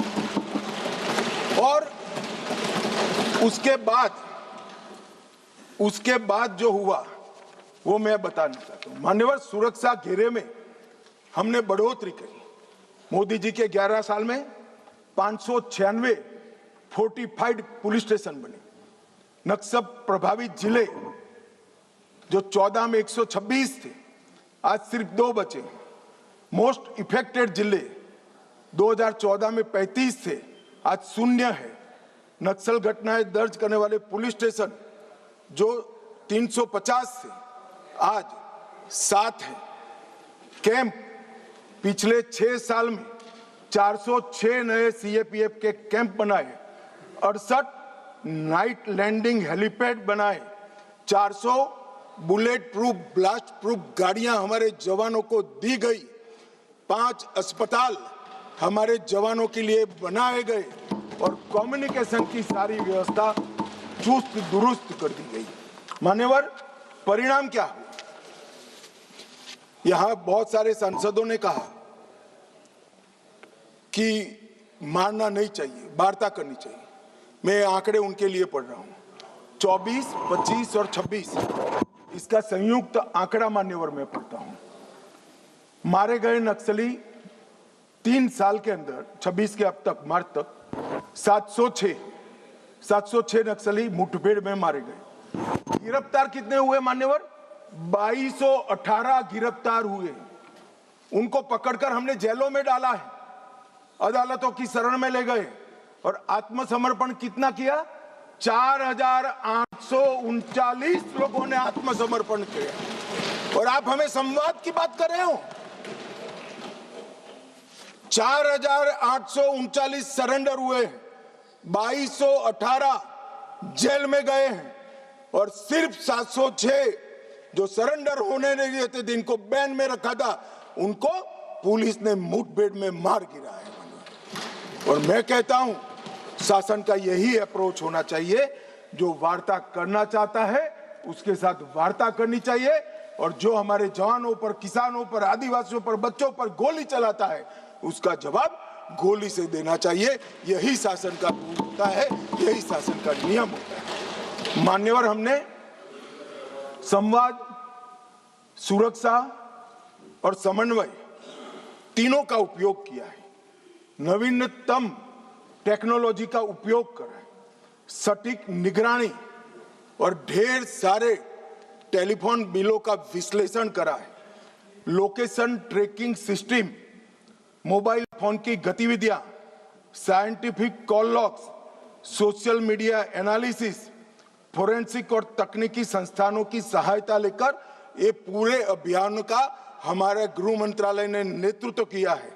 ड्रोन सर्वेलेंस, सैटेलाइट का उपयोग, इमेजिंग टेक्नोलॉजी और आर्टिफिशियल इंटेलिजेंस आधारित डेटा एनालिसिस से ये सफलता मान्यवर प्राप्त हुई है। मान्यवर, कई ऐसे अभियान भी चले जिसने बड़े बड़े क्षेत्र क्लियर कर दिए। अगर मैं नहीं बोलता हूं तो हमारे जवानों के लिए अन्याय हो जाएगा। ऑपरेशन ऑक्टोपस 2022 में चला, बूढ़ा पहाड़ क्षेत्र में बिहार में चला। Operation double would Gumla, Lohardaga और लातेहार जिलों में चला। 8 से 25 फरवरी तीनों जिले नक्सलवाद से मुक्त हो गए। 2022 में चला। ऑपरेशन थंडरस्टॉर्म झारखंड के सरायकेला, पश्चिमी सिंहभूम और खूंटी जिले में 1 से 3 सितंबर 22 में चला। ऑपरेशन भीमबंद मुंगेर जिले के जून व जुलाई 22 में चला। ऑपरेशन चक्रबांधा बिहार के गया और औरंगाबाद जिलों में 22 में चला और ये सारे एरिया मान्यवर इससे मुक्त हो गए। मान्यवर, एक ऑपरेशन की ओर मैं विशेष ध्यान दिलाना चाहता हूं सदन का। ऑपरेशन ब्लैक फॉरेस्ट तेलंगाना और छत्तीसगढ़ की सीमा में 50 किलोमीटर लंबी और 37 किलोमीटर चौड़ी एक पहाड़ी है। ये पहाड़ी पर इन्होंने अपना एक परमानेंट कैंप बनाया था। 5 साल लड़ सके इतना असला, इतने हथियार, सोलार से वहां लाइट की व्यवस्थाएं, ढेर सारी आईडी बनाने की फैक्ट्रियां और 5 साल का अनाज वहां पर भरा था। 400 से 500 कैडर वहां पर एकत्रित थे। और मान्यवर, मैं आज बड़े संवेदनशीलता के साथ कहना चाहता हूं कि बहुत गर्मी थी मान्यवर। 45 डिग्री टेम्परेचर पहाड़ पर था। पत्थर 10 बजते बजते गर्म हो जाता था। शरीर में से 2 लीटर 3 लीटर पसीना बह जाता था। हम जवान को पीने के लिए रेशनिंग में 300 ग्राम पानी देते थे। जवानों ने उफ नहीं की मान्यवर। 21 दिन तक ऑपरेशन चला। 30 से ज्यादा माओवादी मारे गए। बाकी सारे नीचे उतरते ही पुलिस के साथ मुठभेड़ों में मारे गए या सरेंडर किए और ये पूरा असला हमने जब्त कर लिया। इसी ने महाराष्ट्र, छत्तीसगढ़ मतलब बस्तर और तेलंगाना में माओवादी आंदोलन का अंत किया। मैं आज भी बड़ी विनम्रता के साथ और बड़े भाव के साथ सीए बोलता हूं। सुनिए ना, आगे सुनिए ना। मान्यवर, बड़ी विनम्रता के साथ और बड़ी संवेदनशीलता के साथ कोबरा, सीआरपीएफ, डीआरजी और छत्तीसगढ़ पुलिस को मन पूर्वक इस सदन में सैल्यूट करना चाहता हूं। मान्यवर, इन्होंने अमानवीय धैर्य का उपयोग कर इनके किले को तोड़ा है। वैसे ये कह रहे हैं ग्रेहाम का भी रोल है, मगर हमें तेलंगाना सरकार ने ऊपर आने से ना बोल दी थी कि हम ऊपर नहीं आएंगे, ये नीचे आएंगे तो हम इनको रोकेंगे। इसके लिए धन्यवाद। जो नीचे आए इसको रोका है, ऊपर नहीं आए मान्यवर। और ये आज जो 2024 की इनकी मुख्य कैडर है मान्यवर, इसकी स्थिति आज मैं बताना चाहता हूं। सेंट्रल कमेटी मेंबर और पोलिट ब्यूरो मेंबर 2024 की शुरुआत में कुल 21 थे। मेरी बात ध्यान से सुनिएगा, ये इनकी पार्टी का केंद्रीय नेतृत्व है। 21 थे, 1 पकड़ा गया है, 7 सरेंडर हुए हैं, 12 मारे गए हैं और एक फरार है, उसके साथ भी वार्ता चल रही है। मुझे लगता है वो भी जल्दी सरेंडर कर देंगे। तो 21 के 21 सेंट्रल कमिटी मेंबर और पोलिट ब्यूरो मेंबर समाप्त हो चुके हैं और केंद्रीय व्यवस्था उनकी टूट चुकी। दंडकार्यालय में 27 स्टेट कमेटी थी, 27 की स्टेट कमेटी थी, 3 अरेस्ट हुए, 20 सरेंडर हुए, 11 मारे गए और 2 से बातचीत चालू हुई है। वो भी 37 के 37 लोग दंडकारण्य जो उनकी मुख्य स्टेट कमेटी थी वो समाप्त हो चुकी। Madhya Pradesh, Maharashtra, Chhattisgarh MMC state committee 3 surrender कर गए, 3 की ही बची थी। ओडिशा 4 बचे थे, 1 सरेंडर करा, 3 मारे गए। ओएससी ओडिशा 5 सरेंडर करे, 5 मारे गए, 10 ही थे। डिस्टर्ब रीजन ब्यूरो अरेस्ट 1 हुआ, 3 मारे गए, 1 फरार है, खाली मन 1 ही फरार है, तो 6 के 6 हो गए। और तेलंगाना में 6 सरेंडर हो गए, 3 मारे गए, 1 भी नहीं बचा है। तो उनकी पोलिट ब्यूरो मेंबर और सीएमसी ये पूरा समाप्त हो चुका है। और हमने लक्ष्य किया था कि 31 मार्च को नक्सल मुक्त करेंगे। मैं पूरी व्यवस्था होने के बाद देश को भी सूचित करूंगा, मगर मैं ऐसा बोल सकता हूं, धड़ल्ले से बोल सकता हूं कि हम नक्सल मुक्त हो गए हैं, ऐसा कहने में कोई तकलीफ नहीं। मान्यवर बसवराजू, इनके महासचिव न्यूट्रलाइज हुए। हिडमा, जिन्होंने 27 लोगों को मारा था, 28 वर्ष से एक्टिव थे। बसवराजू जी 49 वर्ष से एक्टिव थे। विवेक 40 वर्ष से एक्टिव था, न्यूट्रलाइज हुआ। गजरल्ला रवि 11 वर्ष से एक्टिव थे, न्यूट्रलाइज हुए। कदारी सत्यनारायण रेड्डी 46 वर्ष से एक्टिव थे, न्यूट्रलाइज हुए। गणेश उइके 44 वर्ष से एक्टिव थे, न्यूट्रलाइज हुए। वेणुगोपाल आत्मसमर्पण किया, 46 वर्ष से एक्टिव थे। वासुदेव आत्मसमर्पण किया, 36 वर्ष से एक्टिव थे। पल्लूरी प्रसाद राव चंदना 46 वर्ष से एक्टिव थे, आत्मसमर्पण किया। रामदेव माझी देवू 36 वर्ष से एक्टिव थे, समर्पण किया। टिपरी तिरुपति 44 वर्ष से एक्टिव थे, उन्होंने भी सरेंडर कर दिया है। मान्यवर मुख्य हथियारी माओवादी समाप्त हो चुके हैं। मान्यवर हमने एकदम ल्यूकरेटिव पुनर्वसन पॉलिसी को भी अपनाया है। मान्यवर आत्मसमर्पण की प्रोत्साहन राशि 50,000 घोषित की गई है। सामूहिक सरेंडर पर दुगना कर देते हैं। मोबाइल सबको सरकार की ओर से देते हैं। हथियार जमा कराने पर और मुआवजा देते हैं। पुनर्वसन केंद्र पर कौशल प्रशिक्षण व टूल किट का वितरण करते हैं। 10,000 रुपया प्रति माह 36 माह तक हम उनको देते हैं। सभी को मोदी जी ने प्रधानमंत्री आवास योजना की गिफ्ट दी है। नक्सल मुक्त पंचायत होते ही गांव के विकास के लिए 1 करोड़ रुपया दिया जाता है। और मान्यवर हमने कैंप लगाए हैं सरेंडर के। मैं आज इस सदन को बड़े संवेदनशीलता के साथ बताना चाहता हूँ, मैं गया हूँ वो कैंपों में। मान्यवर कई सारी स्वयंसेवी संस्थाएं वो कैंप में सालों तक हथियार लेकर घूमने वाले नक्सलियों को सामान्य मानवीय नागरिक बनाने का प्रयास करें। वहां जाते हैं साहब, आंख में आंसू हो जाए ऐसे दृश्य खड़े होते हैं। किसी नक्सली बच्ची को नेल पॉलिश देते हैं तो लगाते लगाते रो पड़ती है। इसके ट्यूटर उसको पूछते हैं क्यों रो रही हो, कि पहली बार मैंने जीवन में नेल पॉलिश लगाया है। 7 साल की थी, ये मुझे उठा ले गए, तब से पैंट शर्ट और बूट में घूम रही हूं, मैंने जीवन को कभी देखा नहीं। मान्यवर लिपस्टिक लगाते लगाते वो रो पड़ते। मेहंदी हाथ में लगती है, उनकी खुशी का कोई ठिकाना नहीं रहता। वहां पर बस्तर में मान्यवर साप्ताहिक बाजार लगते हैं, उनके माँ बाप को मिलने के लिए ले जाते हैं। खुद तो माँ बाप के आशीर्वाद लेते हैं और नए जीवन की आशीर्वाद मांगते हैं। कुछ लोग माँ बाप को पीटने लगते हैं क्यों दे दिया हमने नक्सलियों को? हमारा जीवन बर्बाद कर दिया। 25-25, 30-30 साल तक न पढ़े न लिखे, निरक्षर रहे, खाना नहीं मिला, पशुओं की तरह दौड़ते रहे, ना रात देखा ना दिन देखा, पूरा जीवन इनका तबाह हो गया।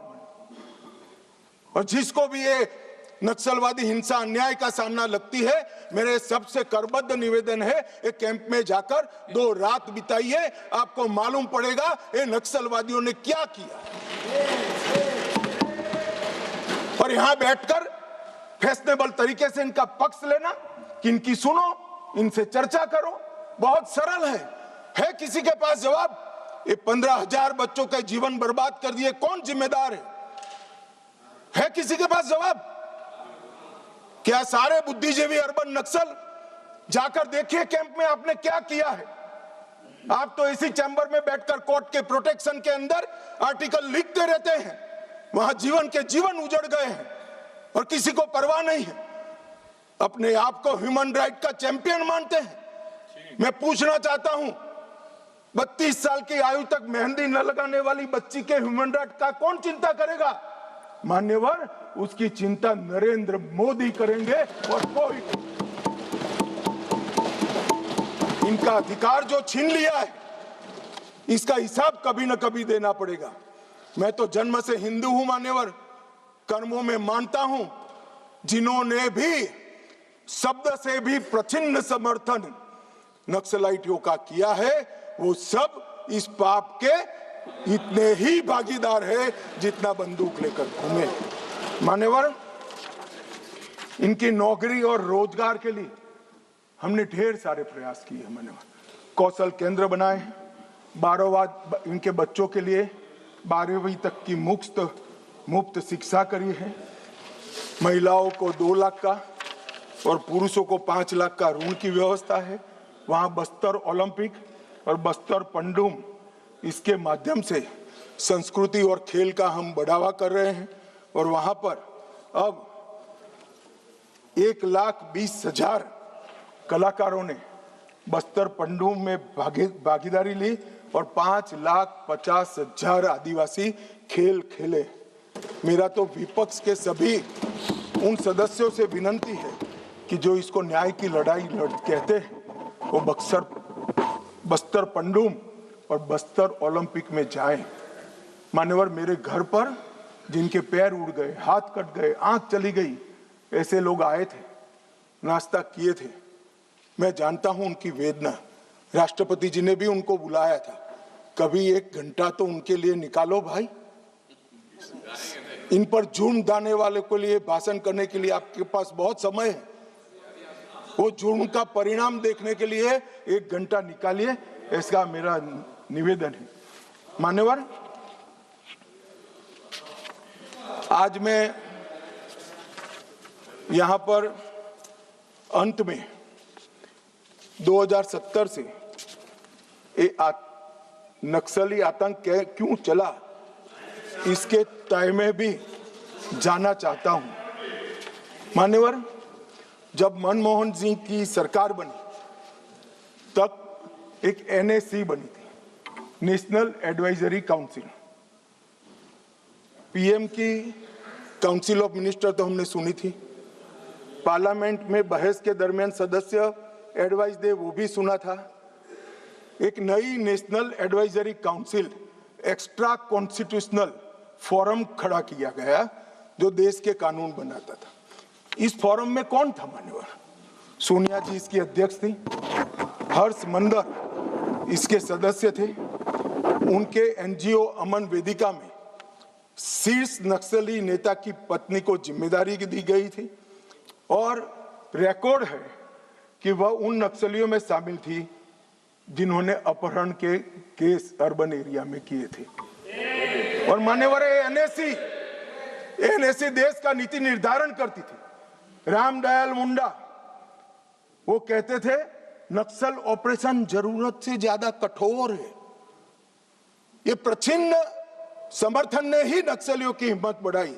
Shabnam Hashmi, Ram Punaniya, Usha Ramanathan, NC Saxena, Jean Dreze, Farah Naqvi और मान्यवर एक विनायक सेन, वो 2010 में अदालत द्वारा दोषी पाए गए, फिर भी प्लानिंग कमीशन की हेल्थ स्टीयरिंग कमेटी और ऐसे महत्वपूर्ण पदों पर उनको रखा गया। और जयराम रमेश ने एक महेश राउत को, जो नक्सली था, उसकी रिहाई के लिए तत्कालीन कांग्रेस के मुख्यमंत्री को पत्र लिखा था। और मान्यवर, ये नंदिनी सुंदर, रामचंद्र गुहा, EAS शर्मा, ये सारे लोग सलवा जुडम के केस के साथ भी जुड़े थे। मान्यवर, जब देश के सर्वोच्च सत्ता के केंद्र सरकार की एक एक्स्ट्रा कॉन्स्टिट्यूशनल अथॉरिटी जो PM के भी ऊपर थी, इसके सदस्य अगर नक्सलवाद के समर्थक हो तो आप मुझे बताइए मान्यवर, किस तरह से नक्सलियों का हौसला टूटेगा, कैसे टूटेगा? और एक कांग्रेस पार्टी ने किया था। ये भाग नहीं सकते मान्यवर, ये तो इतिहास है। और जो लोगों को विरोध है मेरी बात की, कल आने वाले दिनों में सैकड़ों पुस्तकें लिखी जाएगी जो आपके कारनामों से भरी हुई होगी। कैसे भागोगे? लोकतंत्र के अंदर किसी का आवाज दबाया नहीं जाता। मान्यवर, 2011 में मनमोहन सिंह जी ने prime minister rural development fellowship launch की। मान्यवर, उनका काम युवाओं को एक्सपोजर देना था। इसमें एक महेश राउत फेलो बने, जो महाराष्ट्र पुलिस के नक्सलियों के साथ संबंध के चलते महाराष्ट्र पुलिस के केस में जेल में गए। अब प्राइम मिनिस्टर ऑफिस ने की हुई prime minister rural development fellowship जब लॉन्च हुई तो उसका एक बेनिफिशियरी नक्सलवादी है, तो नक्सलवादियों के हौसले भला कैसे टूटेंगे? मान्यवर, 2010 गृह मंत्री चिदम्बरम जी ने एक वक्तव्य दिया। चितलनाड़ छत्तीसगढ़ में एक साथ 76 जवानों को मार दिया। उसके बाद JNU, जिसका अभी अमरा राम जी महिमा मंडन करते थे, JNU वो यूनिवर्सिटी में उत्सव मनाया, वहां एक नृत्य किया कि 76 पुलिस के जवान मारे गए, और नृत्य में जमीन पर भारत का तिरंगा बिछाकर पैर के नीचे रख कर नृत्य किया। इसका समर्थन ये मान्यवर करते हैं। मान्यवर, चिदम्बरम साहब 76 जवान मारे जाने के बाद किसी को खाना मुंह नहीं लगता, पानी हलक से नीचे नहीं उतरता है। मान्यवर, चिदम्बरम साहब ने कहा, हम आपसे, मतलब कोट अनकोट है, और नक्सलियों को कह रहे, हम आपसे हथियार डालने के लिए नहीं कह सकते, क्योंकि हम जानते हैं आप ऐसा नहीं करोगे, क्योंकि आप हथियारबंद आजादी की लड़ाई में विश्वास करते हैं। मान्यवर, किस प्रकार से देश चला है, और पूरे तालाब में पानी भरा है, इसमें गोता लगाते हैं और कपड़े भिगोए बगैर बाहर निकलते हैं। हमने तो कुछ किया ही नहीं, मैंने तो ऐसा जादूगर देखे नहीं है। तालाब में गोता लगा दे आदमी और बाहर निकले, एक भी कपड़ा भीगा ना हो, और कहेंगे मैं तो निर्दोष हूं, मैं गया ही नहीं, मैं तो बोला भी नहीं, चला भी नहीं। एक कमाल जादू आता है मान्यवर। मान्यवर, मैं अब उनके नेता की बात करना चाहता हूं, राहुल गांधी जी की। राहुल गांधी जी अपने लंबे राजनीतिक करियर में कई बार नक्सलों और उनके हमदर्दों के साथ देखे गए। भारत जोड़ो यात्रा में कई नक्सल फ्रंटल संगठन हिस्सा लिए, इसका रिकॉर्ड है। 2010 में उड़ीसा में लाडो सिकोका के साथ मंच साझा किया। सिकोका ने उसी मंच से भड़काऊ भाषण दिया और राहुल गांधी को माला भी पहनाई। 2018 में हैदराबाद में गुम्माडी विट्ठल राव उर्फ गद्दार से मुलाकात की, जो विचारधारा के करीब रहे। मई 25 कोऑर्डिनेशन कमेटी ऑफ पीस मान्यवर 2025 कोऑर्डिनेशन कमेटी ऑफ पीस इसके साथ मुलाकात की। मान्यवर आज हिडमा जब मारा गया, मान्यवर 172 जवानों को मारने वाला हिडमा जब मारा गया, इंडिया गेट पर नारे लगे, कितने हिडमा मारोगे, हर घर से निकल लेंगे हिडमा। ये वीडियो को राहुल गांधी ने स्वयं ट्वीट किया है। कैसे बच सकते हैं? इन्होंने 70 से लेकर मार्च 26 तक नक्सलवाद का समर्थन किया है, ये नरसंहार का समर्थन किया है, और 20,000 लोग जो मारे गए, इसका दोषी अगर कोई एक है तो कांग्रेस की वामपंथी विचारधारा वाली पार्टी। नक्सलों के साथ रहते रहते ये पार्टी और उनके नेता खुद नक्सलवादी बन गए हैं, और इसका जवाब इस देश की जनता को चुनाव में देना पड़ेगा। ये बात यहां से रुकेगी नहीं, जनता की अदालत में जाएगी मान्यवर, और इसका जवाब उनको देना पड़ेगा। मान्यवर, फिर से एक बार ये लड़ाई में जो जवान जिस फोर्स के शहीद हुए हैं, अपाहिज हुए हैं, और जो नागरिक मारे गए, वो सबको पूरे सदन की ओर से मनपूर्वक श्रद्धांजलि देकर मेरी बात को पूरा करता हूं।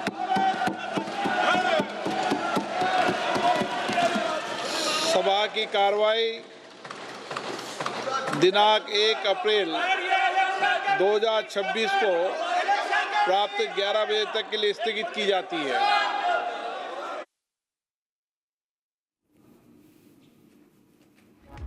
All right, that was the Home Minister addressing the House, and he also blamed the Congress for supporting Maoism, and Amit Shah listing the operations in the fight against Red Terror as the deadline to wipe out Red Terror in the country ends tomorrow, giving fact by fact, figure by figure record of what has been done so as to wipe out Maoist terror from the country.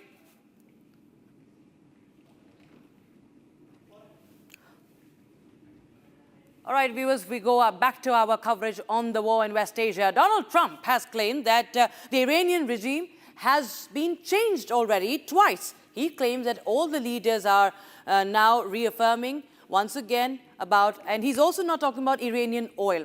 Now, aboard the Air Force One, Trump responded to the questions from the reporters on deploying US ground troops and details on the talks between the two nations. Here's more.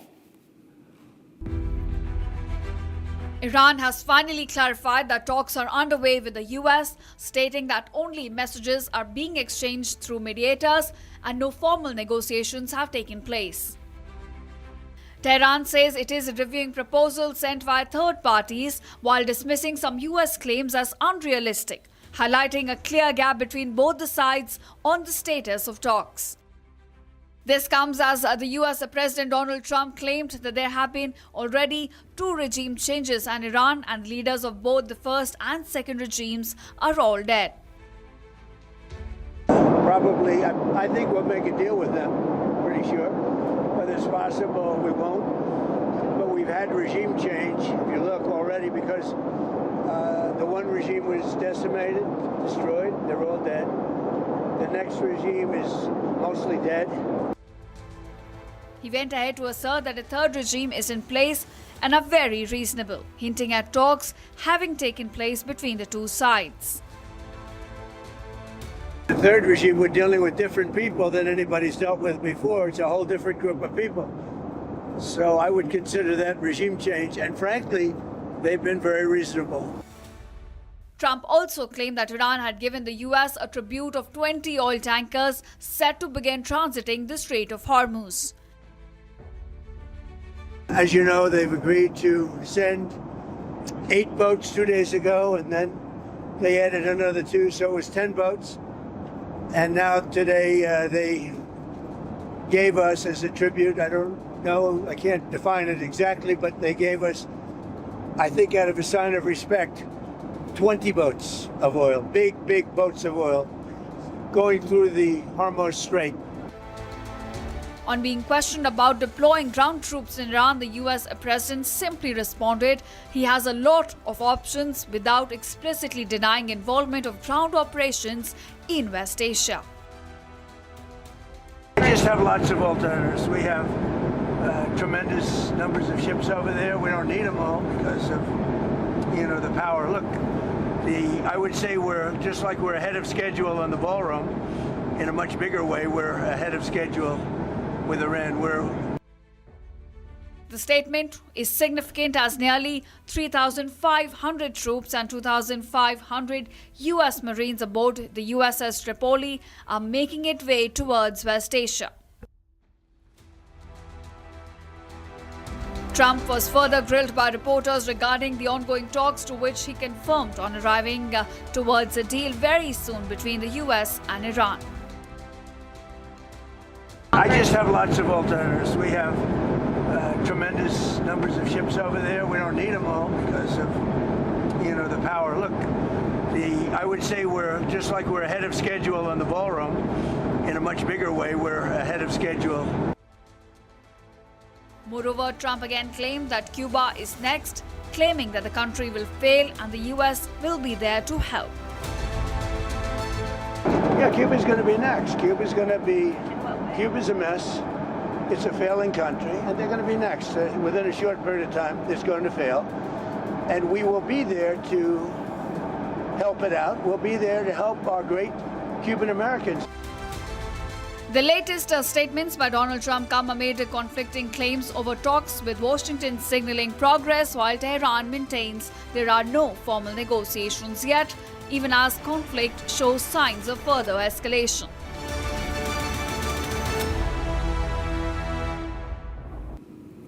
Viewers, now proxies have entered the war. Now Hezbollah has thanked Yemeni Houthi rebels for entering the war, calling their entry a divine reinforcement and an addition to the axis of resistance in West Asia. Not just that, Mojtaba Khamenei, the newly elected supreme leader of Iran, has also thanked and made advances to Iraq for participating in the war. Now, as proxy allies of Iran like Hezbollah and the Houthis continue to open multi-fronts in this war, they have also managed to strike territories across southern Israel, with many more strikes expected to come in the future. Take a look at this.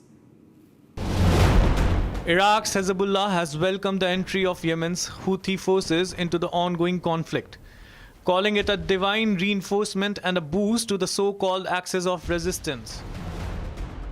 The group's Secretary General Haj Abu Hussein al-Hamedawi praised the Houthis, describing their involvement as a qualitative addition to the fight against what he called Israeli-American aggression.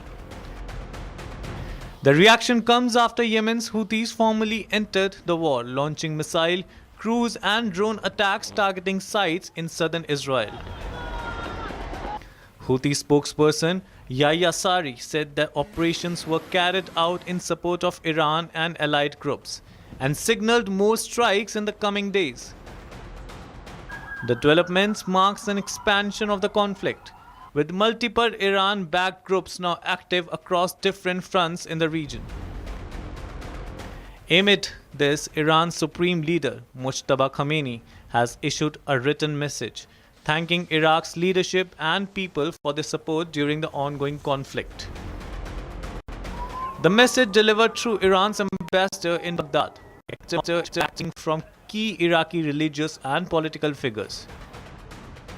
The sequence of events points to growing alignment among Iran-linked groups as the conflict increasingly takes on a multi-front dimension.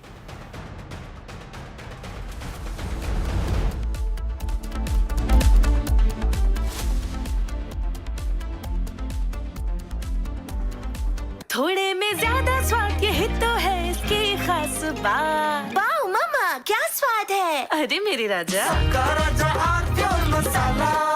QS and THE, the world's foremost university rankings organizations, have ranked Amity amongst the top 3% universities globally, making it among the very few Indian universities to be included in both rankings. Yet another top ranking for Amity University. चमकी चाट से क्या बना है? आलू चाट या fruit चाट, स्वाद बढ़ाए चमकी चाट।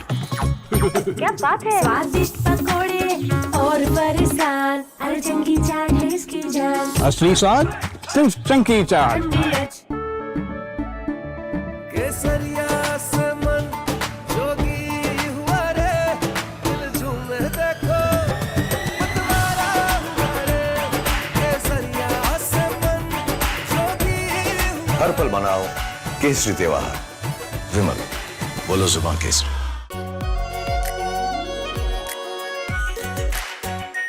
आर प्योर शाही paneer masala, delicious, healthy every day.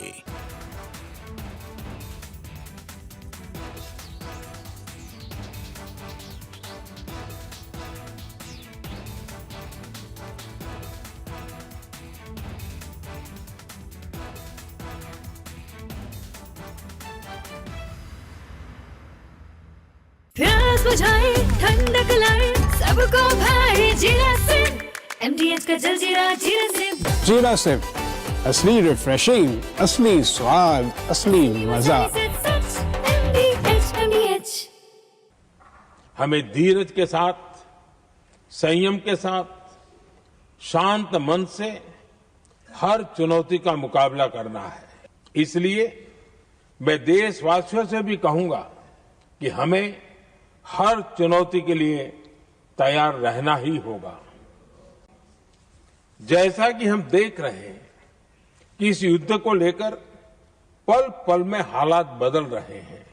आदरणीय सभापति जी, ये संकट अलग प्रकार का है और इसके समाधान भी अलग प्रकार से ही तय किए जा रहे हैं।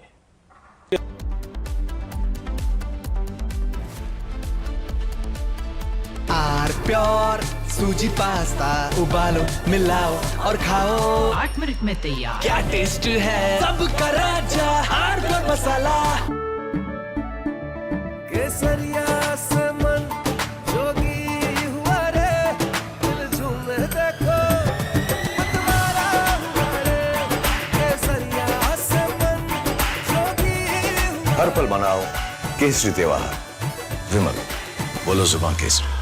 चमकी चाट से क्या बना है? सैंडविच, लस्सी और छाछ और हर घूंट में चमकी चाट। ड्राई फ्रूट और दही बड़े, चमकी चाट से स्वाद बढ़े। असली स्वाद सिर्फ चमकी चाट।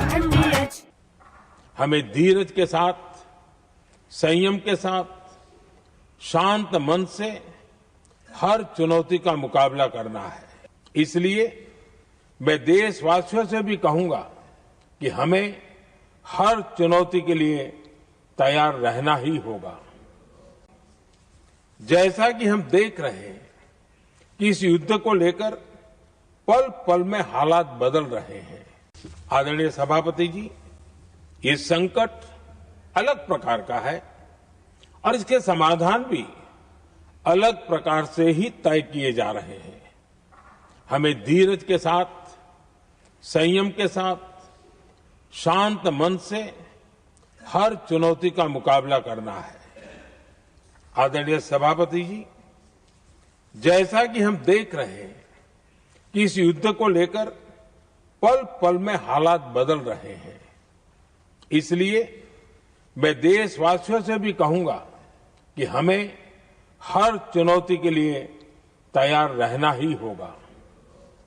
इस युद्ध के दुष्प्रभाव लंबे समय तक रहने की प्रबल आशंका है, लेकिन मैं देशवासियों को भरोसा देता हूं, सरकार सतर्क है, तत्पर है। थोड़े में ज्यादा स्वाद, यही तो है इसकी खास बात। वाओ मामा, क्या स्वाद है। अरे मेरे राजा,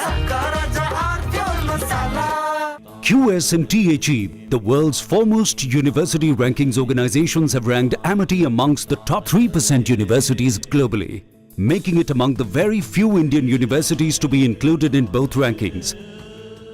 Yet another top ranking for Amity University. चमकी चाट से क्या बना है? सैंडविच, लस्सी और छाछ। हर घूंट में चमकी चाट। अब बताओ, स्वाद आया? आया। असली स्वाद सिर्फ चमकी चाट।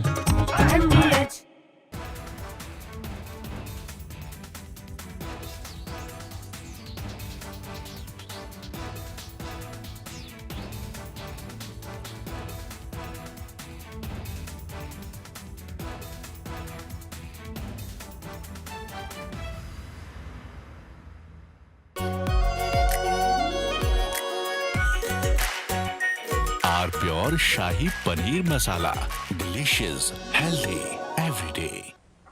हमें धीरज के साथ, संयम के साथ, शांत मन से हर चुनौती का मुकाबला करना है। इसलिए मैं देशवासियों से भी कहूंगा कि हमें हर चुनौती के लिए तैयार रहना ही होगा। जैसा कि हम देख रहे हैं कि इस युद्ध को लेकर पल पल में हालात बदल रहे हैं। आदरणीय सभापति जी, ये संकट अलग प्रकार का है और इसके समाधान भी अलग प्रकार से ही तय किए जा रहे हैं। हमें धीरज के साथ, संयम के साथ, शांत मन से हर चुनौती का मुकाबला करना है। आदरणीय सभापति जी, जैसा कि हम देख रहे हैं कि इस युद्ध को लेकर पल पल में हालात बदल रहे हैं। इसलिए मैं देशवासियों से भी कहूंगा कि हमें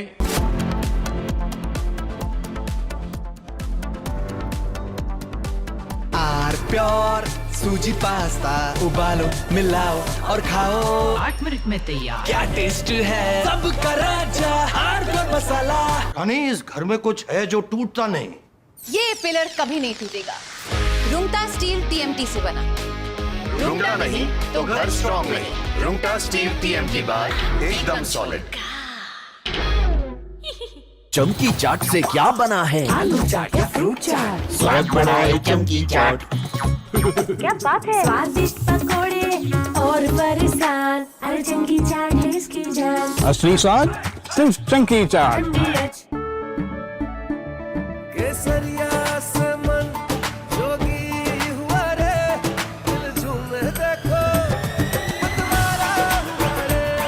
केसरिया से मन जोगी हुआ। हर पल मनाओ केसरी त्योहार। विमल, बोलो जुबान केसरी। थोड़े में ज्यादा स्वाद, यही तो है इसकी खास बात। वाओ मामा, क्या स्वाद है। अरे मेरे राजा, मसाला। हमें धीरज के साथ, संयम के साथ, शांत मन से हर चुनौती का मुकाबला करना है।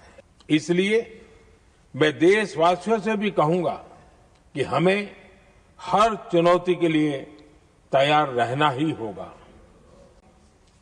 जैसा कि हम देख रहे हैं कि इस युद्ध को लेकर पल पल में हालात बदल रहे हैं। आदरणीय सभापति जी, ये संकट अलग प्रकार का है और इसके समाधान भी अलग प्रकार से ही तय किए जा रहे हैं। हमें धीरज के साथ, संयम के साथ, शांत मन से हर चुनौती का मुकाबला करना है। आदरणीय सभापति जी, जैसा कि हम देख रहे हैं कि इस युद्ध को लेकर पल पल में हालात बदल रहे हैं।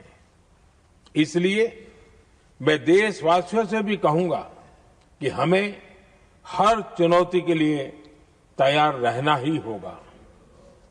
इस युद्ध के दुष्प्रभाव लंबे समय तक रहने की प्रबल आशंका है। लेकिन मैं देशवासियों को भरोसा देता हूं, सरकार सतर्क है, तत्पर है और पूरी गंभीरता से रणनीति बना रही है, हर निर्णय ले रही है। देश की जनता का हित हमारे लिए सर्वोपरि है।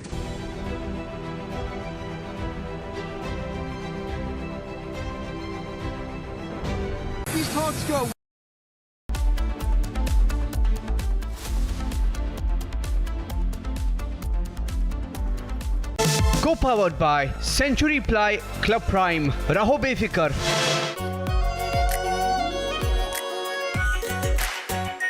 आर प्योर शाही paneer masala, delicious, healthy everyday.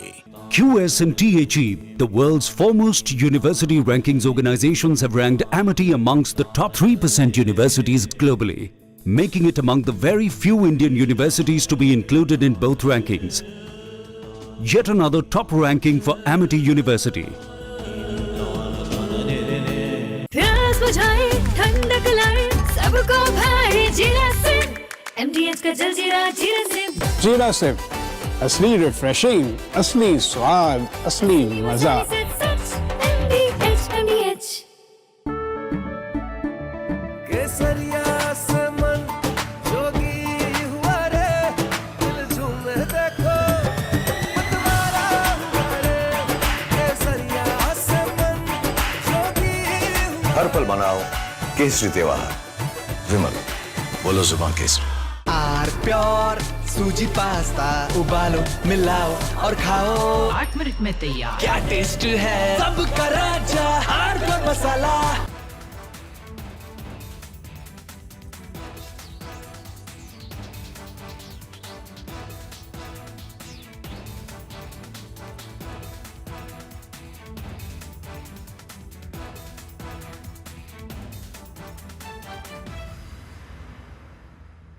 चमकी चाट से क्या बना है? सैंडविच, लस्सी और छाछ और हर घूंट में चमकी चाट। ड्राई फ्रूट और दही बड़े, चमकी चाट से स्वाद बढ़े। असली स्वाद सिर्फ चमकी चाट। हमें धीरज के साथ, संयम के साथ, शांत मन से हर चुनौती का मुकाबला करना है। इसलिए मैं देशवासियों से भी कहूंगा कि हमें हर चुनौती के लिए तैयार रहना ही होगा। जैसा कि हम देख रहे हैं कि इस युद्ध को लेकर पल पल में हालात बदल रहे हैं। आदरणीय सभापति जी, ये संकट अलग प्रकार का है और इसके समाधान भी अलग प्रकार से ही तय किए जा रहे हैं। हमें धीरज के साथ, संयम के साथ, शांत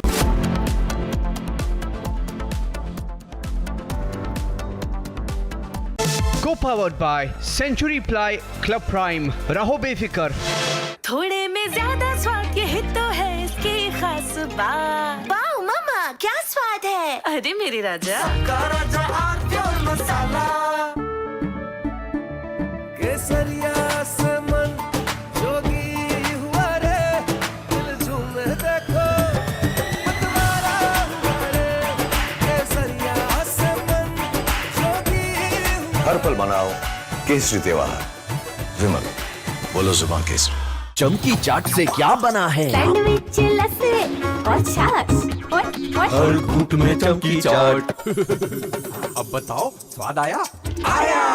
असली स्वाद सिर्फ चमकी चाट।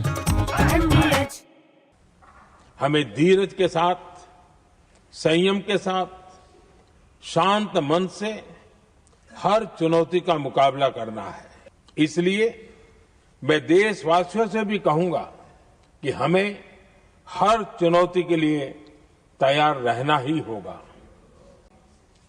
जैसा कि हम देख रहे हैं कि इस युद्ध को लेकर पल पल में हालात बदल रहे हैं। आदरणीय सभापति जी, ये संकट अलग प्रकार का है और इसके समाधान भी अलग प्रकार से ही तय किए जा रहे हैं। हमें धीरज के साथ, संयम के साथ, शांत मन से हर चुनौती का मुकाबला करना है। आदरणीय सभापति जी, जैसा कि हम देख रहे हैं कि इस युद्ध को लेकर पल पल में हालात बदल रहे हैं, इसलिए मैं देशवासियों से भी कहूंगा कि हमें हर चुनौती के लिए तैयार रहना ही होगा। इस युद्ध के दुष्प्रभाव लंबे समय तक रहने की प्रबल आशंका है, लेकिन मैं देशवासियों को भरोसा देता हूं, सरकार सतर्क है, तत्पर है और पूरी गंभीरता से रणनीति बना रही है, हर निर्णय ले रही है। देश की जनता का हित हमारे लिए सर्वोपरि है।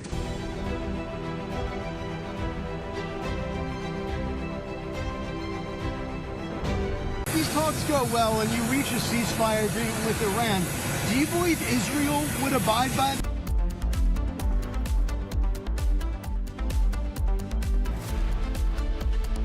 Co-powered by Century Ply Club Prime. Raho befikar.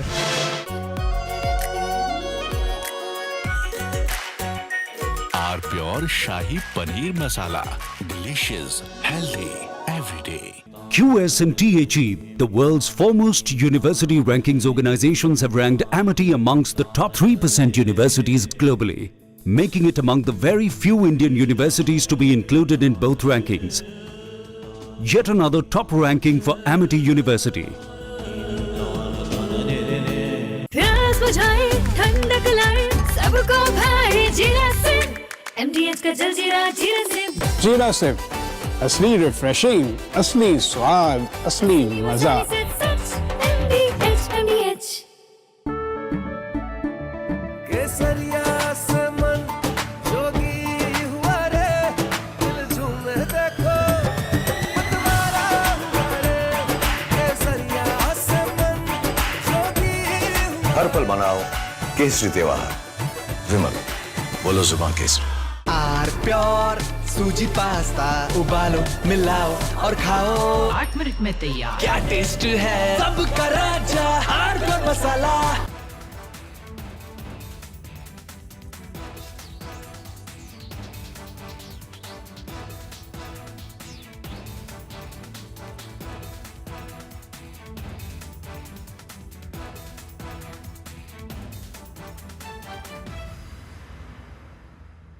चमकी चाट से क्या बना है? आलू चाट या फ्रूट चाट, स्वाद बनाए चमकी चाट। क्या बात है, स्वादिष्ट पकोड़े और फरसान, अरे चमकी चाट है इसकी जान। असली स्वाद सिर्फ चमकी चाट। हमें धीरज के साथ, संयम के साथ, शांत मन से हर चुनौती का मुकाबला करना है। इसलिए मैं देशवासियों से भी कहूंगा कि हमें हर चुनौती के लिए तैयार रहना ही होगा।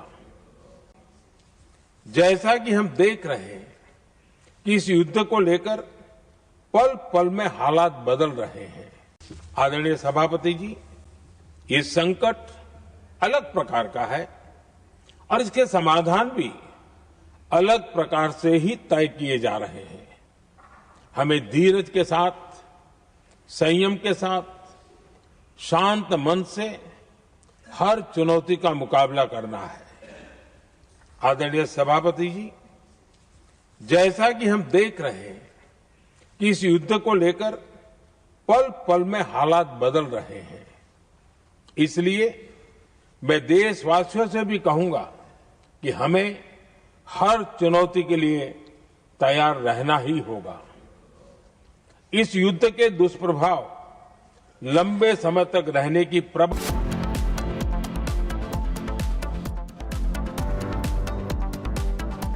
Co-powered by Century Ply Club Prime. Raho befikar. थोड़े में ज्यादा स्वाद, ये तो है इसकी खास बात। वाओ मामा, क्या स्वाद है। अरे मेरे राजा, राजा आर प्योर मसाला। रानी, इस घर में कुछ है जो टूटता नहीं। ये पिलर कभी नहीं टूटेगा। रुंगटा स्टील TMT से बना। रुंगटा नहीं तो घर स्ट्रॉन्ग नहीं। रुंगटा स्टील TMT बार एकदम सॉलिड। चमकी चाट से क्या बना है? सैंडविच, लस्सी और छाछ और हर घूंट में चमकी चाट ड्राई फ्रूट और दही बड़े, चमकी चाट से स्वाद बढ़े। असली स्वाद सिर्फ चंकी चाट।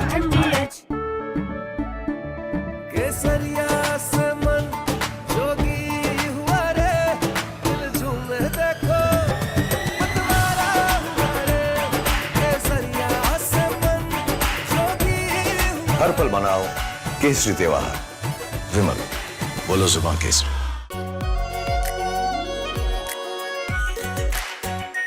R pure shahi paneer masala, delicious, healthy everyday.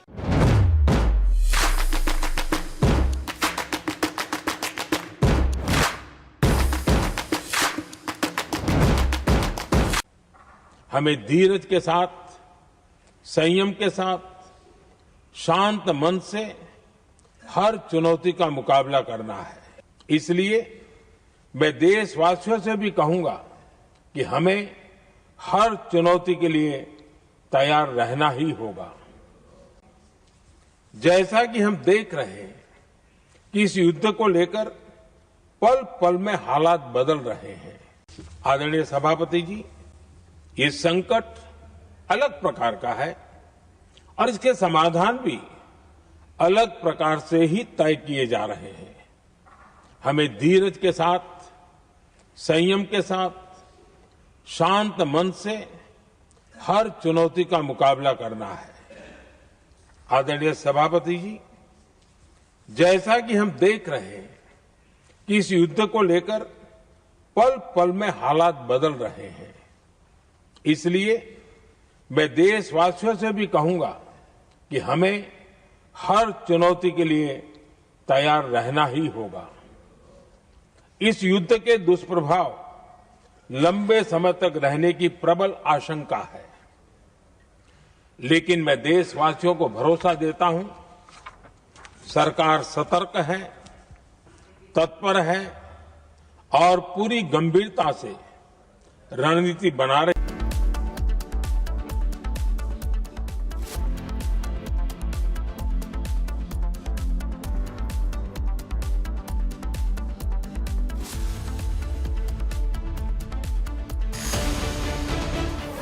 From Khark to Mission Uranium.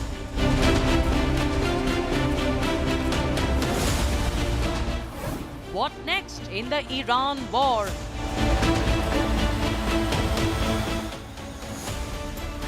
What is on Trump's mind? Debating tonight at 8 p.m. Co-presenting by Zoho Business Software, trusted by 15 crore users. Co-powered by Greenply, हर जरूरत का reply.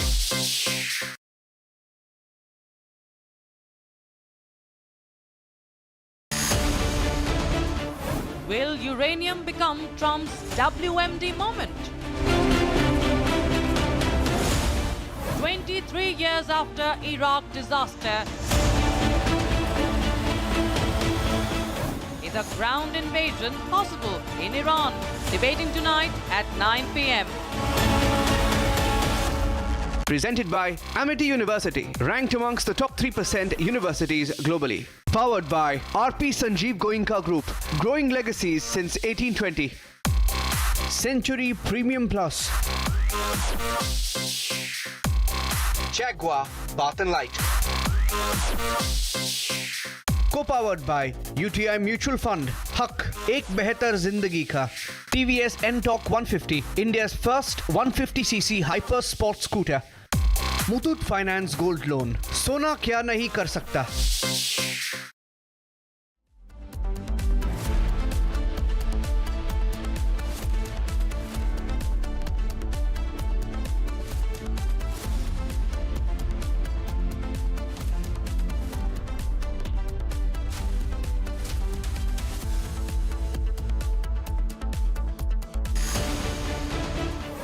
From Khark to Mission Uranium.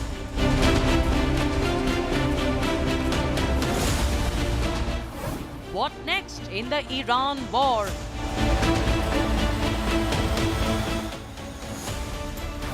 What is on Trump's mind? Debating tonight at 8 p.m. Co-presenting by Zoho Business Software, trusted by 15 crore users. Co-powered by Green Ply, हर जरूरत का reply.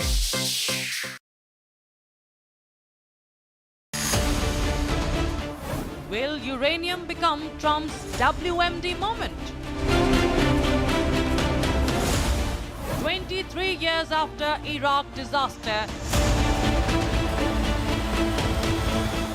is a ground invasion possible in Iran? Debating tonight at 9 p.m. Presented by Amity University, ranked amongst the top 3% universities globally. Powered by RP Sanjeev Goenka Group, growing legacies since 1820. Century Premium Plus. Jaguar Bath and Light. Co-powered by UTI Mutual Fund, हक एक बेहतर जिंदगी का. TVS N-Torq 150, India's first 150cc hyper sport scooter. Muthoot finance gold loan, सोना क्या नहीं कर सकता.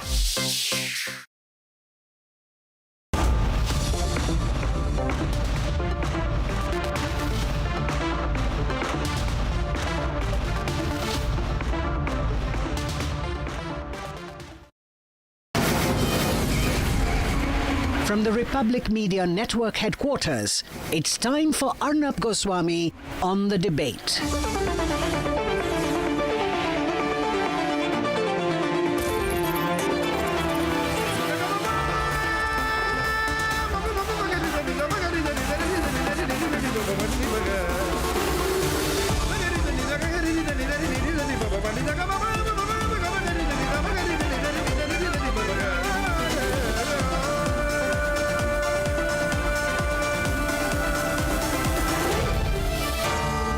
Arnab Goswami on the debate.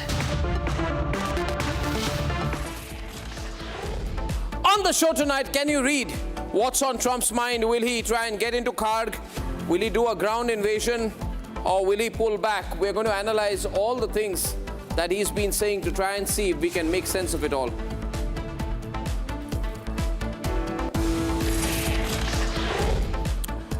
At 9 o'clock tonight, 23 years after Iraq, can America commit itself to a ground presence?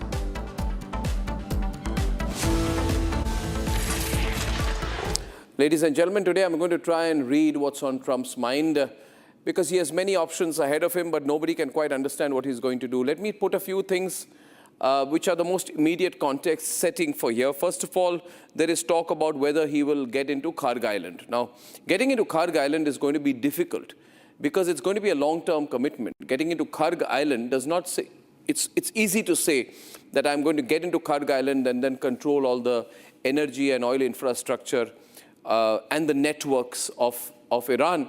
But it's very difficult because you don't just get into Karg Island, you have to occupy it, which will make you an occupying force, which will make you vulnerable to Iran, not now, but for as long as you seek to be there. That's long-term presence on the ground. That's possible high levels of casualties for the Americans. That's going to be very bloody. Can he actually do that? Second point is he trying to get out very quickly? Is he going to try and get some kind of a safe exit right now? Keep into mind that across the United States and large parts of Europe over the last weekend, there have been huge protests, the No Kings protests, signifying that there is a groundswell of public opinion which is willing to come out on the streets and say, we've had enough, this is not what we voted for. This is, we don't want kings like Trump. We don't want, some people are saying, we don't want kings like Netanyahu. So when people come out on the streets, when your popularity ratings, even with your MAGA vote, tend to go low, when you have a midterm going ahead in front of you in the next few months, then the only way to assess whether there's a method to the madness that you're going to pursue regardless of all the negatives is if you go through the sentences and statements of Donald Trump. And Donald Trump, let's hear, he usually reveals what's on his mind because he doesn't measure his words. To start with, let's look at his last statement, which is in detail to the media on Iran. Let's hear this and then we'll analyze every word. Getting a lot of the things that they should have given us a long time ago. We'll see how it works out, but they're very good. Moving along very nicely. They've destroyed a lot of additional targets today. The Navy's gone, the Air Force is gone, we know that. But we destroyed many, many targets today. It was a big day. And we are negotiating with them directly and indirectly. We have emissaries, but we also are dealing directly. And as you know, they've agreed to send 8 boats 2 days ago, and then they added another 2, so it was 10 boats. And now today they gave us as a tribute, I don't know, I can't define it exactly, but they gave us, I think out of a sign of respect, 20 boats of oil, big, big boats of oil, going through the Hormuz Strait. Now let's see what he's trying to say. I personally think he's extremely confused because in a minute or less, he has contradicted himself multiple times, which reveals a state of confusion in his mind. Ladies and gentlemen, he says he's talking both directly and indirectly to Iran. Now, what do we make sense of that? He's got to decide what he's trying to tell the people. Is he talking directly or is he talking indirectly? I think he's not sure. Secondly, he says he has been paid a tribute to like the kings of yore by Iran, but he doesn't know what that gift is. He says, I don't know. It may be 20 boats, maybe more, maybe less, big, big boats. It's not clear what's the number of boats and what is the proof of those boats. Ladies and gentlemen, he says these boats, this tribute is being given to him as a mark of respect. Respect for what? And by whom? Who in Iran is giving him respect for killing their supreme leader? And guess what? He says that all these gifted ships that he is getting as gifts by some regime in Iran that has already changed and taken over, these ships are going to come through the Straits of Hormuz over the next couple of days. What are you talking about, Mr. Trump? Don't you know the Strait of Hormuz is closed? Is everything okay with Trump? Does he know what he's talking about? Or is he getting even more incoherent than Biden used to be when he used to make fun of Biden? Ladies and gentlemen, if the Strait of Hormuz is open for India, if it is open for China, if it is open for a belligerent America also, then what is this war about?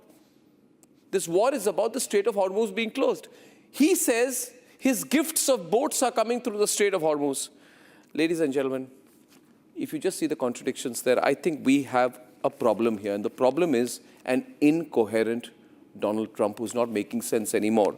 Now let's listen to the other side. Let's listen to what the Iranians have responded to in the last 24 hours. Now, Galibaf, the speaker and rumored favorite of Trump, has posted a picture of a destroyed US Air Force AWACS plane. He has given the thumbs up to the No Kings protest in America and projected Palm Sunday Mass in various cities of Iran as proof of normalcy. Iranian Foreign Ministry spokesperson Ismail Baghei has also dunked and dumped Pakistan-hosted talks between the Sunni nations of Europe, of Egypt, Saudi and Turkey as not endorsed by them, and denied having direct talks with the Americans. So this is as clear a contradiction as could be from an existing regime and a spokesperson of an existing regime in Iran. Let's play it out. سفارت ما خب در لبنان دایر هست. سفیر ما هم با توجه به مباحثی که توسط جهات ذی‌ربط لبنانی مطرح شد و نهایتاً جمع‌بندی که صورت گرفت به کار خودشون به عنوان سفیر ایران در